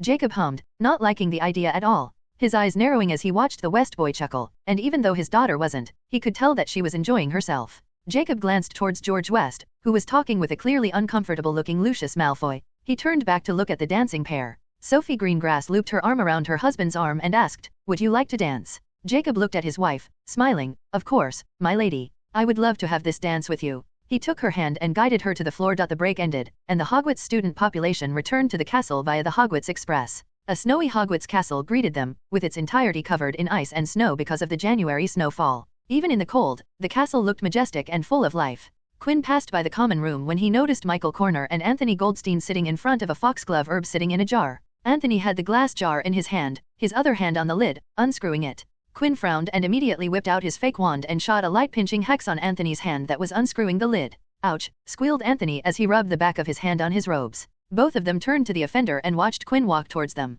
What was that for? Asked Anthony as he frowned at Quinn. Quinn pointed at the foxglove jar. That herb is poisonous. You would definitely have gone to the hospital wing if you had picked it with bare hands. It can lead to death, and if Professor Snape found out, he would make your life miserable in the potions lesson. He waved his fake wand, and the glass jar floated from Anthony's hands back to the table. Just a piece of advice, when handling potion ingredients or tending to herbs in herbology, always, Quinn repeated, always, wear gloves. It is much safer and is an excellent work habit. Quinn sat down near them, took out a pair of leather gloves from his robes, and put them on. Michael's brow twitched. He looked towards Quinn's face and asked, "You keep gloves in your robes?" Quinn nodded, picking up the glass jar, looking at the foxglove. "I have all sorts of things in my robes, gloves is just one of those things." He looked at Anthony and questioned, "What are you brewing with a foxglove?" Michael took out the first-year potions book from his book bag and showed it to Quinn. "We are preparing for the Pompian potion that Professor Snape is going to teach in our next potions class." Quinn glanced at the chapter for the Pompian potion and smiled as he recalled its effects. "Ah, the potion that turns the drinker's head into a pumpkin. This was a good one," chuckled Quinn. Last year, he had used the potion on himself to scare many unsuspecting Ravenclaws as they entered the common room on Halloween. It scared the crap out of them to see a pumpkin head charge towards them. Anthony nodded but frowned in criticism. "Why didn't they teach us this before Halloween? It would have been perfect for Halloween." "They teach it after Halloween because the staff doesn't want hordes of students with pumpkin heads on Halloween, though it would be quite fun to orchestrate such a scene," said Quinn, flipping through the pages of the book. He had learned to brew this potion when he was 8 with Elliot at the West Manor. "Why do they even this type of potion?" asked Michael, not seeing the practical use of the spell. "Turning a person's head into a pumpkin sure isn't practical, but the reason it is taught because it is one of the simpler transfiguration potions. Pompian potion is the best way to introduce this line of potions to students," explained Quinn as he returned the book to Michael. If Pompian potion was on the simple end of the transfiguration potion difficulty scale, then Polyjuice potion was on the hard end of the transfiguration potions.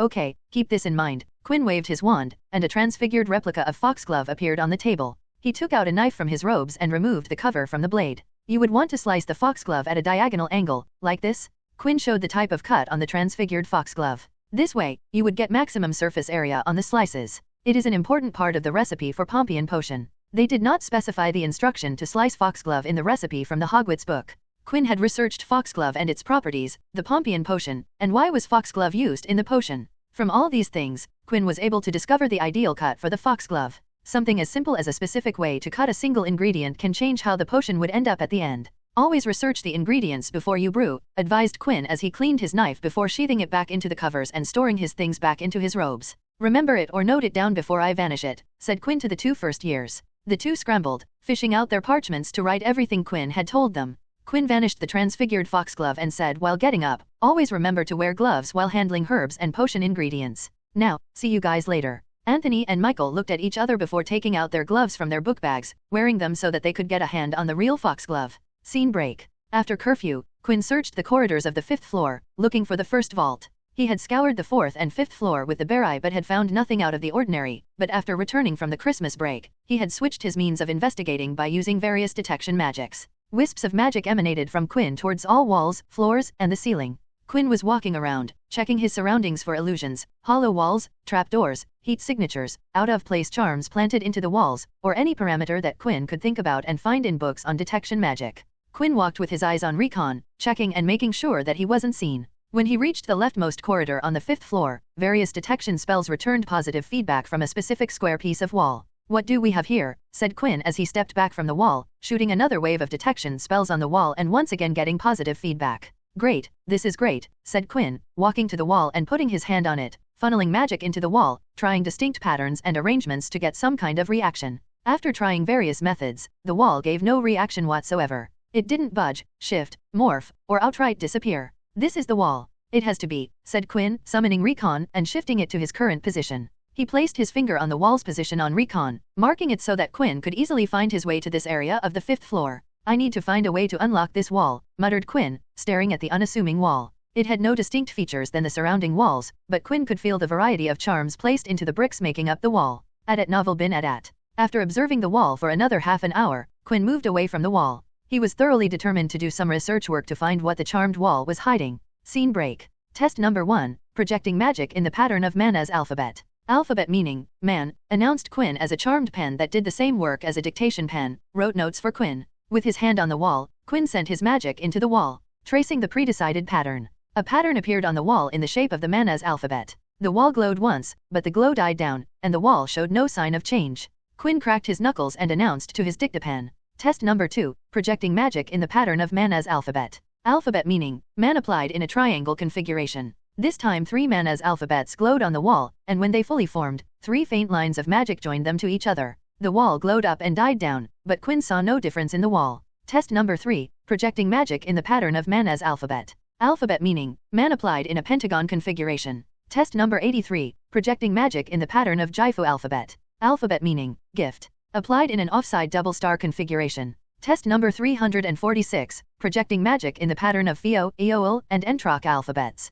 Alphabet meanings, castle, estate, entrance. Applied in a linear configuration. Test number 421, projecting magic in the pattern of Isa and Logra alphabets. Alphabet meanings, ice and sea. Applied in an overlapping configuration. Test number 613, projecting magic in the pattern of Fear, Agni, Whirl, and Own alphabets. Alphabet meanings, fire, wall, and open. Applied in a diamond configuration. After 2 months of running tests on the bloody piece of wall that refused to budge, Quinn finally got a hit. Test number 713, projecting magic in the pattern of Isa, Izaz, Year, and Is alphabets. Alphabet meanings, ice, death, and ice applied in a dual branch, Y, configuration. Quinn's one hand was on the wall while he was holding his notes in his other hand. Quinn wasn't expecting the wall to open and read the next configuration from his 1000 pattern list. But his eyes widened when the patterns he was funneling magic in glowed brighter than ever in his 2-month-long trials. Quinn stepped back a step, looking with wide eyes as he saw the bricks vibrate and came to a sudden stop. Line by line, the bricks moved aside, leaving a square entrance in the wall he had spent hours in front of.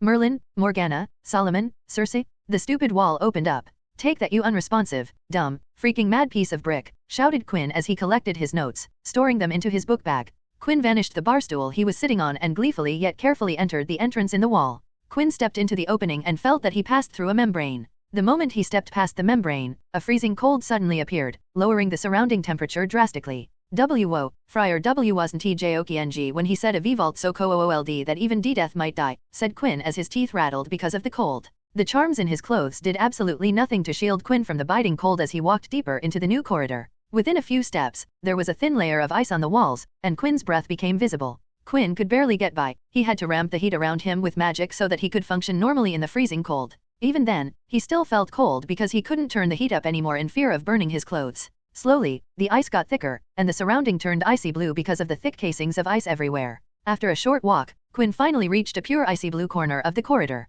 The height and width of the corridor increased to open into an enormous gate. A gate made of pure ice, and in front of the gate was lazily spinning snowflake-shaped icicle. The snowflake was huge, big enough to cover the enormous gate. Quinn climbed down the stairs that lead to the larger end of the corridor, but the moment Quinn climbed down the last step, the cold, which he thought was already freezing, turned into a cold so frigid, so bone-biting that Quinn's body immediately began showing signs of hypothermia. Quinn looked down to see his fingers slowly turning blue, freezing over. Ice began covering his hair, quickly freezing them. Quinn's heartbeat began to slow down, and his eyesight started to turn dim. And these were the things that Quinn could feel. There were a lot more symptoms that Quinn wasn't even aware of. Quinn's survival instincts started to go crazy as his entire being screamed at him to leave this place. It took all of Quinn's focus and the entirety of his magic capabilities to push himself back up the stairs and escape the freezing cold. The moment the cold reduced, Quinn collapsed on the floor. The surrounding temperature felt like heaven compared to the frigid hell down the steps. Quinn's body started to glow a bright red as his magic began to show itself in this time of need. Quinn's magic began operating on its own, working to keep him alive,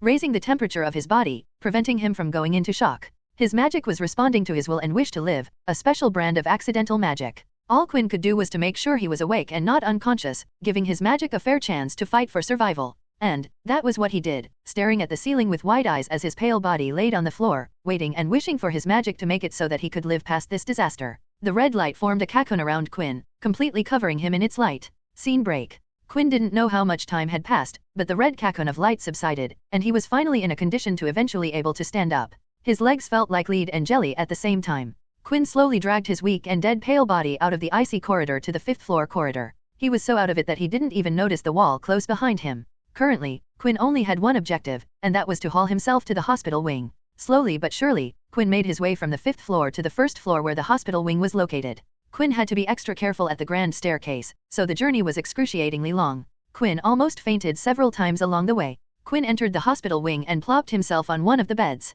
The room was dim, with scare lighting from the few candles and moonlight. The time was already past midnight, and the room was dead silent. He dazedly looked around the room to see if there was anyone here but couldn't find a patient or the matron. Quinn wasn't even sure how to call for the matron, Madame Poppy Pomfrey. He had been to the hospital wing, but he never interacted with the Mediwitch who ran this whole operation. He didn't have the magic or mental faculties to heal himself from this, so she was his only choice. Quinn wheezed in pain and fatigue. It was getting difficult for him to stay awake. The moment he had stood up in the icy corridor, his magic was back in his control, no longer working on its own. So, Quinn had consciously maintained his body temperature throughout his journey and barely had any magic left in him. The accidental magic had taken a lot out of him, leaving him peanuts to work with. Eventually, Quinn ran out of magic and sank into unconsciousness. With the last drop of magic exhausted, Quinn fell unconscious, saying goodbye to the conscious world. Scene break. Quinn groggily woke up to see the hospital wing ceiling he had fallen unconscious to last night. Unlike last night, Quinn felt warm and cozy and not the freezing and frigid cold of last night. Quinn could see the daylight coming from the windows, illuminating the room. He had slept through the night. He could feel a bed cover on his body, which meant that Madame Pomfrey had found him and had at least started his treatment. He tried to get up but felt a body-wide pain erupt from every corner. Ah! He yelled in pain as he collapsed back on the bed. The pain came from his bones, skin, organs, head, and everywhere Quinn could imagine. "Oh, Morgana? You are awake, Mr. West," said a voice, moving closer to him. Quinn slowly turned his neck, not wanting the pain to assault him again, to see Madame Pomfrey, dressed in her usual Mediwitch uniform, standing by his bedside, casting charms all over his body. Various spell lights made contact with his body, telling Madame Pomfrey the current status of his health. "Should I set my affairs in order, Madame Pomfrey?" said Quinn in a crackling, barely audible voice. He tried to crack a joke, but his voice turned it into a morbid statement. "Mr. West, what in the world happened last night? I found you with severe ice burns, frostbite, damaged organs, brittle bones, and.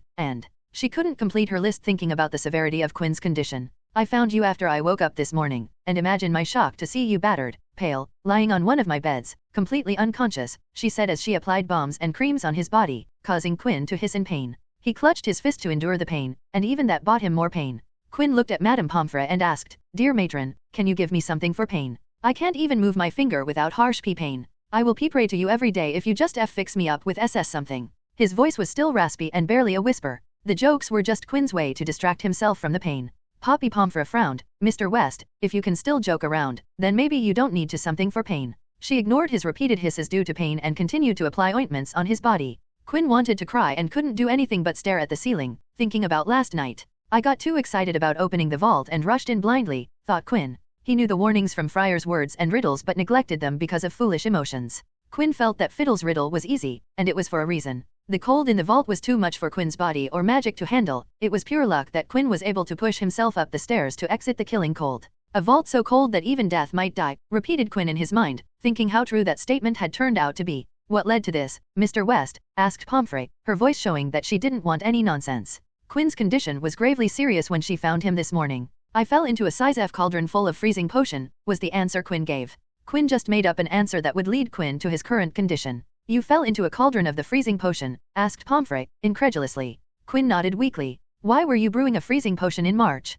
Quinn sighed, and even that hurt a little bit, causing him to cough, which in turn a little more. "I am Ravenclaw. I saw the recipe, had the urge to brew it, so I did." "Madame Pomfrey, it might surprise you to hear that we can be quite stupid." Madame Pomfrey stared at Quinn and interrogated, "Mr. West, a cauldron full of freezing potion won't cause this level of harm. Your injuries are much too severe." Quinn called on his confidence and scoffed, "It will if I am the one brewing the potion. Matron, heal me back to normal, and I will brew you top-grade potions. Murtlap essence, calming draft, sleeping draft, poison antidotes, blood replenishing potion, pepper up potion, cure for boils, or any healing grade potions you like for an entire school year." By the time Quinn was done speaking, his throat was burning with agony. Madame Pomfrey sighed in annoyance, thinking about the stupidity of the students. She had gotten numb at the students' bumbling action that brought them to her doors. She sighed once more and informed, "Wait here, I will inform Professor Flitwick. He asked me to inform him when you wake up." Quinn gave a light nod and waited for his head of the house to come and tear him a new one. The half-goblin had clearly inherited the fierce traits from his lineage, and Quinn didn't want to face that in his current condition.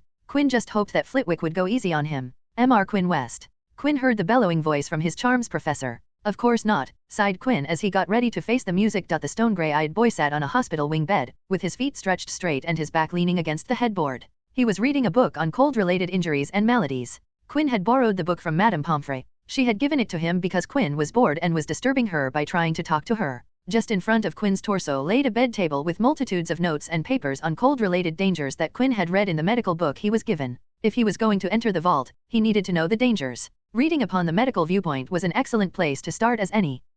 I have to worry about hypothermia, frost nip, chilblains, immersion foot, and frostbite. Extreme climatic conditions didn't suit the human body. The low temperature could do severe damage to the human body. Oh, there are more: psychiatric and psychosocial disorders, snow blindness, dehydration, and constipation. Quinn heaved a heavy sigh as he picked up another sheet of paper and found the most worrying thing he had discovered while researching. Prolonged stay in the extreme frigid cold can cause the magical activity in the body to become sluggish and hindered because of the effect cold can have on the body. Quinn's primary asset was magic, and if the extreme coldness in the icy corridor could hinder his magical capabilities, then Quinn was in big problem. I need a way to keep my body warm in there, or else I am screwed, murmured Quinn. If he could keep his body from being affected by the cold, he could keep his magical prowess in there to work on getting to the gate and open it. Picking another paper, Quinn read the core problem he needed to deal with while in the icy corridor. Blood, whispered Quinn. Blood was the problem and solution to his survival in the vault. Blood was everywhere in the body, it was deep inside the bones, and it was present just under the skin. To keep his body at a proper temperature, Quinn needed to keep his blood warm so that it could flow throughout his body and keep it warm.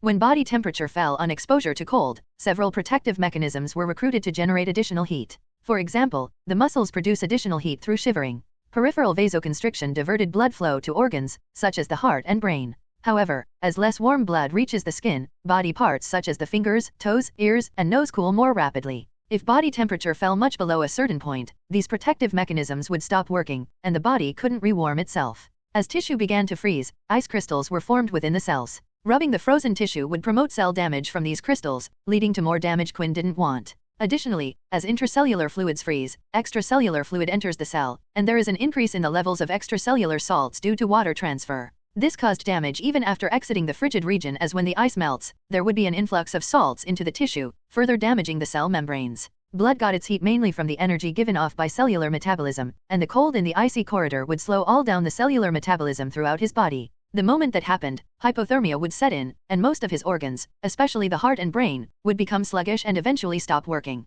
Blood magic. I need to research upon blood magic, thought Quinn. Blood magic was classified under dark arts, which meant that they did not teach it in Hogwarts. All of these problems could be subverted if I can keep an even flow of warm blood throughout my body. I have some books on blood magic from the travel collection, 2 that I bought after that, 3 medi-healing books, Quinn thought. Quinn tapped his chin and continued, there might be some in the restricted section in the library. I might have to search the room of requirement for books on blood magic, muttered Quinn as he charmed all the pages with dangerous material so that no one could read them. Woah, you have no hair, a voice brought Quinn out of his thoughts. He looked up to see Eddie and Marcus looking at him with big grins on their faces. You have no eyebrows, said Marcus, moving closer to his bedside. Quinn grinned and tapped his fingers on his bald head. Yeah, all of it was damaged beyond repair. Madame Pomfrey had to vanish all of it. It will grow back to their normal length in a day or 2. Eddie lightly squinted his eyes and commented, your skin is peeling, looks mad creepy. Quinn nodded as he stroked his face. Yup, that too was damaged, so she had to grow a new layer. The old one is going to come out slowly.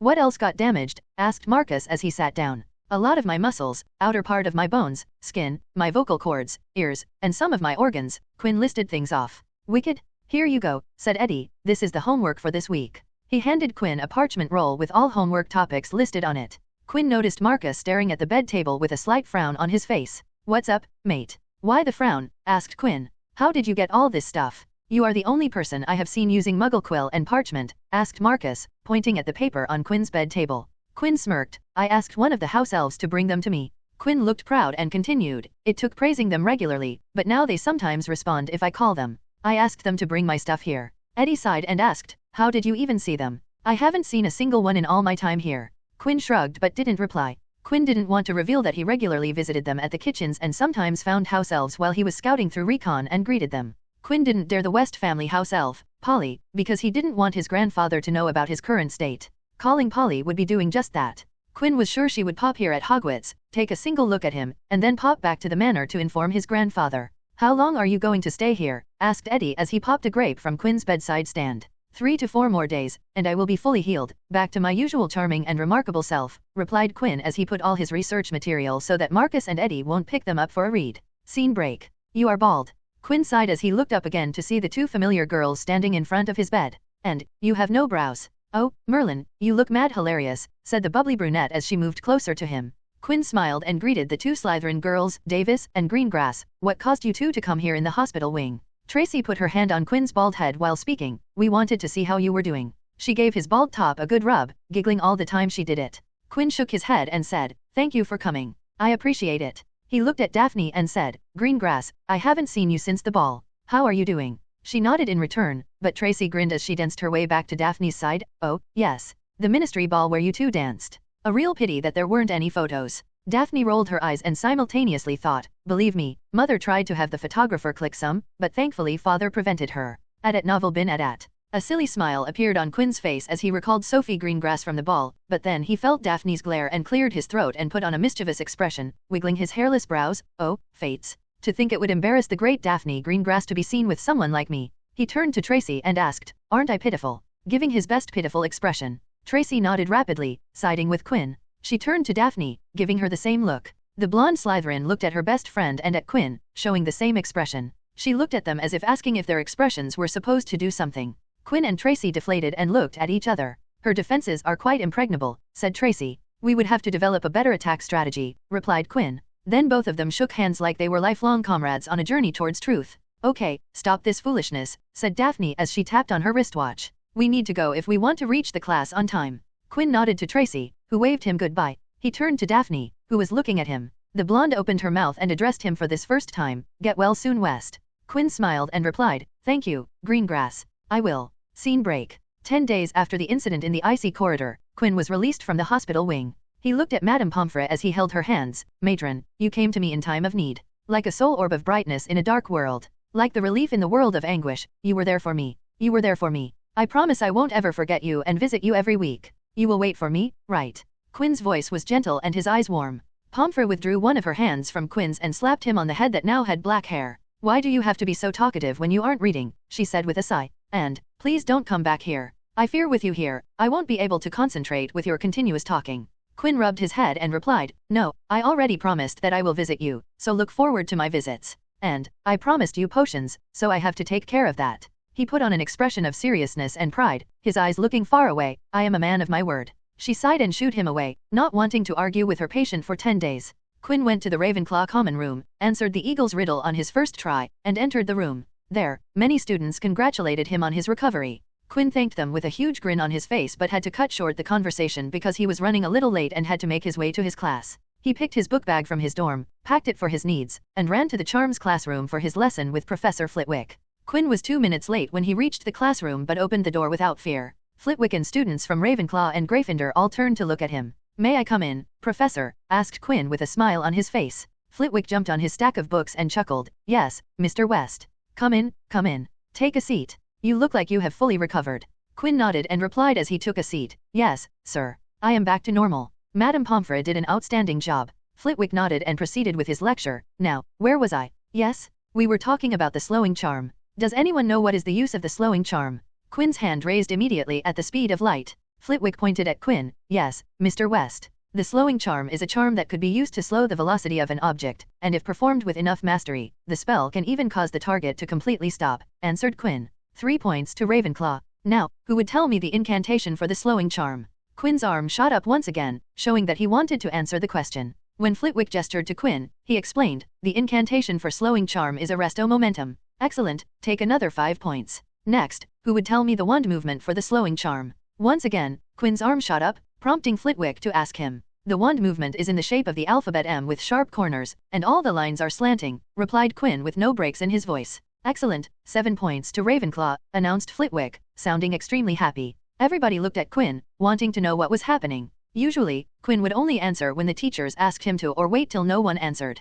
Quinn looked at the class and grinned. "I missed the classes. Wait for a day or two, it will pass." He winked and returned to raise his hand for another question. He kept the behavior for the entire day and answered every question in every class. He was sure that he annoyed a lot of people for the day. Scene break. Quinn opened the door to his AID office and entered it after whole 10 days. There was some dust, but with a wave of his hand, the office became clean instantly. "Now, that is more like it." He smiled and then turned to the door in the glass partition that led to the workshop, but before entering, he checked the safety measures he installed every day before exiting the workshop. He first checked if the charms on the doors had been triggered. The result came out negative as the charms were still intact. Then Quinn crouched down to see if someone had ripped the strip of paper he pasted between the door and the frame, but the strip was still intact. Satisfied with his finding, Quinn opened the door, ripping the strip and triggering the charms, and entered his workshop. Once again, the room was cleaned the instant Quinn stepped into the shop. He walked around the shop, his hand gliding on the tables set up along the shop's walls. He smiled at the various tools hanging off the walls, cabinets, and cupboards holding notes and files on the work he had done here. Quinn looked up at the ceiling, and with a blink of his eyes, the everlasting candles lit up, illuminating the shop in yellow light. He placed his hands on the center island, looking around the shop. Quinn took out the cloth on which he built Recon and placed it on the table. He unfolded it and unshrunk it on the center island. He put his hand on the cloth, funneled just a tiny bit of magic into the cloth, and said, "Sun is up, time to wake up."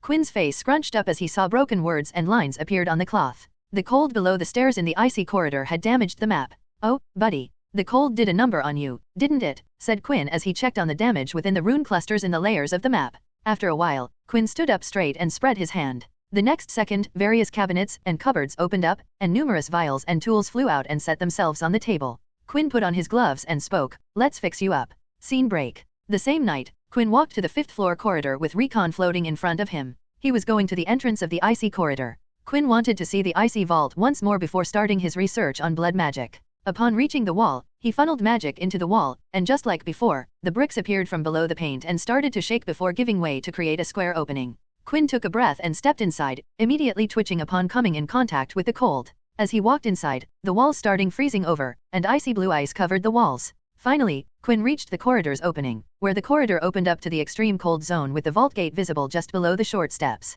He didn't climb down the steps, not wanting to experience the killing cold. Slowly Quinn's expression turned furious, and he growled in rage as he shot the vilest and damaging magic he knew on the snowflake icicle in front of the vault gate. The rage-fueled magic was the strongest Quinn had ever produced. "F-King Vault? You almost killed me, you frozen piece of shit," yelled the boy who had almost died here before. Quinn kept shooting magic blindly, not even stopping to check if it was working. Gradually, a mist filled the corridor, decreasing the visibility, but Quinn kept shooting spells with accompanying slurs. He only stopped when Quinn felt exhausted from his magic expenditure. Quinn was quite angry at the incident that almost killed him, and even though it was his fault for being careless. But Quinn needed something to blame, and he chose the icy vault to take out his anger. Slowly, the mist lifted, and the gate and snowflake icicle stood unscathed. Not a single scratch could be seen on any surface of ice around the vault. None of Quinn's magic was able to damage the ice. "If I can't break you open, then I would learn how to open you." Quinn pointed at the snowflake icicle and the gate and decreed, "Just you wait, I will get to the thing that you are hiding and make it mine."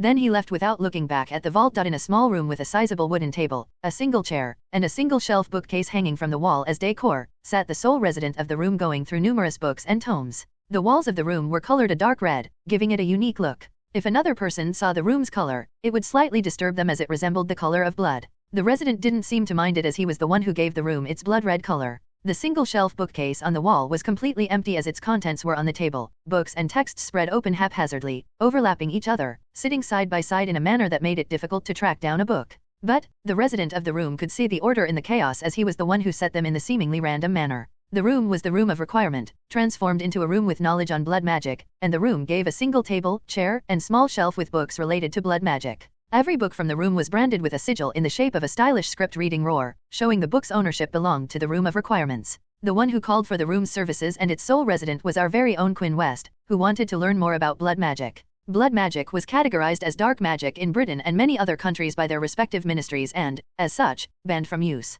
Quinn, of course, ignored all that. He was cautious and took all safety measures before practicing blood magic that affected blood, a person's lifeline. Blood magic, also known as blood sorcery or hemomancy or hematokinesis. The magic of blood manipulation, a dangerous form of magic, this mystical theurgy is used to cast spells, enchantments, and even curses through blood itself, the very bodily fluid which is the potent force as the essence of life that keeps most living beings alive. "Well, currently, I don't want to perform curses and spells with my blood as the medium," said Quinn as he rolled up the sleeve of his left hand. "I just need to maintain a certain temperature," murmured Quinn, trailing at the end as he saw the veins and arteries in his forearm glow a shallow red before the red glow subsided, leaving his forearm warmer than the rest of his body. Quinn exhaled, feeling the warmth from the small amount of warm blood traveling up his arm, mixing with the rest of his blood, and within seconds his body temperature was back to normal, with no extra warmth remaining.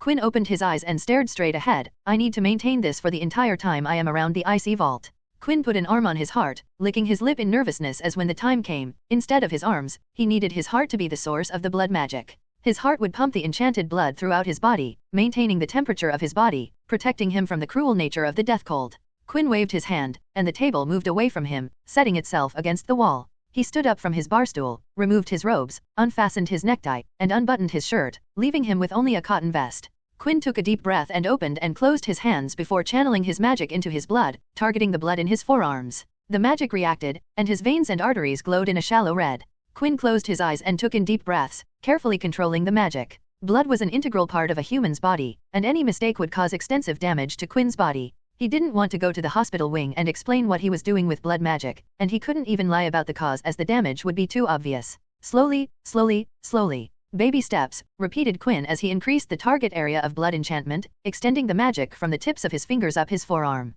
By the end of the day, both his arms' veins and arteries were illuminated in a shallow red glow. Quinn smiled in fascination as he slowly moved his arms, raising them to his eye level, turning them to observe the visible network of surface veins and deep-seated arteries. Time to check if I can cast magic with blood enchantments activated, said Quinn as he stretched his arm forward, palm facing up. With a crack and buzz, whitish-blue currents of lightning appeared throughout his forearm, crawling around his arm like snakes made from lightning.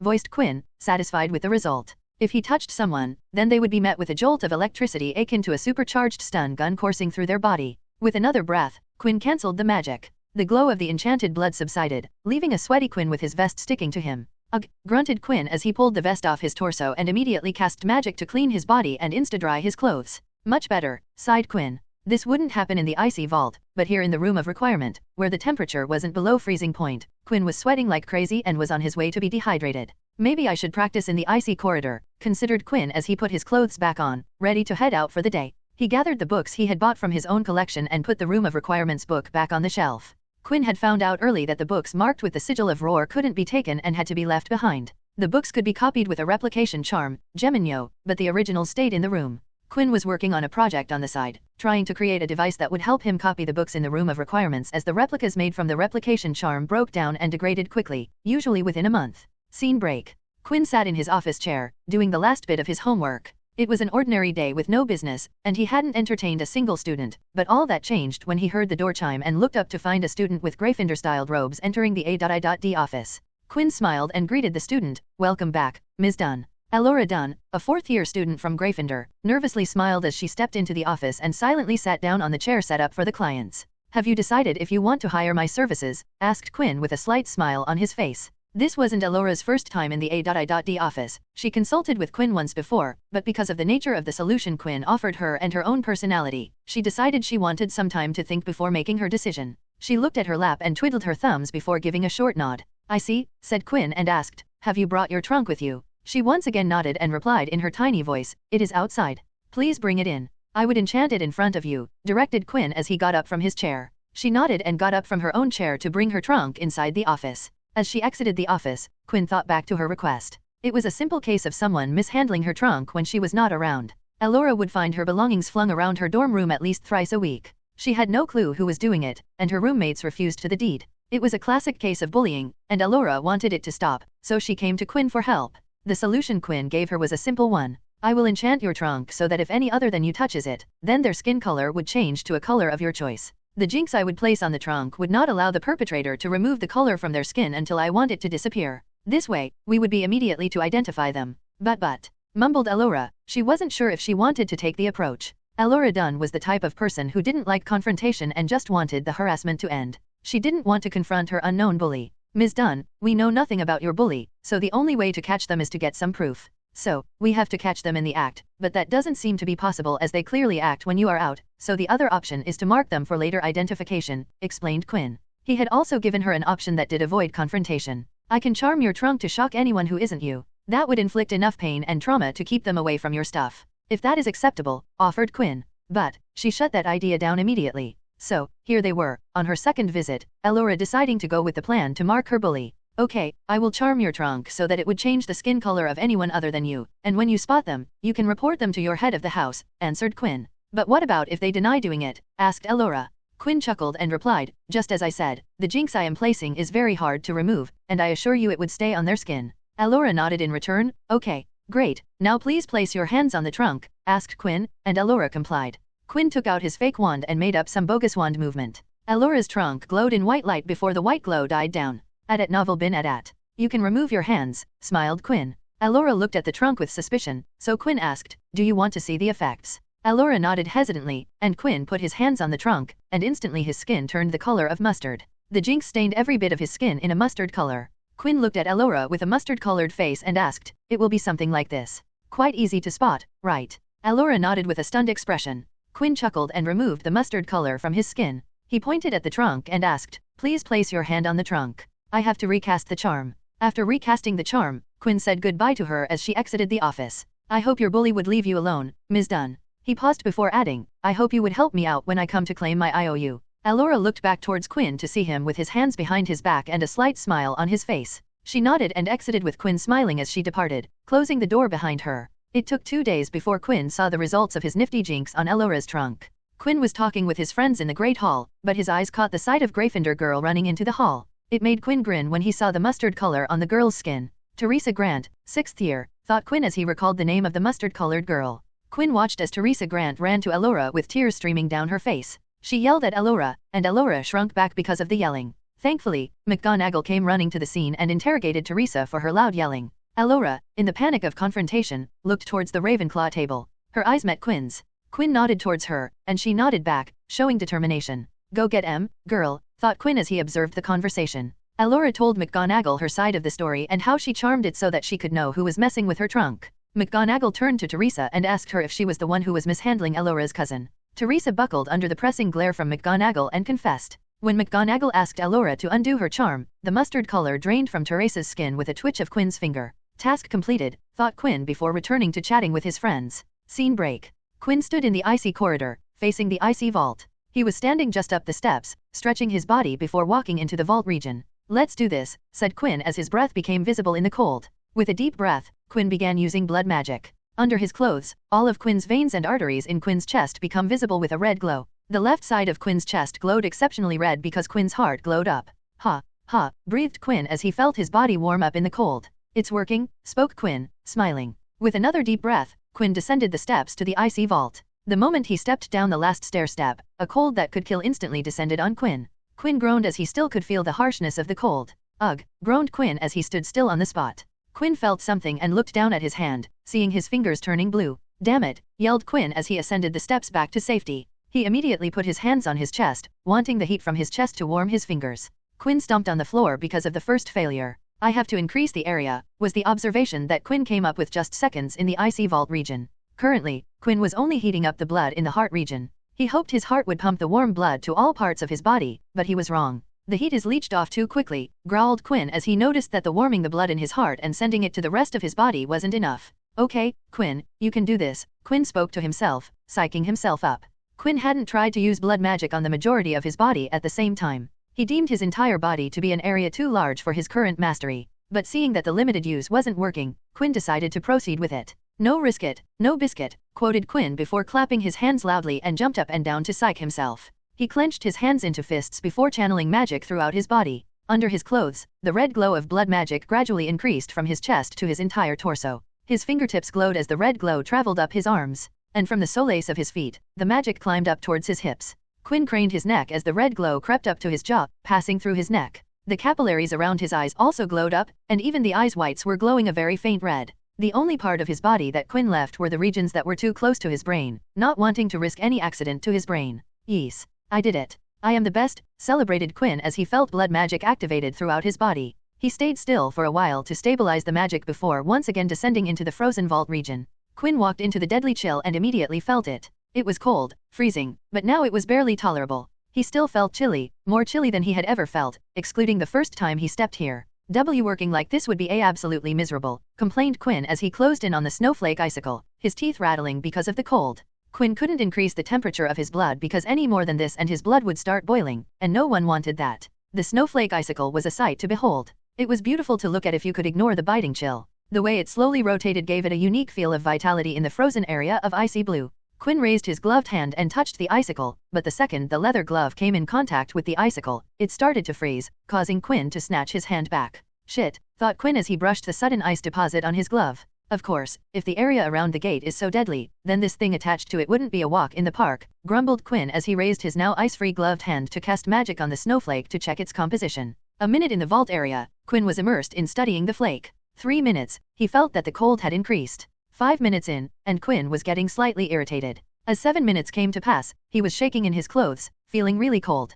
When the 9th minutes passed, Quinn turned away from the snowflake and rushed back up the stairs, running away from the cold. He gasped for air the second he felt the cold decrease. The red glow of blood magic subsided as Quinn's focus limit reached. Less than 10 minutes is the limit T, stuttered Quinn as he heavily breathed. Just under 10 minutes was Quinn's time limit for continuously maintaining blood magic throughout his body. Quinn had plenty of magic to spare. No, he had loads of magic to spare. The problem was Quinn's concentration. He could only concentrate for 10 minutes while working on the icicle, and that too with deteriorating results. It was quite the effort on Quinn's part to keep most of his body's blood warm and make sure that blood stayed warm. Quinn sat down on the floor but immediately stood up because the cold stone stung his bottoms. "Ouch," said Quinn as he rubbed his behind. He began pacing the corridor, thinking about what to do next. After thinking about it some time, he concluded, "I can't raise the temperature of my body through blood magic, though I can work on my mastery to keep the current temperature," noted Quinn. He could keep the blood magic from deteriorating with this pace. "But this isn't enough. I need more," thought Quinn. Quinn's time in the vault region was excessively uncomfortable. He needed to make it more comfortable so that he could work without constantly feeling like a popsicle. "I need to increase the surrounding temperature," reasoned Quinn, but it was easier said than done. He did not know how to increase the temperature in the frozen hell. His grasp on fire magic wasn't on the level that would work against that level of cold. Any heat he could produce would be snuffed out in an instant. Quinn closed his eyes and sighed. He opened them to look at the vault. "I have to work with what I have." Quinn would slowly work on increasing his efficiency. But right now, he had to work with what he had. "Things I do for magic." Quinn cracked his knuckles as the glow from blood magic crept on his body. The icy vault was as cold as ever, with its icy blue walls, frosted floors, threatening to kill anyone who dared venture into its freezing, killing, hellish depths. In that freezing environment stood a lone figure, a hand raised to the snowflake icicle. The figure was clad in thick winter clothing, but the exposed parts of skin showed glowing red lines streaking across the skin. The figure looked at the part of the snowflake icicle in front of his raised hand, and suddenly an invisible wave shot towards the icicle, and in one fell swoop, detached a chunk of ice from the icicle, creating the noise of ice being crushed. The figure moved quickly and waved his other hand over the separated piece of ice. The chunk of ice rapidly moved away, gliding away from the place it fell. The figure watched as the moving chunk of ice began fading while slipping on the floor. He turned his head towards the snowflake icicle and saw that the snowflake icicle that a few moments ago was missing a piece was now whole as ever. The figure sighed before walking away from the snowflake icicle towards the steps that separated the frosted hell from a less freezing one. The figure removed his hood and goggles as soon as he crossed the steps and revealed the face of Quinn West, the guy who had been practically living in the icy hell for the past 2 months, suffering in the freezing cold, trying to get rid of the snowflake icicle. "Well, for the 100th time, that snowflake sure does regenerate fast," sighed Quinn, breathing out a white plume because of the cold. During Quinn's rage-induced attack with the intent to exterminate the snowflake icicle, he misunderstood that the snowflake icicle was too tough for him to destroy. But it turned out that the snowflake could be damaged, obliterated even, but it regenerated almost instantly. Quinn had not seen this during his attack, and that had cost him a week because Quinn didn't attack the snowflake for the first week, but when he did for some experiment, he saw the instant regeneration. He sat down behind a workstation he had set in the icy corridor and looked at the Ivy Vault region, thinking about the last 2 months. Every day of the last 2 months, Quinn had spent time on this vault, reading on ice, water, and blood magic. The vault was an extraordinary system of magical mechanisms. It impressed Quinn because it was a mystery to Quinn. He knew about what the icy vault mechanism did, but he still had little idea about how it worked. The air is too dry, almost all the moisture is locked into the snowflake. Quinn had noticed this while observing the vault region. It had opened doors for Quinn in terms of progress. The mechanism in the vault commanded all the natural moisture in the vault. If any moisture, water, or ice was present in the vault region, it would come under the mechanism's control, aiding the recovery of the snowflake in case it was damaged. Quinn had once thrown a bottle of boiling water into the vault region, saw it turn into steam because of the cold, and instantly the steam rushed to the snowflake, adding to its body. Since that day, Quinn didn't dare any water to the vault as it would just help the mechanism guarding the vault. Damaging the snowflake using offensive magic to gain entry to the gate behind the snowflake icicle was out of the way, so Quinn needed another way to reach the gate. After searching for an answer, Quinn finally found a way that might help. To disable the regeneration of the icicle, I need to find a way to first break down the ice while keeping away from the mechanism's control. To do that, I need to break down the ice, gently, so that when the ice detaches itself from the main structure, I would have some form of control over the detached ice. The method to break down the ice gently was transfiguration and transmutation. The concepts of these two magics would help Quinn break down the ice while maintaining control over the detached ice. But finding an idea wasn't the same as knowing how to execute the solution, and that was where Quinn had a major setback. Even though Quinn knew about transfiguration and transmutation ideas, he failed to apply them to the snowflake icicle. The dense structure and frighteningly low internal temperature of the ice makes it extremely difficult to alter the state of matter. It makes it difficult for me to detach the ice from the snowflake. When Quinn detached the ice from the snowflake, the mechanism would wrestle Quinn for control, and in an instant, the snowflake icicle would be whole again. Quinn had spent a little over 3 weeks banging his head against the snowflake, thinking that if Quinn improved his mastery, then he would be able to get rid of the snowflake. But by the end of 3 weeks, Quinn had become better at changing the ice into water. He could change 3/4 of the snowflake into the water, but nothing really changed as it would turn back into ice. Things changed for the better when Quinn stopped being stupid. Quinn sat in the great hall for lunch, clutching his head in his hands and groaning. "Ugh, ha, brr, this sucks so bad," groaned Quinn. He was lamenting about making no actual progress. Even though he had gotten better at performing transmutation on ice, the mechanism would wrest control away from him. You look sad today. Quinn turned his head to see Penelope Clearwater staring down at him. I'm sad every day, I just don't have the energy to hide it today, quipped Quinn. Penelope quirked her brow and sat down beside him. Come on now, don't be like that. Tell me what's wrong with you. Quinn stared at Penelope for a moment before starting. I am having problems with something that I can't solve. No matter what I try, it doesn't work. He put his head on the table and groaned. It is driving me crazy. How about I take a look at it? Maybe I would be able to help you out, said the kind fifth-year Ravenclaw prefect with a cordial smile on her face. Quinn stared at her with his eyes narrowing and shook his head. Yeah, I don't think that is going to help. Penelope widened her eyes and said with a sarcastic smile, oh my, you are not sad, you are moody. She snorted and continued, I must say this is a new color on you. You are always smiling, so I thought it was your resting expression. Quinn sighed and apologized, sorry about that. The last few weeks have been tough. I was not trying to be a git. Don't worry. I didn't take any offense, Penelope assured and then gave some advice, and, if you don't think I can help, you can go to one of the professors. I am sure they would be able to help. Quinn perked up hearing that. He looked at Penelope and said, professors. I can ask the professors, can't I? He grinned and slapped the table, of course, I can do that. Quinn hadn't gone to a professor for help since he had come to Hogwarts, so somewhere in his head Quinn had excluded asking them for help. Plus, the nature of the vault was secretive, and he didn't want to lead any of the faculty members to the vault as it would lead to him being banned from accessing the icy vault because of the danger. But, if I can just ask them for advice without revealing anything about the vault, then I can get some insight. Yeah, that would work, thought Quinn. Professors? They are masters of their craft. Of course, they would be able to help me, said Quinn as he got up from his spot. He turned to Penelope and said, Clearwater, expect a crate of butterbeer from me. You have done me great help.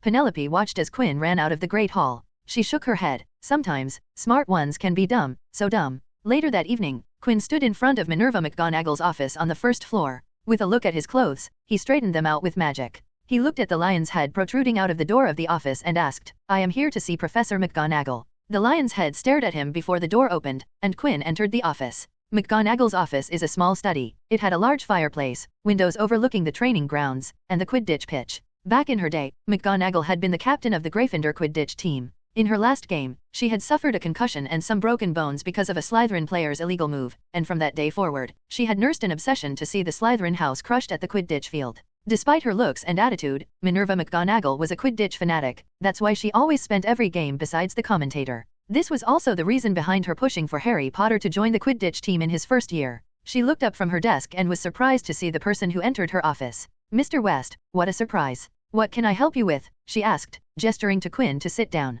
Good evening, Professor. I would like to ask you for some help, Quinn said as he walked to the offered chair and sat down. McGonagall was once more surprised. Quinn West was the brightest student of his year, and based on his performance in homework assignments and tests, he was more knowledgeable than most of his direct seniors. Unlike most of his peers, Quinn never came to professors for any help, be it studies-related or anything else. I see, and I assume coming to me instead of Professor Flitwick is because you want some help with transfiguration, asked McGonagall. Quinn nodded. Yes, I have a few questions about transfiguration and about transmutation. Quinn took a pause before he mentioned transmutation. Hogwarts didn't teach transmutation, and even though transmutation and transfiguration concepts crossed each other, and despite that, Hogwarts students still didn't know about transmutation. Transmutation, said McGonagall, leaning forward, not expecting to hear it from Quinn. You are familiar with transmutation, Mr. West? Quinn nodded and took out his fake wand, conjuring a log of wood with a proper wand movement, making sure that McGonagall believed he was using a real wand. With another wave, the piece of wood changed into a miniature eagle. My grandfather bought me a book while he was traveling, said Quinn, not telling her anything else. He didn't want to face any questions on it, so he continued, Today, I want to get some help with ice magic. Ice? She asked. McGonagall thought of something and asked, Mr. Quinn, didn't you fell into a cauldron of freezing potion? Quinn made a sour look. Yes, Professor. I was on bed rest for around 10 days. The professor folded her hands and said, Do tell, what do you want to know about ice? Quinn waved his wand and conjured a chunk of ice, and immediately levitated it so that it didn't McGonagall's desk. Now, when I turn the ice into water, with another wave, the ice chunk slowly turned into water. A little stream of water emerged from the ice chunk that traveled left and formed an increasing blob of water. Quinn made it slow for demonstrative purposes. The ice I am working is charmed such that anything detached from it would immediately turn back to ice and join the main structure. He waved his wand, and all the water rushed to the ice chunk and turned back into ice. Quinn didn't want to reveal the icy vault and the mechanism placed inside it, so he just made up a charmed ice scenario. He looked at McGonagall and asked, This is what I am trying to accomplish. The ice again turned into water, but this time the entirety of ice turned into water. and, with another swing of the wand, the water turned into a metal pipe. I want to transfigure the water into something else so that it won't go back to the ice, explained Quinn. How do I do that? McGonagall stared at the floating metal pipe, staying silent for a while before asking, have you tried to take out small pieces of ice and individually transfiguring them till you go through the entire ice block? I have tried that, but the internal temperature of the ice is surprisingly low. He waved his hand in frustration. Targeting small chunks is met with extra resistance. Quinn didn't tell her that targeting small chunks prompted the mechanism to decrease the temperature of the ice more, making Quinn's job harder than it already was. I see, said McGonagall, putting down her quill that she had been holding till now. The problem that Quinn had put in front of her had now intrigued her. The conversion of water into ice is faster than the time you need to change the ice into water and in turn into another substance. Quinn nodded in reply. This was his current problem. How about changing ice into vapor and then transfiguring the vapor into another material? She offered. Quinn shook his head. No, I can't even change ice into water fast enough. Forget about changing ice into water and then water into vapor. Mr. West, I am not talking about changing ice into water into vapor. I am talking about changing ice directly into vapor, said McGonagall as she looked at Quinn. Quinn stared at the deputy headmistress of Hogwarts without blinking. He stood up from his chair and started pacing around the office. So, you are saying that I should skip the liquid state altogether? Asked Quinn. Yes, and do you know the reason behind this suggestion? Said McGonagall, trying to make Quinn think about the answer. Quinn stopped pacing and answered, gas is harder to control than liquid because the water is much loosely packed. The loosely packing arrangement makes it harder to spread magic and get every particle under control. And, asked McGonagall, I would have the initial control over the vapor because I am changing ice into vapor. That would give me a slight edge over the charm placed on the ice. My chances to transfigure the vapor into another substance would rise because of the increased time needed for the charm to work. McGonagall smiled. Exactly, and now you have the answer. But, how do I go from solid to gas without going through the liquid phase? Asked Quinn. It was the same problem as before. Quinn had the idea but lacked the execution. McGonagall took out her wand and waved it to form a massive chunk of ice, much larger than Quinn had conjured. Usually, to turn ice into water vapor, you would give the ice heat so that it would melt into water and the water would evaporate into vapor. Quinn watched as the ice floating above McGonagall's desk melted into water, and then the water started to boil, slowly turning into vapor. McGonagall was masterfully controlling the water vapor so that it would not leak around the room. But, you don't need to supply ice with heat to change its state. You can supply any kind of energy that can break the bonds between the particles. Magic can break the bonds holding the bonds that hold the ice together. The vapor turned into water, then into ice. The next moment, the ice poofed directly into water vapor. 1. Quinn stared at the floating vapor, thinking about the implications of this knowledge. Cogs turned in his brain, speculating the plausibility of this method. It worked here on ordinary ice, but the snowflake icicle was anything but ordinary. That was some super ice. Thank you, Professor. I will try using this approach, said Quinn as he turned his eyes away from the cloud of vapor and looked at McGonagall. McGonagall saw Quinn wasn't paying attention to her and was lost in thought, so she decided to tell him to leave and don't disturb him. All right, you can leave, Mr. West. Have a good day. You too, Professor, said Quinn, blankly, as he walked out of the office. At novel bin at. He came to himself, looked around, and found himself standing in front of the 5th floor corridor wall that held the entrance to the icy corridor. How in the world did I get here? Said Quinn as he looked around. Well, whatever. Quinn placed his hand on the wall and channeled his magic into the wall, causing it to open. He walked inside to the icy corridor, and when he reached the end to the opening of the icy vault, Quinn slipped on the layers of thick snow clothing and charged his blood with blood magic before stepping into the vault region. Ah, this sucks as much as ever, said Quinn as he strolled to the snowflake icicle, feeling the cold. Quinn raised both of his hands to the snowflake and closed his eyes. He concentrated and focused his magic, channeling it to the snowflake, reaching every branch, and when it was enough, Quinn commanded his magic to break the bonds between the particles. His magic started work and filling the snowflake with energy, and just when Quinn felt that the ice was about to turn into water, Quinn pushed more magic into the ice. He opened his eyes and watched as the snowflake icicle vibrated violently before half of the icicle mass sizzled and turned into water vapor, and then saw it turned back into ice. But this time, it was a tad bit slower. Quinn raised his hands and yelled, "Ho ho, it worked, it really worked." Quinn jumped up and down in front of the now whole snowflake. The result might not have been much different, but Quinn saw and felt the difference. It took more magic than his usual approach, but Quinn saw a lag in regeneration, and he also felt that if he worked hard, he could fight the mechanism for control. 2 months had passed since entering the icy vault had passed, and Quinn had made significant progress. Quinn could now convert all the ice into vapor. He was now working towards transfiguring the vapor into metal, in this case, magnesium. It was like a fight for control between the mechanism and Quinn, both sides trying to wrest control of the vapor, Quinn trying to transfigure it while the vault mechanism was working to regenerate the snowflake icicle. Quinn retrieved a bottle from under the workstation and took a sip from it, but nothing came out as everything inside was frozen. He sighed and began heating the iced water inside. Yup, said Quinn, with popping the pea sound, this place sucks. Around the same time Quinn started to dive into the icy vault, he was visited by a student at the A.I.D office. He was working in the workspace when he heard the over-the-door chime ring, followed by a voice, "Is anyone here?"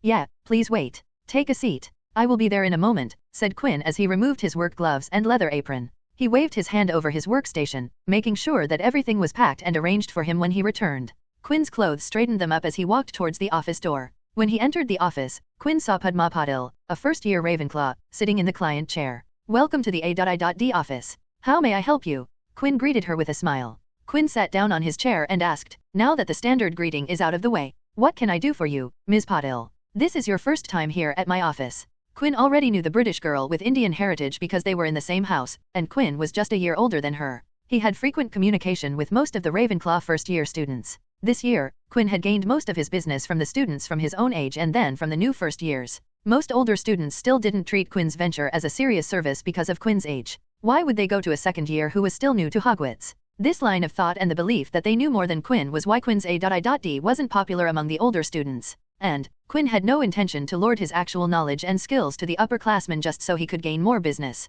Padma Patil looked at Quinn and straightforwardly said, "The final exams are coming in a few months, so I would like to have your first-year notes." "My notes?" asked Quinn. His expression was one of a mix of surprise and intrigue. "Yes, your notes. I have heard that you scored more than 100% on all subjects other than potions and history of magic. With your reputation, I think your notes would be a lot of help to me," answered the studious of the Patil twins. Quinn smiled and inquired, "And where did you learn this reputation of mine?" "Professor Sprout told us during her herbology lessons," answered Padma. Quinn nodded, though it slightly surprised him she didn't hear it from Professor Flitwick. "Charms, defense against the dark arts, transfiguration, potions, herbology, astronomy, and history of magic," listed Quinn. 7 first-year subjects, and you want notes on all these subjects?" Padma nodded. "I can arrange that. You will have my notes of all 7 first-year subjects in your hands in a week's worth of time," replied Quinn. "And how much will these notes cost me?" asked the Ravenclaw Patil. She had researched Quinn's service before coming to him. She knew he charged money for the help he provided, plus the card stated the terms themselves. Quinn did some quick math in his head and answered, 5 sickles a subject, that makes 35 sickles, so, 2 galleons and 1 sickle." Padma nodded and left after saying goodbye. Quinn didn't move from his office chair for a long while, thinking about the job he had just taken. A great business opportunity has come to my doorstep. It would be a crime not to exploit this, wouldn't it? Thought Quinn. "I can sell my notes to the entire first and second year student population," spoke Quinn. Quinn knew of his reputation for being the smartest of his class, and his notes would be a huge commodity for students preparing for their end-of-year examinations. "I have to thank Padma. There are still months before the exams, and even Ravenclaws haven't started going into the preparation mode. I still have a lot of time to advertise this," said Quinn. If Padma Patil didn't come here, Quinn wouldn't have thought of this idea this year. "But then there is that problem," sighed Quinn. While it sounded as easy as taking out his first-year notes and compiling them so anybody could read them, but the reality of it was rather different. His notes weren't just from Hogwarts but from a boatload of different communities. They had a lot of viewpoints and information that wasn't taught in Hogwarts. "I need to separate the Hogwarts material," said Quinn, rubbing his forehead. "That would take some time." End-of-year exam notes had to be short and concise. Quinn's actual notes were short and concise but on a different level. They weren't suitable for end-of-year examinations. Quinn's notes had information and knowledge from a boatload of various communities that would not help students in Hogwarts examinations. Plus, if these notes become popular, then they would most probably make their way to at least one of the teachers, sighed Quinn. Quinn needed to be very careful that something out of Hogwarts course books and Hogwarts library didn't make itself into his notes because teachers might see it, and they might notice the oddities. "Keep the cards close to the chest, all about that long-term game," murmured Quinn. He stood up from his desk and exhaled, "This is going to be a busy week." Scene break. Quinn stood in front of 49 stacked sheets of parchment paper, arranged neatly in the order of 7 by 7. A fountain pen laid on every sheet of parchment paper. He was standing in his workshop, and usually, there would be a center island table standing in the place of the stacks of paper, but that island table had been shrunk down and set on the side. Quinn sat down in front of the stacks of parchments, took in deep breaths, and closed his eyes. Quinn appeared in his Mindscape and stood in front of 7 books. 7 books, set in a single shelf bookcase, in a room with nothing else inside. These 7 books were the essence of Quinn's knowledge of 7 Hogwarts subjects with information from Hogwarts course books and Hogwarts library. He had sorted these 7 books from his knowledge bank of charms, defense against the dark arts, transfiguration, potions, herbology, astronomy, and history of magic. He had carefully crafted these 7 memory books and made sure that there was no extra knowledge from foreign communities. The 7 memory books radiated with light, and when Quinn opened his eyes, all 49 of the fountain pens suddenly stood up straight and started to write on sheets of parchments. Quinn used every ounce of his legilimency mastery of the efficiency aspect to control 49 different objects to perform complex tasks. Simultaneous multitasking was one of the legilimency skills Quinn was working on, and this was a great way to practice that skill. He allotted 7 stacks of parchments to every subject, and the pens wrote notes on the parchments. The fountain pens wrote paragraphs, drew complex diagrams, and referenced every point for extra information and validation if required. Little by little, Quinn got in the groove, and the pens began moving faster and faster. As the process became faster and faster, the sheets of parchments also changed quicker and quicker. Quinn's eyes were now only showing white as the 49 pens wrote, and wrote. After an unidentified amount of time, all the pens stopped and set themselves down on the few remaining sheets of parchments. Quinn's eyes still showed white for at least a minute before the irises came back down to the front of the eyes, and Quinn started to badly cough as he leaned down to his side with one hand supported his body and the other hand on his chest. Cough, this needs more work. Definitely needs more work, coughed Quinn. He laid down on the floor and breathed heavily as his chest raised up and down. He turned his head to the side and saw multiple stacks of parchments, more than the initial 49 stacks. There were hundreds of thin stacks of parchments lining the wide floor of Quinn's workshop. But it was worth it, he sighed, watching the sweet result of his work. He turned his head to look up at the ceiling and sighed, now, I have to do this once more for the second-year course. Quinn groaned as he got up from the floor and groaned because of the slight headache. He looked at the stacks and then at one of the tables on the side of the workshop, and thin post-it-sized slips flew to the hundreds of stacks. The thin post-it slips stuck to the stacks, and after all the parchment stacks were marked, with a snap of Quinn's finger, all the slips changed colors to one of the 7 rainbow colors, each representing one of the subjects. The marked stacks flew up in the air and arranged themselves into 7 neat stacks for 7 subjects. Quinn yawned as he walked out of the workshop. I need a quick nap. Scene break. 3 days before the deadline he gave to Padmapadil, Quinn entered the Scrivenshaft's quill shop in Hogsmeade. The shop was owned by the West family, and as the name suggested, it was a stationery store. Quinn walked inside and approached the counter. He looked around and saw no one behind the counter. Looking down, he saw a bell, so he rang it and waited. I will be right there, heard Quinn from a back room. Quinn turned away from the counter and looked at the store. It was a simple store that sold rolls of parchments, quills, inks, notebooks, binding material, and all other kinds of charmed stationery material. Quinn noticed things in the store that screamed business strategy to him. The Scrivenshaft's quill shop catered to Hogwarts students, but with no Hogsmeade weekend nearby, they reduced the section dedicated to Hogwarts to a small corner, thought Quinn. He looked around the store and saw the current ambience of the store was catered to another audience. This seems more like a printing business rather than a stationery store. The majority of the store's adverts showed the different types of printing parchments, leather bindings, ink packages, charms the store offered that animated letters and drawings in books. Seeing the store being run dynamically to the demand made him smile. Sorry for the wait. How may I help you? Heard Quinn, and when he turned, he saw a middle-aged man walking behind the counter, looking at some letters in his hands. When the person looked up and saw Quinn, he frowned.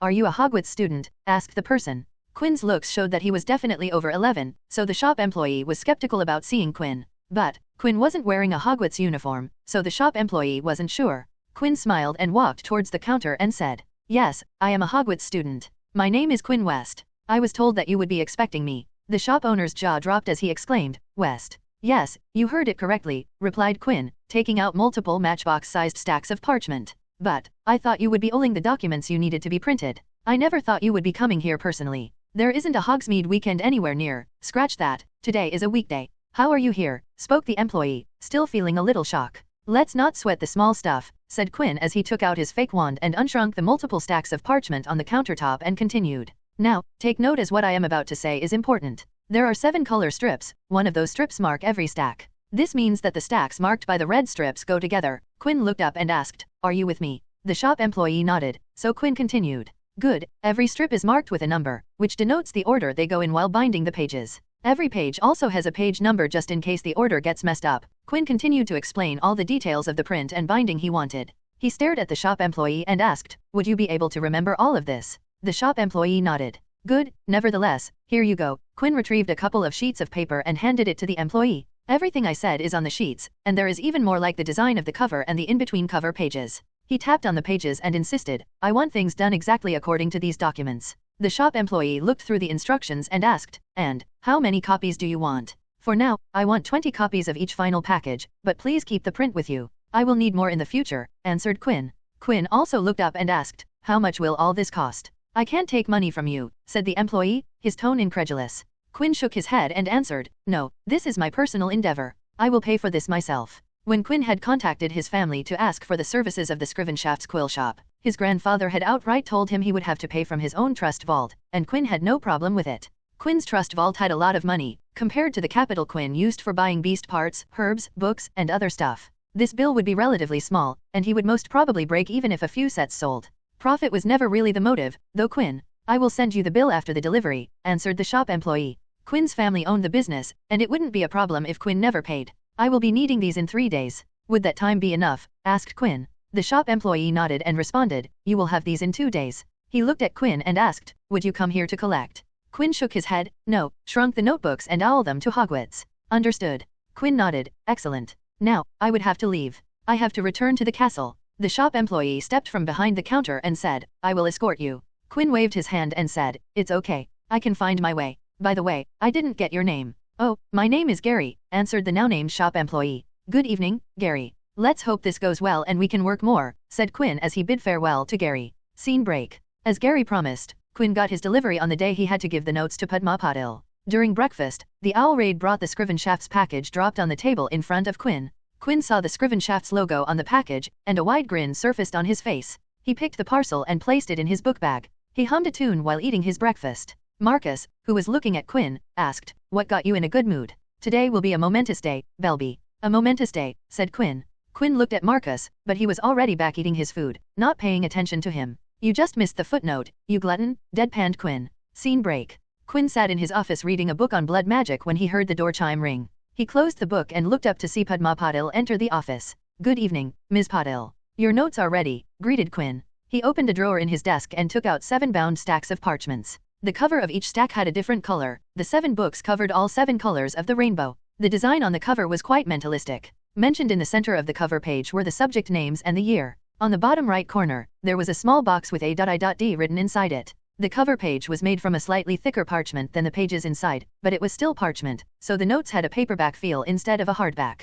Quinn had the notes made from parchment instead of paper so that all would readily accept them. He pushed the 7 notebooks towards Padma and let her take a look. The looks of notes surprised her. She wasn't expecting them to look so aesthetically pleasing. These are your notes, she asked as she opened the charms notebook. Yes, these are my notes, an amalgamation of my knowledge. These notes contain everything I consider important, written in easy words and figures. You will find everything from the course books and the books I have read from the library, said Quinn, not lying at all. He was just omitting that he knew a lot more than this. Why do they look like this? Asked Padma, not looking at Quinn at all. The notebooks intrigued her too much. Oh that, Quinn smiled and said, I have decided to sell these notes, so I made them look good. This design will attract a lot more attention. He leaned forward and spoke, now, Ms. Patil, I have a proposition that I would like to offer you. Padma looked up from the notes and asked, what proposition? At novel bin at. I would give you a discount of 10 sickles, or 2 of these 7 notebooks if you advertise these notes to your friends. Study in the common room. Keep the notes out on the tables, so they remain in view, and everyone can see them. You know that kind of stuff, answered Quinn. Padma thought for a second before nodding, I can do that. She put 25 sickles on the table. Quinn counted the money before asking, can you sign your name, the subjects you purchased, and the money you gave me on here? He pulled out a paper from his desk with a table on it. Write your name here, tick the subjects you purchased and write the amount in sickles. Excellent. Quinn shook hands with Padma and said, pleasure doing business with you. When Padma left, Quinn looked at the sole name written on the table and talked, let's start phase 2. Katie Bell and her friends were walking in the corridors, walking back to their common room after classes, when they were stopped by a voice. Bell. The Gryffindor chaser looked back to see Quinn West wave his hand as he weaved through a crowd of students. Yeah, what is it? Asked Katie when the Ravenclaw walked near her. She saw Quinn put his hand into his book bag and take out a stack of notebooks. She could see the thin colorful spines of the notebooks with the violet notebook on the top. What are these? She asked as Quinn handed them to her. Katie read the topmost violet notebook, Charms, Year 2. Yup, said Quinn, popping the P at the end. These are my examination notes for all 7 subjects for our year, smiled Quinn. Katie frowned and uttered, but, the exams aren't for another couple of months. Quinn nodded, replying to the Quidditch athlete, true, but I am giving these to you because I am going to sell these notes from now on. He tapped the corner of the notebook, directing the attention of Katie and her friends to the words A.I.D written in the box. You can buy them at the A.I.D office for 5 sickles a subject. No need to buy the entire set. He looked at Katie's 2 friends and raised his hand to show an A.I.D card. He shifted his thumb to reveal that he had 2 cards in his hands, showcasing sleight of hand. These are for you ladies, said Quinn as he gave the cards to them. If you want to buy my notes, you can come to this room. As I said, you don't have to buy the complete set, and you can pool money among a group to buy the entire set and share the notebooks. He turned back to Katie and spoke, this set is free. But, I want you to do something for me. When Katie nodded, Quinn continued, spread the word that I am selling these notebooks among the Gryffindor house. I have notes for all subjects of the first and second year. Tell them the cost and say that the price is negotiable. He placed his hand on top of the notebooks, and when he removed it, there was another black and gold A.I.D card sitting on the top of the notebook. They can come to visit at the A.I.D office. I will discuss prices with them there, finished Quinn. Katie looked at the card sitting on top of the notebook. How many of these do you carry? Quinn waved his empty hand and shook it for another card to suddenly appear in his hand. He held the card with his other hand and revealed a whole deck of contacting cards in his hand, spreading them like a deck of playing cards. A lot of them, smirked Quinn, enjoying the look on their faces at the show of simple sleight of hand magic. Do this for me, will you? Remember, first and second year subjects only, and the prices are negotiable, said Quinn as he walked backward and waved them goodbye before disappearing among the students. Gryffindor seed planted, thought Quinn. Scene break. Megan Jones stood near the Hogwarts kitchen with a dozen sheets of paper in her hands. Ms. Jones, as per our agreement, I want you to take these flyers and stick them on the Hufflepuff notice board, entrances of both the girls' and boys' dormitories, and all the places you think these flyers would stick out, said Quinn. Megan Jones was Quinn's very first client. She had come with a simple task of fixing a gift from her mother. Quinn had fixed it without even blinking, and now he was cashing the favor. A simple task for a small favor that she owed. She nodded, showing her understanding. You just have to place these flyers on the surface, tap them with your wand while saying stick. I have charmed them to stick when you do that. No mess, no fuss, explained Quinn. Okay, I will do it, replied Megan. He waved her goodbye as she ran towards the Hufflepuff common room. Quinn didn't give anyone in Hufflepuff a free set because he didn't know any first-year and second-year students on a personal level, so he decided to use flyers for marketing the exam notes. He charmed the flyers with animation charms that really made them stand out and were catchy to look at. Heck, they even glow in the dark, thought Quinn. He waited for Megan to return to give him a confirmation, and after 10 minutes, she returned. I did it. I pasted all the flyers on the walls. Her face was a little red as she came running from the Hufflepuff common room. Excellent. Thank you, Ms. Jones, replied Quinn, smiling, hoping the flyers would garner some traction in Hufflepuff. As he was about to leave, Megan suddenly asked, will I be able to get your notes later when I start preparing for the exams? The exams were still a couple months away, and other than the majority of Ravenclaw students and some studious students in other houses, no one else had started studying. So, Megan didn't want to buy them now and wondered if they would be available later. Quinn grinned in reply, you can come to the office on the day of the exams, and you would still get the notes. So, drop by when you are in need. He waved her goodbye and walked away thinking, Hufflepuff is a go. Scene break.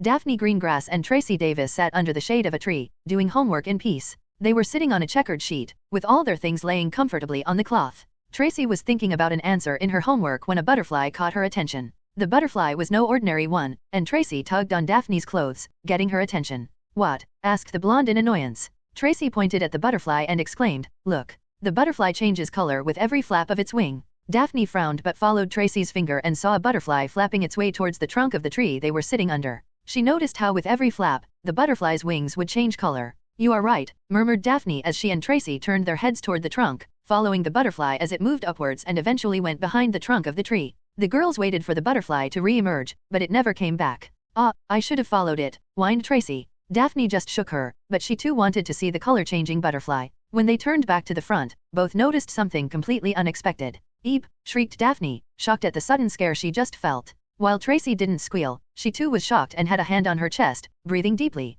The thing that scared them was actually a person. A person both were quite familiar with. Sitting in front of them was Quinn, sitting there like he had always been with them. He was reading Tracy's homework parchments. He looked up at Tracy and pointed at the parchment. Wormwood doesn't have a taproot but a fibrous root. We add wormwood to the draft of the living death because it eliminates the side effect. You missed it here. Both of them looked on as Quinn pointed at things in Tracy's homework with a smile. So, we learned that by drying the leaves of the nettle plant, we can get the desired effect and use it in the potion for a cure for boils. Neat, right? He passed the parchment to Tracy, who took it from Quinn and then threw a fresh roll of parchment in his face. Daphne followed and threw her own roll at Quinn. Prat, thundered Tracy, glaring at Quinn. A new look on her usual smiling face. Oh, come on. It was an innocent joke. I didn't jump out to scare you and silently sat here helping you out, said Quinn, busting out his best innocent look. The two girls just gave a deadpanned look to Quinn. How did you get here? I didn't see you walking, asked Daphne. Quinn smiled widely, took out his fake wand, and cast a spell. The girls saw Quinn's other hand disappeared from sight.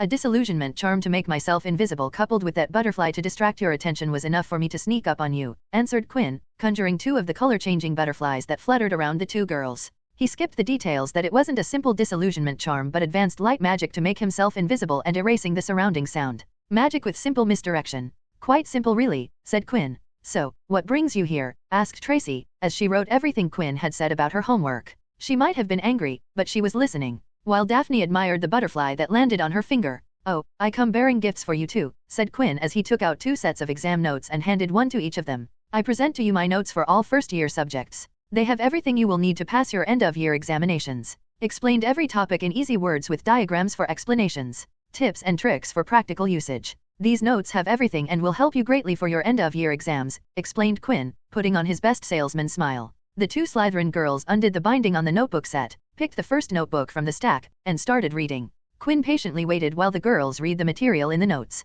He looked at the grass on the ground and had a sudden urge to pull on it but abstained from doing it. After a while, Tracy spoke. "These are amazing. They have so much in so fewer words." She looked at Quinn and asked, "You wrote these?" Quinn smirked. "Of course, I did. And, I am going to sell these." He tapped on the A.I.D symbol on the cover of the notes. "For that reason, I am going to need a little help." Quinn took out another set of flyers that he had given to Megan Jones and placed them on the picnic blanket. "In return for these notes, all I am asking from you two is a little promotion in the Slytherin house. You can post these flyers in the common room, and a little word of mouth would also be helpful." "I thought these were gifts," asked Daphne. Quinn chuckled and responded, "You can treat my request as a return gift from you two." Tracy picked up a flyer and said, "Of course, we will help. These notes are going to be a great help." "Thank you," smiled Quinn. He also handed them a few A.I.D cards for distribution and explained everything about selling first and second-year subjects and how the prices were negotiable. With this, Slytherin is locked into. Quinn was going to do the promotion in Ravenclaw on his own, and he was absolutely sure that Ravenclaw students would be his first customers and most extensive buyers. "As long I am top, Ravenclaw students will buy whatever I sell." Scene break. It took a couple of days before the orders started pouring in, and as Quinn had expected, the first batch of orders were all from Ravenclaw students. The first one to visit his office was Terry Boot, first-year Ravenclaw. "I want to buy a complete set," asked the boy. "Are you sure? It will cost you two galleons and one sickle. It is a sizable amount. Can you afford it?" asked Quinn, retrieving a set of notes from below his desk. Terry took out 1 galleon and the remaining amount in sickles and set them on the table. He looked pained as he did it.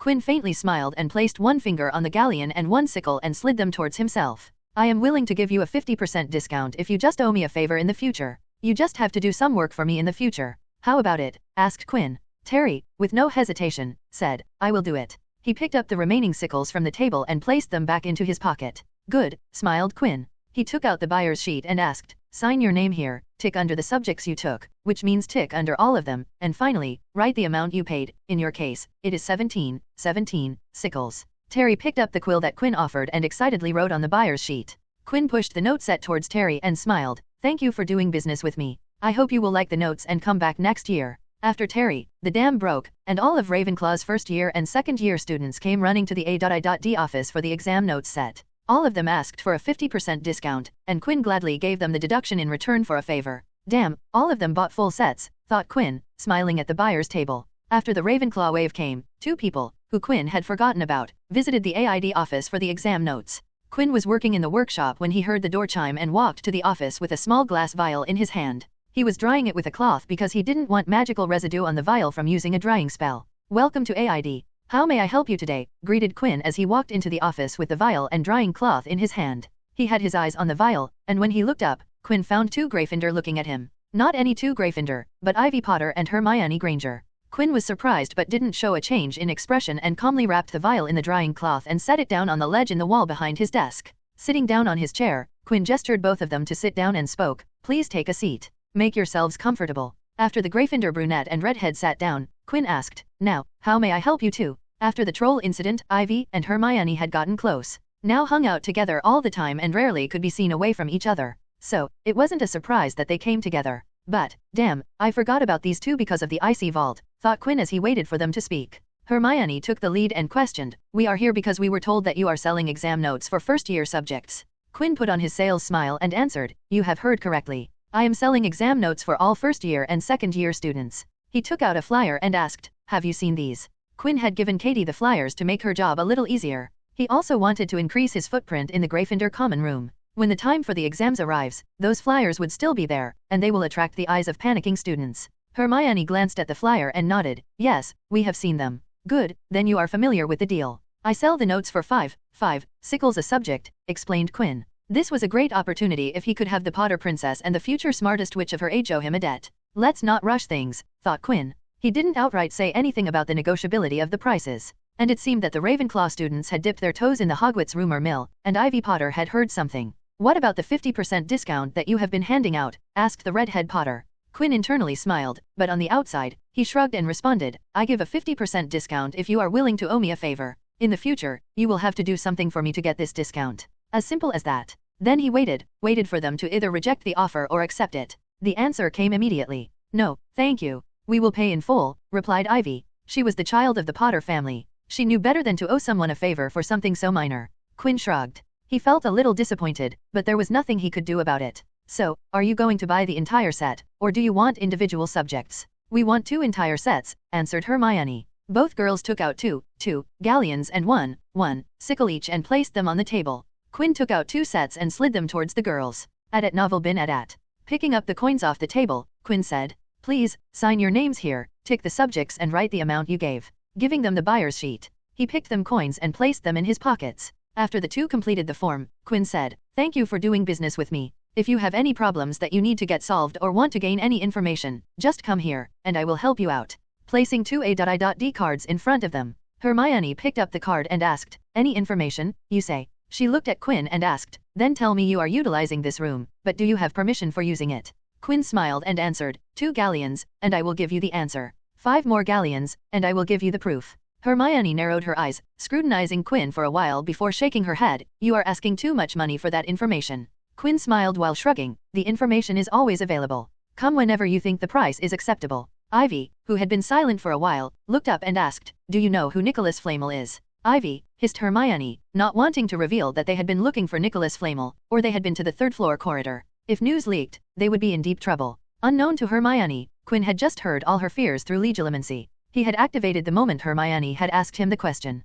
He turned his eyes towards Ivy, but here he could only sense emotions and no thoughts or memories. She has decent shields, thought Quinn. If Quinn wanted to hear her thoughts, he would have to spend some time poking around her shields, finding a crack, and gain access, or he could force through the shields, but Ivy might feel a little pain, and that might tip her off. Right now, he had business to do. "Of course, I know about Nicholas Flamel," answered Quinn, watching as both Ivy and Hermione snapped their heads towards Quinn. "You do?" inquired Ivy. Quinn nodded and showed her 7 fingers. "For the price of 7 galleons, the information would be yours." He leaned back in his chair, giving them time to think as he peered into Hermione's mind, getting a feel of her thoughts. She is worried but wants to know about Nicholas Flamel.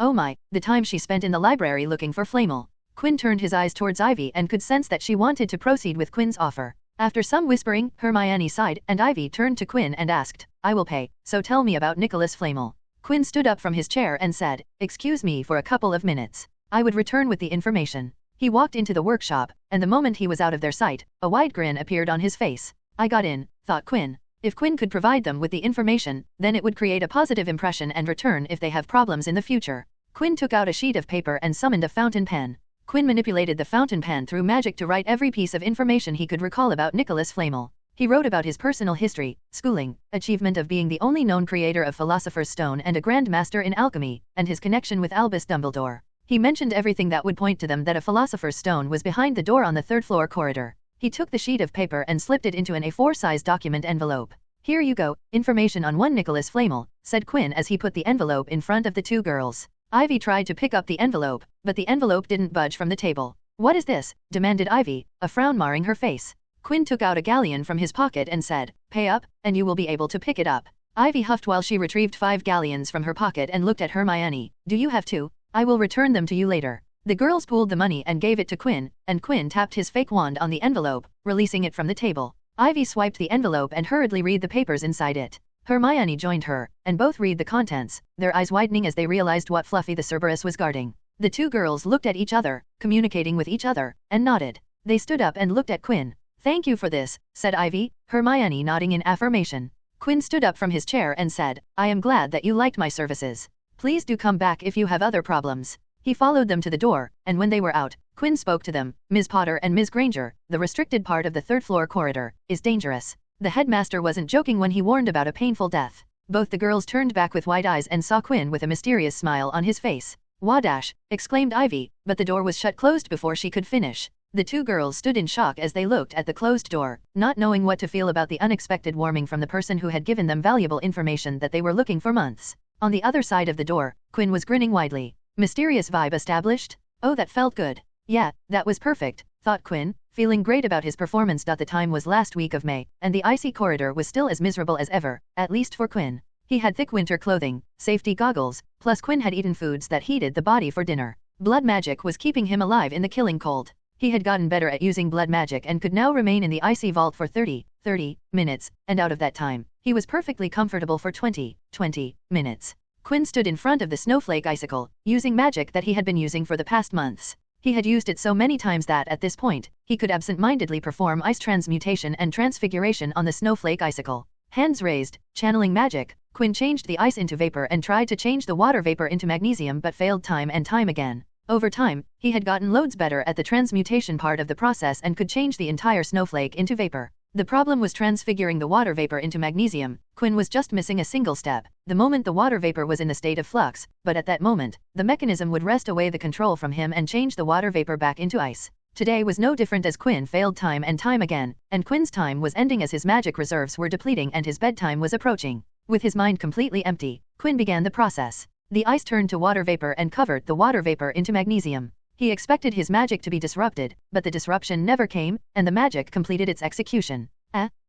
What? The focus slowly returned to Quinn's eyes, and he turned away from the snowflake icicle's original position. There he saw a massive, oddly formed lump of pure silvery magnesium. The light returned fully to Quinn's eyes as he turned back to his front and saw the icy blue gate unobstructed by the snowflake icicle barrier. I did it, asked Quinn, not believing that he had defeated the snowflake icicle. He looked back and forth from the lump of magnesium and gate and yelled, I did it. He walked to the lump of magnesium and pointed at it. Haha, suck it, you giant piece of transfigured ice. I defeated you, nothing can stop me, I am never going to die. After his narcissistic celebration, Quinn calmed down to an ordinary excitement level and bombarded the ice gate with tones of detection and diagnostic charms that he learned and researched for this very moment. It took a couple of minutes before Quinn wasn't sure that touching or opening the gate would freeze him or cause him mortal harm. Cool, let's do it, said Quinn and was about to open the icy gate but suddenly leaned back and stepped away from the frozen gate. He waved his hand, and the lump of magnesium metal moved away from the direction of the vault gate. He also stepped to the side and used magic to push open the vault's icy gate.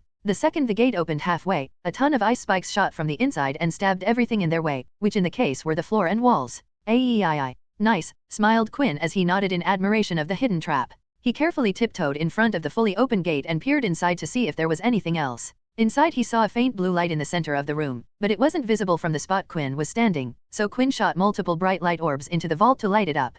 Quinn didn't move and just stared at the now lit up the vault, looking if there were more traps or something, but saw nothing more than a surprisingly small room with a high ceiling. He carefully stepped into the room, his magic primed to react with at a moment's notice. His eyes were on the walls, observing the room to see if there were any deadly traps, but after a couple of minutes, Quinn found no traps in the vault. Good, sighed Quinn. He noticed the vault room wasn't cold, it wasn't even at the level of the beginning of the icy corridor. While exhaling, Quinn released the blood magic, keeping him alive in the freezing climate. He also removed a couple of layers of clothing and finally paid attention to the source of blue light in the center of the room. It was floating in midair, 11 feet above the floor, glowing in a cold yet soft blue light. When Quinn looked closely, he saw signs of a liquefied semi-fluid contracting and expanding every second. A/N, like ether from the MCU, but in blue. Now, what is this? Said Quinn as he shot another wave of detection, diagnostic, and indicative charms and spell to see if there were any clues that he could find and got a ton of responses and feedbacks. From the feedback of the spells, Quinn found responses that runes and charms laid into the walls, floor, and ceiling of the room. And while Quinn still had no idea about the origin of the blue semi-fluid in midair, he perfectly recognized the runes and the property of the charms spelled into the vault. He sat down on the floor and began fitting in all the runes and charms into places so that he could piece together a bigger picture and find out how the mechanism outside worked and what was the blue semi-liquid. Quinn forgot he needed to sleep and go back to his common room, and for the first time in a very long time, he pulled an all-nighter going through every inch of magical structure, and finally, just before sunrise, not that Quinn knew about it, the bigger picture clicked in. His head snapped towards the semi-liquid, eyes widened like saucers, and his jaw, hanging like a buffoon. Quinn hurriedly got to his feet, but his feet were asleep, so he fell down to his knees. He crawled towards the blue semi-liquid and finally stuttered the identity of the unknown material. Absolute zero. It is absolute zero. I can't believe it. Quinn's voice raised as he exclaimed, I friggin' cannot believe it. Absolute zero was an alchemic material, a magical material that had a temperature of 0 Kelvin, 273.15 Celsius, or minus 459.7 Fahrenheit. Or in simple words, a temperature of absolute zero, the lowest temperature possible on the thermodynamic temperature scale. And most importantly, it was a paradoxical material because reaching absolute zero was impossible. You could reach temperatures close to absolute zero, but getting absolute zero was impossible because that would signify there was no existence of any type of energy present, and that was impossible. And yet, absolute zero material existed. It wasn't as catchy as the Philosopher's Stone and didn't grant eternal life, turned anything into gold, or produced panacea that could cure any disease in the world. But absolute zero was an alchemic achievement that would provide an alchemist with eternal glory and cement their position in the annals of time. Different materials would demonstrate astonishing properties if provided the cold energy from absolute zero. It was theorized that gold, the best conductor of magic if cooled down to absolute zero, would become the perfect magic conductor. It would allow a flow of magic unprecedented by anything possible. Currently, there weren't any known existences of absolute zero material in the entire magical world. A magical marvel made possible with alchemy, murmured Quinn as he stared at the blue semi-liquid floating in the air. Quinn was just a novice alchemist and couldn't even imagine the process of creation of absolute zero, but he understood what it signified. He could appreciate the wondrous existence in front of him. He turned his eyes to the outside, finally understanding the mechanism that created the icy hell outside. The ice outside resulted from leaking some of the cold from the absolute zero to construct a defensive mechanism. The freezing hell that could kill people instantly was just a small leakage from the absolute zero. And the primary purpose of leaking cold energy to the outside was to keep the absolute zero stable, and the defensive mechanism was just an added benefit. Quinn looked at the absolute zero for a while before putting on the layers of clothes. He needed to exit the vault and go back to his common room. He gave the absolute zero a final look before sighing. Quinn understood the reason behind the runes and charms in the vault. They were keeping absolute zero contained in this vault because absolute zero was extremely dangerous. If Quinn released it from the bindings, the result would be far worse than the icy region outside. If kept uncontained, absolute zero would turn entire Hogwarts into a freezing hell far worse than the defensive mechanism keeping it in check. The temperatures would drop so low that even Quinn, with his blood magic, would die instantly. The defensive mechanism would seem like a paradise compared to the unchecked power of absolute zero. It would be the sure death of every living being in the vicinity. Quinn wasn't even sure that the ghosts would survive, their souls might die in the intense cold. Heck, it could possibly cool down the Earth's core before collapsing because of the intense heat. While Quinn understood the runes and charms, he couldn't replicate them to make a portable version for himself, and leaving absolute zero here was his own choice. So cold that even death might die, thought Quinn, feeling a little fear at the possible ramification, but his eyes showed a determination shine. One day, I will reach this level, one day, thought Quinn, planning to thoroughly research the absolute zero to gain another level of insight into alchemy. Just before leaving, Quinn undid the transfiguration on the water vapor, and the moment the magic lifted, the gas instantly rushed to the gate and froze into the snowflake icicle. He once again focused on the snowflake icicle and turned it into water vapor, transfigured it into magnesium, and this time it went without a hitch. Phew, glad that wasn't a fluke, chuckled Quinn, not wanting to imagine how pissed he would be if he unlocked the icy vault at a fluke. Lifting the magic one last time, Quinn reset the defensive mechanism and finally walked away with a hop in his step, even though he was tired from pulling an all-nighter. Scene break. Next week was the end-of-year examinations, and that kept Quinn a little busy, but when Quinn looked at the buyer's sheet table, a smile parted his face. In the last 2 to 3 weeks, Quinn had a boatload of business. Hufflepuff, Gryffindor, and a part of Slytherin House students came in like a flood to buy Quinn's notes. The sudden realization that the examinations were near and the accompanying panic was a major boost to Quinn's business. The students came flooding in for copies of exam notes, and Quinn sold them like hotcakes. He even had to send for a reprint order so that he could keep up with the demand.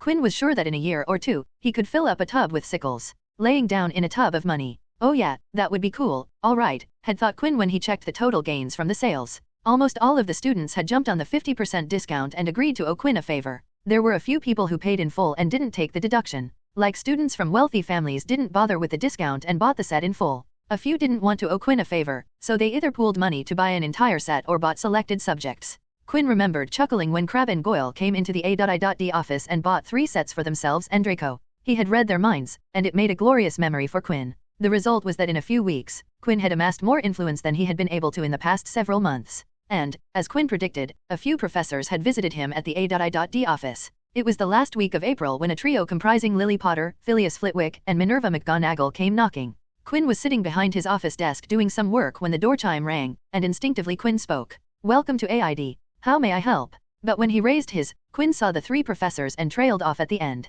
"Professors, what an unexpected surprise," said Quinn, standing up from his chair. "What brings you 3 here?" The 3 visitors didn't reply for a moment, taking in the ambience of the A.I.D. office. In the past few months, Quinn had actively changed the decor and feel of the office. The glass wall no longer looked ugly and was now the best feature of the room. There were a lot of random paintings hanging from the walls that Quinn liked to look at. A few plants, giving the room some green color, and some trinkets that Quinn placed because they looked cool. The office now looked a lot more put together and homogeneous. The decor and vibe fit together and completed the look. Flitwick was the first one to speak up. It is the first time I have come to this classroom, but you have changed it quite a bit, Mr. West. Quinn smiled in reply, had to make some changes, Professor. McGonagall, who was touching the glass partition wall and noticed, this is transmutation. Now that I recall, you do know about transmutation, don't you, Mr. West? McGonagall remembered the conversation she had with Quinn a month ago. You are correct, Professor. I transmuted many panes of glass to create a big glass wall, answered Quinn as he put down an additional stool in front of his desk, increasing the number to 3. At novel bin at. He didn't want the professors to enter his workshop because there was a lot of stuff in there that, even though it won't get Quinn in trouble, would reveal that Quinn was exceedingly advanced for his age. Please take a seat, gestured Quinn as he went to his chair. He wanted to control the direction of the conversation. So, what brings you here, professors? I hope I am not in trouble, asked Quinn as the 3 professors sat down. Oh, nothing like that, Mr. West. We came here to discuss the exam notes that you have been selling, responded Lily Potter. Quinn slightly tilted his head and asked, I see, what about them? We wanted to check and make sure that there aren't any mistakes in the notes. The entirety of the Ravenclaw first and second year populace is using your notes, and we wanted to just check the accuracy of the notes, said Flitwick, chiming in. Quinn lightly shrugged. I have no problems with that, said Quinn, taking out a set of both years' notes and pushing them towards the professors. Actually, if you guys give the notes your approval, I could add that straight to the cover for advertisement, said Quinn, thinking about treating this as quality certification from a higher authority. Flitwick and Lily chuckled while McGonagall put on her glasses, pulling out the transfiguration notes. Flitwick pulled out the charms notes while Lily targeted the potion notes. Quinn sat back and didn't disturb the professors. He eventually returned to his work. The room fell silent as the 3 professors continued to read the notes while Quinn continued to do his homework. When Flitwick was done with charms, he picked up defense against dark arts, while Lily and McGonagall picked up herbology and history of magic, respectively. When Lily was done, she left astronomy to the other 2 teachers and observed Quinn. Ivy told her all about the A.I.D service that was being run by a student, and when Lily asked for a name, she was surprised to hear the name Quinn West. And, when she asked around, it surprised her that Quinn had Flitwick's permission to permanently occupy an empty classroom for personal use. When Flitwick revealed that all Ravenclaw first and second years were using Quinn's notes, McGonagall had decided to assess the accuracy of the notes, and thus they were here. Mr. West, what other services do you provide here? Asked Lily. Quinn looked up from his work and answered, I work to fulfill any request that is asked of me. Bring me broken stuff, and I will fix it. Have a problem with homework, and I will help you with it. He looked at McGonagall, who looked up from the notes and assured her, I don't do it for them, and neither do I let them copy from mine. I just tell them where to look for it. He returned to Lily and continued, you need information about a topic, and I will research it for you. I also charm objects on request. My most popular requests for charm work are date items that guys ask me for Hogsmeade weekends, smiled Quinn. Quinn took out 3 cards from his desk and passed one to each of the professors. Please do think of me when you have a problem that needs to be solved, said Quinn as he gave them the A.I.D cards. Lily looked at the card and then asked, can I have a first-year set? I would like to buy one for my son.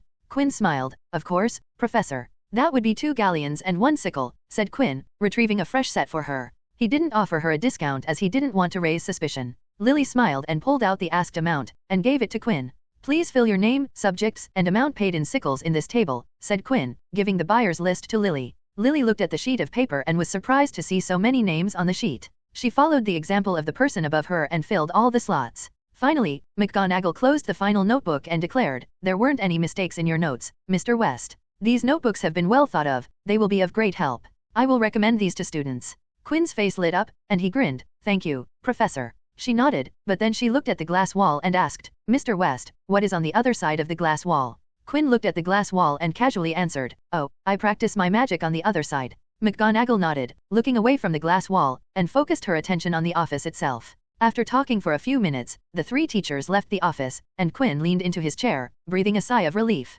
Never thought I would give the professors my card, spoke Quinn. He paused before smiling, business is doing wonders, grandfather would be proud. The end-of-year exams were over, and Quinn was finally free from sitting for tests and giving last-minute lectures the entirety of Ravenclaw's second-year population. The downside of being the top scorer on exams and being nice to most of his housemates was that people came to him just before exams for help, so Quinn held up court in the Ravenclaw common room and took doubts and questions before every exam. Now, he sat in his workshop with a small stack of paper plus a manila folder sitting in front of him. The title on the manila folder read, Chapter, Vault 1, TEMP. Quinn categorized this chapter under Project, Vaults. He had opened this project for the cursed vaults present in Hogwarts. If things went according to plan and he didn't face any unforeseen problems, this project would have 5 chapters correlating to the 5 cursed vaults present in Hogwarts.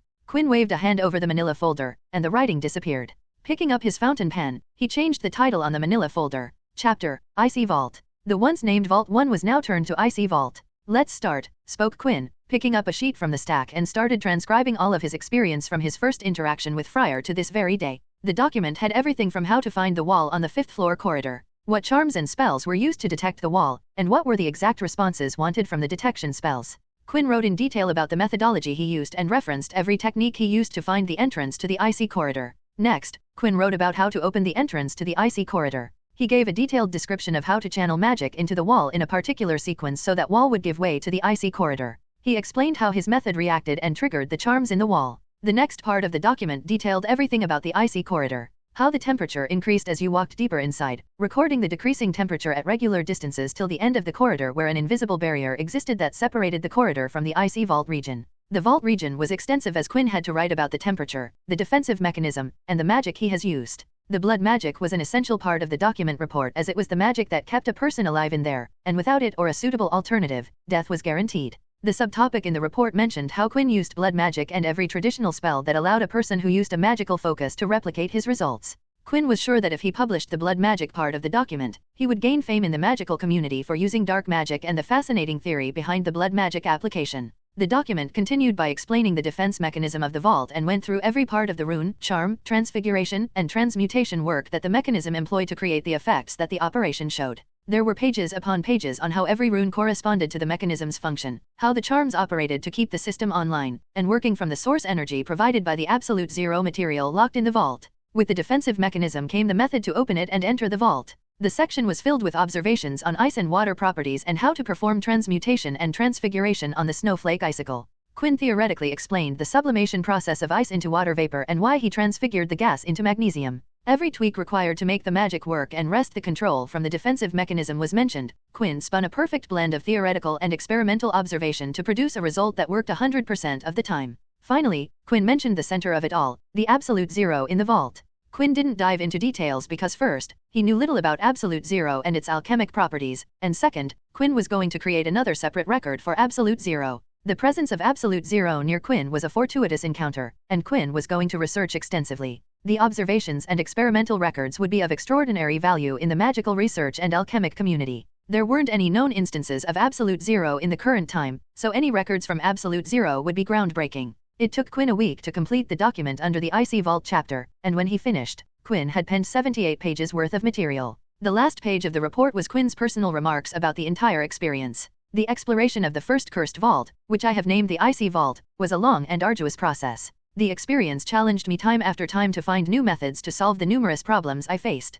I spent months of my life working on the Icy Vault, but despite the difficulties I faced and the time I devoted to it, I am glad that I could experience it and would do it again if given a choice. I haven't even started to explore the mysteries of absolute zero, and yet I have learned so much. It started me on a new field of magic, blood magic. I will continue to learn more about this branch of magic. I thoroughly researched the elemental magic of ice and water to aid me in my progress. In the process, I learned so much that I can say that water and ice magic are my strongest suit. While working on the defensive mechanism, I gained another level of insight into transmutation and transfiguration. The resistance from the defensive mechanism forced me to optimize my magic usage. Now, my efficiency and skill in both these fields are on a different level. I would laugh at past me if he said that he was good at transfiguration and transmutation. Looking at the future, I figure that the remaining 4 vaults would also help me gain valuable experience and lead me to grow as a magic user. I look forward to the future in the hope that it would be eventful. Signing off. Quinn West. After editing, proofreading, and cleaning up the document, Quinn admired his work before charming every single page of the Icy Vault document so that no one else could read it and then sealed all the pages inside the manila folder. He walked to the file cabinet in the workshop and dropped the folder inside, finally ending the Icy Vault exploration. Scene break. Late at night, Quinn walked with Recon floating in front of him. The corridors of Hogwarts were silent and dark, most of the portraits were sleeping, and Quinn was making sure that no one saw him, so he was alone and unseen. He took a turn and finally found the one he was looking for. Quinn smiled and decided to dramatic. He ramped up his magic and started to freeze his surroundings. Thin sheets of ice emerged as the surrounding temperature dropped. The floating ghost was looking at the night sky, felt something. He turned to see Quinn standing at a distance from him, with ice surrounding the floors and walls. "Follow me, Friar, you gave me a quest, and I have completed it. Come with me to witness a first in the 1,000-year history of Hogwarts," said Quinn to the Hufflepuff ghost who gave him the quest to open the cursed vaults. Friar's ghostly eyes widened as he heard Quinn and saw the ice. He knew the signs. You opened it?" asked Friar as he floated towards Quinn. The two walked in silence as they made their way towards the 5th floor corridor. Friar eyed Quinn suspiciously. He didn't believe that Quinn had opened the vault. He wasn't even sure that Quinn had opened the entrance. It was too soon. People had tried and failed time and time again. Living and dead reached the 5th floor, to the place that both knew was the entrance of the icy corridor. Quinn placed his hand on the wall and smiled towards Friar. Friar's eyes widened as he saw the bricks shake and the wall give space to reveal the icy corridor. Friar followed Quinn, still stunned to see the progress Quinn had made in less than a year. He had seen others take several years just to open this wall. "You know, this vault gave me a lot of problems. I almost died the first time I entered, and it was pure luck that I survived. My magic really came in clutch," said Quinn as he put on his usual cold clothing. Friar looked at Quinn and warned, "Are you sure that you opened the wall? It won't do any good from bragging. Don't enter there if you aren't ready. I have seen better men die by descending those steps." Quinn smirked as he repeated, "Better men? You must not have chosen them carefully. Let me show you how it is done." Friar stared as he saw glowing veins appeared on Quinn's face. "What is that magic?" questioned Friar, moving closer to Quinn, but stopped when he got closer to the steps. This is the answer," said Quinn as he descended the steps, entering the vault region. Friar watched, scared that Quinn would die, but his eyes widened as he saw Quinn turn around and raise his arms.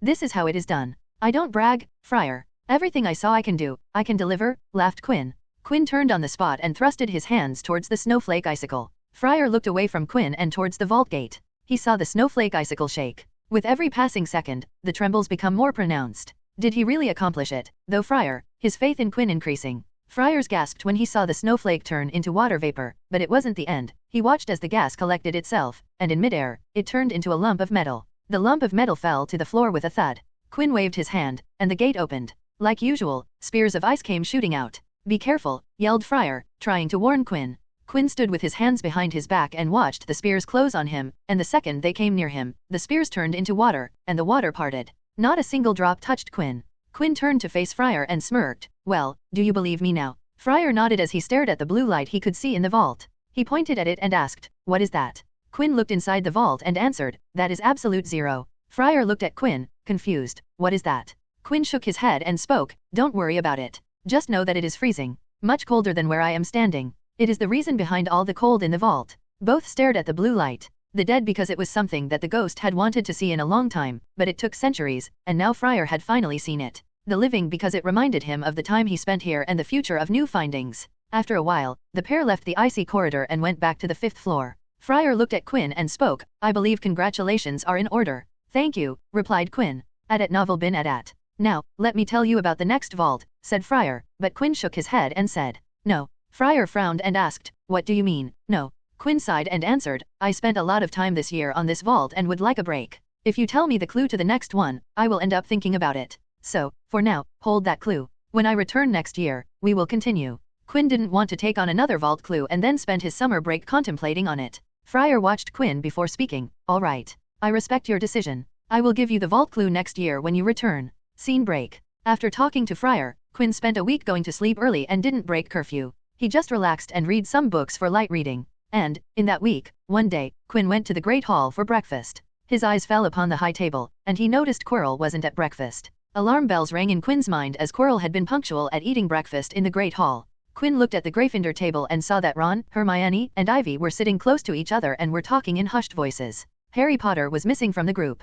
Quinn's brows raised, and he thought, "Oh, damn. Harry did in Quirrell, didn't he? I missed it, huh?" Quinn leaned onto the table and rested his upper body on it, arms crossed. "Well, whatever, nothing to do with me," thought Quinn. He lost interest in the Philosopher's Stone after his failed attempt to get a look at it. He realized that even if he was present at Quirrell versus Harry, he wouldn't have been able to swipe the stone. In the books, Dumbledore had gotten there just when Harry had cremated Quirrell into ashes, and Quinn didn't want to take the risk of being there at that moment. He wasn't confident in hiding from Dumbledore. So, Quinn had given up on getting the Philosopher's Stone. But, I would have loved to meet Nicholas Flamel, thought Quinn. He was very jealous of Leah when she told him that Flamels gave an annual lecture at Beauxbatons, and she had gotten to talk to the alchemist and his wife during her school days. Quinn gave a last look to the Gryffindor table and thought, maybe I should go visit the hospital wing. Eddie looked at Quinn and asked, "What is up with you? You have been weirdly loose and relaxed for the past few days. It is creeping me out." Quinn turned his face towards his roommate and raised his hand. His hand went behind Eddie's ear, and when he brought it back, he had a chocolate ball in his hand.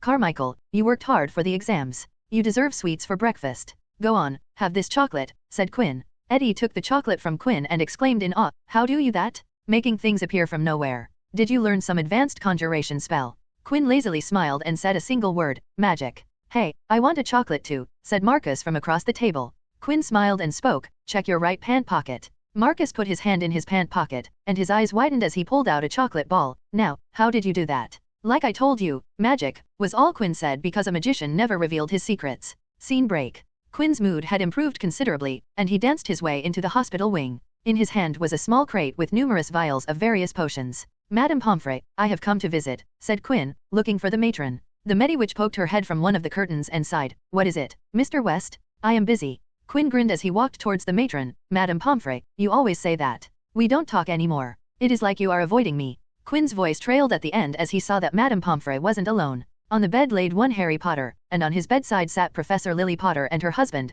James Potter. On the other side of the bed, Ivy Potter stared at him. You, uttered Quinn. He looked at Lily and greeted, Good afternoon, Professor. Good afternoon, Mr. West, greeted the older redhead. Quinn felt a gaze on him and looked at the source to find Ivy Potter staring at him. Quinn tilted his head and did a barely noticeable shrug as if telling her, I told you so. He looked at Pomfrey and said, I bought some potions and was thinking we could have some afternoon tea, but it seems you are busy, so let's do that later. He lifted the crate slightly and asked, Where should I put these? Put them beside my table, said the matron.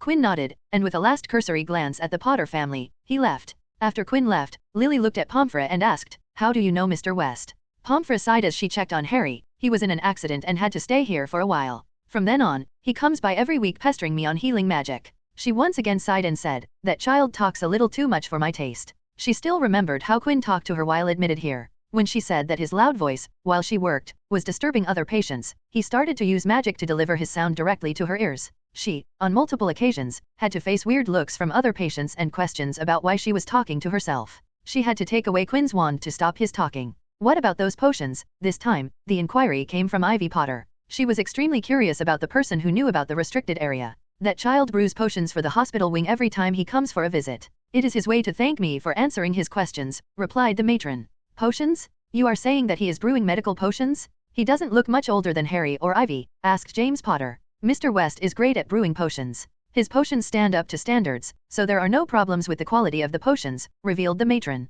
Quinn, who knew nothing about the conversation, walked to the A.I.D office while humming a happy tune. The great hall was decked out in Slytherin colors of green and silver to celebrate Slytherin's winning the House Cup for the 7th year in a row. A huge banner showing the Slytherin serpent covered the wall behind the high table. Quinn looked at the emerald green covering the hall and thought, I could change it to Ravenclaw colors, no one will ever know, no one. The current score on the house point scoreboard was Slytherin in the lead with 482 points, the runner-up Ravenclaw with 476 points, in the third place was Hufflepuff with 342 points, and in the last place was Gryffindor with 322 points. Quinn had scored lots of points for Ravenclaw this year, so the difference between the first and second place was just a measly 6 points. Not like I care, thought Quinn. He looked at the Slytherin colors and banners and thought, the Slytherin dynasty is about to end. They did well, 6 years in the running. Now, the Gryffindor era would start with the Golden Boy in the lead. Ah, the illusion created by the system, said Quinn, stretching his arms in his seat. Man, we were so close. We could have beaten Slytherin this year, said Eddie, clapping Quinn on his back.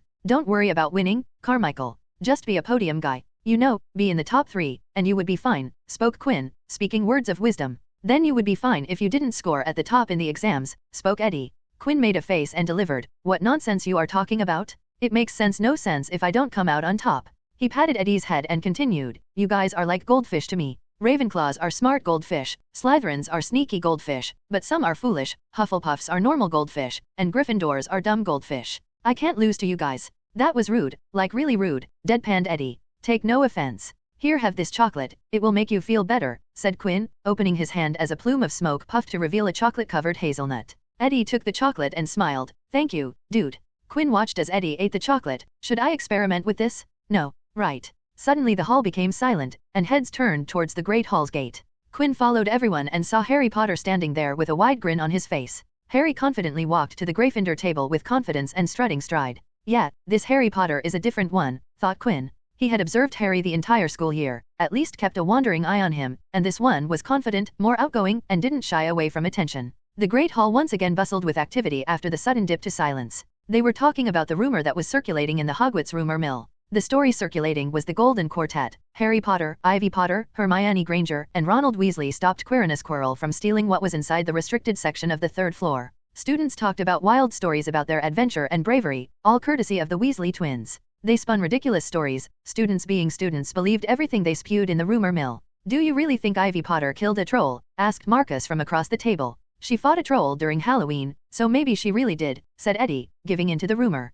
Quinn shook his head to himself. He had talked to his contacts in Gryffindor and found that Ivy Potter had taken the troll using the same method as during Halloween, bonking it over the head and knocking it out. It surprised Quinn that Troll wasn't knocked out by Quirrell, another event that changed from the canon timeline. Dumbledore arrived moments later, and the babble died away. "With another year gone," spoke Dumbledore cheerfully, "and I must trouble you with an old man's wheezing waffle before we sink our teeth into our delicious feast. What a year it has been. Hopefully, your heads are all a little fuller than they were. You have the entire summer ahead to get them nice and empty before next year starts." He looked at the student body through his half-moon glasses and continued, "Now, as I understand it, the house cup here needs awarding, and the points stand thus." Dumbledore listed off the points of each house, and a storm of cheering and stamping broke out from the Slytherin table. This year, the competition was extremely close. Ravenclaw House was just 6 points behind the reigning cup holder, Slytherin. "A lot of community service made it possible for this close competition," announced Dumbledore. The entire Ravenclaw table cheered for Quinn, and he raised his hand to acknowledge the cheers. "And I made a lot of money," laughed Quinn, but the claps and cheers drowned his voice. "However, recent events must be taken into account," continued Dumbledore. The room went very still. The Slytherin's smiles faded a little. "Ahem," said Dumbledore. "I have a few last-minute points to dish out. Let me see. Yes." He cleared his throat and announced, "First to Mr. Ronald Weasley. For the best-played game of chess Hogwarts has seen in many years, I award Gryffindor House 40 points." Gryffindor cheers nearly raised the bewitched ceiling. The stars overhead seemed to quiver. Percy could be heard telling the other prefects, "My brother, you know, my youngest brother, got past McGonagall's giant chess set." Second to Ms. Ivy Potter, for showing bravery in the face of danger. "To the defeater of trolls, I award Gryffindor House 40 points, said Dumbledore, looking at Ivy Potter. The redhead looked proud and embarrassed at the same time. Third, I award another 40 points to Ms. Hermione Granger for the use of cool logic in the face of fire. I award Gryffindor House 40 points. Hermione buried her face in her arms, and Gryffindor students were beside themselves. They were 120 points up. Third, to Mr. Harry Potter, said Dumbledore. The room went deadly quiet. For pure nerve and outstanding courage, I award Gryffindor House another 40 points. The din was deafening. Those who could add up while yelling themselves hoarse knew that Gryffindor now had 482 points, the same as Slytherin. They had tied for the house cup, if only Dumbledore had given Harry just one more point. Dumbledore raised his hand. The room gradually fell silent. "There are all kinds of courage," said Dumbledore, smiling. "It takes a great deal of bravery to stand up to enemies and, more importantly, to friends. I, therefore, award 10 points to Mr. Neville Longbottom." Someone standing outside the Great Hall might well have thought some sort of explosion had taken place, so loud was the noise that erupted from the Gryffindor table. Harry, Ron, Ivy, and Hermione stood up to yell and cheer as Neville, white with shock, disappeared under a pile of people hugging him. He had never won so much as a point for Gryffindor before. In fact, he was usually the prime target of Snape's point deductions. Which means, Dumbledore called over the storm of applause, for even Ravenclaw and Hufflepuff were celebrating the downfall of Slytherin. "We need a little change of decoration." In an instant, the green hangings became scarlet, and the silver became gold, the Slytherin serpent vanished, and a towering Gryffindor lion took its place. Snape was shaking Professor McGonagall's hand with a forced smile. Quinn, on the other hand, was laughing so hard that his sides hurt. "The system is broken," he cackled. He looked over to the Slytherin table and saw the tragic and shocked faces at the sudden change of events. He felt joy seeing the Slytherin defeated by the system that they had exploited for 6 straight years. Snape had helped Slytherin with house points by offering them plenty of house points and cutting house points from the competition. Now, Dumbledore had injected Gryffindor with 170 points, giving them the house cup. The broken system that kept Hogwarts students in check being exploited brought laughter to Quinn. His eyes caught the eyes of Daphne, and that made him stop laughing and start whistling cluelessly. The Slytherin blonde glared at the whistling fool with a scoff. Scene break. The day the students boarded the Hogwarts Express for returning home, all students except 5th and 7th year students got their exam results. Quinn looked at the sheet of parchment and casually looked over it. All OS showed on the report card with asterisks on every subject except potions and history of magic, showing that he scored over 100% on the tests. He created a dozen copies of his report card with the doubling charm and packed the original with his luggage. With report card day in Ravenclaw, he knew his year mates would want to see his results, so to avoid the whole interrogatory session, he made the copies to hand out.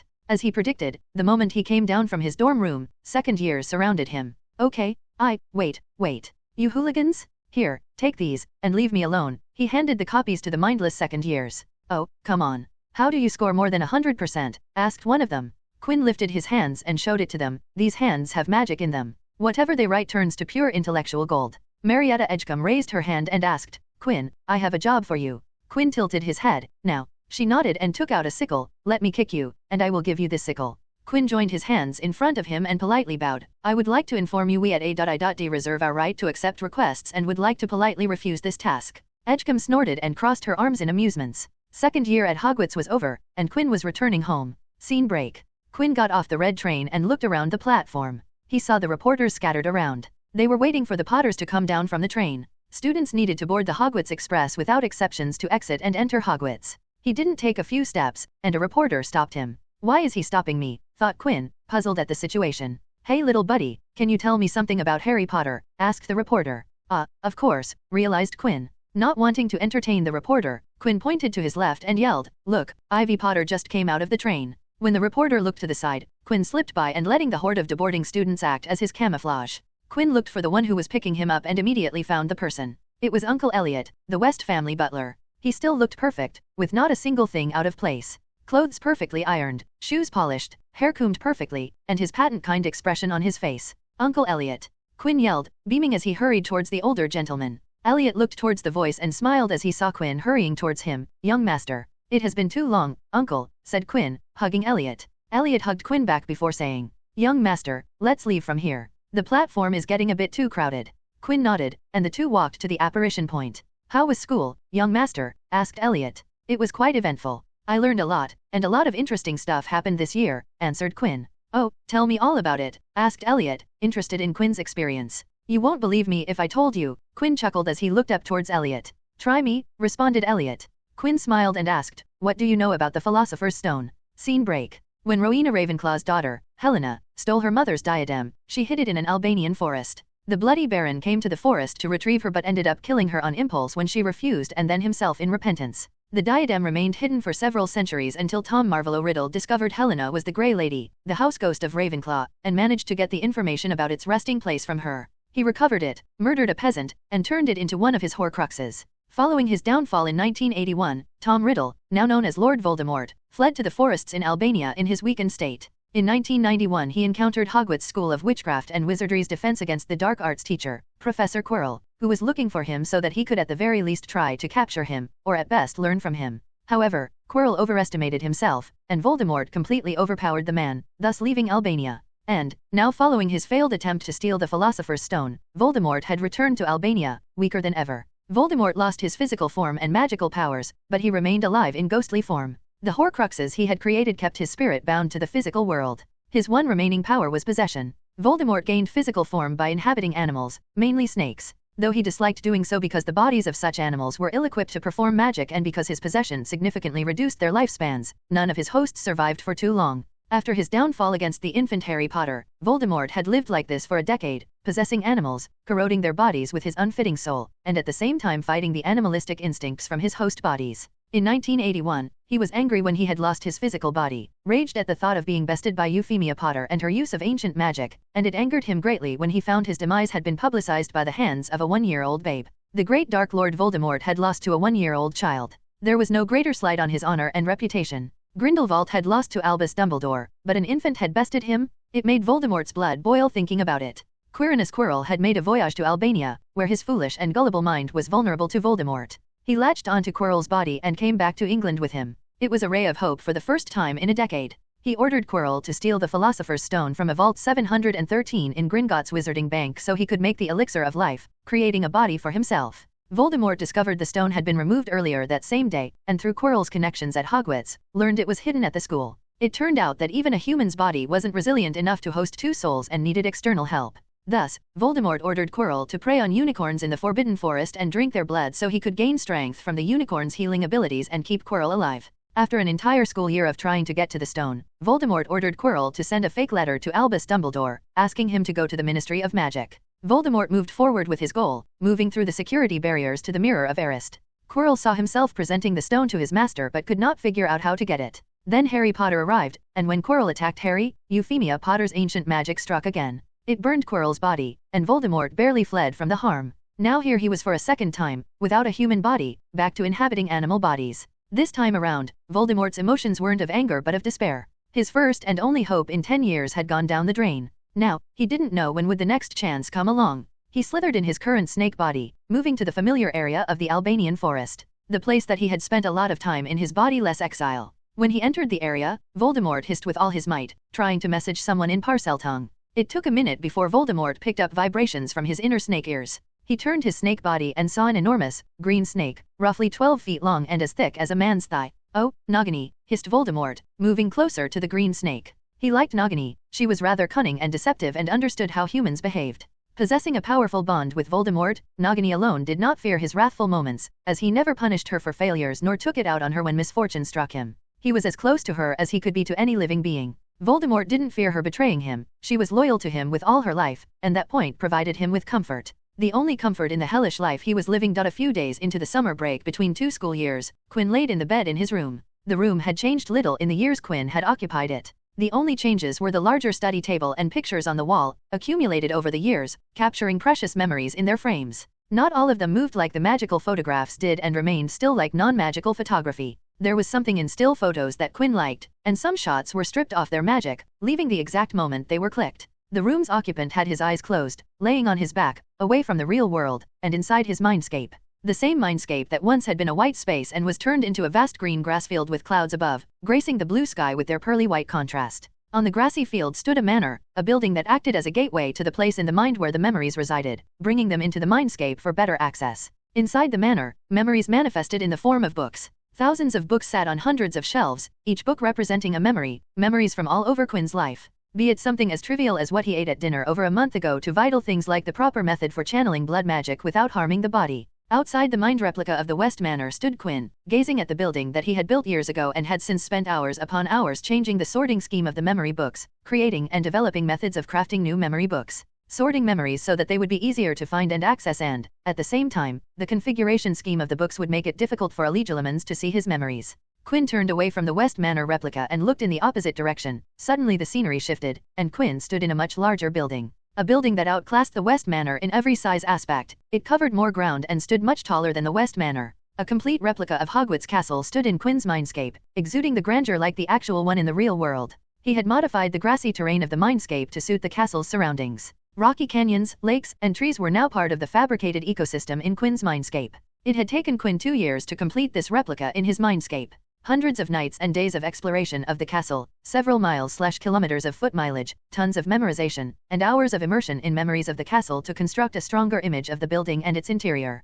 Quinn took a step forward, and the scenery once again changed. He stood inside the castle, in the great hall, looking at the charmed ceiling, which now showed a clear sky, the same as Quinn's simple fabrication of the sky. With each step Quinn took, he was in a different room in a distinct part of the castle. There were quite a few differences between the real and replica of Hogwarts. The portraits in the actual version weren't present here, and the walls were now covered with empty frames. Quinn's variant didn't have a room of requirements as he didn't have the time to create a working version of room of requirements, so he left it out for now. Professors' offices and housing were omitted from Quinn's version. Gryffindor, Slytherin, and Hufflepuff common rooms and dorms were just copies of Ravenclaw common room. Even Ravenclaw girls' dorms were a replica of the boys' dorms because he had never been there. Despite all these differences, the Hogwarts replica was a stable structure with no breaks or fissures. After Quinn was satisfied with the final audit of the castle, he turned away, and he was outside the castle replica. Okay, let's do this. Quinn closed his eyes, and at the West Manor replica, the gateway for his memory to appear in the mindscape closed. Connection closed, whispered Quinn. He took a deep breath and focused on the Hogwarts castle.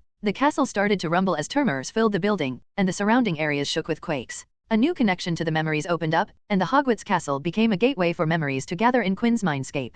The whole process took a few moments and consisted of lots of groaning and grunts from Quinn. Phew, well, that wasn't any easier than the last time, sighed Quinn. New connection established. He raised his hand and swung it down towards the castle. Quinn turned away from the Hogwarts replica and looked at the sky. Within seconds, thousands and thousands of books fluttered across the sky and entered the castle through windows and gates. Memories injected into the replica, complete, noted Quinn. With Hogwarts standing in his mindscape, he now had a larger space to work with. He could also experiment with new sorting techniques that could use the expanded space, rooms, and floors. The architecture and floor plans of Hogwarts were also much more complex than the more simplistic West Manor. Quinn took a step away from the castle to instantaneously arrive at the West Manor in his mindscape.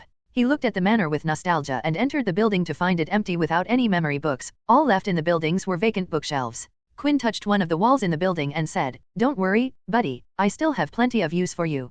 He had no intention of destroying the West Manor replica in his Mindscape. He had other plans for it. I am going to store all my happiest memories in here, smiled Quinn, feeling sentimental about the first structure in his mind. Scene break. Uncle Elliot, said Quinn, calling out Elliot, who was drinking his tea in the living hall. Elliot looked up from the book he was reading and asked, "What is it, young master?"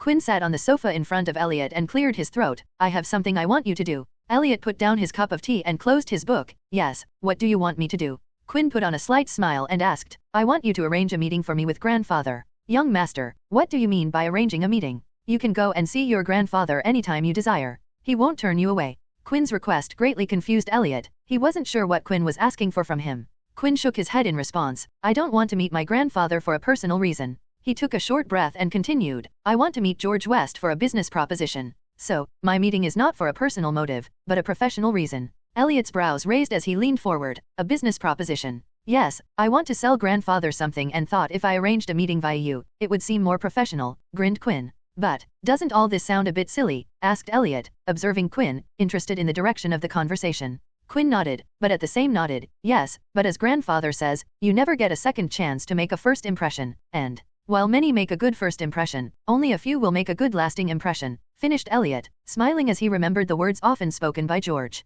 Quinn nodded and spoke, "If I do this, it will create an impression on grandfather, and it will help me out when I go and put my proposal out in front of him." Elliot stayed silent for a moment before saying, "All right, I will do it. I will set up a meeting with your grandfather." Quinn smiled, but Elliot continued, "But, if I am going to do this, I would have to know that what you are planning is worth it." Quinn paused listening to that and blinked in confusion. "What do you mean?" Elliot crossed his leg over the other and rested his hands on his lap. "If we are taking this seriously, then by setting this meeting, I am vouching that you are a legit opportunity and not some waste of time. If I am going to use my name for this meeting, then I have to be sure that you are not wasting your grandfather's time." Quinn pursed his lips and asked, "All right, what do you want from me?" "Opportunity is a haughty lady who wastes no time with those who are unprepared," quoted Elliot, before continuing, "Before the meeting, we are going to clear out the kinks from your proposal." Quinn nodded. He could certainly use some help on this matter. "But before that, I have to hear your plan. I have to see what you are building on and if it is useful enough," said Elliot.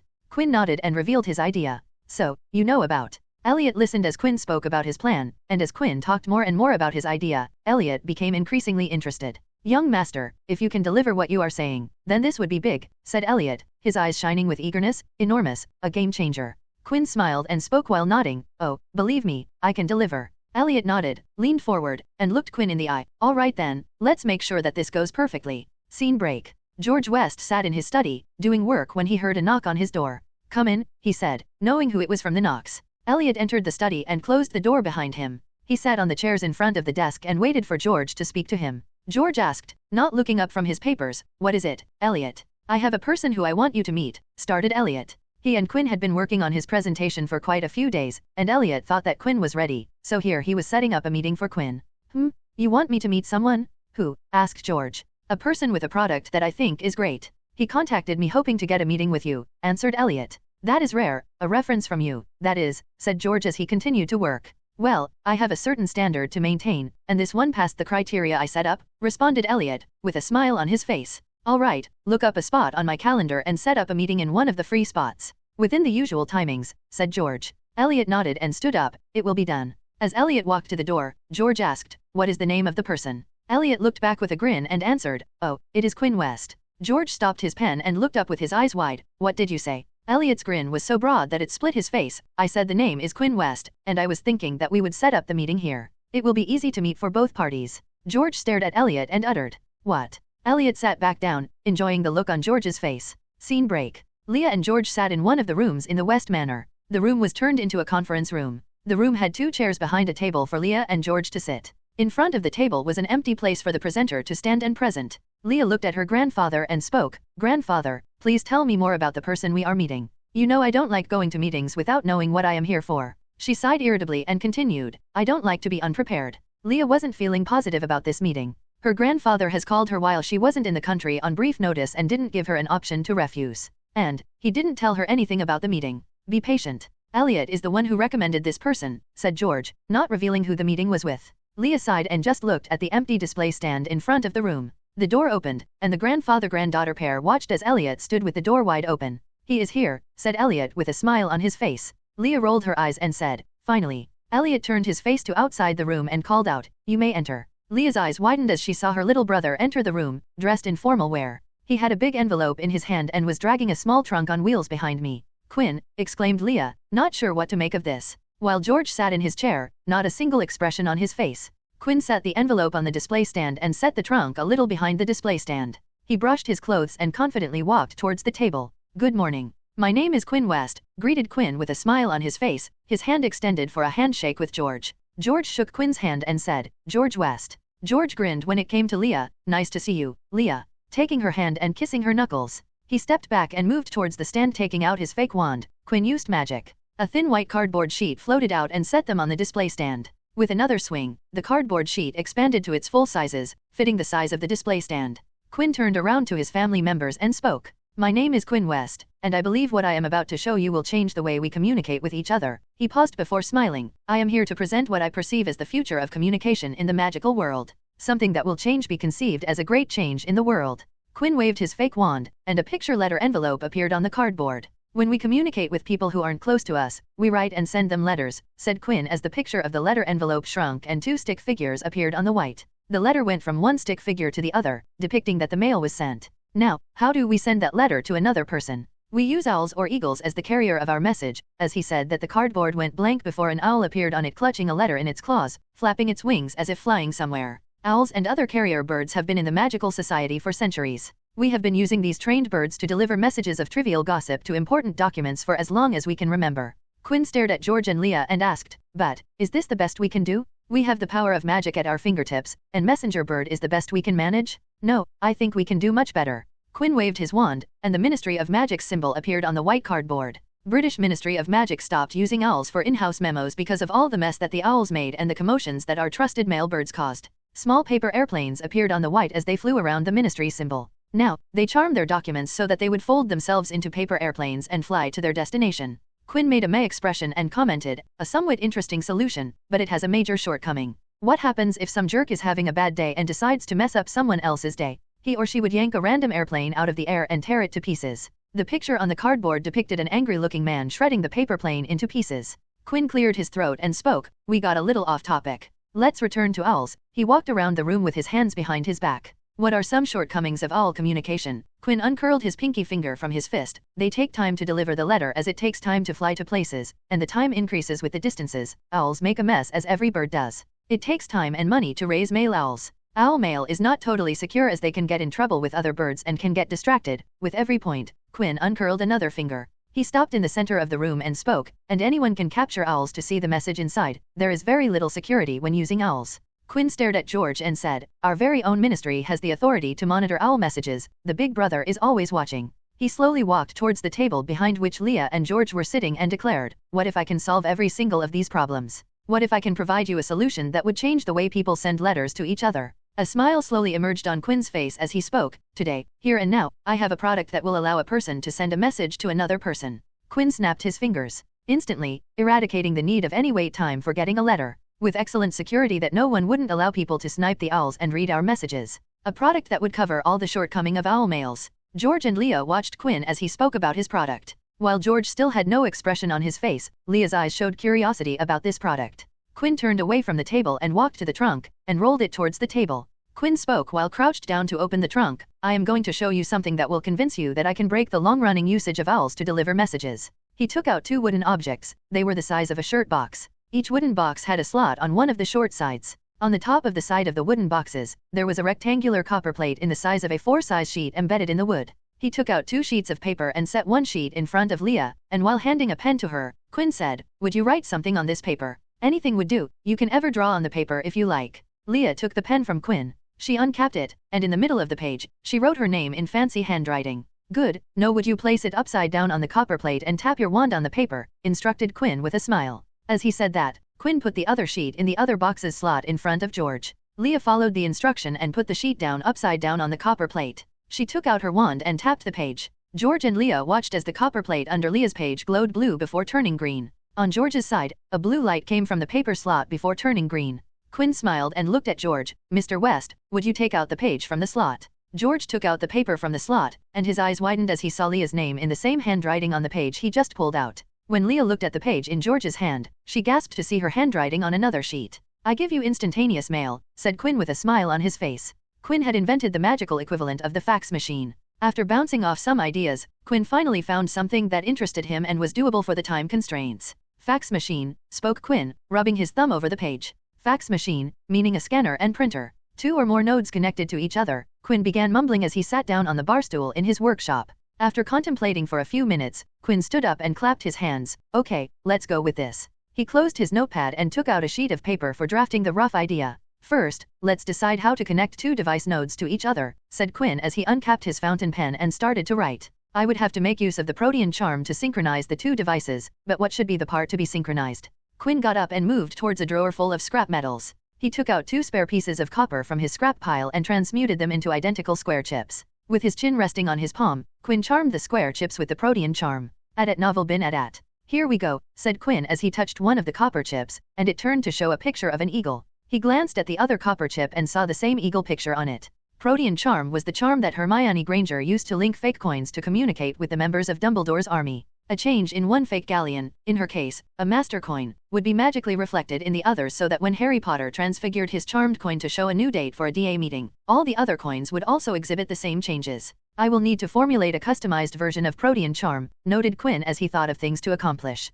Quinn needed to create a charm that would be scalable, which meant that he needed to figure out a way to add new devices to the existing networks of fax devices. I also need to figure out how to direct and isolate signals to particular devices. Another challenge was that, unlike in Dumbledore's army coins, Quinn didn't need a master device that signaled all other coins. Quinn needed to create a method to send signals to intended devices so that not everyone would get a message for just one device. Well, that wouldn't be much of a problem. At least, I hope it wouldn't be a problem, murmured Quinn. Arithmancy models were needed to develop a customized version of a spell. He needed to define how the magic would be molded to create the intended effect. Then there were things like if he wanted to use runes in the artifact or if he wanted to stick to charms. Then there were things like how he was going to use Protean charm for scanning and printing. In the Dumbledore's army coins, the changes happened when the master coin was transfigured, but Quinn needed the device to detect the ink on paper and work from there. There were many things that Quinn needed to consider for making the entire system work. Let's start from the top up, said Quinn and started to draft the schematics for the plan. Scene break. George looked at the 2 pages in front of him, and other than the slight difference in ink, the contents on the pages were precisely identical. He looked up from the pages and asked, how does it work? Quinn pulled a stool and sat in front of the table. He pointed his fake wand at the magical fax machine, and all heard a click from both the boxes. The copper insides of the devices levitated out their wooden frame and floated for all to see. I won't go into details, but the device is a clever usage of Protean charm, transfiguration, some light spells, and few other things needed to sum up all of it, Quinn said as he took a blank page and drew a letter envelope on it. Quinn waved his fake wand, and the lower part of the paper tray slot came out, revealing the upper wall of the paper slot. You can't see it, but the upper wall of the slot where you insert the paper has thousands of pores thinner than human hair, and just above the upper wall of the paper slot, there is a hollow space filled with ink. He placed the paper on the top of the scanner of the other fax prototype and said, now, watch. There was a blue glow below the paper before it turned green. When the light turned green, George and Leah watched as the exposed upper wall of the second fax prototype transfigured to make a protrusion in the shape of the drawn envelope. You see the shape of the envelope? The next part is when the pores in the copper would open up to eject a tiny amount of ink. Every pore in this envelope-shaped out dent would eject some ink to print the envelope onto a new sheet. Right now, I froze the ink inside, so you can't see the ink come out, explained Quinn. He had taken the impression of the printer part of the magical apparatus from the inkjet printer technology and imitated the way they printed images onto paper. Whatever text or image is scanned on the first machine, the second would copy it out on a new page. And, you noted the speed, it completed the process within seconds, spoke Quinn as he reattached the removed part of the paper slot and lowered the copper insides into the wooden case. George tapped his finger on the table before asking, the idea is interesting, but this won't work in the real world. This is too limited. Quinn smiled and pointed at the magical fax replica. This right here is just a proof of concepts. I have schematics and models for a practical version ready to be constructed. I just need the materials, and I can deliver in a week tops. The practical version would be much like a traditional photocopier with different paper sizes, protocols that would not allow printing if there was no paper. Leah chimed in and asked, how many of these can you connect to each other? And, do you have a way to specify who the copy goes to? Quinn smirked and responded, there is no limit to how many of these I can connect to each other. Even if we create as many as magicals on this planet, there will be no problem in connectivity. Magic didn't have connectivity issues like electric and phone lines. There would be no busy lines or slow connections. The only limit was how fast Quinn's magical printer could print the pages. Everything else was instantaneous as magic didn't have the processing limitations of a computer. And, yes, I have a way to decide how to send the message to a specific person. I am thinking of using a combination of 3 letters and 5 digits. That would give us a total of over 1,757,600,000 combinations to assign, meaning we can create 1 billion of these machines. The sender would dial in the code assigned to the receiver to send the message to the correct person. George hummed before asking, how long will it take someone to copy the product? Quinn shrugged and replied, it depends. If it is someone smart, they can figure it out within a couple of months. If I put in some effort, then I can extend that by a couple of months. If I really put my mind to it, it would take someone much better than me closer to a year's worth of time. George stayed silent for a moment before saying, that is an excellent margin. We can work with that. How much time would it take to train some people to build these? Quinn shrugged. Once again, it would depend on the person's skills. I can build these myself till you can train some people. I will build a manual for that. George nodded, and Leah suggested, how about we first test these out in our offices and shops, get their opinions and see if it works well in a real workplace environment. Quinn was okay with that and actually supported it. Getting the product tested before rolling it out to the public was standard procedure, and it would help the product development. In the end, the product would improve before the initial release. George and Leah started to discuss how to proceed from here on, and Quinn just smiled. They didn't notice, he thought before revealing the greatest feature of the product, one that was much bigger than a simple scanner and copier. Grandfather, Leah, you are missing something out, said Quinn. Both of them looked at Quinn, and Leah asked, what are you talking about? You asked me how a sender will send the message to a particular person, spoke Quinn. Leah nodded, you said that every piece would be assigned a code. But, what about that? A smile bloomed on Quinn's face, and, we will be the one to assign those codes to the devices and add those pieces to the network. George's eyes widened as he continued for Quinn. A network that would be maintained by us, but that means. He understood what Quinn was talking about. Quinn chuckled and said while looking at George, it doesn't matter if some copies are design and launch a product of their own. We control the network that connects all the devices. Without the network and connections, they are nothing but scanners and copiers with no communication capabilities. And, anyone could use a Gemini charm if they want a temporary copy. Even if someone copies our product, they would be too late as we already have an established network, and if they want to sell their version, they would have to come to us for the connection. Leah spoke with a thoughtful look on her face. I have designed a runic artifact that would work as connection hubs for the entire network. In easier words, it works like the ward stone used to anchor the wards and protective charms to a building or area. These will also solve the distance problem with faraway countries. Ward stones were an application of runic magic to cast powerful wards and protective spells to an area. The ward stones provided the protective wards and spells the magic to keep working and were a versatile piece of magic. Hogwarts had a ward stone that held numerous wards like anti-apparition wards to protect the castle. Quinn stood on from his stool and bowed, and, with this, I finish my sales presentation. George and Leah stared at him with a shocked expression. Quinn had just given them something that would establish them as a monopoly in this business. A monopoly share or complete market domination in an industry with extremely high potential. Quinn turned towards the door from where Elliot was watching and walked towards him with one hand raised high. Elliot raised his hand in response, and the two shared a loud high five. That's how you do it, said Quinn with oomph in his voice and a grin in his voice. After that, he turned back and asked, oh yeah, how much are you going to pay me for this? George stared at Quinn and asked, how much do you want? Double the amount in my student trust vault, responded Quinn, staring into George's eyes. Deal, finished George, not taking any time to consider the offer.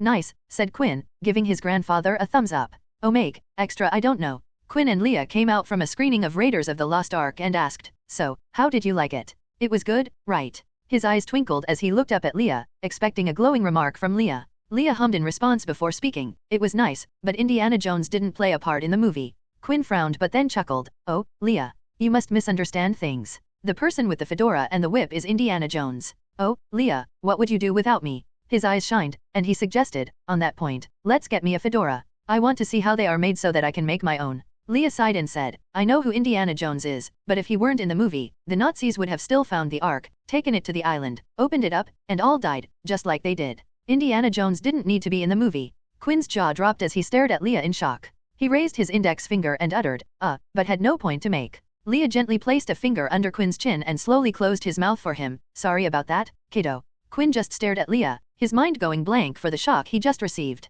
Leah had boggled Quinn's mind, so to unboggle it, he did what was required. He spent hours to completely immerse himself in the film's memory. The film Raiders of the Lost Ark was one of the few memories on which Quinn had accomplished complete immersion. He could recall every scene of the movie in his head. But it wasn't enough. Quinn went a step further and went to a couple more screenings that showed extra footage to find any clue. He attended every screening that promised to show unshown footage. Quinn talked to fellow enthusiasts about the film, and sometimes in frustration, he would tell them what Leah had said to him, destroying their moods in the process. The question plagued Quinn's thoughts as, over time, one of his room's walls was covered with plot points, sketches of scenes straight out of memory, questions that needed to be solved, discussion with people he met during the screening, and gatherings he visited. A bright red yarn connected everything on the walls, making it seem like an investigation board of a crime in the police station. And finally, one day, he found something. A ray of hope that illuminated his world arrived. A scene that didn't make it to the last cut and gave the proof that Indiana Jones had some influence on the final result. Ha ha ha ha ha ha ha, laughed Quinn, maniacally. He immediately set afoot and sent a message to Leah through the magical fax machine, which they were currently calling the Westmail. Dear sister, I wholeheartedly believe you are wrong, and it relates to a scene that isn't in the movie. I know for a fact that Nazis had the incorrect length staff because they only had one side of the headpiece. I saw this scene in an extended cut of the movie. Not only that, but the second side of the headpiece contains more info than just the correct staff length. Also written on the backside are instructions not to look into the arc. This is how Indy knows to keep your eyes shut when the arc is opened. So, in theory, I am correct, and you are wrong. Take that? Love. Quinn. Quinn smirked when he sent the message, glad that he had shown that the masterpiece film couldn't be wrong. Her reply came later that evening in a brief message. Quinn. What are you talking about? Leah. Quinn stared at the message in his hand. It made him realize he might be the only one getting worked up on this topic. He looked at the wall with red yarn and loads of paper on the wall and then looked at his hands. What have I become? The designated room for Quinn's magic in the West Manor was a spacious hall with ample space and had sturdy walls, ceiling, and floor just in case magic hit the walls. The sturdy walls would prevent damage to anything outside the hall, protecting the structure of the entire manor. In that hall, with no decor or furniture, Quinn sat in the dead center. He sat in the lotus position, his back straight and eyes closed. The room was dead silent, with not a single sound that could disturb the peace. In the middle of summer, Britain was always hot. While it was because of the heat, the main factor that really made the summers uncomfortable was the humidity content in the air, which made the entire experience uncomfortable. And, even in that humid climate, Quinn dispersed more and more conjured water into the air of the room, slowly increasing the moisture content in the room to where the water droplets dripped from the walls, but Quinn didn't stop and kept on pumping more water in the form of thin mist. He even made it so that the water won't condense and start dripping in excess, and the air would retain more and more liquid. At some point, Quinn felt that if he increased the humidity content of the room, it would get difficult to breathe, so he stopped dispersing more water into the air. He stopped and instantly changed gears. Instead of dispersing water, Quinn was releasing cold energy and escalating the chill as the cold built up in the room. The room's temperature dropped as water in the room condensed, and the humidity in the air formed a hazy white mist. The floor around Quinn froze and started to spread outwards, slowly creeping towards the walls. As the temperature dropped below the point where warming spells were proving to be inefficient, Quinn turned to blood magic to warm up his blood, and it came easy as breathing because he had experience using it daily for months. And the current level of cold was nothing compared to the icy vault that was colder than any natural spot on the planet. Currently, Quinn wasn't even trying to push his blood magic and kept it on the down low to be comfortable in the current temperature. I need more water. With that thought, Quinn, once again dispersing more water into the air, but unlike the previous dispersion, which was gradual and gentle, Quinn pushed his magic to create waves and waves of dispersed water. He also kept rolling out the cold energy, and because of it, the dispersed water instantly turned into mist, and the visibility in the room dropped because of the white fog everywhere. With each passing minute, the walls, floors, and ceiling of the hall started to show deposits of ice sheets, getting thicker with time and renewed water supply in the form of mist. Slowly, the hall looked a lot like the icy vault, albeit not as cold. The walls were a frozen icy blue, and the scene looked from the time of the Ice Age. Quinn stood up from his spot, looked around, and sighed a white plume. I need to be much quicker than this. Quinn's third year at Hogwarts was going to be a dangerous one. Tom Riddle, aka Voldemort's first Horcrux, was going to wreak havoc in Hogwarts by releasing the Slytherin's monster from the Chamber of Secrets. I need to be much faster then if I want to escape from the basilisk, murmured Quinn. The basilisk was a giant serpent, grander than any known snake species. It was known to be the king of serpents, a snake species that could be the apex predator in most ecosystems and food chains. The basilisk wasn't a naturally growing creature and needed a magical person's assistance to give birth to. Herpo the Fowl was the first one to breed a basilisk. He accomplished this by hatching a chicken egg beneath a toad, which resulted in the creature known as a basilisk. But just putting an egg under a toad wasn't enough. Extremely harsh conditions were needed to breed the king of serpents. Everything from the toad's type, age, gender, and various other specifications, to the hen who laid the chicken egg used, were harshly stringy. The egg and toad needed to be perfect and compatible with each other, and the magical breeding the basilisk required to maintain constant care for a basilisk to be perceived. It was nature's way to limit a magical beast like basilisk to spread its population on Earth. In exchange for the transcendent abilities, natural law took from the basilisk the capabilities to breed on its own and needed assistance from another species to come into this world. Looking a basilisk directly in the eye causes instant death, but an indirect look will merely render the victim petrified. Because of these deadly capabilities, it was categorized as an XXXXX creature, meaning it was a known wizard killer that couldn't be domesticated because of its immense powers. Quinn didn't want to confront a beast that could kill him with a look, and he didn't want to be petrified for most of the school year just because he wanted to meet one. I am staying the hell away from the damn monster, was the decision Quinn made when he thought about the upcoming school year. He had given thought to the feasibility of taking the dairy turned into Horcrux from Ginny Weasley and throw it away into the Room of Lost Things and forget all about the basilisk incident. The plan was totally doable if Quinn moved quickly and took the diary from Ginny around the start of the year, but this plan wasn't foolproof as Ginny Weasley had the Horcrux diary for around a month before she came to Hogwarts. He didn't know how much influence the Horcrux had on Ginny Weasley. Heck, he wasn't even sure if what the books depicted were the full capabilities of the Horcrux diary. Then there was the whole issue of destroying the Horcrux. Room of Requirements had surprisingly less information on Horcrux. Quinn knew how to create a Horcrux. He even knew that Fiendfire could destroy the Horcrux, but there was nothing more than that on Horcrux destruction. Basilisk's venom wasn't listed in the text he had written, and that was a surprise. This told Quinn that basilisk venom was a new and accidental discovery. But Quinn didn't have basilisk's venom as the serpent was still sleeping in the Chamber of Secrets, and he didn't have expertise over the use of Fiendfire that destroyed a Horcrux. Quinn hadn't even attempted to practice casting the Cursed Flames. He didn't want to fire Fiendfire and kill himself in the process. And, for that, he was practicing the ice magic. The basilisk might be a magical beast, and the king of serpents, in the end, was a snake. It was a widely known fact that snakes didn't like cold weather, and a basilisk wasn't any different. He was trying to produce instant ice and drop the temperature of an area in a short period. Snakes were sensitive to cold, and Quinn hoped that if he dropped the surrounding temperature when he walked around the castle, the basilisk would stay away. If it did get close, then I would just have to terrorize it away with the cry of a rooster, said Quinn, planning to transfigure tons of roosters to kill the shit out of the basilisk. But Quinn wanted to avoid that because if by chance the basilisk escaped death by fleeing through the pipes, then young Tom Riddle would know his identity, and it would directly put him in harm's way. So, as the saying went, prevention is better than the cure. Quinn wanted to keep the basilisk away from him rather than confronting it and taking a chance to kill it. He wasn't even sure if the basilisk would show on recon, so to make sure that it stayed away, Quinn had to make sure that giant snake stayed the hell away from him. Quinn exhaled in the room, which was now sealed by the ice layers, covering every inch of the room. Something like this would work, said Quinn. He combed a hand through his hair and sighed, I have to get better at this. Oh boy, this is going to take a lot of magic to sustain, doesn't it? Quinn smiled as he thought about the expenditure of magic. It was not every day he could use magic that took copious amounts of magic, big even for Quinn's reserves. While Quinn was smiling at the prospect of using magic-heavy ice magic, the door of the training hall busted open with a loud blast. Whoa! Quinn was so shocked that he let out a long startled yelp. He jumped back and looked at the busted door. Young master, are you all right? Quinn recognized Elliot's voice and immediately adjusted blood magic so that it wasn't visible on his face or any exposed part of his skin. Yeah, I am all right, exclaimed Quinn, with his hand on his heart, feeling the erratic pulse. Elliot looked inside the frozen solid room, his eyes wide because of the scene. It was not every day that you witnessed something like this in the smack middle of summer. What was that, Uncle Elliot? Why did you do that? Said Quinn, pointing at the broken door covered in ice. Elliot looked at Quinn, his hands went his waist as he frowned. Young master, when I came here, I saw that the door had layers of ice on it. I tried to call out for you, but you didn't respond. He steered his hands at the broken door and continued, when I tried to open the door, it won't budge, so I had no choice to break it open. I was worried that something might have gone wrong. Quinn scrunched his nose as he looked at the ice-sealed room and could understand the problem. Oops, said the fool, showing the silly expression. Elliot just stared at Quinn, standing in the frozen room, not knowing what to think. Scene break. And while learning cold magic to prepare for life preservation at Hogwarts was fun, Quinn needed something else to do, and in his curiosity, he took up warding as the theme for the summer break.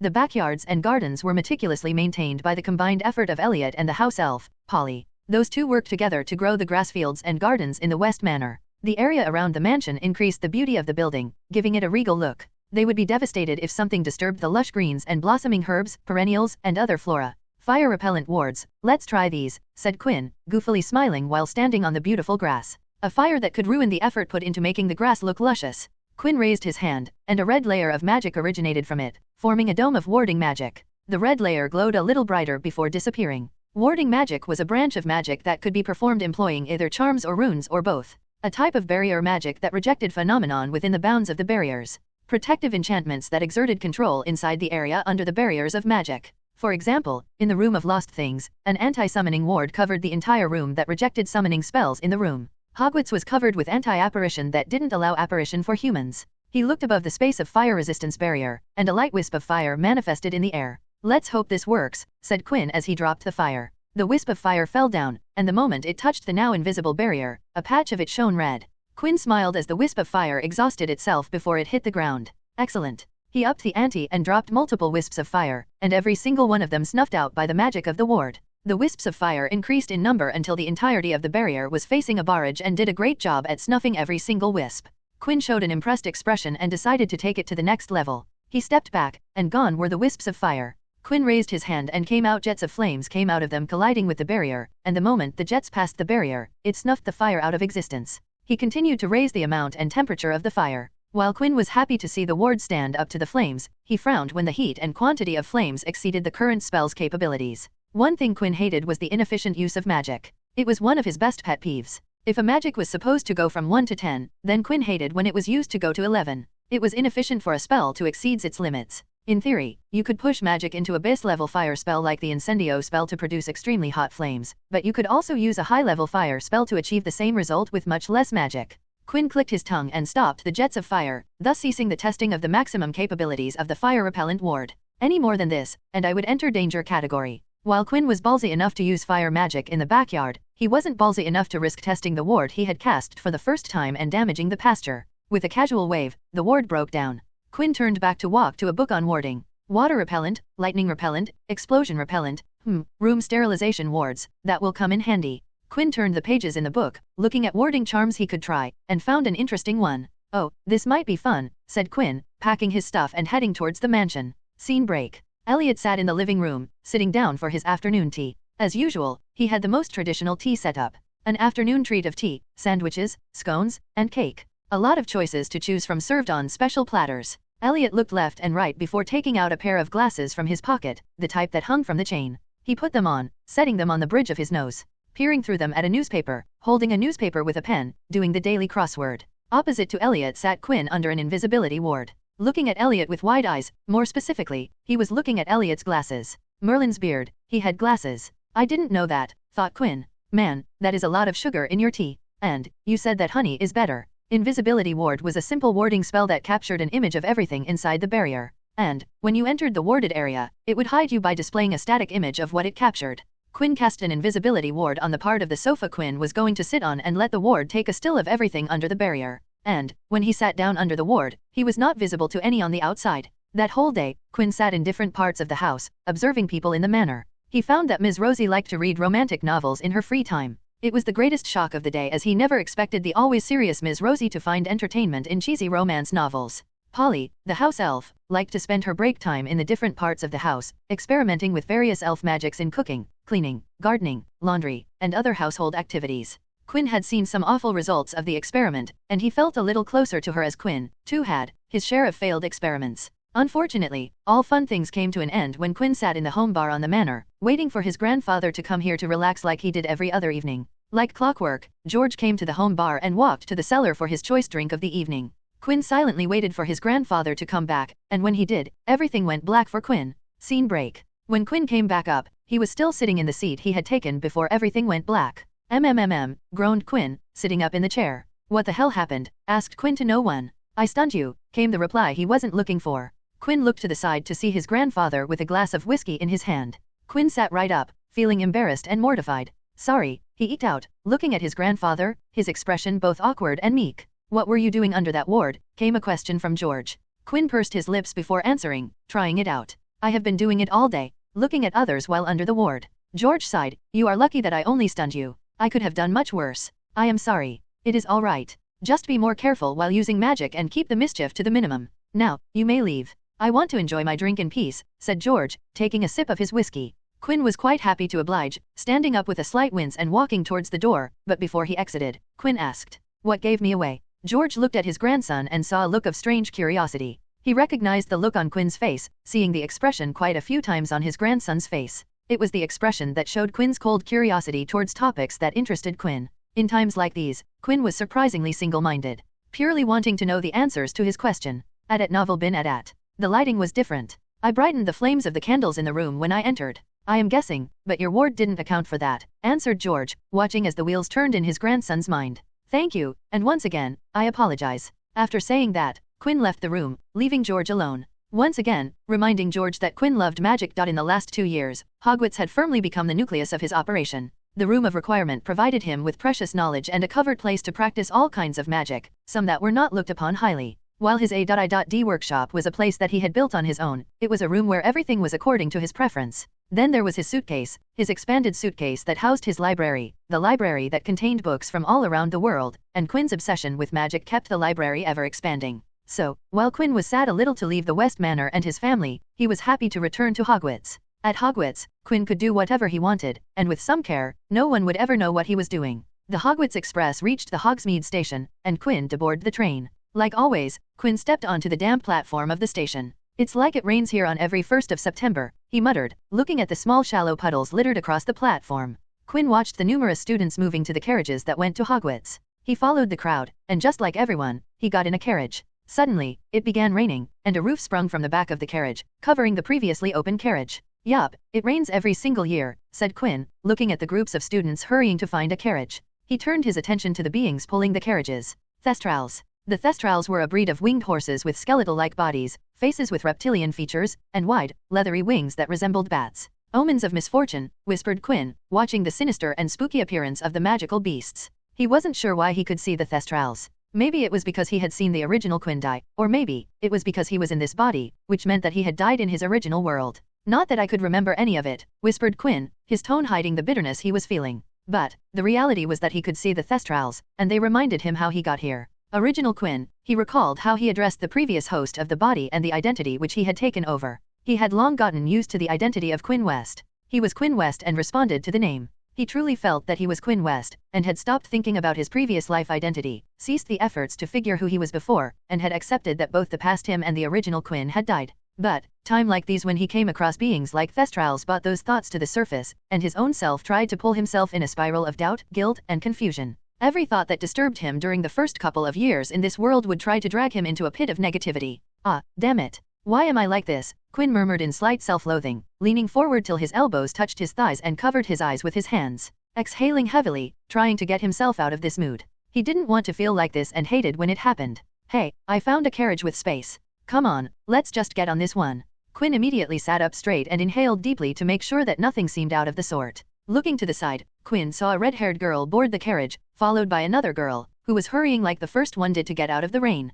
Quinn put on a slight smile and watched the two girls breathing in relief that they had escaped the rain and had successfully found shelter against the downpour. He immediately recognized the two girls, had met them last year, at Novel Bin at. One of them finally looked at him, and her eyes widened in recognition. "Ms. Potter," greeted Quinn. The redhead Ivy Potter looked stunned and surprised to see Quinn sitting in the carriage they had chosen. The brunette also looked at Quinn, and her eyes showed recognition. Quinn turned to her and greeted her the same, "Ms. Granger." The carriage started moving, and silence settled inside the carriage. None of the three people spoke a single word to each other. Ivy stared at Quinn with a sharp look in her eyes. She had suspected Quinn since the last year. First, he gave them the information about Nicholas Flamel, which didn't arouse her suspicion. Quinn aroused her suspicion when he warned her about the Stone's chambers, like he already knew why she was looking for the information on Nicholas Flamel. Then they met by accident in the hospital wing when she was visiting her brother with her family. He had given her a look that said he already knew about what had happened. It made her wonder how he knew Harry got injured in the Stone's chambers when that information wasn't public until a few days later. To Ivy, Quinn West was a person who acted like he knew everything about everything. Hermione Granger also glanced at Quinn West, but not one of suspicion like Ivy. Her glances were of curiosity and wonder. She had heard of Quinn from almost all her professors about how Quinn was intelligent and was a model student. On multiple occasions, Professor Flitwick had given her a copy of Quinn's assignments while returning her graded versions of her assignments. His assignments were always shorter than her, and he didn't quote phrases from books or at least from the ones she had read. Quinn's assignments always had points that seemed obvious but were insightful in nature. Then there were his exam notes, which she had bought because almost all Ravenclaw students talked about them, and she had been exposed to Quinn's charms assignments throughout the year, so she bought a set. The notes were helpful for her exam preparation, so she was extremely curious about the person known as Quinn West.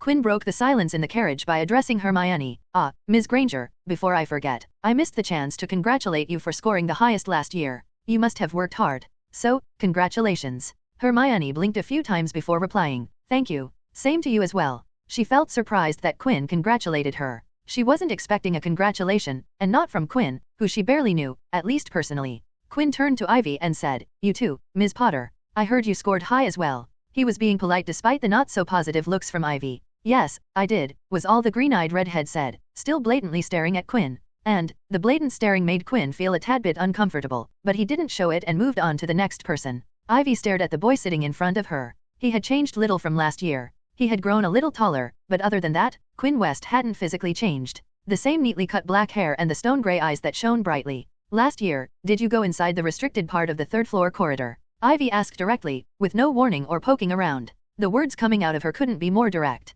Ivy, exclaimed Hermione. She didn't mind the question, but she was a little shocked at the direct confrontation. But, she did glance at Quinn after her initial shock, wanting to know the answer to the question. And, why do you ask that question, Ms. Potter? Replied Quinn, answering the question with a question. He wanted to know her intentions. You said that the restricted area was dangerous, said Ivy, but when Quinn was about to speak, she interrupted with her index finger up. I clearly remember that you said that the headmaster wasn't joking when he said he warned about a painful death. So, don't give the excuse that you were following Professor Dumbledore's words. You said it like you were supporting him with your own experience. Quinn rested his hands in his lap and contemplated before answering. I heard it from someone who may or may not have stumbled into the restricted area and may not have opened the door to may or may not see an enormous beast, and that person may or may not have talked about it. Of course, I don't know who it was as I just happened upon a conversation and couldn't find the identity of the speaker. Ivy and Hermione gawked at Quinn with wide eyes. They couldn't believe the words that came out of Quinn's mouth. It was so full of bullshit that they didn't think that it was possible to give such an answer. What in the flippin' dash, exclaimed Ivy, mightily frowning, her eyes reflecting her expression, but Hermione cut her off and asked, so, you are saying that you personally didn't go to the restricted area and just heard about it from someone? Quinn shamelessly nodded with a wide grin on his face. He refused to acknowledge that he ever went exploring the Stone's chamber and had fun while denying it. I am a rule-abiding student, Ms. Granger. I take rules seriously. He looked deeply at her and said, you understand me, right? Hermione nodded deeply, for a moment forgetting Quinn's answer and wholeheartedly agreeing with the importance of rules. Ivy stared at Hermione with an incredulous expression before shaking her head and turning to Quinn, her brows snapped together. Do you really believe that anyone would accept such a ridiculous answer? Quinn shrugged with the corners of his mouth turned up. What can I say? Guess, I was lucky to hear such an important piece of information. I figured even if it wasn't true, it was still wise to spread the news that the restricted corridor was dangerous. Ivy glanced up at the roof before looking at Quinn, her eyes bored into him. Then how did you know about Nicholas Flamel? Quinn's eyes sparkled as he replied to the question. Oh, that? My sister studied at Beauxbatons Academy of Magic, and Nicholas Flamel gives a lecture there every year. I know all about Nicholas Flamel from her. He peered at both the girls and smiled mysteriously. Philosopher's Stone is an extraordinary creation, isn't it? The dream of eternal life right at your fingertips, the ability to turn any material into gold or anything material you desire, and the power to cure any disease in existence. Nicholas Flamel warrants more credit than he is credited. Ivy and Hermione were now 100% sure that Quinn had been inside the restricted area, and he knew what it hid. They couldn't get him to accept anything, but they couldn't be more sure that Quinn West had broken all the traps set by various professors with nobody knowing. Quinn decided to change the subject and inquired, tell me, Ms. Granger, what do your parents do for a living? Hermione was a little surprised by the sudden question but answered it nevertheless, my parents are dentists. Ivy looked at Quinn and was about to explain what dentists were. She had a lot of exposure to the Weasley family and knew that purebloods could be grossly clueless about Muggle culture. But, she didn't get to explain as Quinn spoke. I haven't been to a dentist in my entire life. We don't have healers that specialize in dentistry. Quinn's time at home between school years was filled with healer visits for annual checkups and safety screenings. George West lost his wife to disease. He didn't want to lose any more, so he was extremely strict with health care. Do they own a practice? Asked Quinn, keeping up the conversation. Yes, both my parent co-own a practice. Quinn nodded, already knowing answers to the question he was asking, but it was better than awkward silence, not that he minded the awkward silences. Quinn had thick enough skin to ignore such things. Ivy sat in her spot, stunned that Quinn knew about Muggle professions. She doubted the little information she had about Quinn West and asked, you are a pureblood, right? Quinn studied Ivy before answering, yes, why do you ask? Nothing, was just wondering. Ivy didn't want to say that she didn't expect a pureblood to know about Muggle society. Even with her limited interactions with Quinn, Ivy knew he would jump on it and accuse her of stereotyping. Is Professor Potter returning to Hogwarts this year? Asked Quinn, wondering if Lily Potter would be teaching Muggle studies again this year. She is. Why? Asked Ivy. Oh, right. Hermione clapped her hands and asked, you are in your third year, you get to choose electives. Have you taken Muggle studies as an elective? Quinn shook his head. He would never attend Muggle studies classes at Hogwarts. An opinion that he had told the professor of Muggle studies to her face. Oh no, I have selected arithmancy, care of magical creatures, and study of ancient runes for my electives. The decision of adding care of magical creatures to his electives alongside arithmancy and study of ancient runes was a long one. Quinn knew how to handle beast ingredients if given to him dead, but he didn't know what to do with live ones. Quinn wasn't sure if he wanted to learn about live ones, but after contemplating, he decided to take the class on care of magical creatures. That makes 10 subjects. You will be getting 10 OWL in your 5th year, counted Hermione, getting excited at the prospect of taking tests. Well, I may take O.W.L exams in divination and Muggle studies if I feel like it. You don't have to take the classes to apply for O.W.Ls, said Quinn. Of course, these were just Hogwarts subjects. Quinn was determined to test for all kinds of O.W.L and N.E.W.T equivalent examinations in various countries for various branches of magic. He wanted to fulfill his vanity by getting all sorts of certifications from all over the world. The carriage stopped, signaling that they had arrived at the castle. Quinn got down from the carriage and helped the two girls get down, offering them his hand. Hermione shyly took his hand and thanked him. Quinn thought Ivy would refuse his hand, but she took it. Well, ladies, if you have any problems, you know where to find me. See you around, said Quinn before taking his leave. Ivy watched as Quinn left. Her eyes caught the glimmer of a golden ring Quinn was wearing on his left-hand middle finger. It shone faintly in the dark. She found herself staring at the ring but was brought out of her stare by Hermione. She turned to Hermione before looking at Quinn's back and once again to Hermione and asked, Hermione, did you notice the ring on West's hand? Hermione immediately nodded and answered, it was a charming ring, wasn't it? It glimmered beautifully. Yeah, it did, said Ivy, trailing off. Come on, we need to find the boys. They might have gone ahead of us, said Hermione. Ivy tossed her current chain of thought to the back of her head and replied, yeah, we need to find them. I want to ask where they were on the train. They made us go look for them all over the train. Scene break. Quinn strutted to the Great Hall. Taking in the hall and its bewitched ceiling, hanging chandeliers, long tables, high table, students talking to each other, greeting other after a long summer break. Oh yeah, this is nice, said Quinn, smiling all the way to a spot on the Ravenclaw table. He adjusted his butt on the wooden bench and nodded, yup, this still sucks. But there was a smile on Quinn's face as he said it. Quinn. Quinn smiled and turned to watch Eddie jogging towards him. His arm raised, waving his hand. Carmichael, my main man. It had been a while, buddy, said Quinn, hugging Eddie. Eddie sat down beside Quinn and talked about their breaks. Eddie's family had gone to Spain for a family vacation. A few minutes later, Marcus joined the duo and sat across them, completing the usual trio seating arrangement. Good evening, greeted Marcus. Quinn sized up Marcus and said, man, you grew in the break, didn't you? Among Marcus, Eddie, and Quinn, Quinn had been the tallest, but now Marcus had grown to become the tallest of the group. Yeah, kinda grew a little this break. Had to buy a lot of new clothes, replied Marcus, looking around. When will the sorting start? I am getting hungry. Quinn took out a cauldron cake from his robes and threw it across the table. Got you covered. Marcus's eyes glittered with delight as he tore the wrapper off the sweet and took a huge bite. The in-house glutton spoke with cake in his mouth. Thwonk Fio. Eddie and Quinn laughed. They had gotten used to the lack of table manners from their friend. Eddie's eyes caught something, and he looked down at the table. He saw a gold ring on Quinn's hand and commented, since when did you start wearing that ring? Marcus also looked at Quinn's hand and remarked, oh, that looks cool. Quinn looked at the ring on his left hand. The gold of the ring, reflecting in his eyes. He faintly smiled and said, yeah, it is a new thing. The ring shone as Quinn closed his hand into a fist. After his first day at Hogwarts, the owner of A.I.D services walked to the office with a suitcase in hand. He hummed a tune as he inserted the key into the key slot, turning it to unlock the door. The lock clicked to release the bolt that secured the door to the frame. But the door wasn't unlocked, as there were a couple more things Quinn needed to do to unlock the door. He placed his hand on the door and funneled magic into the door. Before leaving last year, Quinn had fused the wood of the door to the wood of the frame by using transmutation, forming a weld between the woods of both structures. Lifting his hand up to lift up the 4 wooden planks that barred the door from opening. Finally, Quinn held the handle on the door and was about to push the door open when he got jolted with a stun of lightning. Foo dash, motherfoo dash, shit, bloody hell, Merlin's saga balls, I forgot about that, heaved Quinn, his face all scrunched up in pain, clutching his hand and jumping up and down. There was a charm on the door handle that shocked anyone who touched it. Quinn angrily disabled the charm on the door after recovering from the shock.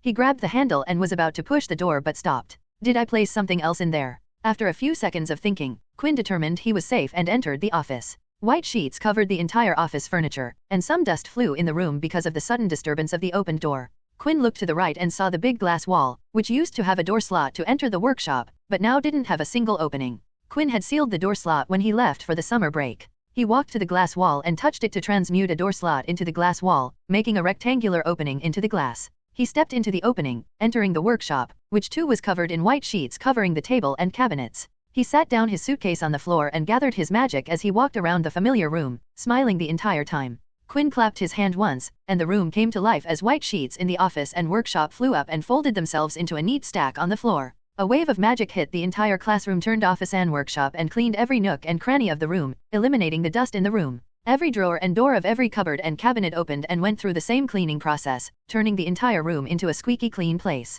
At novel bin at. The suitcase on the floor fell to the side and opened up with a dozen or more clicks of locks unlocking. It took a while before things flew out of the suitcase. Various types of tools, vials of potions, reams of papers, other utensils, and all kinds of things that once filled the cupboards in the workshop once again took their rightful place in the workshop. Quinn again filled the file cabinets that he had emptied before leaving with documents and manila folders. In the office, decor adorned the walls, furnishing the look that Quinn had decided for the office. With a snap of fingers, the chandeliers on the roof lit up the room, everlasting candles shining the room with their flames. Now, this feels right, said Quinn. And, at last, Quinn looked at the door leaning against the glass wall. The door lifted itself and took its place in the glass wall, covering the opening in the wall. A.I.D was back in business. Scene break. Gilderoy Lockhart didn't make a positive first or any impression on Quinn. The entire first class, the pompous lying piece of phony lied his butt off about everything. He had wasted an hour of Quinn's time, and even though Quirrell and Binns did that last year, they weren't annoying as Lockhart. Quinn hated every second of his defense against dark arts class and had to hold the urge to stun the blonde bastard into oblivion. He spent an hour listening to the bragging that came out of Lockhart's mouth, and there was something about Lockhart's voice that Quinn couldn't ignore. It was like a mosquito's buzz, extremely annoying and hard to ignore. Order of Merlin, 3rd class, honorary member of the Dark Force Defense League, and 5-time winner of Witch Weekly's Most Charming Smile Award. My ass, groaned Quinn, rubbing his temple, entering the Ravenclaw common room. He made a beeline to his favorite chair in the common room and stopped when he saw a first year sitting in his spot. Quinn stared at the chair and the first year sitting in it, and the first year noticed Quinn staring at him. The first year kid felt uncomfortable at being stared down by a senior. He looked around, wondering why Quinn was staring, and concluded that Quinn wanted to sit in the chair. He bounced up from the chair, not wanting to fight with an older student, and walked away from the spot, avoiding confrontation. Hey, kid, called out Quinn, causing the first-year Ravenclaw to freeze in his spot. He slowly turned to face and saw something thrown at him and instinctively caught it in his hand. The kid looked at his hands and saw chocolate sitting there. When he looked up at Quinn, he saw Quinn not looking at him and sitting down on the chair. Quinn sat down on his chair and thought, kids are weird. Not noticing the reason behind why the kid left the chair, Quinn slumped down in the chair and looked around the common room. When he looked to his side, he came across a pair of silvery eyes staring at him with a look of distinct dittiness. The girl was extremely close to him and almost startled him out of his chair. Can I have a chocolate? Asked the girl with silver eyes. Quinn studied at the girl, and it took a second, but Quinn recognized the girl. Stood in front of him, leaning down close to his face, was the girl with waist-length, straggly, dirty blonde hair and a feel about her that made her seem otherworldly. Luna Lovegood wanted chocolate. Quinn slowly took out a chocolate cube from his robes and placed it on Luna Lovegood's outstretched hand. She sat down on the chair beside him, unwrapped the sweet chocolate, and put the whole cube in her mouth. She turned to Quinn, and he could see the small chocolate cube poking against the inside of her cheeks as she put it aside to speak. Thank you. Quinn nodded, observing Luna as if she was a rare creature, and extended his hand for a handshake. Quinn West, said Quinn, introducing himself. Luna looked at Quinn's hand for a moment before taking it with both her hands, turning it so that Quinn's palm was facing her. Is she reading my palm? Thought Quinn, but let the blonde do whatever she was doing, finding her behavior interesting. Your hands are amusing, spoke Luna. Her voice had a dreamy quality. If her words and voice were solid, they would fly and float away like a feather in a breeze. Amusing? Asked Quinn, not knowing what she meant by it. He looked at his other hand to see if anything was amusing with it but couldn't find anything particularly amusing. She nodded while tracing the lines on his palm with her fingers. Very amusing. She moved the chocolate cube in her mouth before continuing. You love magic, don't you? You found that from my hand, inquired Quinn, watching her still playing with his hand. She nodded, humming in agreement. Luna pulled on his fingers, popping knuckled while doing so, and smiling when his hand made popping sounds. I am sure that you would have no rackspurts around you. Your hands say so, said Luna, smiling in delight, but then frowned. I forgot my pair of spectre specs at home, or else I would have been able to see them. Maybe I should write a letter to Daddy to send them to me. She suddenly looked at Quinn's face and asked, Can I have one more chocolate? Quinn took another chocolate cube from his robes and put the cube on his other hand that was still in Luna's grasp. The ever-eccentric Luna requested something from Quinn. Please unwrap it. Quinn unwrapped the chocolate with magic, making sure that he had his fake wand out. His eyes almost bulged out when Luna leaned forward and ate the chocolate straight from Quinn's hand. Thank you. It is quite delectable, said Luna, licking her lips that were stained with chocolate. You are welcome, said Quinn, not really sure how he should feel about the current situation. What is your name? Luna stared into Quinn's eyes, silver meeting stone gray. Usually, in these kinds of situations where he wasn't sure what to do, Quinn would take the opportunity to read the mind to get some hold of the conversation. But right now, he didn't have that in mind. My name is Quinn West, introduced Quinn, even though he already did it once. And, you are Luna Lovegood. Yes. She finally released Quinn's hand and now was staring at Quinn's face. Your father is the editor of Quibbler, right? Can I buy a subscription? Asked Quinn, trying to build a connection with Luna. Her stare changed a little as if looking for something. She looked at Quinn for a good while before nodding. I would need you to fill a form and pay the subscription fees. I will send it to Daddy. That's it? Asked Quinn. That's it, replied Luna. All right, thanks. Luna got up from her seat and left, saying nothing. Sitting in his chair, Quinn wondered what just happened. He met Luna Lovegood, gave her chocolate, had his palm read, got complimented that it was amusing, asked for a Quibbler subscription, and all this happened while he got caught up in Luna's pace. Was all he could come up with in the end. Scene break. The first thing Quinn did after getting some free time was visiting the icy vault. The icy vault was as miserable as ever. A hellish cold place that no sane human would like to spend time in. Quinn silently put on thick layers of clothes that he specially stitched up himself for enduring the cold in the vault region. Putting on his glasses, he stepped down the stairs. His spiked boots provided Quinn with the grip needed on the iced floors. Immediately a freezing chill hit him, trying to sap the heat from his body, but Quinn fought back with blood magic heating up his blood throughout the body. The blood flowed through his body, keeping the body warm, sustaining his body in the harsh cold. Quinn walked towards the snowflake icicle, not minding the cold one bit. He had become used to it, and if Quinn ever thought about this fact, he would wonder what was wrong with him. He glanced at the snowflake, and it began to shake, and in one fell swoop, the ice came apart and changed into water vapor. The next second, the cloud vapor turned into a lump of magnesium metal, falling onto the frozen floor with a thump. Quinn's magic pushed on the gates with his magic, and halfway through, ice spears shot from inside with the sole intention of killing Quinn, but they stopped mid-flight and dropped to the ground as Quinn walked inside the vault. Immediately, the temperature changed, and Quinn's blood magic gradually adjusted his body temperature and brought it to a natural temperature, making sure that the sudden shift in condition didn't cause problems in his body. Immediately, Quinn shed down the layers of clothes and walked around the vault, observing absolute zero floating in midair, contained by the runes and charms inside the vault. All right, nothing has changed. Good, said Quinn as he retrieved a case from his clothes and kneeled on the floor, setting the case on the floor. With a single click, Quinn opened the case. Inside the container were 7 pieces of metal. Quinn took out 3 spherical metal balls from the case and looked around the vault, focusing on the vault walls. Here goes nothing, said Quinn before rolling the ball on the ground. The 3 balls rolled their way in different directions. The movement of the 3 spheres was unnatural as they adjusted their path until they reached the decided spot and came to a sudden stop. The next second, the 3 spherical metal balls reconstructed themselves into 3 pyramids of similar sizes.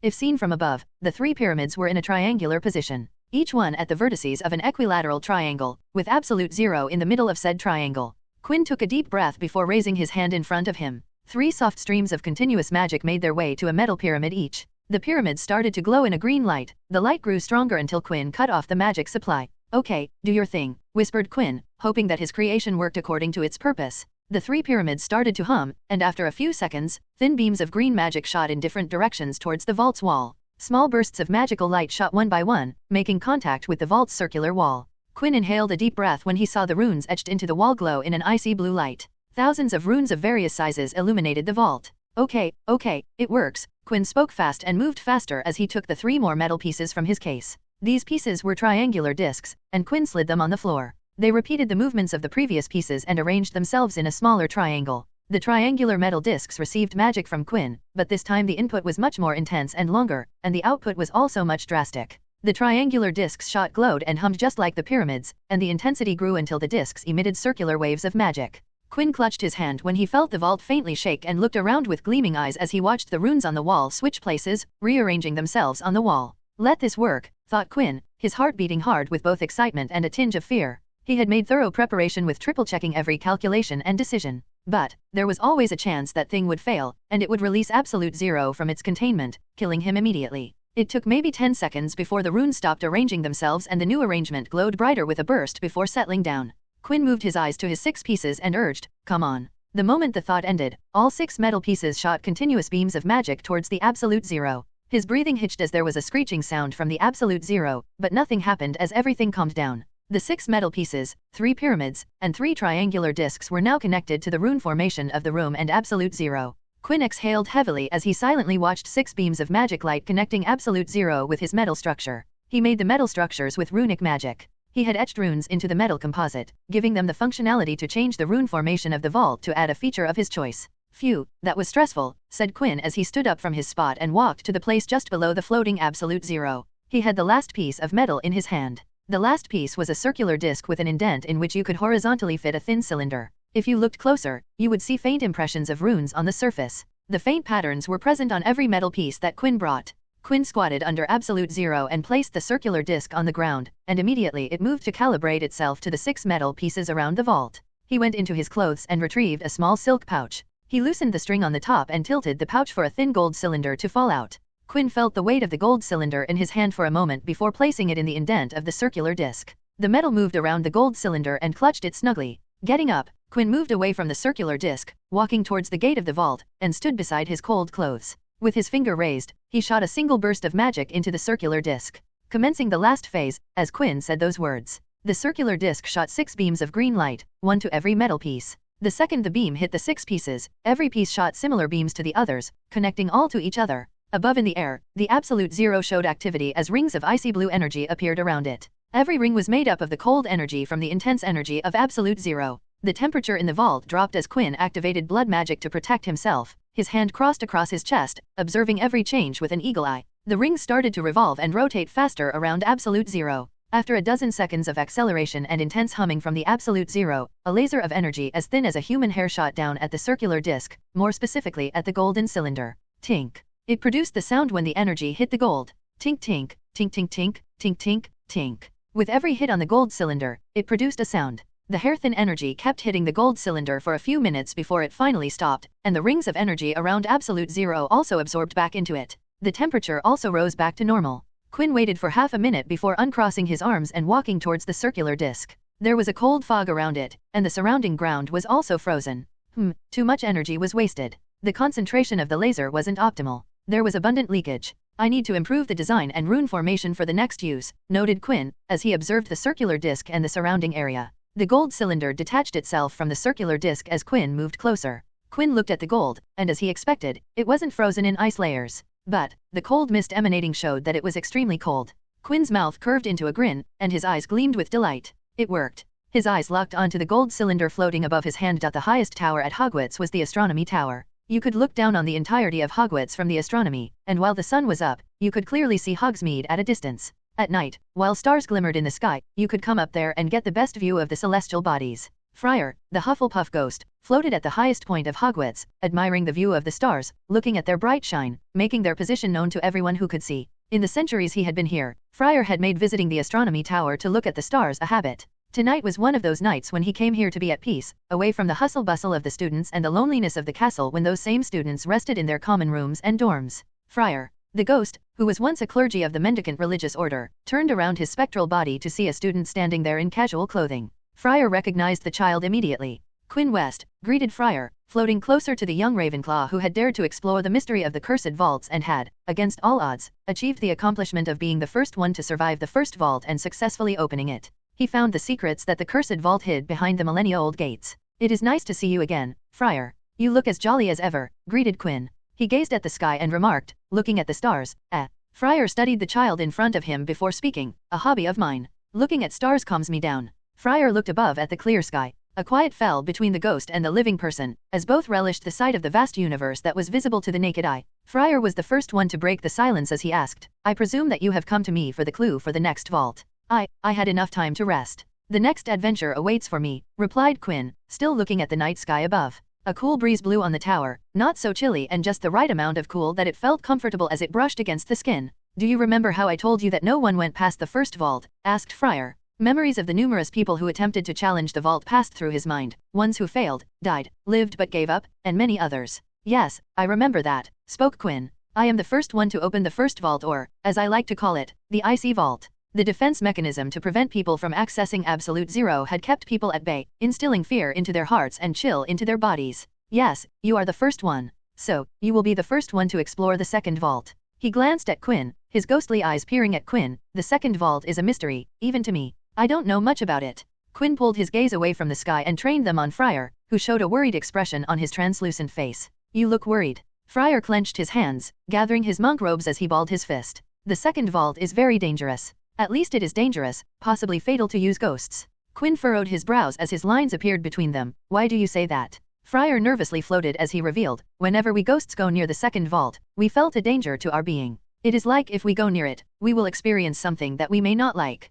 It instills something deeply unsettling inside our very being. He paused for a moment, contemplating how to form his following words. All ghosts know better than to go there. Even Peeves won't take the risk when it comes to the second vault. Quinn took the information, paying attention to Friar's every word. Anything that would give him an edge against the vault, he wanted to hear about it. Something that ghosts dread. He thought about it, but nothing came to mind. He had little expertise with ghosts. Need to read up on ghosts. I wonder if there is something in Room of Requirements about ghosts, thought Quinn, as he made a mental note on ghost research. Has any of the Hogwarts ghosts ever entered the second vault? Asked Quinn. If there was a precedent, then it would be an excellent point to start. Friar showed a pained expression. It was not a story he wanted to remember. There was a ghost in Hogwarts around 5 centuries ago. He was a curious one, that fellow. Didn't listen to the warnings of us old ghosts, scoffed about what do we oldies know. A month later, there was a screech that filled the castle, and we never saw him again. And, did anyone saw this ghost before he disappeared? Asked Quinn. No, we only heard a miserable screech and never saw him after that day, Friar sighed in answer.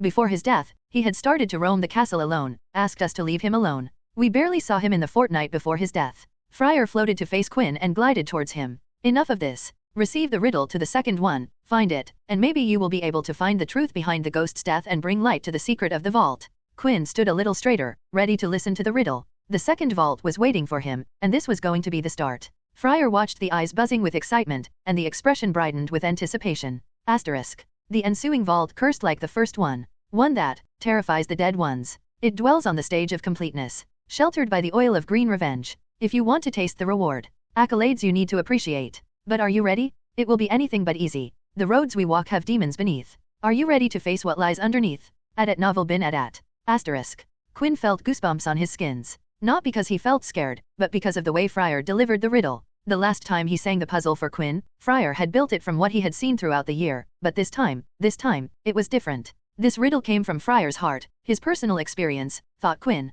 Something that Friar had felt and not seen others doing. Snapping out of his thoughts, Quinn scribbled down the riddle on paper for future reference. Looking at the written riddle, Quinn frowned slightly. This one seems harder, more abstruse than the last one. He scratched his head in slight disappointment that he would need to think more about the riddle before he could actually get to the vault. I will pray that you will be successful in your search. From what I saw last year, I have great hopes of you, said Friar, smiling as he gazed at Quinn. Last year had been monumental in the ghost's life. Every few decades, all 4 house ghosts would take turns to appoint a person each to go after the vaults, and Friar's stock had gone up because Quinn was able to survive the first vault, the first one to do so. Friar had gained bragging rights among his ghost friends. He watched as Quinn walked away with a hand scratching his head and looking down at the paper in his other hand. He had high hopes that Quinn would solve this one as well, and he would be able to stand high amongst his ghostly friends. This year's Death Day part would be quite fun, smiled Friar, humming a tune as he went back to look at the stars, a jolly expression gracing his face. Scene break. Can you repeat that again, please? I am not sure if I heard you correctly, said Quinn, sitting behind his office desk.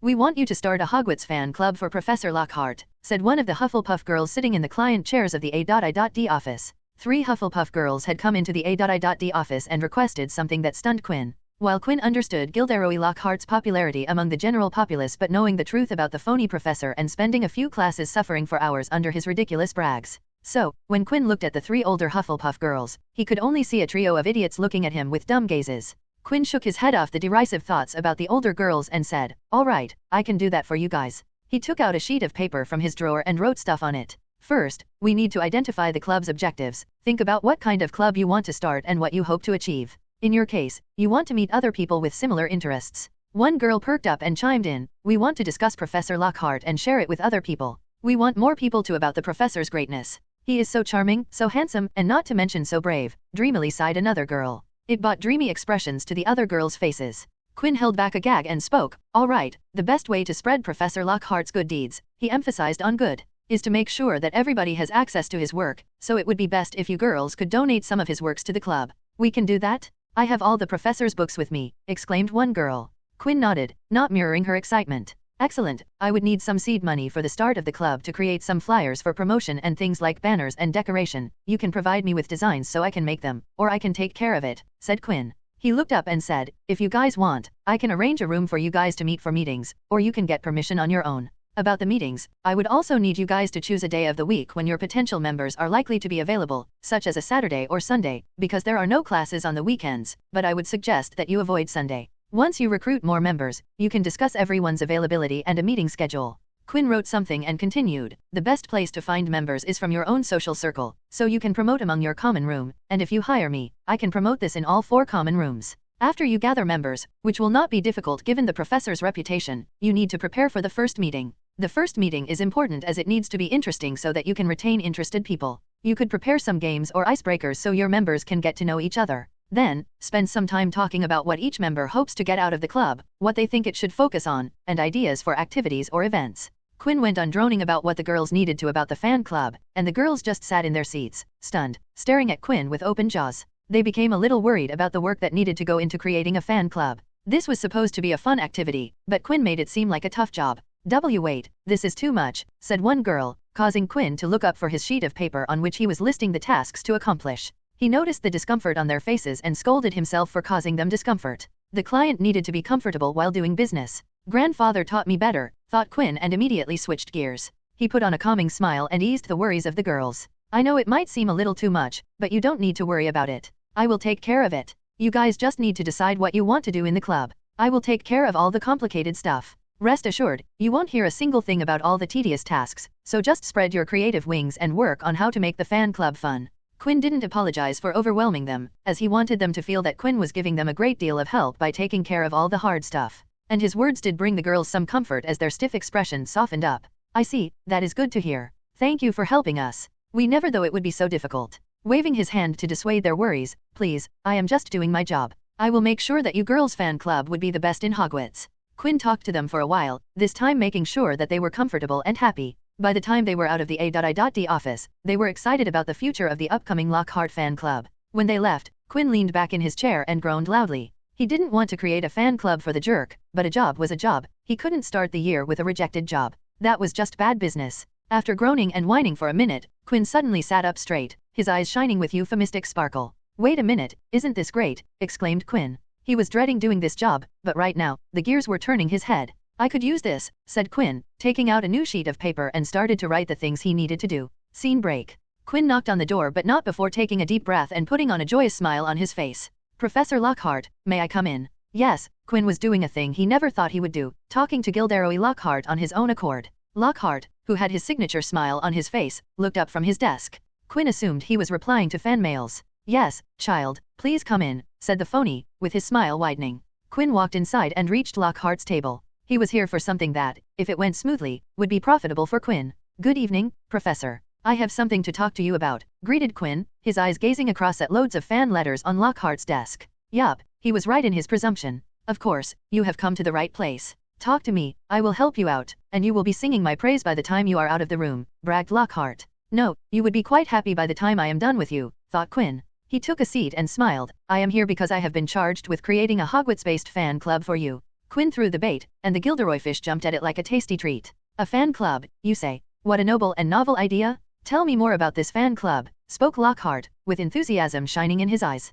If there was one thing Gilderoy Lockhart loved, it was fame. Gilderoy Lockhart was born to a non-magical father and magical mother. Out of the 3 children of the couple, Gilderoy was the only one with magic, and it brought a lot of joy to his mother. She treated Gilderoy as her favorite child and pampered him rotten. When Gilderoy got his Hogwarts letter, a seed of vanity to grow like a tenacious weed. He had hoped to be greeted by whispers and stares, as in his mind, he was already a fully fledged genius with exceptional magical prowess. The fact that he was merely ordinary, that more talented and gifted children were there, and his naturally wavy hair particularly impressed nobody, disappointed him. He did have above-average abilities. Lockhart was cleverer than most of his classmates but had a terrible flaw in that Lockhart would not try unless he was confident he would be the best of whichever particular team, group, or class he was with at the time. Even if he fell short of his ambitions that he would freely share with anyone who bothered listening. He bragged he would succeed in creating the Philosopher's Stone before leaving school and intended to captain England's Quidditch team to World Cup glory before knuckling down to becoming Britain's youngest minister for magic. His vanity was such that he valued learning not for education but because it granted him attention. He craved attention and prizes and begged the headmaster to start a school newspaper purely so he could see his own name in print.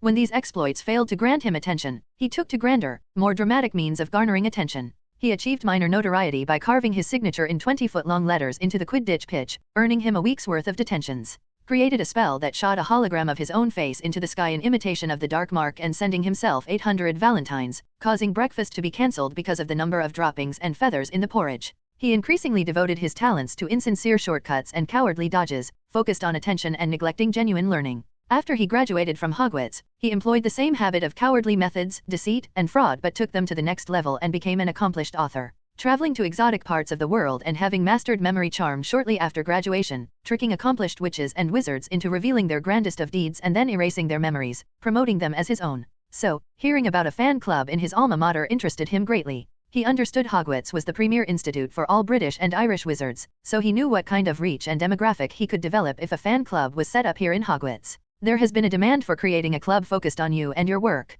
I have been charged to create it, and I need a little help from you in your capacity as a professor. Oh, Do tell me, I would help you with everything you will need, offered Lockhart, showing full enthusiasm for the matter. Quinn took out a bunch of sheets of parchment and said, while it is possible to create a club with no need for professor's permission, but I think that if I have permission from a professor, then it would provide the club with a solid foundation. He set down the small stack of parchment in front of Lockhart and spoke, I need you to sign these requests for an allotted classroom as the club base, permission to promote the club without getting into trouble, and other technicalities that enable the club. Please sign these so I can get the ball rolling. Lockhart didn't even look at the papers and used his quill to sign on every blank space that Quinn had marked. What about the activities in the club? I have plenty of ideas regarding that matter. Quinn stood up and collected the paper while saying, of course, your creative ideas would be a significant addition. I will make sure to send the members in charge of that part. You would be able to get your ideas across better with those students. Quinn shook hands with Lockhart. Thank you for the help, Professor. We will get back to you as soon as possible. Please look forward to it. Students are excited to talk to you about you. Good evening, Professor. Quinn didn't wait for Lockhart to respond and bolted out of the room. He didn't want to talk to Lockhart more than the needed minimum. A smile made its way to Quinn's face as he stared at the stack of parchments. He didn't read the terms and conditions, sucker. While Lockhart did sign papers for club creation, he also signed some papers not related to club creation, like permission to access the restricted section of the Hogwarts library. Yeah, Lockhart was easy to fool, grinned Quinn. Quinn had refrained from asking permission to restricted sections of the Hogwarts library as it would bring him unnecessary scrutiny. But with Lockhart's permission, Quinn had now received access for his third year. He took out another sheet of parchment, and this one also brought a smile to Quinn's face. Oh, this is going to make me a lot of money, isn't it? Much more money than the notes did last year. On the signed sheet of parchment, Lockhart had given Quinn the permission to produce and sell merchandise in Hogwarts, and Lockhart had relinquished any claim on the profits. It was a proverbial gold mine. Quinn hummed as he walked his way to get the whole thing started. Walking in the Hogwarts corridors could be a daunting challenge if you didn't know your way around. There were too many corridors, cuts, paths, doors, and goddamn stairs that liked to shit with people. But those who spend an ample amount of time in Hogwarts could find order in chaos. So, when Quinn walked in the corridors of Hogwarts, with a dazed look in his eyes, you didn't need to worry about him. As even with his mind somewhere else, his legs were taking care of the navigation. The cause for the dazed Quinn was because he was thinking, which was crossing over to daydreaming about the riddle of the second vault. It had been a couple of days, but he hadn't been able to make any serious progress. The wording of the riddle was vague, and Quinn didn't know what to make out of it. What is the stage of completeness? Is there something known as oil of green revenge? To get to the reward, I need to appreciate accolades? What was Friar on when he was thinking of this? Multiple thoughts circled in Quinn's mind as he walked in the corridors, not really paying attention to his surroundings. Ouch.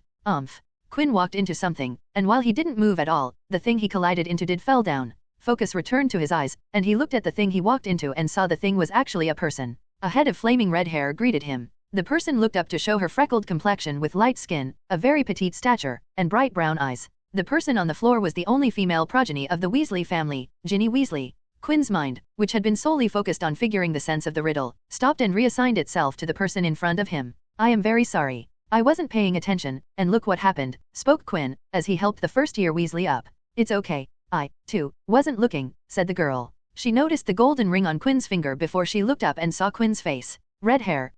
A Weasley? Oh, wait. I remember you. You are a first year, aren't you? Said Quinn, breaking ice into a conversation. What is your name? This was the perfect chance to have a conversation with the carrier of Tom Riddle's diary, A.K. of Voldemort's first Horcrux. My name is Ginny, replied the Weaslet. I see, Ginny. What are you doing here? There aren't any first-year classrooms here, said Quinn, glancing around to see if there was around. It would be better for him if there wasn't anyone around. Easier for him to work when there weren't any witnesses. But, at the same time, Quinn was nervous as he wondered if the girl in front of him wasn't Ginny but Tom Riddle. It would answer what a first year was doing far away from the usual first-year student hotspot locations.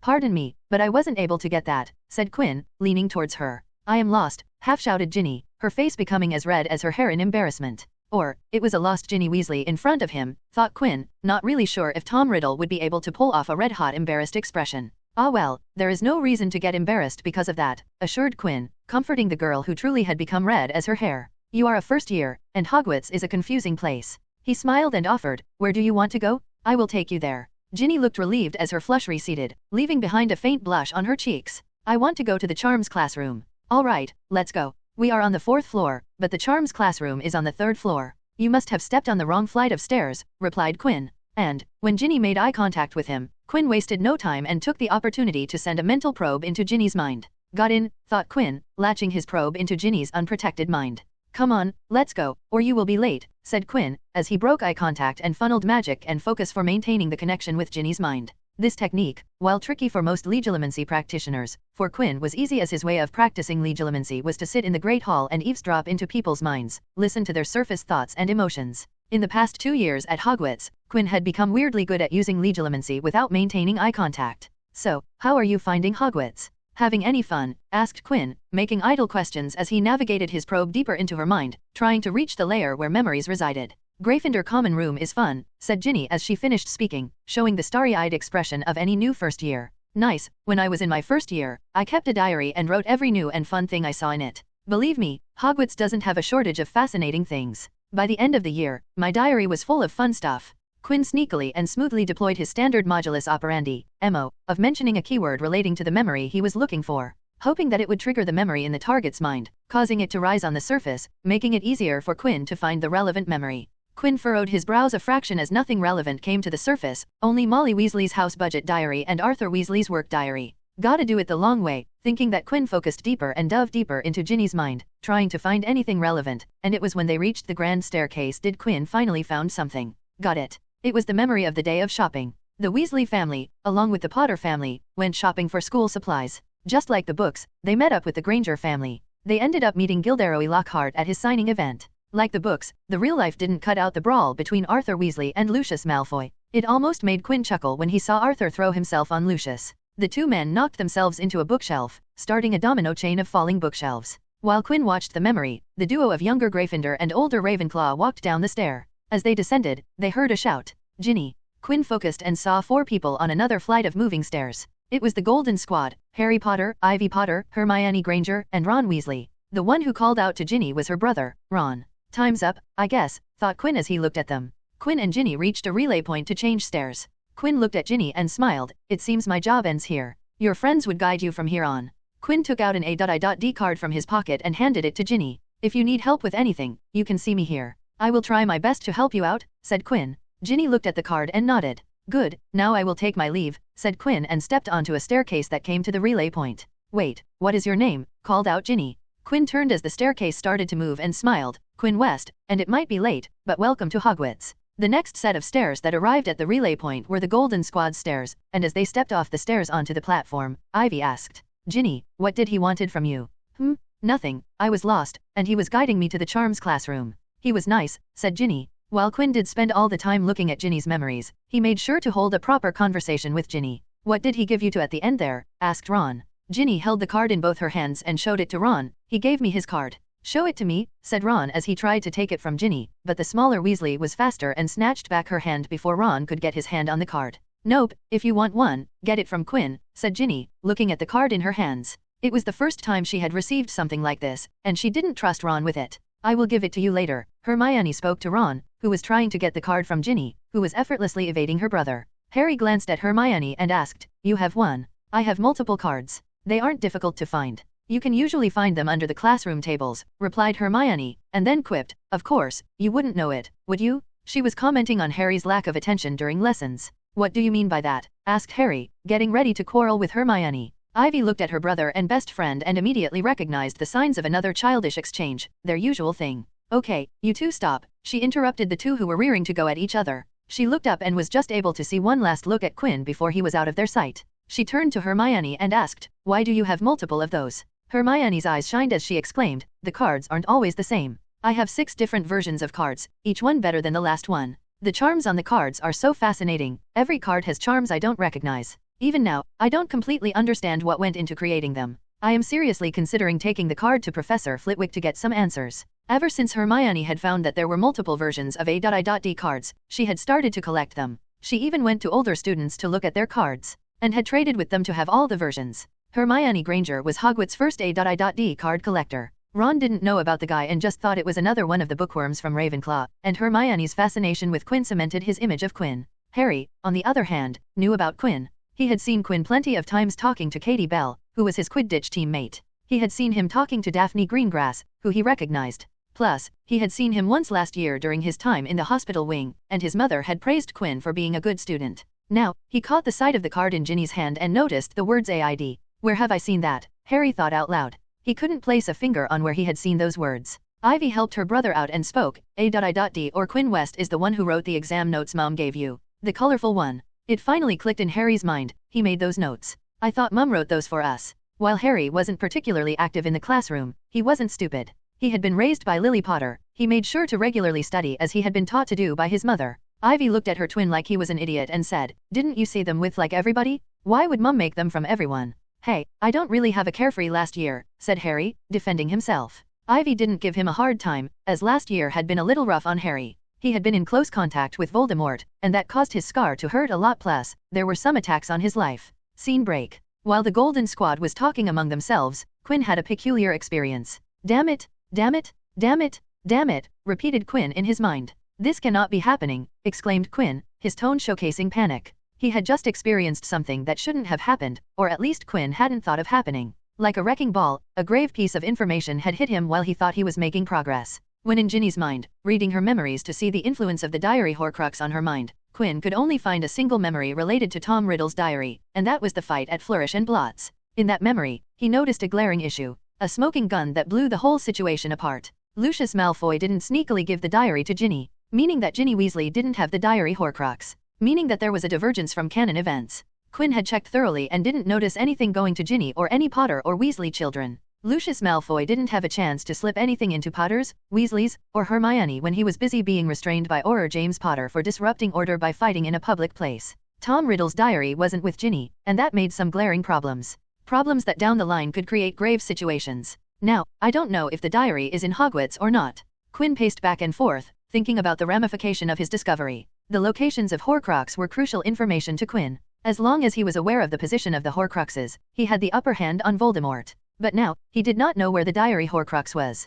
Quinn began to think about the diary Horcrux and came up with 3 possibilities. First, the diary Horcrux could still have made its way to Hogwarts but with another student. Lucius Malfoy could have simply dropped it with another student, resulting in it coming to Hogwarts. If this was the case, it was the closest to the canon events, and Quinn would like it the most. Second, the diary Horcrux remained at the Malfoy Manor, safe in the protected manor, as it had been since Voldemort had entrusted it to Lucius. If this was the case, it caused some problems, as when Voldemort gets a body, there was a high chance Malfoy Manor would become Voldemort's headquarters. If that happens, it would mean that Voldemort would have a Horcrux close to him, which was not a pleasant thought. Third, Lucius had sold the diary Horcrux, and its location was unknown. This was the worst of the scenario, as that would mean that a Horcrux was out there, and as long as it was intact, Voldemort couldn't die. This scenario was the least plausible, as Lucius might not sell something given to him by Voldemort. But one could argue against it by saying that Lucius was carrying the diary with him on the day he was selling dark objects to Borgin and Burks to get rid of it. He wanted to sell dark items to protect himself if the ministry arrived knocking at his door because of the stricter standards. And, let's say that diary Horcrux never came to Hogwarts, which would mean that diary Riddle would never wake the basilisk up and Harry would never kill the beast, and it would be still alive. If Voldemort attacked Hogwarts, then the basilisk would definitely be part of his forces. A magical beast that could kill with a single glance was a game changer. It would be more effective on a battlefield than Voldemort himself. Quinn heaved a heavy sigh as he thought about the situation that was getting out of his hand. The future knowledge was an essential asset for Quinn, and every change would decrease his safety in this world. At novel bin at. He looked up at the ceiling before glaring hard. "I blame fate for this. Did you hear me? I blame you," screamed Quinn at an entity he didn't know if it even existed, but it was the action he took, and while it didn't solve the situation, it did help slightly to alleviate frustration. He stomped hard on the floor before walking away. He needed time to think and make sure he was safe in Hogwarts. Scene break. It was true that Quinn was having a not-so-good time because of the Horcrux situation or that he had made little progress with the Vault Riddle, but there was a single thing that was buzzing with positive activity. Gilderoy Lockhart merchandise produced by Quinn and sold in Hogwarts were selling like hotcakes. Lockhart was good at one thing other than using memory charm, and that was his ability to create an excellent public presence and knew how to maintain a positive image of himself. His fame and reputation were always riding high, and the common public was full of praises for him. Riding on the wave of Lockhart's popularity and fame, Quinn sold tons and tons of Lockhart figurines, posters, lapel pins, exclusive trading cards that showcased Lockhart in different poses and with different quotes on each card, and many more products. Countless students, mostly girls, coughed serious cash to get their hands on the Lockhart products. Quinn worked hard to meet the demand, and because of good planning and preparation, Quinn was able to keep up production and sold so many items that his dream of swimming in a pool of sickles took a significant jump in progress. Lockhart's, the Hogwarts fan club, was the official site for the sales as Quinn had hired a girl in the fan club to handle the sales for a small payment. He didn't have the time or the want to deal with sales, and neither did he want to stay in the club room all day to sell to take orders. He didn't need the A.I.D office to become a place where Lockhart fanatics mingled, so he made sure everybody knew that the club room was the place to go. Quinn's life was complicated as he made the most money he had ever in his life but didn't have the opportunity to celebrate. Hello, everyone! As we wrap up this video, I want to share a quick note. I have a Patreon account. If you'd like to support me and enjoy on-demand audiobooks, you can become a Patreon member. Alternatively, you can check out my Google Drive link, which has 500+ novel audiobooks available through my Ko-fi or Patreon shop. I appreciate your support.